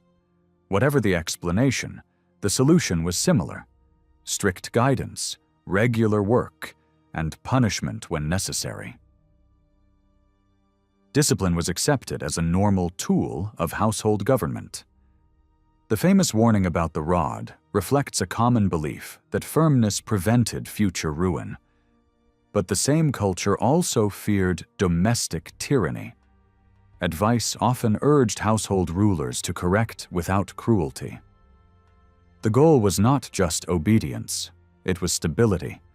A home where labor was done, resources were guarded, reputations were protected, and younger people learned the habits that would later keep the wider community orderly. Even with all this, the household was not a simple pyramid. Power could overlap and clash. Wives might be subordinate to husbands, yet superior to servants. Mothers might command children while still being commanded by a spouse. A respected mistress could issue orders to male servants while still being expected to show deference to her husband. Age, marital status, and gender created layered authority, and that made household life a constant negotiation between command and cooperation. So the Elizabethan household was not merely a private place where people ate and slept. It was imagined as a miniature commonwealth, a training school for obedience, and a working business that had to be managed. It formed character, controlled youth, organized labor, and taught people how to live inside a hierarchy. And because so much of national stability was believed to rest on what happened under a roof, the household became one of the most moralized, supervised, and anxiously discussed institutions of the age. Homes in Elizabethan England were always in motion. People talked about the household as if it were a neat little unit, ruled by a married couple with children and a servant or two. In reality, that tidy picture was often more wish than fact. Illness, death, remarriage, migration, and poverty kept tearing holes in the pattern. The constant preaching about order was partly a response to this instability. If life refused to stay still, then rules and ideals tried to pin it down. One of the most surprising things about these homes is how small they usually were. The popular image of huge, multi-generation families packed under one roof does not fit most English communities. The typical home often contained only 4 or 5 people. A couple might live with their children and perhaps a servant. And that was it. Grandparents, uncles, and cousins mattered as kin, but they usually did not sleep at the same hearth. When people married, the goal was commonly to set up a separate home of their own, not to fold into an extended clan household. That expectation shaped courtship and marriage in a very practical way.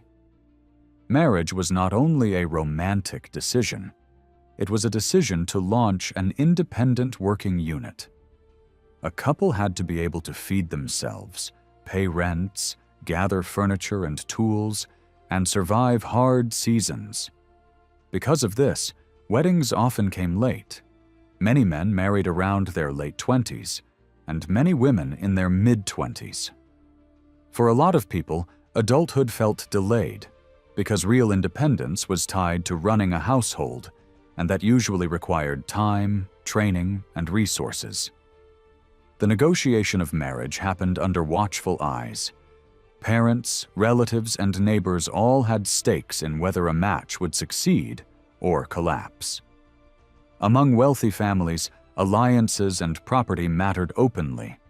But even among farmers, artisans, and laborers, the calculations were still there. A poor household could not afford a marriage that added mouths without adding skills or income. People looked at character, reputation, work habits, health, faith, and the ability to keep a home afloat. A marriage that seemed reckless could become a burden not just for the couple, but for the wider community that might later have to help them.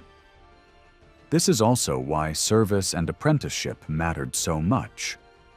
Large numbers of young people left their birth homes for years at a time. They worked in other households, learned skills, and saved what little they could. For many, this was the only realistic route toward having enough to marry and establish a home. The experience could be long and exhausting, but it was treated as a normal stage of life. In farming regions, Service taught the rhythms of land and animals. In towns, apprenticeship trained boys, and a smaller number of girls in crafts and trades. These paths were supposed to create disciplined adults with marketable abilities, and they also reduced the number of unmarried youths trying to survive on their own. Not everyone managed to marry. Some never gathered the resources. Some could not find a suitable partner. Others may have avoided marriage by choice, but that was harder to live out openly. Lifelong single people, especially those without means, were often pushed toward living with relatives or staying in service. Authorities disliked independent single living because it was associated with mobility, poverty, and disorder. In a world with a thin safety net, the fear of drifting, jobless people was constant. Even within marriage, families did not grow endlessly. Births were often spaced out, and breastfeeding commonly created long pauses between pregnancies. Many women still faced repeated pregnancies across their fertile years, but the pace could be slower than people imagine. On top of that, the shadow of death was always present. Child mortality was high, and disease could sweep through a household without warning. This meant family size was unpredictable. Some couples watched several children grow. Others lost infants and toddlers and carried grief that never appears cleanly in official records. Household size also depended less on the number of children than on the number of servants.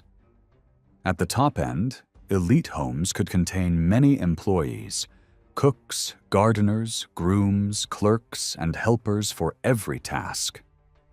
These were not family in a modern emotional sense, but they lived inside the household world and were part of its daily structure.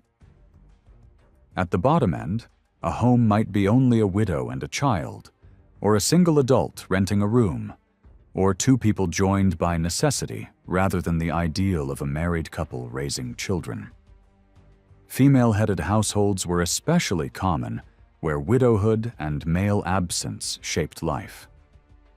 A woman living alone, or with a child, or with a lodger, might be marginal in wealth, but still carried the authority and responsibility of household rule. She had to negotiate rent, work, credit, and reputation in a society that spoke constantly of male headship. The ideal remained loud, but the lived reality made room for many exceptions. Servants and apprentices filled in the gaps created by this restless demographic world. Most service was not a lifelong career. It was youth labor, traded for food, clothing, lodging, and small wages. In some places, poorer children were sent out earlier and stayed longer, and parish authorities sometimes placed very young children into service when families collapsed through poverty or death. The household, then, was not just a private home. It was a system for training the young, managing the vulnerable, and keeping a community from breaking apart. So when you picture the Elizabethan household, imagine something flexible rather than fixed.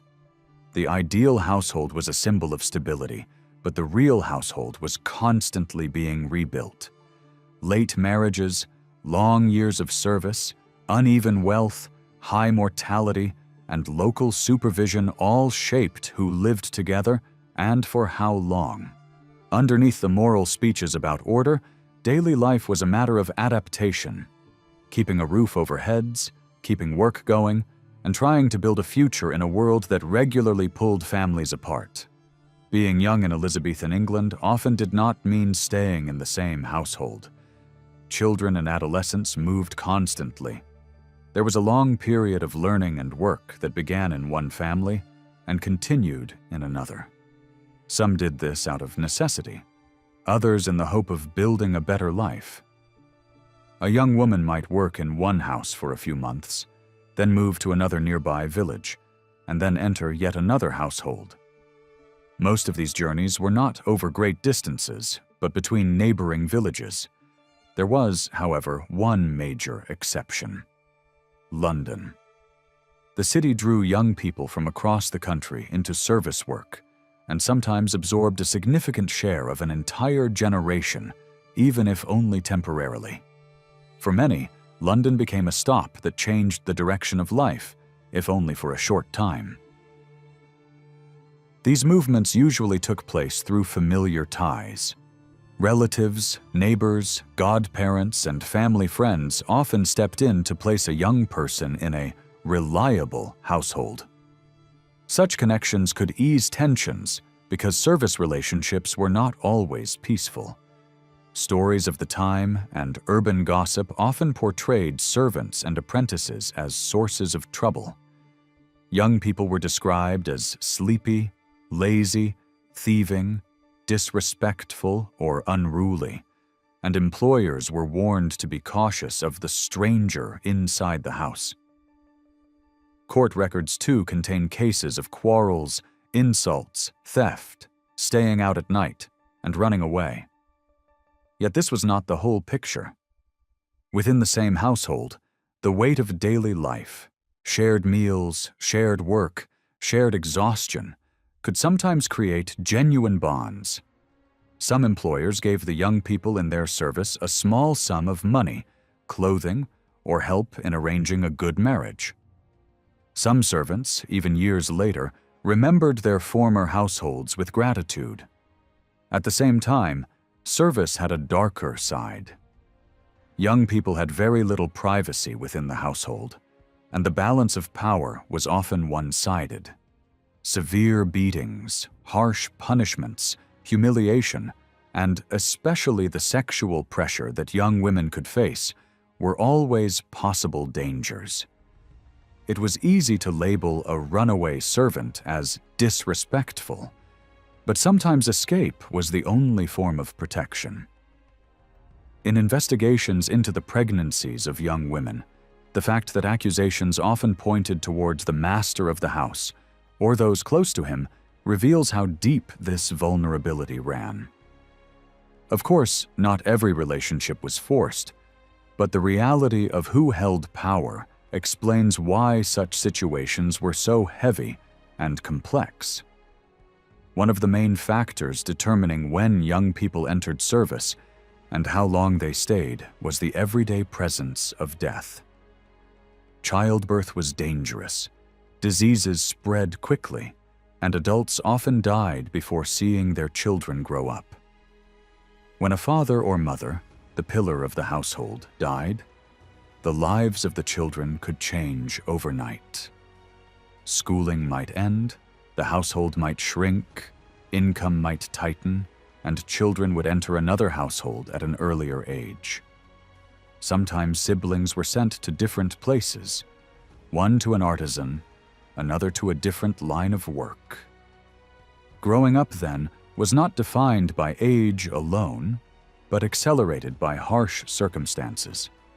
High mortality also meant that households were frequently rebuilt.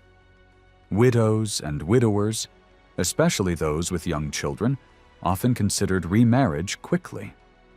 Running a household, cooking, cleaning, child care, production, selling, managing debts, was extremely difficult for one person alone.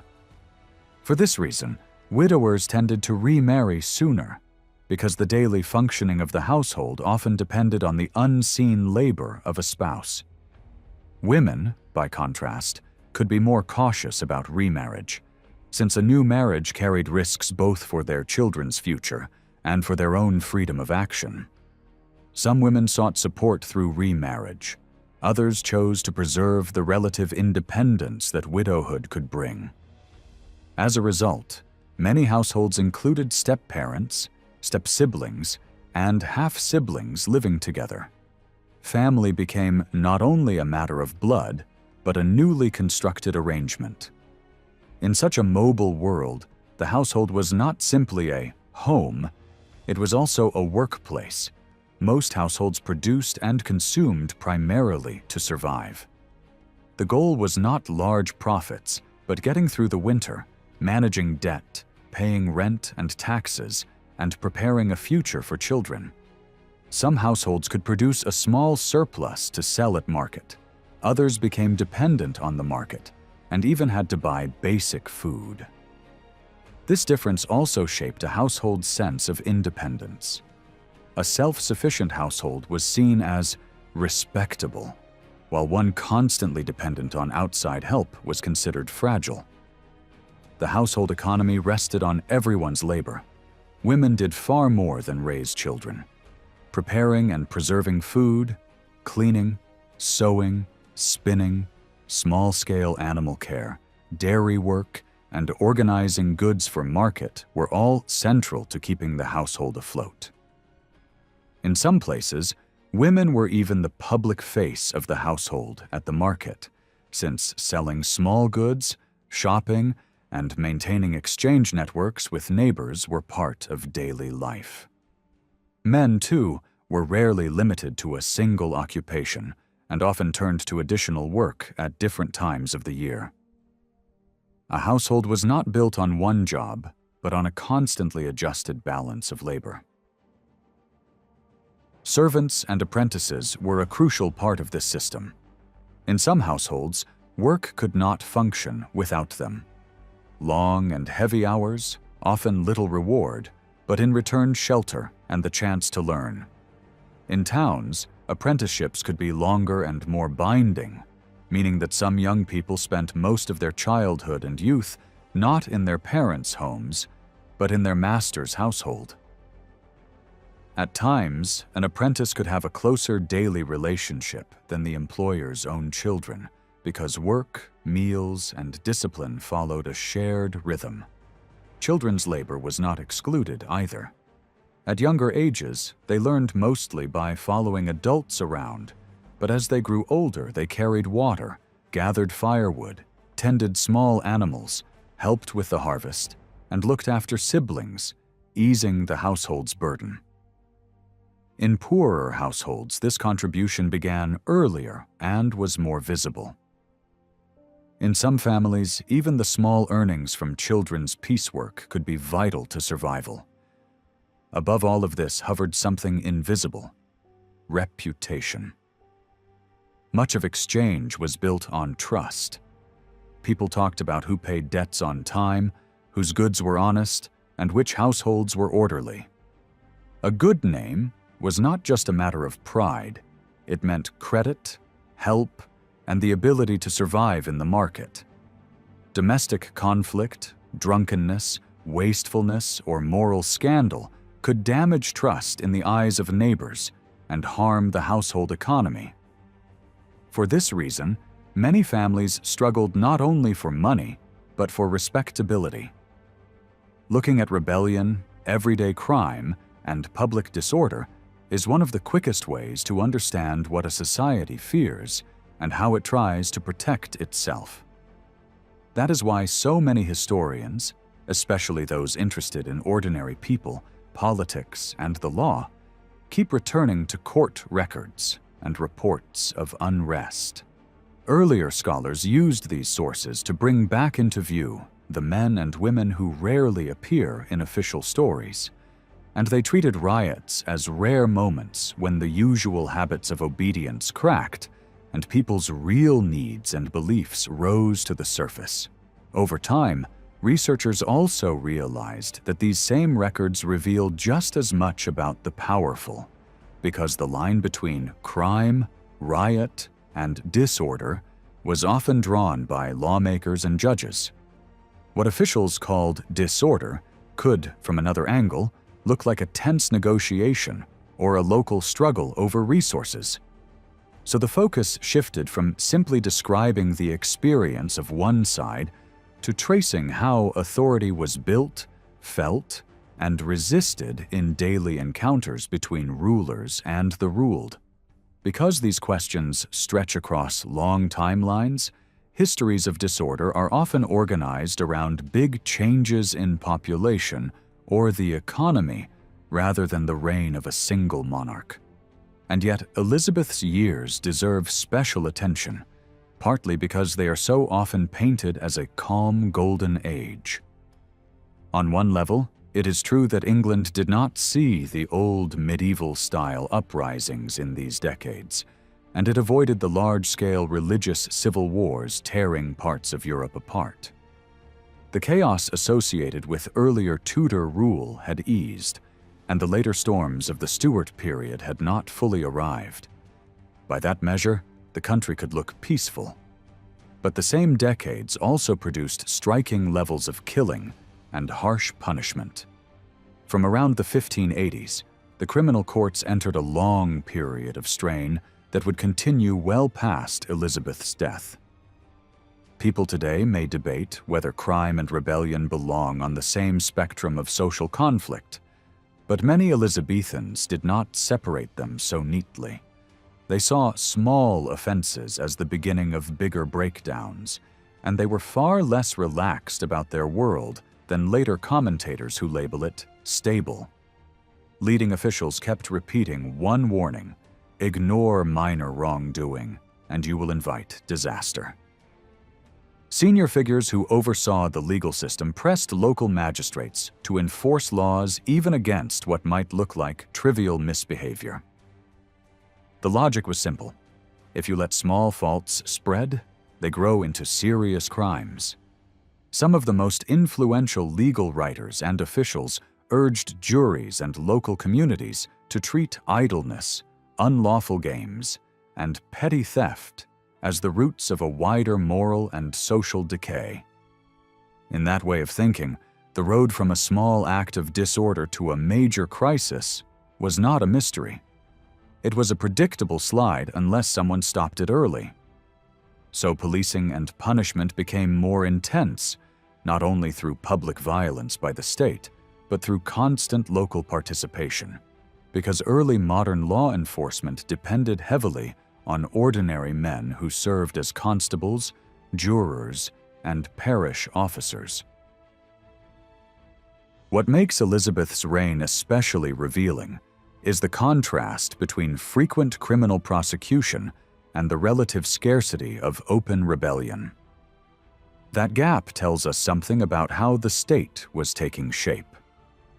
Many in the ruling class believed they shared enough interests and enemies with enough of the population to prevent large uprisings, even during economic hardship and religious tension. When desperation grew, the discontented often had few realistic paths besides crime, complaint, or reluctant compliance. We can see these patterns more clearly in Elizabeth's time, partly because more documentation survives. Serious criminal cases ultimately fell under the supervision of the central courts, but in practice most major trials happened in the counties when traveling judges came on circuit. Local sessions also handled a wide range of cases, and over these decades more of the gravest felonies shifted toward the higher-level county hearings. That did not reduce the workload of local magistrates for long, because they were quickly swamped by increasing numbers of smaller offenses. Extra local hearings became more common as officials tried to manage the growing flow of cases. Towns and special jurisdictions ran their own courts as well, and in a few places their records helped fill the gaps left by missing county material. Historians who have worked hardest with these sources also warn against treating court totals as perfect mirrors of real crime. A great deal of wrongdoing never entered the record at all, so rising numbers can reflect tougher enforcement and more reporting as much as they reflect more criminal behavior. Even with those limits, the broad picture is consistent. Property crimes made up the bulk of prosecuted felonies across the period, while killings were the next most common. Charges like rape, arson, or witchcraft appeared far less often, and women were prosecuted in noticeably smaller numbers than men. The most dramatic change, however, was the surge in felony prosecutions beginning around 1580 and continuing into the early decades of the next century, far beyond what population growth alone would explain. Executions rose along the same curve, peaking in the late 1590s, dipping briefly, then climbing sharply again in the 1620s before later falling away. Killings have drawn special attention because they are harder to conceal and more likely to be prosecuted with some consistency, which makes them a useful gauge of social strain. When researchers rebuilt the numbers more carefully, they found that the most intense rise in homicide came not in the early 1560s, but later, with the 1580s standing out as exceptionally violent by the standards of a long historical sweep. Even if England's homicide rates could look modest next to the extremes reported in some parts of Europe, the combination of higher prosecutions, higher conviction and execution proportions, and elevated killing rates hardly supports a simple story of a serene golden age. At the same time, pressure on the courts forced the system to adapt. Judges and officials looked for ways to process more defendants without collapsing under the load. Juries were asked to handle more cases at once, and informal deals became more common, encouraging people to admit guilt to lesser offenses in exchange for avoiding the harshest penalty. Alongside this, older legal mechanisms that offered a path away from execution were reshaped and used more widely. Mercy could be managed in a more organized way, with judges recommending certain prisoners for pardons after traveling through the counties. Conditional mercy, trading punishment for exile, transport, or service, also began to appear in more deliberate forms. These were not simply soft options.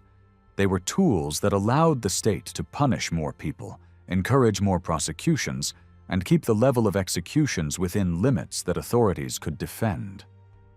Few figures were attacked more fiercely in public discussion than the vagrant, who was often portrayed by comfortable observers as the human symbol of danger. Laws aimed at controlling labor, suppressing idleness, and preventing desperation from exploding into unrest were strengthened, combining force with a developing system of relief. The message became clearer by the end of Elizabeth's reign. Not everyone without work was choosing it, and a society that relied only on the whip would eventually pay the price. Institutions designed to discipline through labor spread to more counties in the late 16th century. These places blended punishment and support, and they became a key part of how authorities tried to manage petty wrongdoing before it became something larger. Behind all of this was a deep fear that small disturbances could ignite into mass violence. Officials often spoke as if the difference between a theft and an uprising was only a matter of scale. That fear encouraged harsh tools that sat uneasily with England's self-image, expanded use of extreme interrogation to extract information, broader use of emergency military-style discipline against the poor, and creative legal thinking that reclassified acts once treated as private harms into public threats. Powerful lawyers proved adept at persuading courts to treat certain forms of protest as dangers to the entire realm. Yet, for much of the reign, the nightmare of nationwide rebellion did not arrive. Riots happened, sometimes often, but many were limited and purposeful, more like collective pressure aimed at correcting local wrongs than an attempt to overturn the state. Crowds frequently framed their actions as defense of customary rights, especially in disputes over shared land and resources. People also learned to maneuver around legal definitions, keeping numbers small, dividing into pairs, and dispersing before the moment when the law could transform a protest into a hanging offense. Most participants wanted a result, not a revolution. The atmosphere changed in the 1580s and 1590s as harvest failure, high prices, unemployment, and the burdens of war pushed communities closer to the edge. Authorities tried a mix of responses: tighter control of food markets, pressure on landlords and employers to care for dependents, stronger poor relief, while also turning to severity. That severity sometimes fed the very anger it was meant to stop. In London, apprentices repeatedly clashed with officials, and a string of major disturbances showed how quickly punishment could become the spark. In the mid-1590s, the city saw a series of confrontations over basic goods and over the humiliations imposed by civic leaders under pressure from above. Crowds forced prices down by direct action, destroyed instruments of public shame, and gathered in large numbers. The state's answer was to treat some of this not as mischief, but as an attack on authority itself, and a handful of men paid with the most brutal sentences available.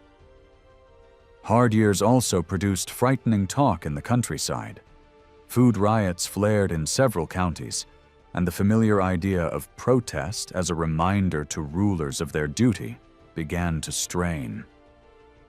Some people openly spoke of striking at the rich, of preferring death in public to starvation at home. In one notable episode, a small group tried to stir a rising, beginning with plans to tear down enclosures and seize grain, and then drifting toward the fantasy of marching to London to join urban unrest. In practical terms, the effort collapsed. Few turned up, and the would-be leaders were easily isolated. But in legal terms, it became something bigger.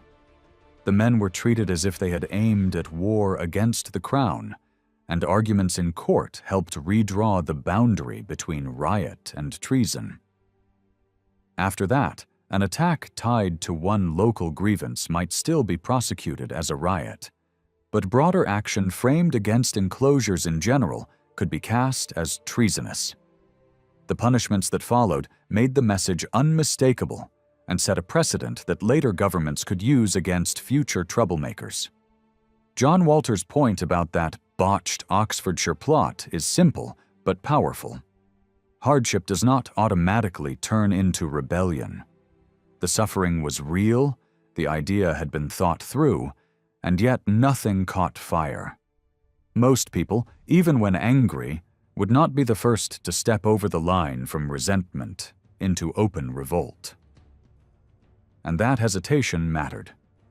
Elizabethan England lived through population pressure, religious upheaval, and in the later decades, an almost constant atmosphere of war and insecurity.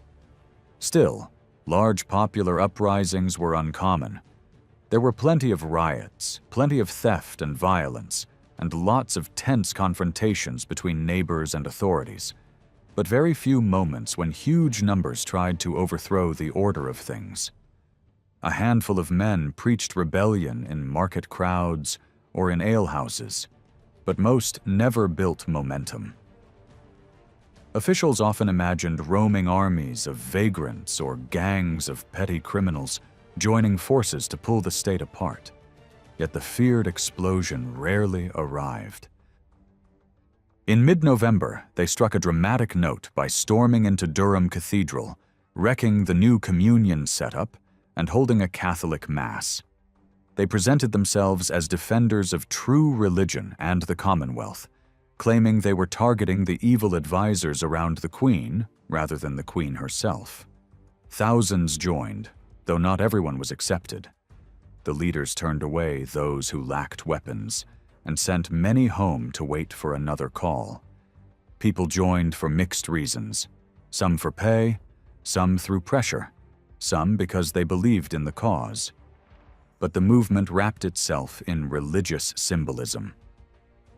Old banners appeared, and the violence focused on the signs of Protestant change. Married ministers were driven out because marriage was read as a clear marker of the new religious identity.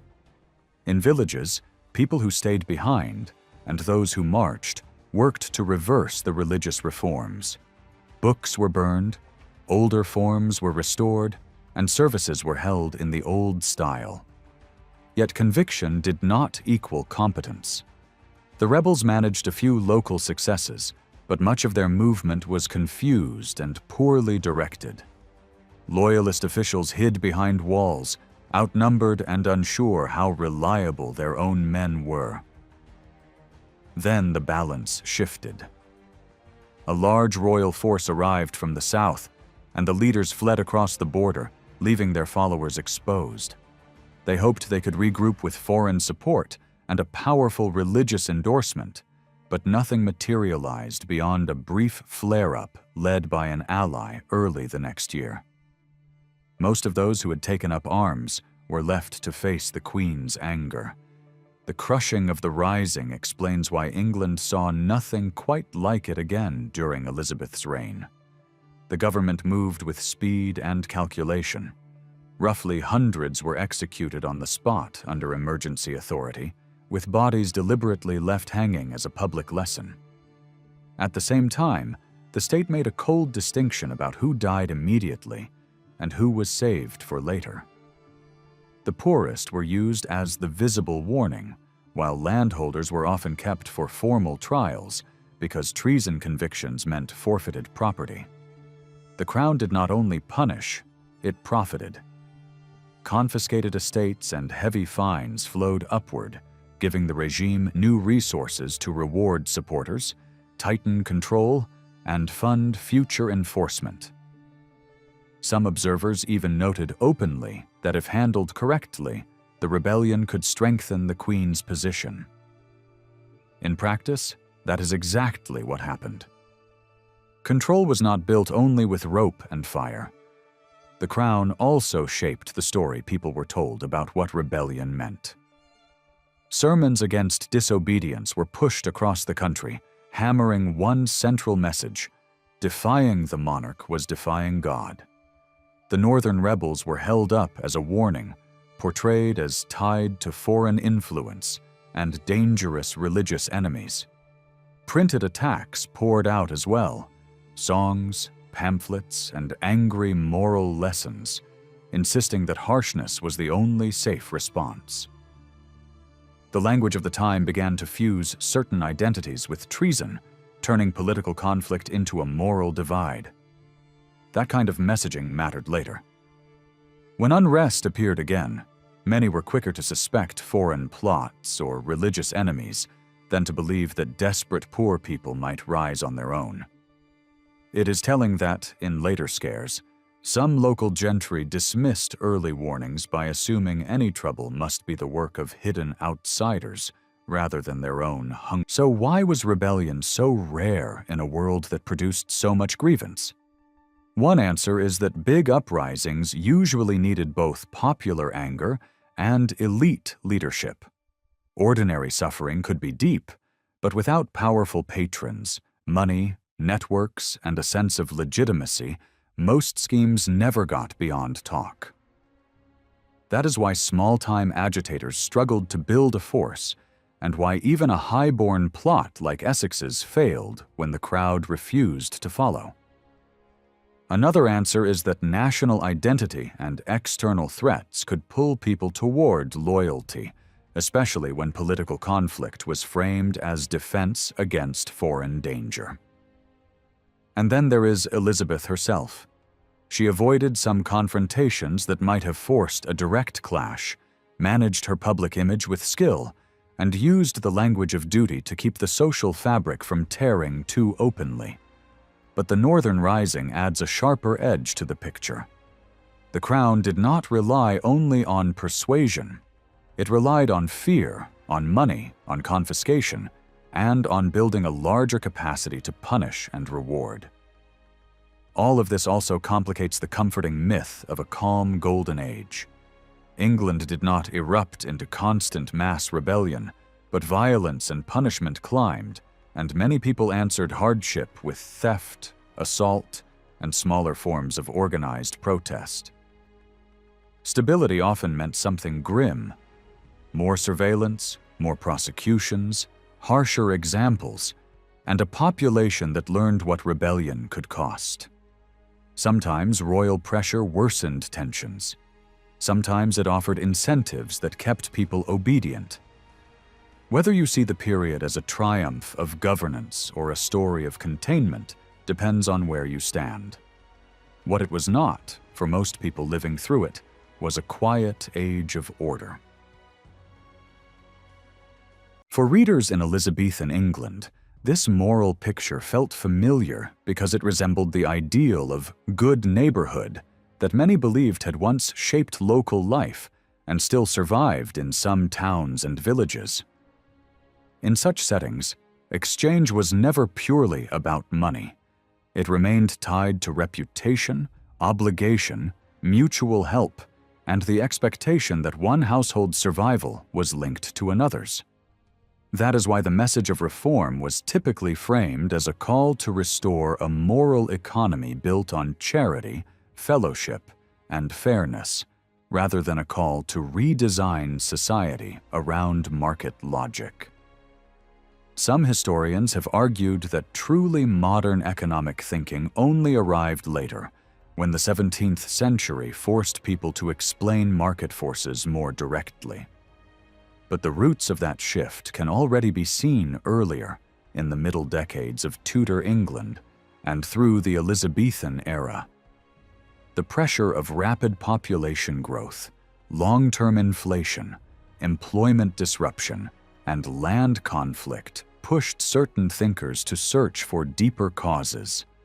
Instead of blaming everything on personal sin, they began to explain how prices could rise through chains of cause and effect that spread through the whole system. One important step was the growing belief that inflation could be driven by the amount of money circulating in the economy.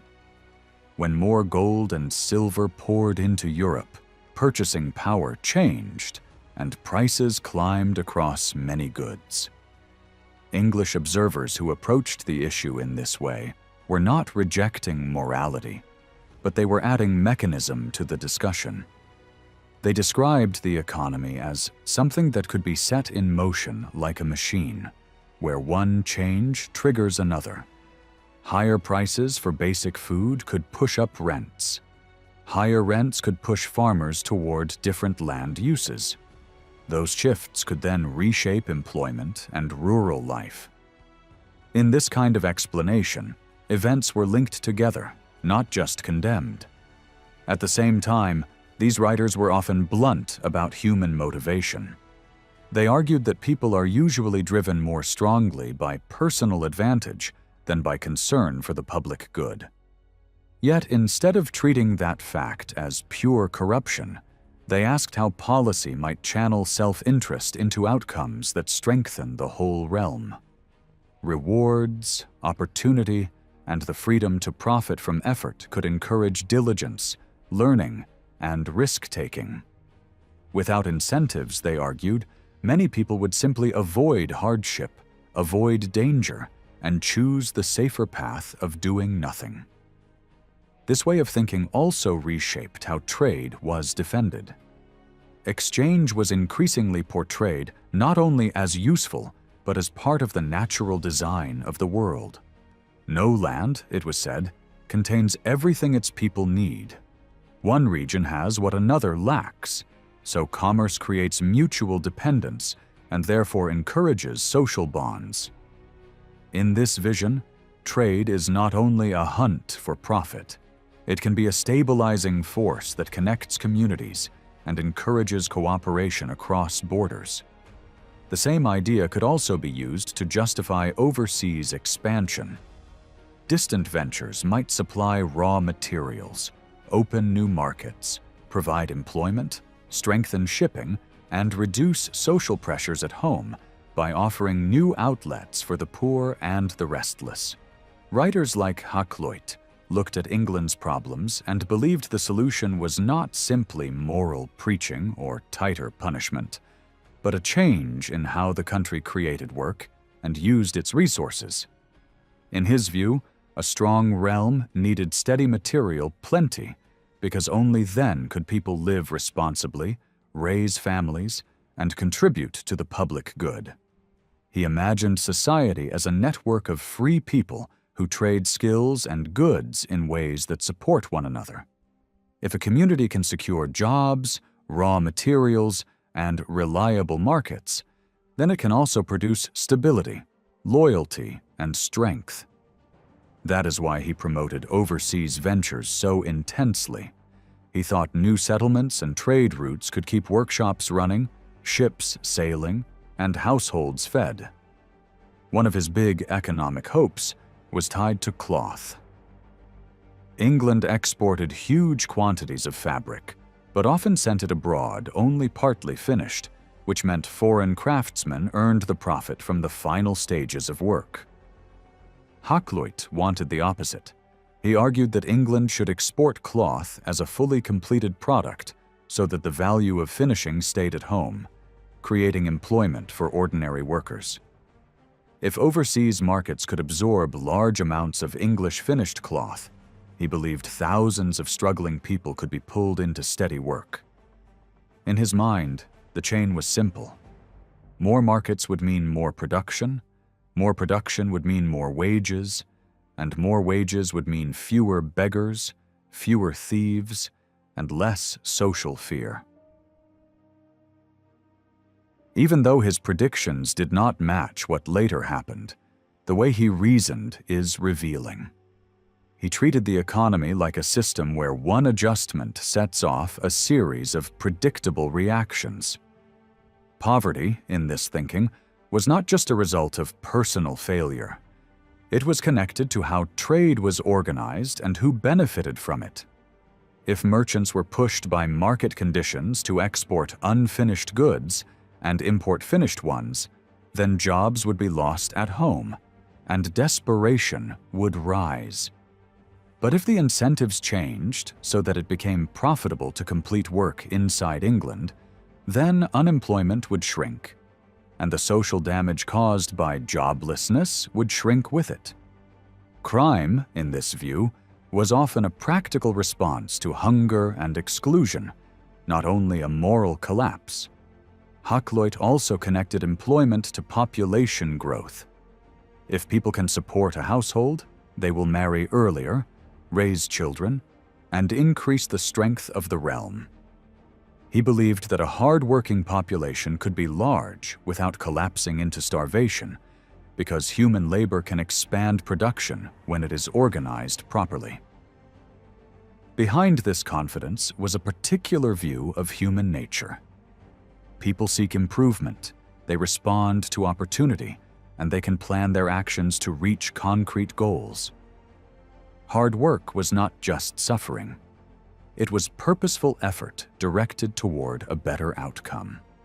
This emerging mindset shared something with earlier moral writers who imagined society as a cooperative whole, yet it resisted the idea that the community should erase individuality. Older political thought had long argued that a healthy society contains variety, different roles, different tasks, and different responsibilities. Too much unity, pushed to an extreme, becomes something unnatural, like forcing a living society to behave as if it were a single person. For Christian thinkers shaped by this tradition, conscience also mattered.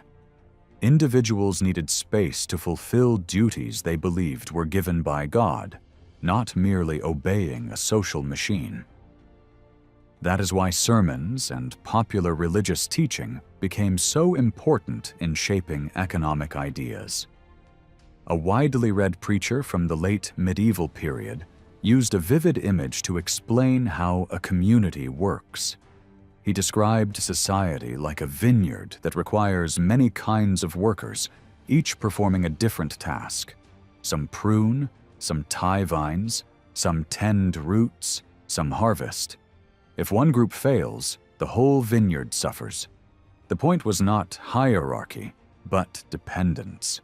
No one can thrive alone, because human life requires countless forms of work that a single person cannot perform by himself.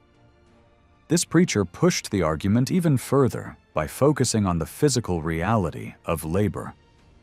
Food does not arrive ready for human life. Grain must become bread. Meat must be prepared. Wool must be turned into clothing through multiple crafts. Nature provides raw materials, but human skill transforms them into something usable. In that sense, Society exists because people exchange the products of their labor. Farmers need craftsmen. Craftsmen need farmers. Merchants move what one region lacks from places where it is plentiful. The system of work is what holds society together, and idleness is condemned not only as laziness, but as a rejection of one's duty. In the 16th century, ideas like these began to change the meaning of calling. Earlier moral teaching often emphasized staying within one's trade and not interfering with others, a mindset that also suited guilds trying to protect their members. But as towns grew, trade widened, and the economy became more interconnected, the idea of a calling started to resemble something closer to a division of labor. Different skills were no longer just separate lanes to stay within. They were parts of a larger shared mechanism, each helping the other function. At the same time, people were rediscovering a harsher truth about markets: scarcity can create profit. In older moral traditions, profit gained through withholding goods was often condemned as wicked manipulation. But by the late Elizabethan period, writers were explaining more bluntly how prices respond to imbalance. If goods are scarce and demand is strong, prices rise. If sellers are few and buyers are many, sellers gain power. This kind of reasoning was now being applied to real political conflicts, especially to the anger directed at monopolies. By this point, monopoly was not just a word for a business tactic. It had become an accusation loaded with moral force. When a small group gained exclusive control over producing or selling an item, people believed the results were predictable. Prices would climb, quality would fall, and ordinary craftsmen would be pushed out. Exclusive privileges granted by the crown, whether for trading routes or for manufacturing certain goods, were increasingly seen as a threat to the livelihood of free subjects. Many argued that work was not only a right, but an obligation. And if a man was blocked from practicing his craft, he was not simply losing income. He was being stripped of his freedom and pushed toward ruin. This is why manufacturing monopolies sparked such rage. They hit artisans and shopkeepers directly, cutting off their ability to earn their bread through skill and effort. Critics described monopolists as parasites, feeding on the labor of others.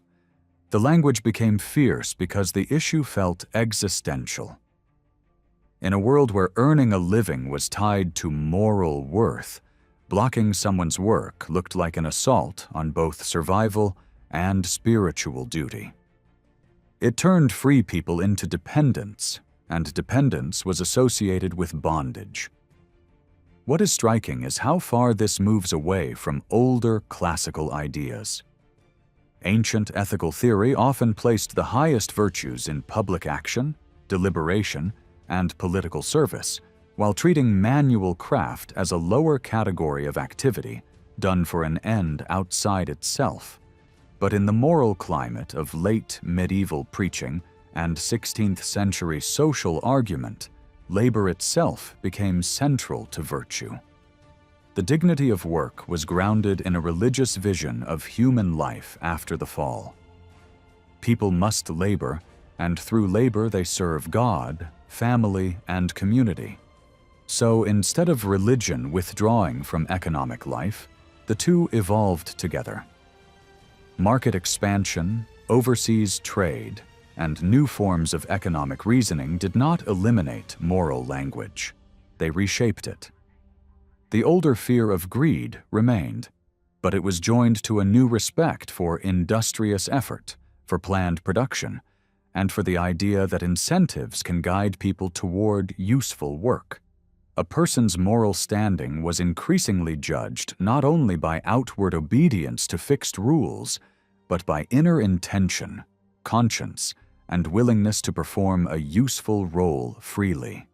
Out of this new environment came a fresh ethical ideal: hard work pursued voluntarily, directed toward the common good, and understood as both a worldly necessity and a spiritual responsibility. In the late 16th century, an English promoter of exploration prepared a set of practical notes for a voyage that hoped to reach East Asia by sailing around the far north.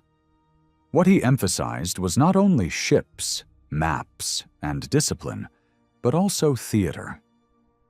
The expedition was told to carry a carefully chosen show of English goods, the kind of objects that could be laid out on a table to signal competence, craft skill, and commercial seriousness. The list was almost like a traveling shop window. Different grades of cloth and linen, everyday accessories like caps and buttons, small personal items, gloves, metal tools, locks and hunches, and even neat sets of pewter tableware meant to suggest a future market. The message was clear. England wanted to be seen not as a band of rough seafarers, but as a people with workshops, standards, and something worth exchanging. On the surface, the plan feels confident. It assumes the visitors will face a sophisticated civilization and must communicate silently through objects. Coins were recommended because money, displayed the right way, could say more than speeches.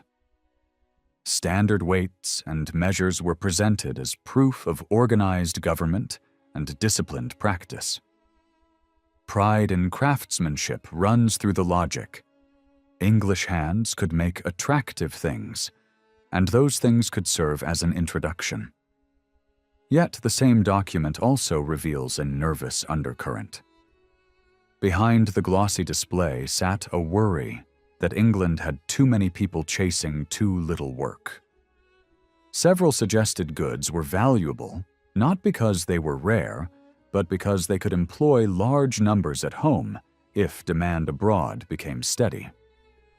The ideal outcome was not simply merchant profit, but mass employment that might reduce begging, theft, and misery more effectively than charitable institutions ever could. That tension shows up in another uncomfortable detail. Some items that were meant to represent English production were not truly English at all. Certain blankets and leathers pointed to Iberian sources, fancy glass hinted at Italian origins, and some specialized items were unlikely to have been made locally in any serious quantity. In other words, the English showcase was partly a mirror reflecting England's dependence on foreign manufacture. This is one reason historians argue so fiercely about the era. Was it a time sliding into hardship, peaking in the disasters of the 1590s, or was it a period of slow growth and widening consumer appetite among ordinary households who had a bit of surplus? Many officials and policy-minded observers leaned toward pessimism because they watched money flow outward as finished goods flowed inward. They complained that England imported endless small luxuries and everyday items that could either be done without or made at home. Lists compiled by leading statesmen tracked an astonishing variety: gloves, hats, combs, cards, inkhorns, pins by the millions, linens and woolens by the shipload. The anxiety was not only moral irritation at trifles, but strategic fear. When a country buys too much manufactured stuff from abroad, it loses metal currency, weakens its own workshops, and creates unemployment among those who most need steady work. A major reason for this import surge was England's deep connection to a single continental hub. Northern European trade concentrated in a great port city that sat astride key routes and had access to strong finishing industries. English merchants could ship large quantities of plain cloth there and return with a flood of goods that English consumers wanted. That arrangement made some London traders rich and helped the capital swell rapidly. But it also had a darker side.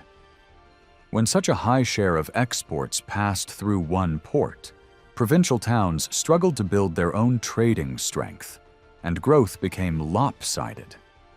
The capital's rise could look less like a shared national advance and more like an engine pulling wealth inward. England's weaknesses were not only about trade routes. In several industries, the country lagged behind continental competitors. Printing was one example. In scale and specialization, England could not match major European centers, and it struggled to compete in high-end book production. Luxury metalwork often depended on foreign craftsmen or imported pieces. Fine ceramics poured in from across the Channel and up the rivers of the Rhineland. Even common decorative textiles in homes were sometimes dominated by foreign products. England did receive refugees, especially those fleeing religious conflict, but it was not always the most attractive destination for skilled economic migrants. In some periods, ambitious workers preferred rival commercial cities across the sea. Still, things did not stand still. The English state and private entrepreneurs began pushing import replacement, trying to make at home what the country had been buying abroad. Patents were granted to protect new techniques. Foreign experts were invited to set up workshops, including skilled glassmakers who brought methods associated with Italian production. Early results were rough, but within a few decades, even foreign observers complained that English goods were becoming strong competitors. In other sectors, progress came from copying and adaptation. Stories circulated of apprentices reproducing foreign designs by careful imitation. Whether or not these tales are literally true, they capture a real pattern. Foreign models were studied, reworked, and combined with local know-how. Some new industries spread beyond London into regional centers, suggesting that old rural skills were being drawn into more commercial production. All of this fits with another striking feature of the period: the sense that people were buying more than before. Contemporary descriptions repeatedly note that household goods became more plentiful and more refined, not only among elites, but also among shopkeepers, craftsmen, and better-off farmers. Writers describe homes with more hangings, more tableware, more linen, and more comfortable bedding. They point to practical signs of change: more chimneys, better heating and cooking, improved sleeping arrangements, and the gradual replacement of wooden household items with pewter or other metals. Some observers extended these claims beyond the Southeast and argued that even far regions were adopting better building materials and household habits. Yet the same witnesses often add careful cautions. Improvements were uneven, more visible in certain areas, and far from universal. Even optimistic accounts later acknowledged the people who lost out: tenants crushed by higher rents, villagers pushed aside by changing land use, and families trapped by debt. Many historians reconcile these mixed signals by describing a society pulling apart. Those who produced surplus for sale could benefit from rising prices, while those who had to buy much of their food suffered. Real earnings for many workers fell sharply over the century. At the same time, it is difficult to measure family survival in a world where income was not only wages. Small plots of land, side trades, informal work, and the contributions of women and children could change a household's position more than simple wage numbers suggest. Poverty was serious and visible, but it may not have swallowed the entire population. Many communities appear to have had a relatively small group needing constant support, with a larger band living precariously near the edge. One way to see change more clearly is to look at the household objects people left behind when they died. These lists show that the number of items in many homes rose significantly over the 16th century, especially among farmers and tradesmen. The poorest did not suddenly become well off, but they were not always empty-handed either. Even someone with very modest total wealth might still own a surprising cluster of practical goods. Bedding more than bare straw, several pewter dishes, basic brass cookware, a few small silver items, and enough clothing to function in public life. The gap widened mainly because the better off multiplied their possessions far more rapidly, not because the poor owned nothing at all. Even so, it would be a mistake to imagine a modern-style shopping explosion. The range of goods people could buy was still limited, and the rich often concentrated wealth into a few categories. Display metalwork mattered enormously. Tapestries and bed furnishings absorbed huge sums. Many grand houses were lavish in a few showpiece areas, but surprisingly sparse in others. And elites frequently spent on imported luxuries commissioned through agents abroad, which meant that some high-status consumption benefited foreign producers as much as English ones. Population growth alone, however, pushed demand upward, especially for clothing. Even conservative calculations suggest that clothing absorbed a large share of household budgets, and that, across millions of people, the total annual spending on garments, shoes, and linens would have been enormous. The poor could turn to second-hand markets, but they still needed basic replacements. Meanwhile, the wealthy could spend staggering amounts on apparel as a form of social power. When you add this up, it becomes easier to understand why certain trades dominate urban life. Tailors and shoemakers are always near the top, because every body must be clothed and reclothed. Food mattered even more than clothing, and here the story splits by status. Many laboring families felt the squeeze of rising prices and adapted by shifting to cheaper grains and reducing meat consumption, especially in bad years. Yet institutional diet plans for the poor sometimes look surprisingly robust on paper. And outside the worst famine pockets, there may have been limited flexibility, even among paupers. Above the poorest ranks, visitors frequently remarked on the English appetite for meat and the abundance of markets. Trade figures also hint at changing tastes. Sugar imports leapt upward, dried fruits and currants arrived by the million pounds, and spices and groceries circulated in quantities that suggest a broader reach than older images of medieval scarcity would imply. Rising consumption, however, caused anxiety as well as pride. Buying more often meant importing more, which revived fears about national weakness and money draining away. It also collided with a moral code that disliked luxury. Classical and Christian traditions warned against excess and treated indulgence as a path to social decay. In elite culture, lavish spending could be praised as noble magnificence, but it was supposed to remain confined to those of high rank. When ordinary people copied elite styles, many writers interpreted it as disorder. Clothing laws tried to enforce a hierarchy of appearance, and moralists attacked fashionable display as a sign of moral sickness, social confusion, and even the blurring of gender boundaries. In these complaints, expensive clothing was not just wasteful, it was presented as a threat to the very categories that organized society. Over time, some of these restraints weakened. People began to argue that better living standards could be a national advantage and that trade and consumption could strengthen the realm.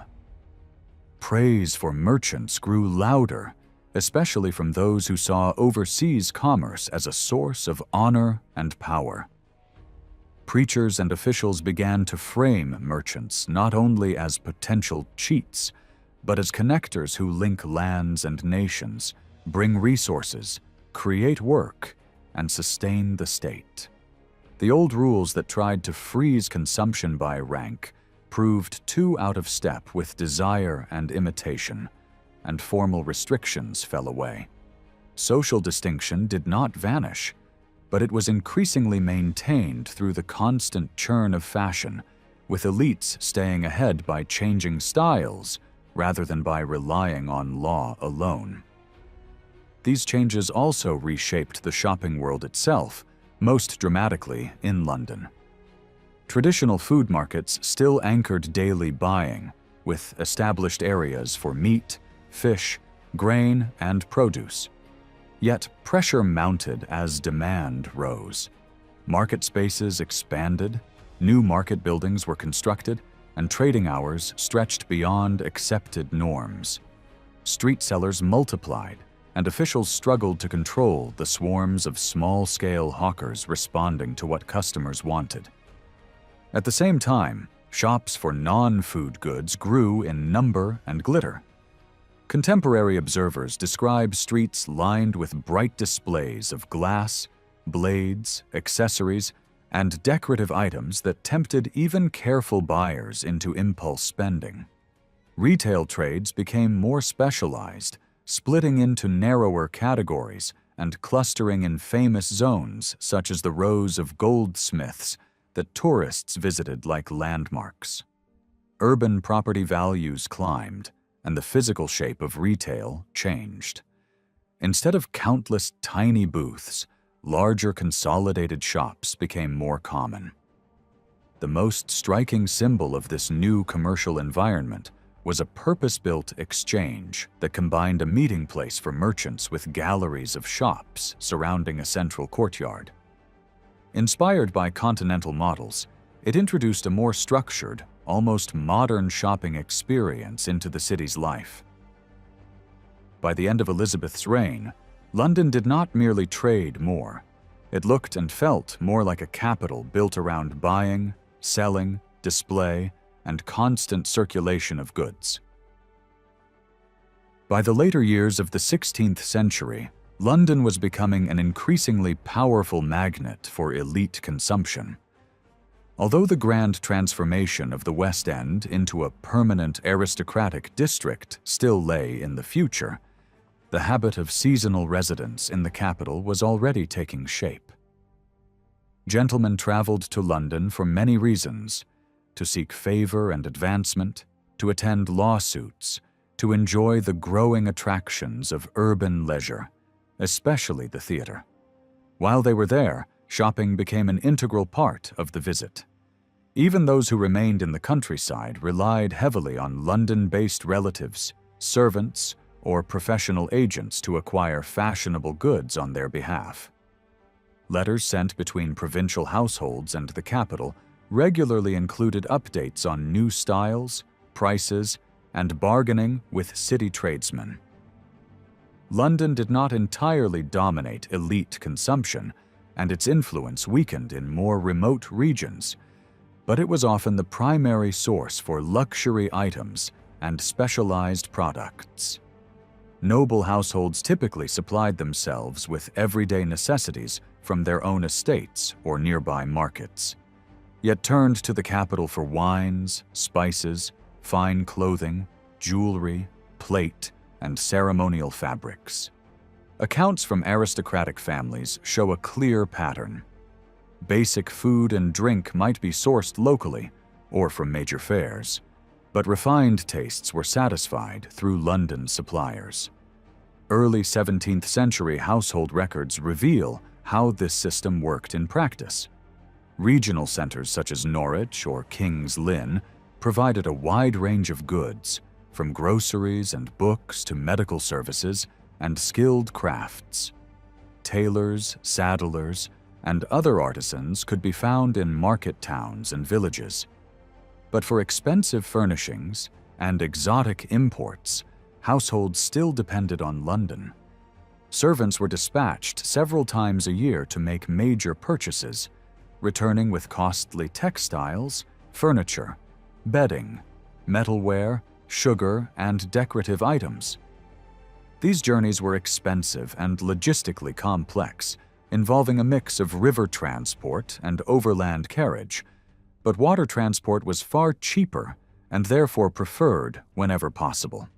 Outside the capital, large provincial cities such as Norwich and Bristol developed retail environments that resembled London's, though on a smaller scale. Smaller towns, especially those in economic difficulty, could not sustain such specialization and relied instead on general shops that sold a mix of fabrics, small wares, and groceries. In addition, itinerant traders traveled between towns and villages, selling goods directly to customers. These mobile sellers were often resented by urban shopkeepers, but played a crucial role in supplying rural areas. Their trading networks linked distant counties to London's markets, helping to spread consumer goods far beyond the capital. Even relatively obscure places could support surprisingly diverse shops, selling not only fabrics and groceries, but also books, including classical texts alongside religious prefaces. By the end of the 16th century, England had made some progress in reducing its reliance on imported manufactures. New industries such as glassmaking and pottery took root, production of lighter cloths expanded, and knitted stockings became widespread. Yet commentators remained deeply uneasy about foreign dependence. Critics continued to attack what they saw as a flood of useless imports, warning that foreign merchants enriched themselves by feeding English pride and vanity with unnecessary goods. New habits of consumption, including the spread of tobacco, only sharpened these anxieties and provoked fresh moral alarm. Despite these fears, later historians have often judged this period more generously. Many imports stimulated related domestic industries, such as sugar refining along the Thames, while the general expansion of trade created work in shipbuilding and transport.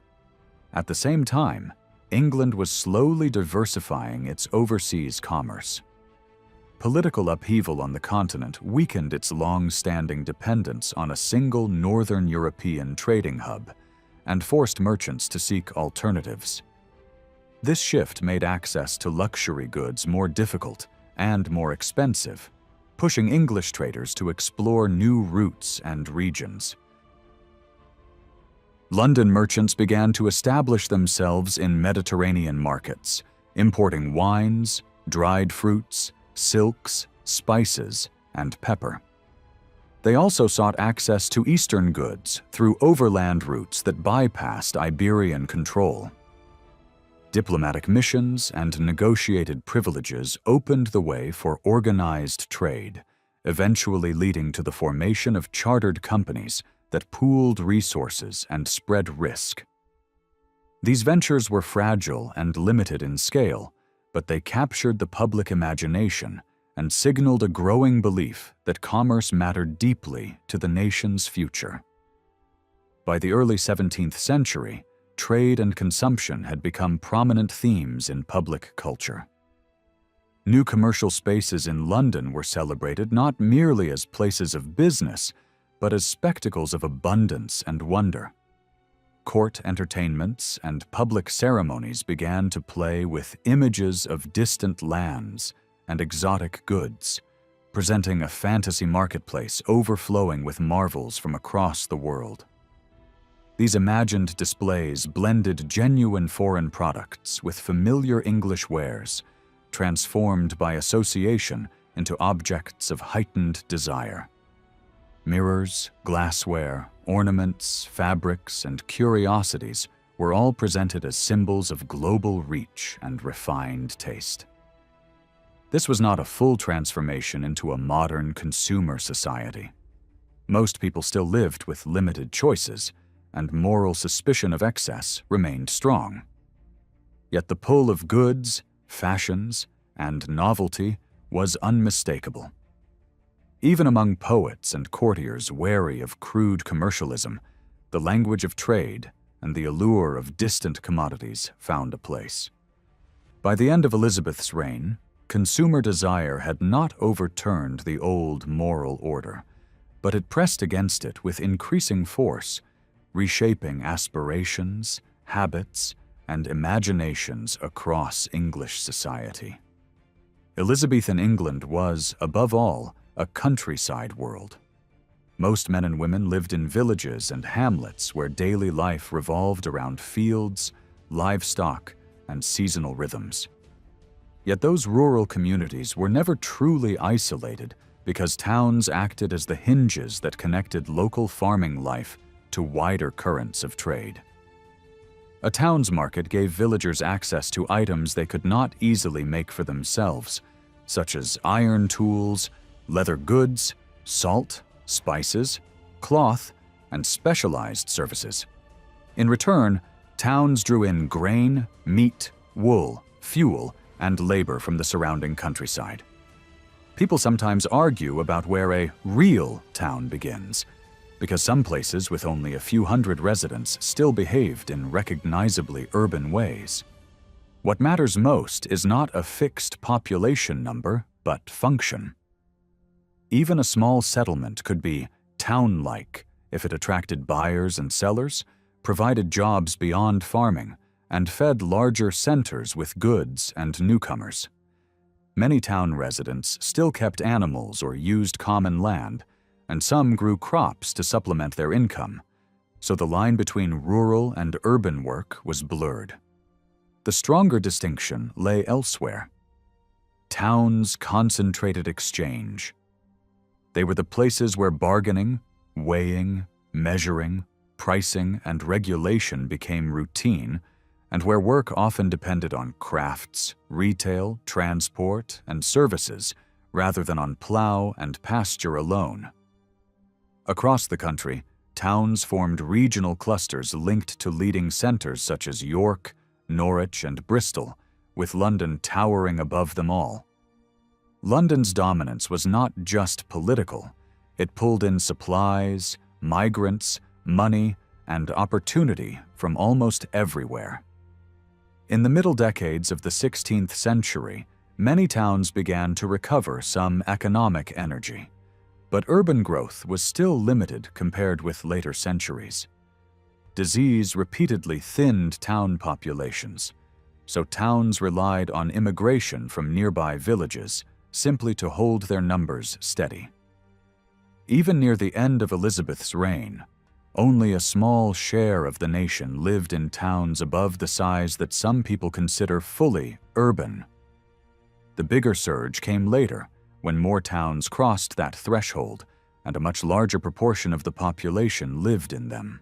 Still, the foundations of that later expansion were being laid in Elizabeth's lifetime through stronger links between town and countryside, and through a gradual thickening of networks that moved goods, labor, and information from place to place.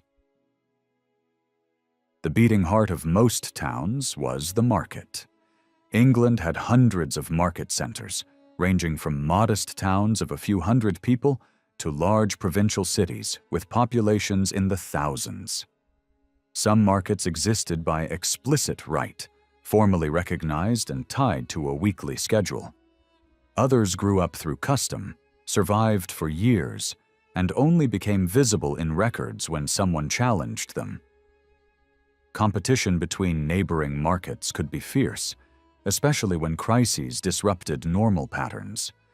Plague, for example, could shut outsiders out of a town, and nearby communities might seize the chance to redirect trade to their own market day, provoking bitter complaints about lost customers and broken custom. Market spaces themselves came in many forms. A small town might trade along a single street, while larger places developed a more complex layout, with particular streets associated with particular goods. Visible markers and buildings gave markets a public presence, crosses or designated points for sales, and market houses that might also contain civic rooms for toll collection, hearings, or short-term confinement. Wherever buying and selling took place, it rarely resembled an unregulated free-for-all.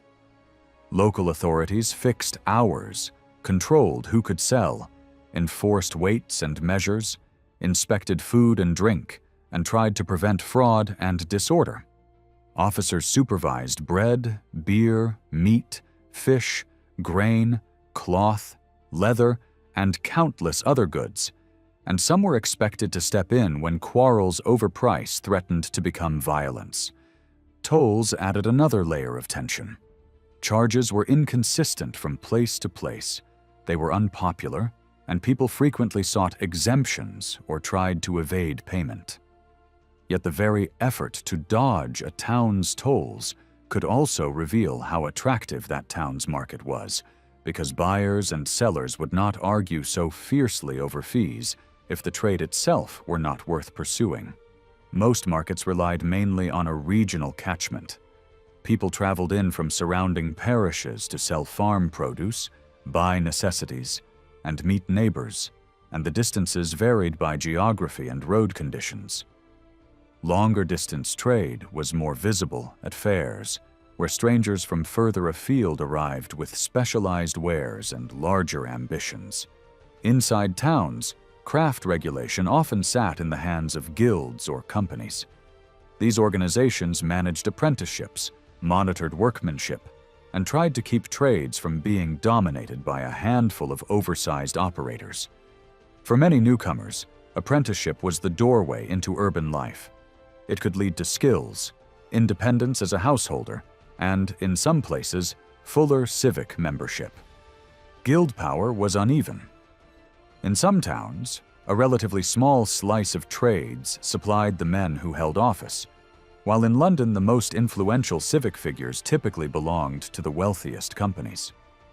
Alongside regulation, guilds also offered solidarity and support, sometimes helping widows, orphans, and the elderly, and building a sense that a trade was not just a way to earn money, but a social community with responsibilities. Town government itself rested on privileges secured by charter and was usually controlled by a narrow, better sort with the wealth, time, and connections to shoulder the burdens of office. This is why urban politics is often described as oligarchic. The leadership of a town could be self-protective and closed, but it also operated under a widely shared assumption that governance required resources and experience. In many places, town leaders believed their interests broadly aligned with the prosperity of the community, especially because the town's survival depended on commercial health and public order. Civic building projects and commissioned artworks could serve that message, projecting stability, credibility, and long-standing significance, which mattered in an age when confidence and reputation were essential to doing business. At the same time, towns were expected to be engines of charity. Wealth gathered in urban centers, and so did visible need. After the religious upheavals of the 16th century, older forms of spiritual giving gave way to new patterns of local philanthropy, with donors funding almshouses, pensions, schools, lectureships, and other practical supports. Institutions, such as London's companies, developed new ways to honor benefactors and preserve their memory.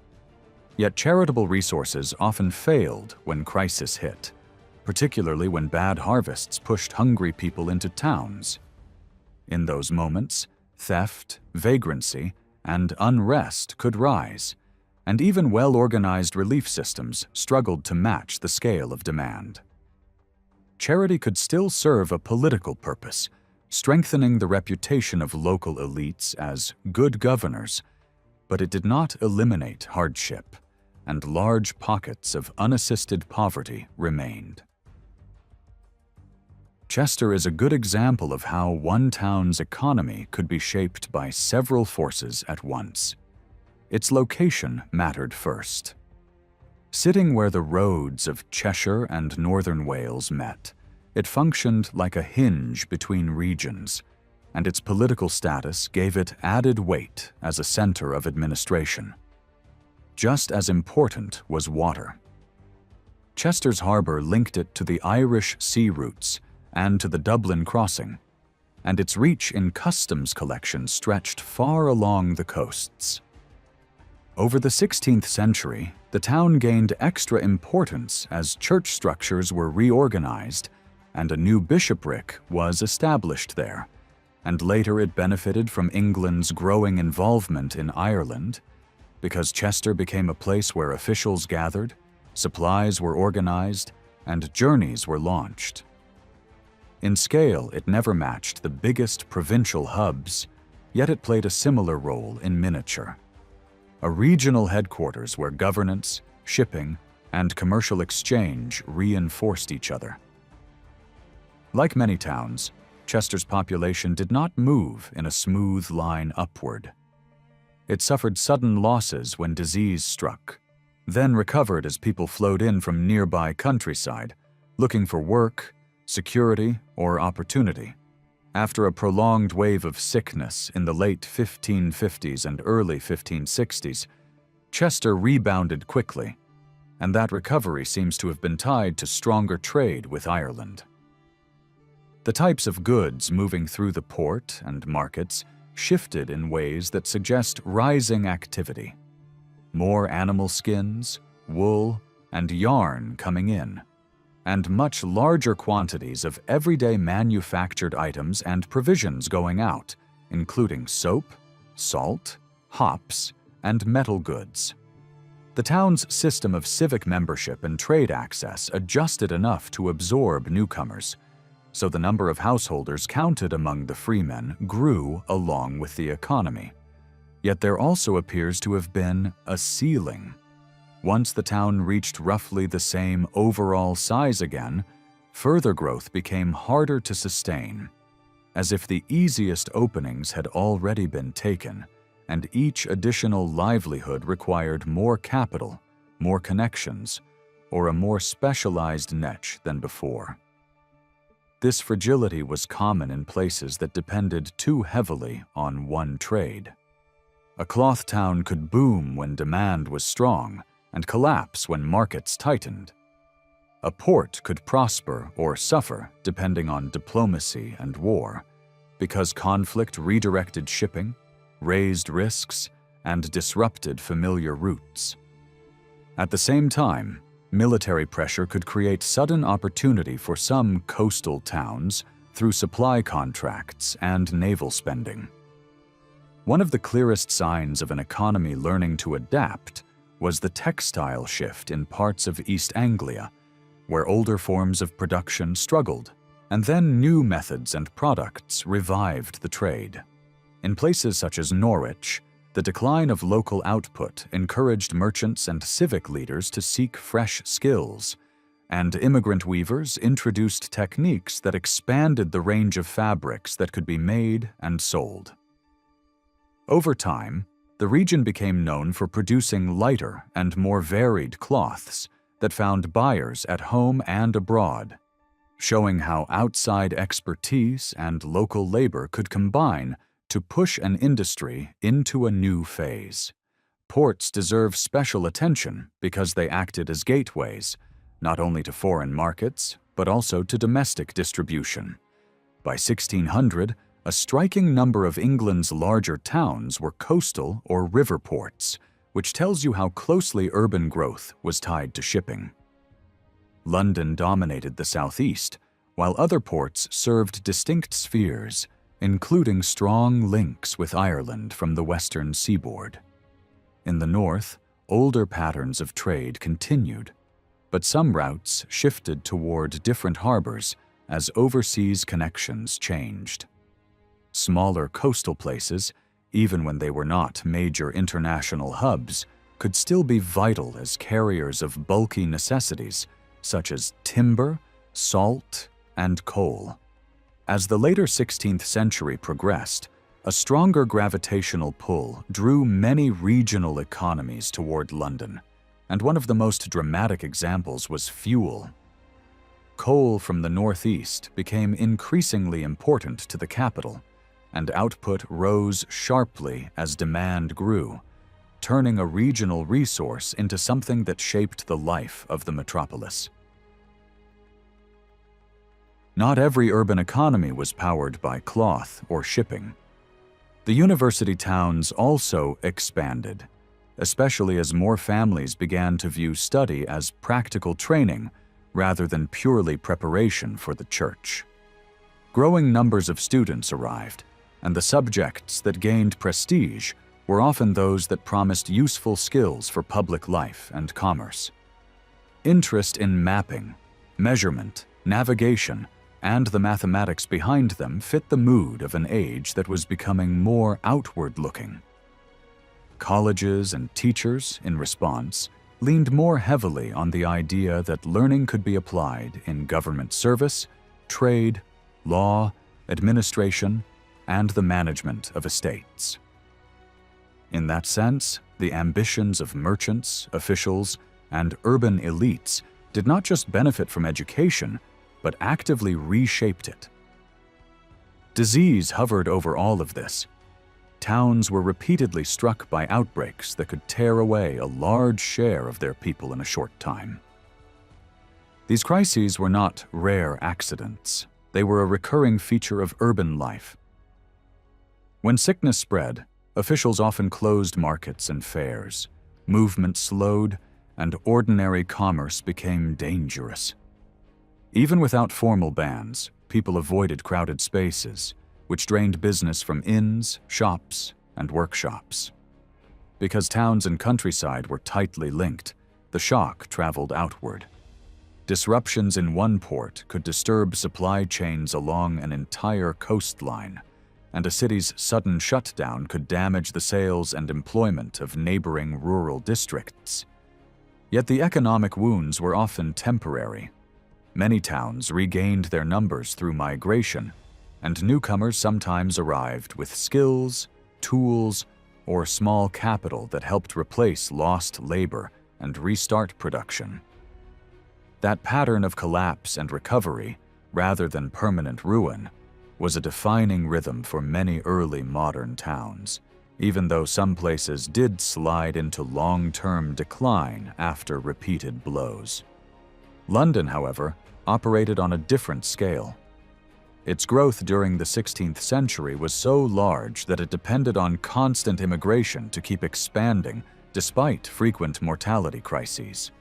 Authorities worried about overcrowding, new building, and the social consequences of an ever-growing mass of poor and job seekers, and they tried repeatedly to restrain expansion. Those efforts achieved little because the forces pulling people into London were stronger than proclamations. As the city grew, it became not only a commercial engine, but also a cultural magnet.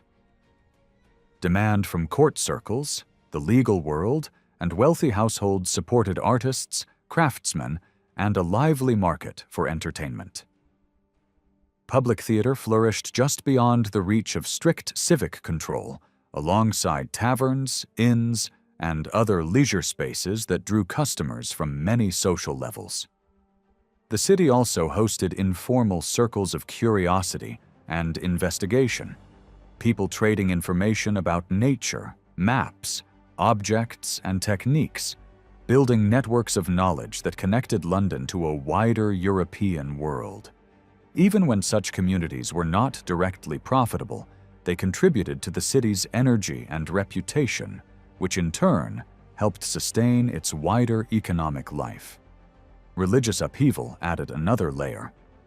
Before the great changes of the 16th century, many towns had been anchored by monasteries, shrines, guild foundations, and religious institutions that offered charity, employment, schooling, and regular ceremonies that attracted visitors and spending.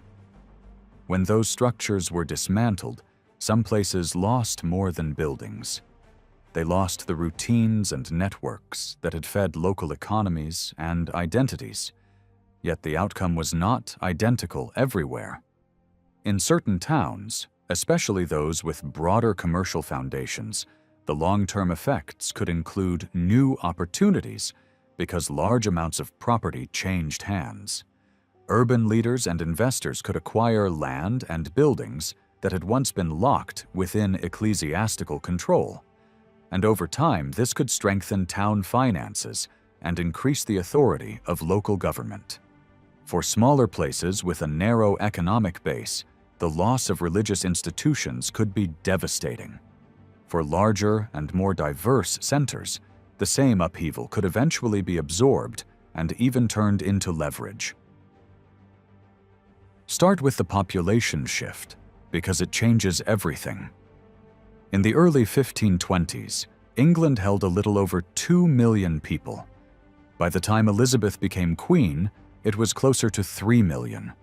And when her reign ended in 1603, it stood around 4 million. The growth kept going into the early decades of the 17th century, eventually flattening out near 5 million. In other words, the country more than doubled in roughly a century, and even during Elizabeth's lifetime, it rose sharply. What makes this surprising is what did not happen. You might expect permanent shortages, chronic hunger, or a steady collapse of living standards. Instead, the worst crises came in sudden waves, not as a constant squeeze. In the late 1580s, again in the mid-1590s, and later in the early 1620s, parts of the country suffered famine and severe distress. But these moments were tied to disastrous weather and failed harvests, rather than a simple inability to feed a larger population year after year. Most of the time, farming kept pace. In fact, by the end of the 16th century, people were even debating whether grain could sometimes be too plentiful, with good runs of harvests creating worries about glut as well as scarcity. So agriculture, judged by output alone, looks like a success. The puzzle is how that success was achieved. Did more land get plowed? Did yields improve? Did labor increase? Or did the same workforce simply work harder and longer? The hard truth is that we cannot measure the exact combination with confidence. Yet, while the fields may have been producing, many observers insisted something was deeply wrong in the countryside. They did not describe a calm world of steady progress. They described a tense world where ownership, rent, and access to land were turning into pressure points. Writers and preachers repeatedly returned to the same image. Landlords growing richer by tightening their grip on tenants, raising payments, and reshaping the land to suit private profit. The sharpest critics painted landlords as predators. They accused them of hiking rents, inventing new charges, and squeezing tenants until families felt trapped. They complained that commons were being taken in, that moors and shared grazing were fenced off, and that people who had relied on these spaces for animals and basic survival were suddenly pushed toward ruin. In those voices, enclosure was not just an economic change, it was a moral crime. It was described as theft from the weak, a wound to the community, and an offense that would eventually demand judgment. Other commentators offered a more mixed picture. Some looked around and saw real improvements in everyday life. They pointed to practical changes that could be felt inside ordinary homes. More chimneys and heated rooms, where there had once been a smoky, open hall, better bedding replacing straw pallets, and household goods shifting from wood to pewter. They also noticed that farmers seemed to have more possessions than earlier generations, and that money was moving through rural households in new ways. But even those who acknowledged improvement often added a sting. Yes, people had more, yet landlords were demanding more too. As rents climbed and new leases became expensive, tenants were forced into defensive behavior, scrambling to secure their future before a rival bidder stepped in. Prosperity, in this telling, came with a shadow. Some households were accumulating goods, but they were also living under the anxiety of renewal payments, rising fines, and contracts that could be turned against them. By 1600, the countryside could be described in two radically different tones. One tradition kept returning to moral outrage, claiming that small farmers were being driven out, villages were thinning, and arable land was being sacrificed for pasture. In this view, the shift toward grazing did not simply change production, it changed the human map. fewer households could live from the same acreage, and movement away from enclosed places was treated as proof that the land itself was being reorganized against the poor. Another kind of observer, cooler in tone, described the same world as a landscape of economic competition. In that account, landowners were becoming more hands-on managers, eager to maximize returns. Larger farmers expanded by buying out neighbors, while smaller holders survived with mixed strategies, livestock and wage work. In this less moralized picture, the countryside was not a single class of victims. It was layered: substantial yeomen in some districts, middling freeholders in others, and a wide base of small tenants and laborers who lived close to the edge. To understand why tensions rose, you have to look backward before looking forward. Late medieval England had lived through a long demographic decline. When there were fewer people competing for holdings, landlords often faced weak demand for land, falling payments, and in some places abandoned fields turning to grass. In that environment, some tenants accumulated bigger farms, and rents could slide. But when population began rising again in the 16th century, the old logic did not simply reverse into neat subdivision and more small farms. Instead, holdings often continued to merge. Bigger tenants absorbed smaller ones, building larger units that could exploit new market opportunities. This created a countryside where some farmers did very well, but it also increased the number of landless people. Growth made the market larger, but it also made access to land more contested. One visible result was the appearance of a rural, wage-dependent group that lived in villages without the security of land. Communities reacted with rules aimed at controlling lodgers, discouraging subdivided houses, and limiting the growth of cottages that seemed to multiply along roads. These people were rural in location, but not in the old self-sufficient sense. They depended on wages, bought food rather than growing it, and relied on local markets, petty traders, and alehouses as part of daily survival. Ironically, this new class could benefit larger farmers. It supplied a pool of cheap labor, created customers for farm produce, and even offered opportunities for small-scale renting and local profit. At the same time, it fed anxiety about disorder, morality, and the financial burden of poverty, especially as communities became responsible for supporting those who could not support themselves. Enclosure sat at the center of public argument, but it was not always condemned in the abstract. The fiercest anger focused on a particular pattern: converting arable into pasture in ways believed to reduce livelihoods and drain population from villages. In years when grain prices spiked, this kind of land conversion was easily blamed, and it gave critics a simple story. Fewer plowed fields meant higher prices and hungry people. Whether that link was always accurate mattered less than the power of the accusation, because it made land use a political issue, not merely a private decision.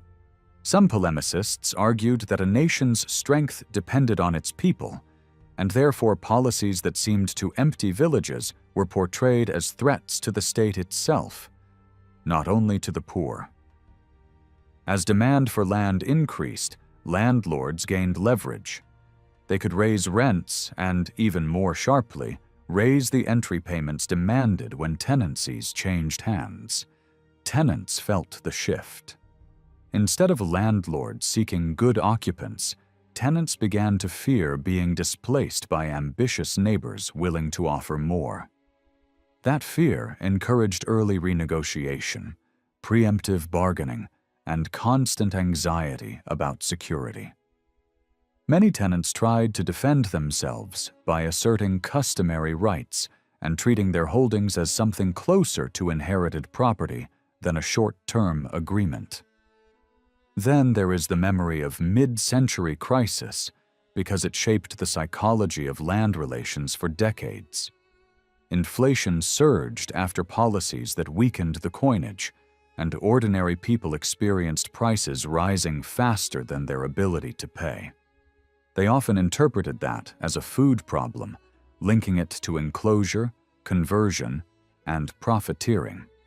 Attempts to investigate enclosure did not calm the countryside.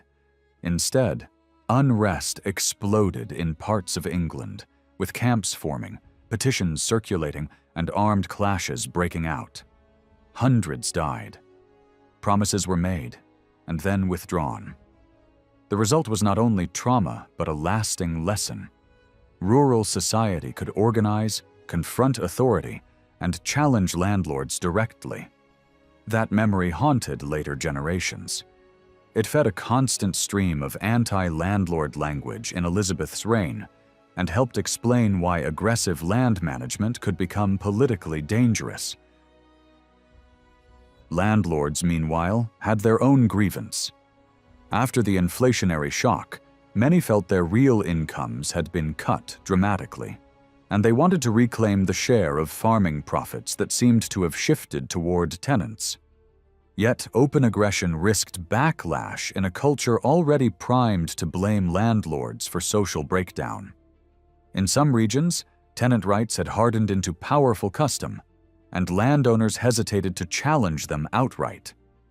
Disputes often focused on money, fines, timber rights, and the practical points of advantage rather than a full assault on tenant claims. In other regions where tenant rights were weaker, outcomes could be harsher, with shorter security and less protection. Overall, landlords were often stuck with arrangements that suited them poorly in a rising land market, and the state showed little interest in rewriting the basic landlord-tenant relationship to give them new legal weapons. This is where the contradiction becomes clearer. Farming as a system could feed more people, and many households improved their living conditions, bought better goods, and invested in education. Yet the same period produced bitter complaints about rent, insecurity, eviction, enclosure, and exploitation. Some of that language was moral theater, using familiar tropes of greed and oppression. But it was not pure fiction either. The deeper story is that population growth changed the balance of power. It tightened the land market, encouraged the expansion of larger farms, multiplied landless labor, and gave landlords stronger incentives to squeeze payments upward. The countryside did not collapse into permanent famine, but it did become a sharper, more competitive world, where success for some could exist alongside fear, resentment, and a growing sense that old social expectations were being replaced by contract, cash, and hard bargaining. After the middle years of Elizabeth's reign, many landowners finally began to win back the income and influence they felt had slipped away from them earlier in the century. They did not do it with one single method. They pushed forward on several fronts, all aimed at taking a bigger share of agricultural profit and tightening control over land itself.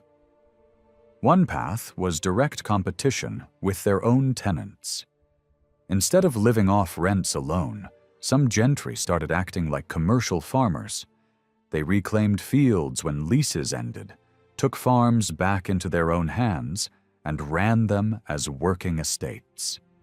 This behavior drew anger and suspicion. Rural talk could be blunt, accusing gentlemen of buying up grain, keeping herds for themselves, and squeezing ordinary people out of a livelihood.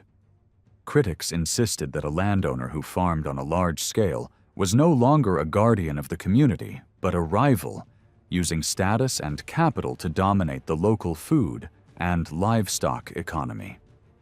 Yet from the gentry point of view, it was often a survival strategy. If rents did not keep pace with prices, farming the domain could feel less like a hobby and more like necessity. In some places, new cash crops appeared on big estates, and landlords invested in them quickly. Elsewhere, especially in sheep regions, small gentry expanded their own grazing by absorbing tenant land when the opportunity arose. A second strategy was to rewrite the financial rules of tenancy. Landowners demanded higher rents, but even more painful for many tenants were the entry payments and renewal costs that greeted every new lease. These increases were not limited to one corner of England. People complained about them from the south to the far north. What made this tightening easier was the spread of a new kind of estate management that gave landlords sharper information and stronger bargaining power. Land was increasingly measured, counted, and priced in a way that reduced the old reliance on local custom and neighborly judgment. When a landlord could point to acreage totals and calculated value, it became much easier to argue that a holding was worth more and must therefore pay more. Tenants understood what this meant. The very arrival of surveyors could provoke fear, because measurement often signaled that higher demands were coming. Even manuals written to celebrate the surveyor's usefulness admitted that he could become one of the most disliked figures in the countryside. The third method was to reshape the landscape itself through enclosure. Not every form of enclosure caused outrage, but one particular pattern attracted fierce condemnation, breaking up open-field arable and then shifting it toward pasture. People believed this change emptied villages, reduced employment, and pushed the poor into wandering, wage work, or migration toward towns. In practice, enclosure meant turning shared rights into private boundaries. It could end seasonal grazing on fallow fields, or remove access to open moors, heaths, marshes, and other commons that had supported small livestock and everyday survival. When open fields were reorganized, land was redistributed into fenced or hedged units, and the old collective routines of cultivation and grazing were disrupted. Supporters of enclosure defended it as improvement. They argued that compact, fenced holdings could be more efficient, easier to manage, and more profitable. They also pointed out that arable farming was not equally competitive everywhere, especially where transport was expensive and markets were distant.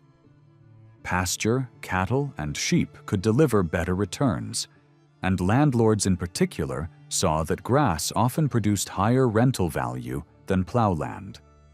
But the social cost could be severe.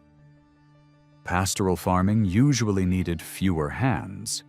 Fewer laborers meant fewer families could remain, and that translated into resentment, unemployment, and the sense that the countryside was being hollowed out for someone else's gain. Even so, the most dramatic, village-shrinking kind of enclosure was not everywhere. It clustered in particular zones, especially parts of the Midlands, and stretches along the east and northeast. Where it hit hard, it could remake both land and life. The poor did not need abstract theory to understand it. They could see lost grazing, vanished strips, and the narrowing of opportunity. And the anger did not stay neatly inside the countryside. Towns near enclosed villages often became involved, partly because displaced rural people drifted toward urban streets, and partly because high food prices made townspeople eager to blame land conversion for scarcity. Officials and landlords sometimes received warnings that removing tenants near a large town could spark public clamor. Those warnings proved realistic when crowds later tore down new hedges and fences, with many participants coming from nearby towns as well as from villages. At the same time, enclosure was not always a simple story of landlords crushing tenants. Some farmers enclosed where they could, piece by piece, chasing advantage for themselves. In other cases, entire villages were remodeled quickly by powerful, improving owners, often recent purchasers of manors who treated the landscape like a project to redesign. The difference mattered. When tenants gained something from enclosure, they might accept it. When the profit was designed to stick only to the lord, resistance became far more likely. Government policy swung back and forth, reflecting the tension between social stability and economic freedom. In calmer times, lawmakers could loosen restrictions and allow landowners more room to pursue profit. In hard years, when hunger and fear spread, the mood shifted toward restraint and renewed controls. Debates sharpened between those who argued that preventing disorder and protecting livelihoods must come first, and those who insisted that private ownership should include the right to use land in the most profitable way. Yet even when rules were restored, enforcement could be weak until violence forced action. When riots and hedge-breaking confirmed elite fears, investigations and prosecutions followed, and the state attempted to reassert control. Not all enclosure drew equal attention. Turning waste into private land, dividing moor or heath, could be praised as a modernizing step, and it often produced less public scandal than turning arable into pasture. But it too carried costs, especially for small commoners who relied on open space to keep a few animals and patch together a living. Disputes over waste often surfaced only when someone sued, when boundaries were contested, or when one community accused another of stealing land by pushing fences too far. Within villages, tenants sometimes took lords to court, but that path was slow, expensive, and politically awkward. Many landlords therefore preferred negotiation because delay and reputational damage could ruin the whole venture. And negotiation mattered because tenant communities were not always enemies of enclosure.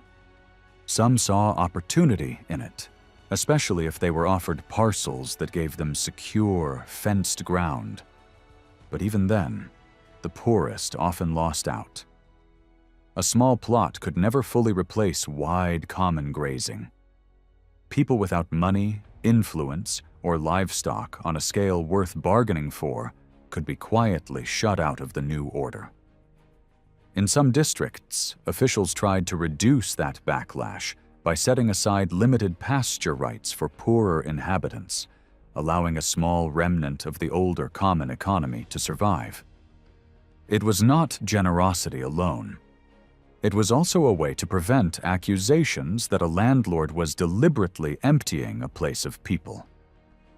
By the early 17th century, someone looking back across a lifetime could see a countryside physically transformed. Open fields that had once stretched in broad, shared expanse were broken by hedges and walls. Plowlands became grass in many places. Commons that had once felt endless were divided into owned pieces. New cabins and makeshift homes appeared along the edges of roads and former open spaces, signs of a population still trying to survive in the gaps. Behind all this was a deeper struggle over who would capture the profit of farming. Landlords pushed to regain income through estate farming, tougher tenancy terms, and enclosure. Tenants, especially the stronger ones, often still managed to prosper if they held secure land rights or long leases. At the level of the individual farm, a practical logic shaped decisions. Farms were not run as timeless traditions. They were organized to make money, tailored to local soil, local markets, and local transport. Transport costs shaped everything. Moving grain by road was expensive. Water routes were cheaper. That meant farms far from towns or navigable rivers were at a disadvantage in grain production and tended to specialize in goods that could bear the cost of carriage. Dairy products traveled better than bulk grain, and live cattle could be driven to market without paying wagon fees for every mile. Sheep offered another route to profit. This logic pushed regions toward specialization, sometimes gently and sometimes violently, and enclosure could become the harshest tool for forcing that shift. Trade networks grew longer and more complex. Coastal shipping moved grain, coal, and other essentials along the length of England, tying distant counties into shared supply chains. The same routes could carry exports overseas when prices were low, while in dear years the state tried to clamp down, suspicious of smugglers and middlemen. In times of crisis, the mood turned sharply against corn dealers and private contracting. Authorities tried to revive an older ideal where farmers brought grain openly to market for all to see and buy, even though private sale by agreement had become normal. Hunger could turn into action. There were moments when crowds seized carts and boats carrying grain and redistributed it themselves. And when the capital's food supply seemed threatened, those in power often treated London as the priority, even if that meant grain-growing areas faced unrest and hardship. Because food and labor were politically dangerous, they were never left entirely to the market. Labor, in particular, was heavily managed. The state built frameworks designed to favor employers, especially when officials feared shortages and rising wages. People could be pushed into service, movement could be monitored, and contracts were treated as obligations backed by punishment. Local officers were empowered to compel work in harvest time, and rules were created to control servants leaving employment or traveling without permission. Wages were also subject to official ceilings, adjusted according to how plentiful or scarce times were thought to be. On paper, the system was strict. In practice, some parts were enforced more than others. In certain counties, authorities actively prosecuted those who demanded more pay than allowed, and even pursued cases of stealing servants from another employer. Over time, however, there are signs that officials began to recognize a harder reality. Not every idle man was refusing work. Some were genuinely unemployed, especially in places where industrial trades rose and fell, or where local demand could not absorb everyone who needed a contract. So the late Elizabethan countryside was not simply a story of growth or suffering. It was a story of sharpening competition.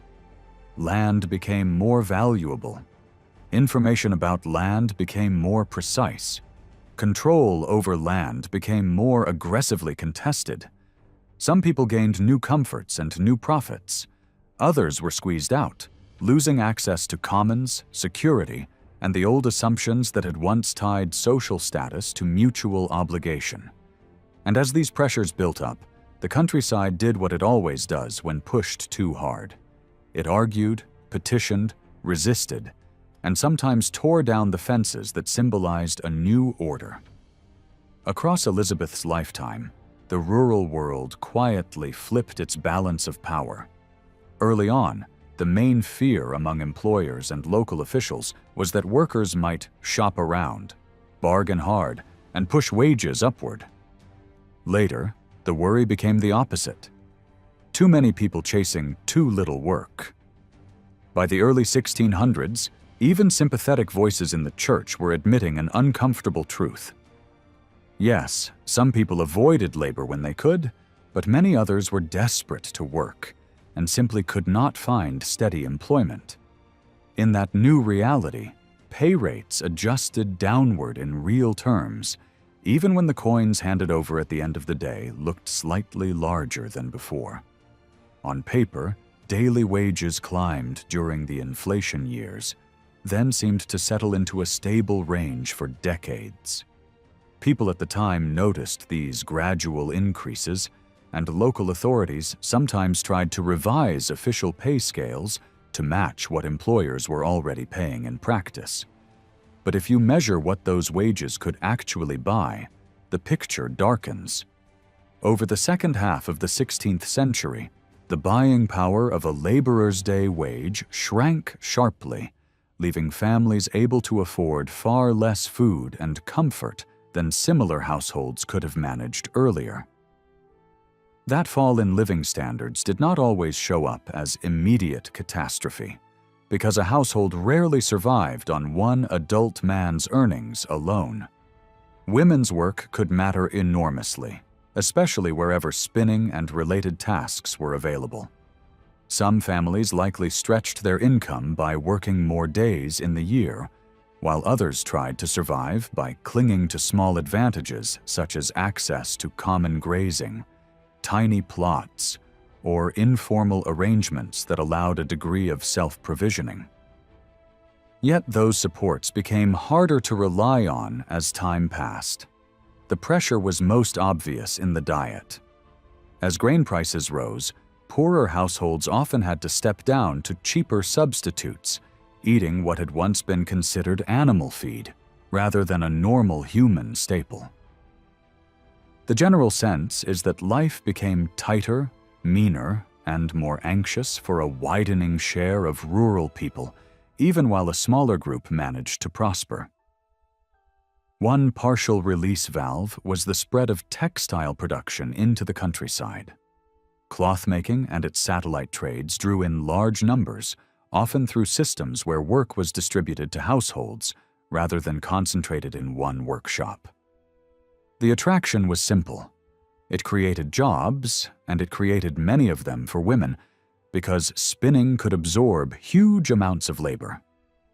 The problem was that it was unstable. The clothing trades could collapse without warning, throwing whole districts into hardship, and they developed a reputation for squeezing the workforce. Some observers argued that low pay was better than no pay, because at least it kept people occupied.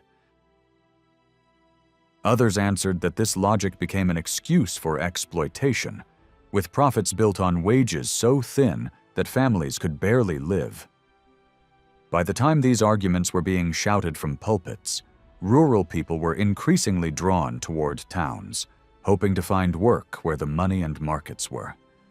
That flow strained urban communities, and from the late 16th century onward, you can see towns trying to count their poor and jobless, as if naming the scale of the problem might help contain it. As towns experimented with relief, another dilemma appeared. The better a place treated the needy, the more needy it attracted. This was not just a cynical complaint, it became a real administrative problem. National policy responded by trying to tie the poor to their home parishes so that responsibility could not simply be pushed onto a neighboring town. This shift also changed the meaning of landscape change. If people were pushed off customary livelihoods by the loss of commons or the reshaping of land, the parish still carried the burden of supporting them. That is one reason local communities sometimes tried to preserve small forms of help, like limited grazing for a cow, or small work schemes designed to keep people from collapsing into begging. Parishes were also urged to create employment by supplying materials for spinning and weaving. But in many places, these schemes failed to pay for themselves. They were expensive, difficult to manage, and could not absorb everyone who needed help. Meanwhile, the poorest villagers often lived on the edge of acceptance.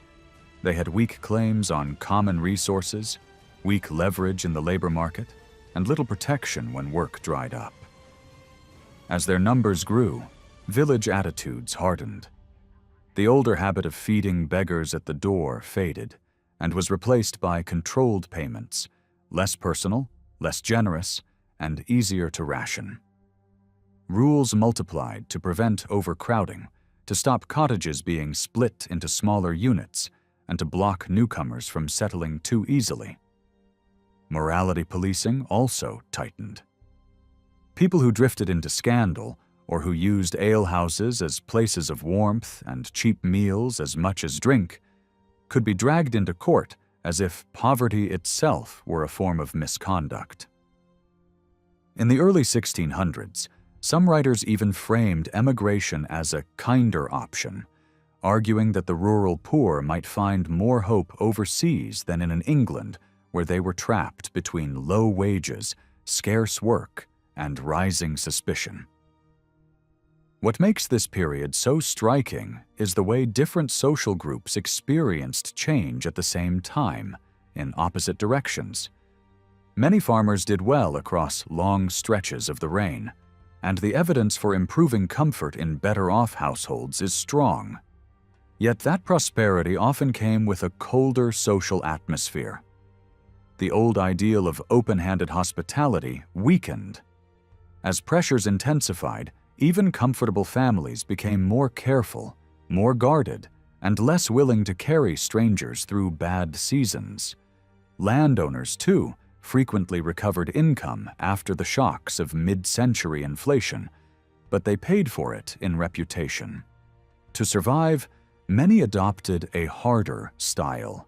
Higher entry costs for leases, sharper disputes with tenants, more aggressive use of land, and in some cases direct participation in farming and competition for commons. This new model of estate management helped them stabilize their finances, but it also made them look like predators to people already frightened about work, food, and the future. In a world where economic mechanisms were poorly understood and moral language carried enormous force, greed became the simplest explanation for complex change. It was a powerful accusation, and it spread easily. But it does not tell the whole story. The countryside was being reshaped by population pressure, shifting markets, unstable industries, and a growing struggle over who would bear the cost of survival.